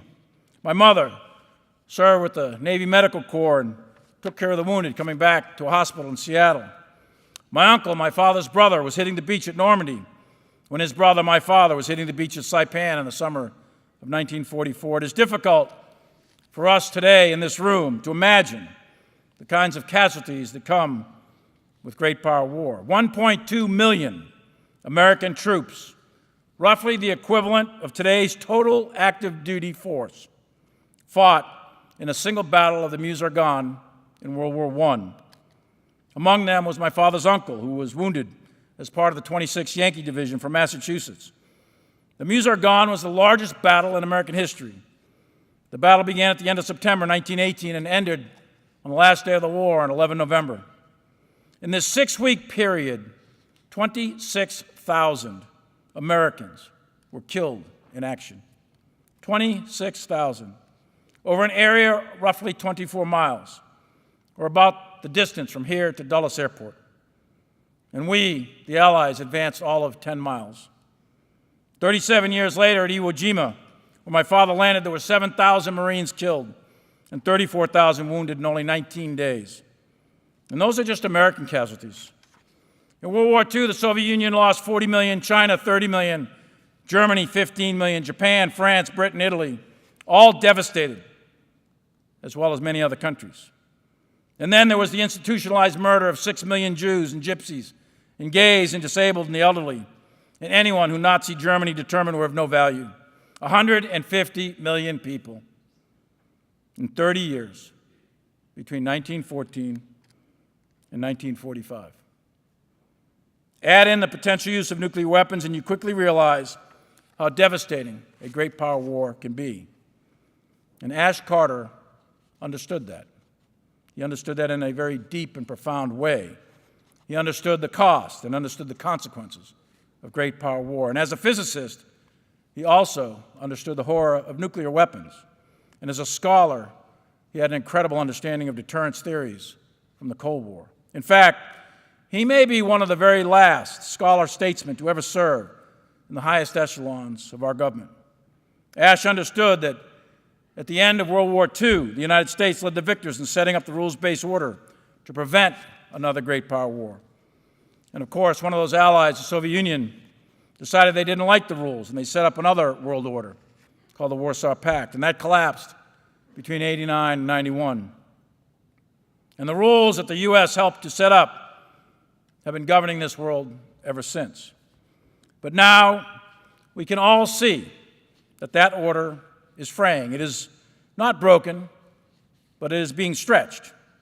And Ash Carter understood that. China is looking to revise the international order in their favor. They want to be the regional hegemon in Asia within the next 10 years. And they want to exceed the U.S. military global power by mid-century, by 2049 to be exact. The People's Republic of China are on the path to potential confrontation with its neighbors and the United States. Russia is at a very dangerous turning point. While China is a rising power, a revisionist power, Russia is a declining power, or a revanchist power. Russia wants to go back to the past and back to when they had an empire. A little over a year ago, we all witnessed Russia illegally invading the sovereign nation of Ukraine, an unprovoked act of aggression, an invasion that undermined the so-called rules-based order. And that war now is entering its 15th month and remains extraordinarily dangerous. Both China and Russia have the means to threaten our interests and our way of life. But we must keep in mind that war with either is neither imminent nor inevitable. And we must continue to deter a great power war, which was the central purpose of Ash Carter's professional life. That is what drove Ash Carter. And we will continue to deter a great power war through readiness, which was one of the first principles of Ash Carter. It is readiness in the future, otherwise known as modernization, that Ash Carter recognized, and he understood that we were at an inflection point in human history where we are experiencing a fundamental change in the character of war. The nature of war, as Clausewitz tells us, is immutable. It's not going to change. It's a political act. It's a decision by humans to impose their political will on their opponent by the use of organized violence. It involves friction. It involves fear. It involves agony. It involves confusion. That's the nature of war. However, the character of war, the how, where, when, and with what weapons and technologies wars are fought, that changes frequently. But it only changes fundamentally once in a while. And we are in the midst of one of those fundamental changes. History has taught us that nations that are able to successfully combine new technologies are able to create potentially decisive military advantages, especially at the beginning of a war. The most recent major change, most recent fundamental change in the character of war occurred between World War I and World War II, where we saw the introduction of mechanization in wheeled vehicles and tracked vehicles and airplanes and tanks, air power, all tied together with communications that were wireless, the radio. There were other technologies, to be sure, but these three were the drivers behind that fundamental change in war in the last century. And every country had those technologies. The United States, Britain, France, Germany, Japan, all the countries had those technologies. But the country that initially combined them to greatest effect, unfortunately, was Nazi Germany. They took these technologies and they combined them into a way of war, the German way of war, a way of war that allowed the Wehrmacht to overrun Europe in 18 months. Eventually, the combined industrial strength of the United States and the Soviet Union with our allies overcame them, but for 18 months, Nazi Germany overran Europe. And as we all know, there were horrific consequences. We are in a comparative moment today, and Ash Carter was one of the few who recognized it very early on. He knew that we might not have 18 months to ramp up production and build up the military when the next great power war breaks out. He knew that we must be ready now, and we must be ready in the future. And that is the challenge. It's figuring out the best combination of technologies, integrating with the right training, doctrine, and organizational structure. And there are a few critical technology trends coming out right now, and perhaps the next 10 to 15 years, that Ash Carter highlighted to us several years ago. You just had a demonstration on one of them: assured communications, biotech, artificial intelligence, smart manufacturing, 3D printing, all were discussed today. And I would propose that you look at it like this. First, principle of war is to survive. So if you're dead, you cannot fight. So in future war, you must survive. And we know right now that we are in an age of incredible surveillance, an age in which we have sensors that can detect anyone, anywhere, at any time on the Earth's surface, and most of the time, subsurface. We have the ubiquitous ability to sense the environment right now, today, and that will only increase as we move forward in the years to come. Just think of Fitbits and GPS watches in your iPhone. All of those are sensors today. Think of the space-based capability and the electronic signatures that everything gives. All of that are part of a sensing environment, unlike anything in recorded history. Our ability to see today and sense that environment is literally incredible. And what you can see, you can shoot. And today, we can shoot at further ranges with greater accuracy than, again, anything in human history. And we can do it with great precision. And now, with the advent of hypersonics, you can do it at speed. So you can shoot at long range with precision at hypersonic speeds. Add in lasers and other forms of non-kinetics. And you can see that our ability to see and shoot, in and of themselves, dictate a fundamental change in the character of war. Add in that the ability to move with a variety of technologies that are oncoming to us right now. The most important, perhaps, is robotics. Robotics and unmanned aerial vehicles, unmanned ground vehicles, and unmanned maritime vehicles are coming at us at speeds that are just unprecedented. I would tell you that in the next 10 to 15 years, we are going to see a pilotless, or at least partially piloted, Air Force, a sailorless or partially sailorless Navy, and a crewless or partially crewless tank force on the ground. Robotics. And lastly, in a long list of technologies that are coming at us quickly, is perhaps the most powerful of all, the one that Ash Carter had us driving toward, which is artificial intelligence. And what does that give you? That gives you the speed of making decisions faster than your enemy. And we know that Napoleon beat the British on very many occasions, not the final one at Waterloo, but many before that. And he did it because he woke up at 2 in the morning, he was an insomniac, wrote his orders, gave them out to the marshals. The marshals were on their horses, and they were already attacking before the British finished their tea. So the ability to go through the OODA loop, the observe, orient, direct, and act loop, faster than your opponent, the ability to make faster decisions more accurately, is a significant advantage in the conduct of war. Artificial intelligence and quantum computing will give that to the country that masters it for its military application. So to see, to shoot, to move, to communicate, these fundamentals have all been foundational to the conduct of warfighting for centuries. But now we are moving in to a different level of capability. And your military was directed years ago by Secretary Ash Carter to develop those technologies. And those are coming to fruition today. You're seeing that in the Army with a multi-domain task force and long-range fires.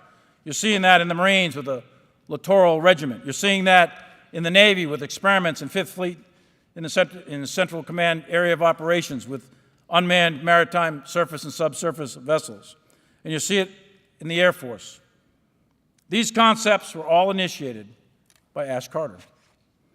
So again, our challenge is and will be to carry on his legacy, to take these new technologies and merge them into a way of war that gives us a tactical and strategic advantage over the adversary. We do this not to conquer. We do this to prevent war.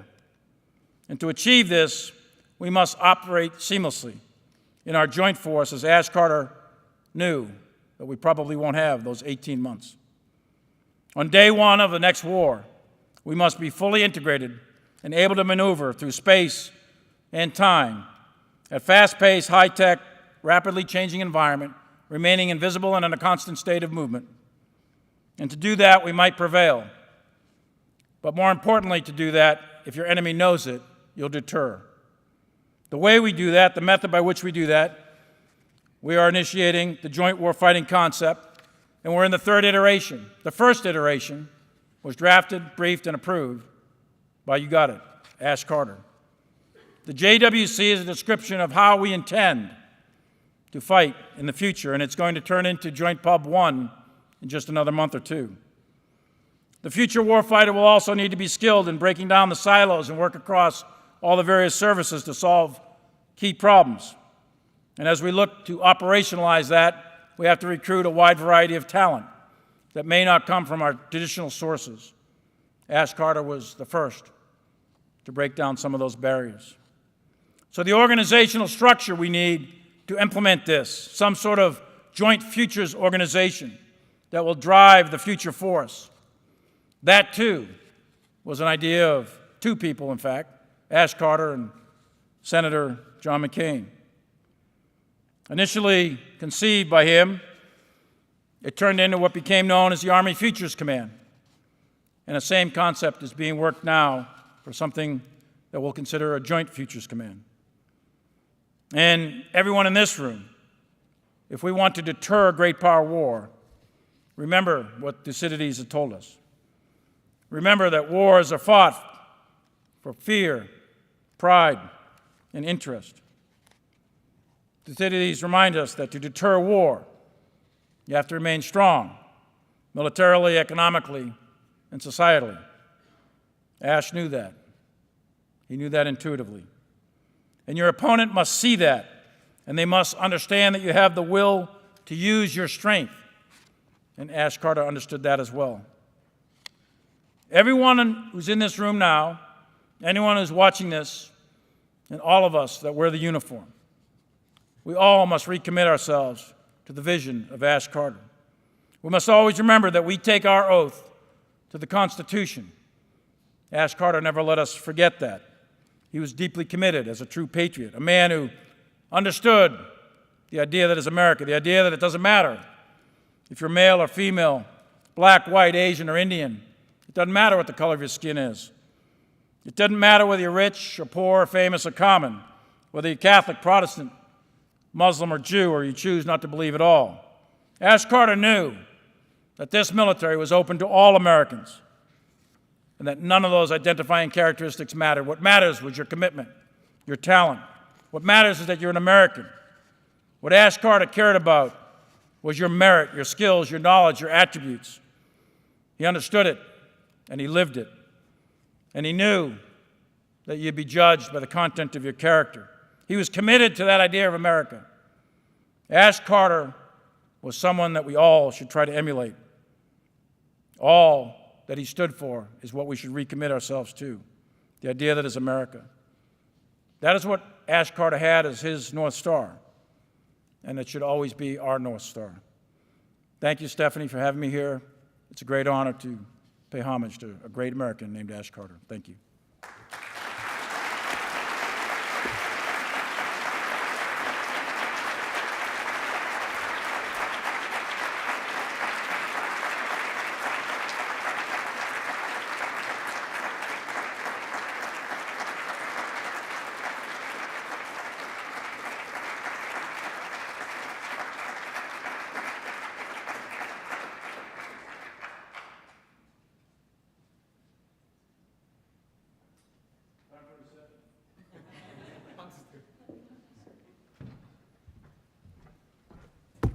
Thank you, General Milley. I have a long speech prepared for the closing remarks, but I know you guys were all champions for the stamina to stay this long.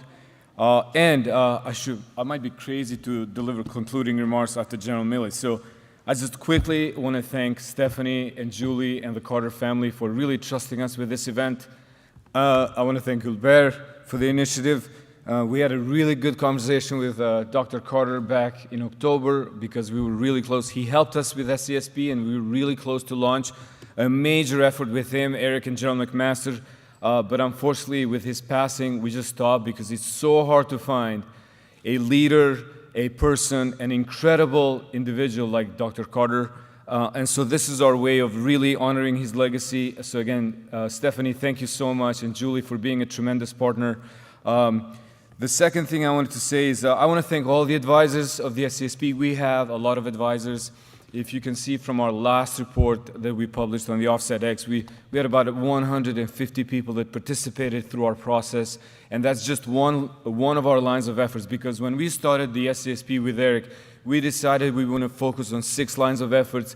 Defense is one of them. We have the foreign policy, we have the economy, we have the intelligence panel, we have the responsible use of AI, and then we have the next generation platforms. So all these lines of efforts benefit by participation of so many advisors that do it because they believe that we are at the turning point in our country, that we face tremendous competitors in China and Russia. And as I said it in my remarks, that I don't want to read it, only the people of Ukraine and the people of Taiwan that feel it on the air and sea feel it every day. What does it mean to face a autocratic regime near your border or around your border? So we have to stay focused. I would like to always remind ourselves that we have to rebuild our strategic confidence, as General McMaster says time and again. We can do this. All the conversation today really showcased that we have moved, that innovation is no longer a foreign language in the Department of Defense. What started with Dr. Carter, and that all the predecessors and other secretaries of defense have followed. We have institutions now that are really truly following through and that are delivering for our men and women in uniform, and we just have to accelerate because the technology, as Eric has said, is really moving at unprecedented pace. And what we have seen since November is something that is going to revolutionize our economy, our society, our education, and ultimately national security. So as General Milley said, we want to be able that on day one, everybody is ready, that our military has adopted these capabilities, and that we're moving out as fast as we can. Lastly, I just want to highlight that we have an upcoming summit on September 21st, which is our 3rd Global Emerging Technology Summit, with the purpose of really bringing allies and partners closer to these conversations. And so please watch out for more announcement as Joe and our foreign policy team really starts announcing that summit. Lastly, please subscribe to our newsletter and everything we produce. That's the best way to stay engaged. Give us feedback and really be part of our process. And lastly, I get emotional. Chelsea knows this. I want to thank the SCSP team. Please, a round of applause, because everybody really chimed in for the last 24 hours.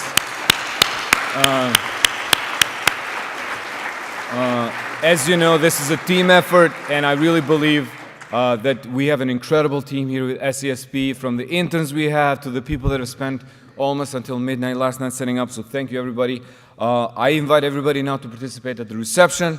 And so thank you for coming. Thank you for all the thoughts, all the critique, and all the comments we can get from you. Please keep in touch and enjoy the reception. Thank you, and have a good one.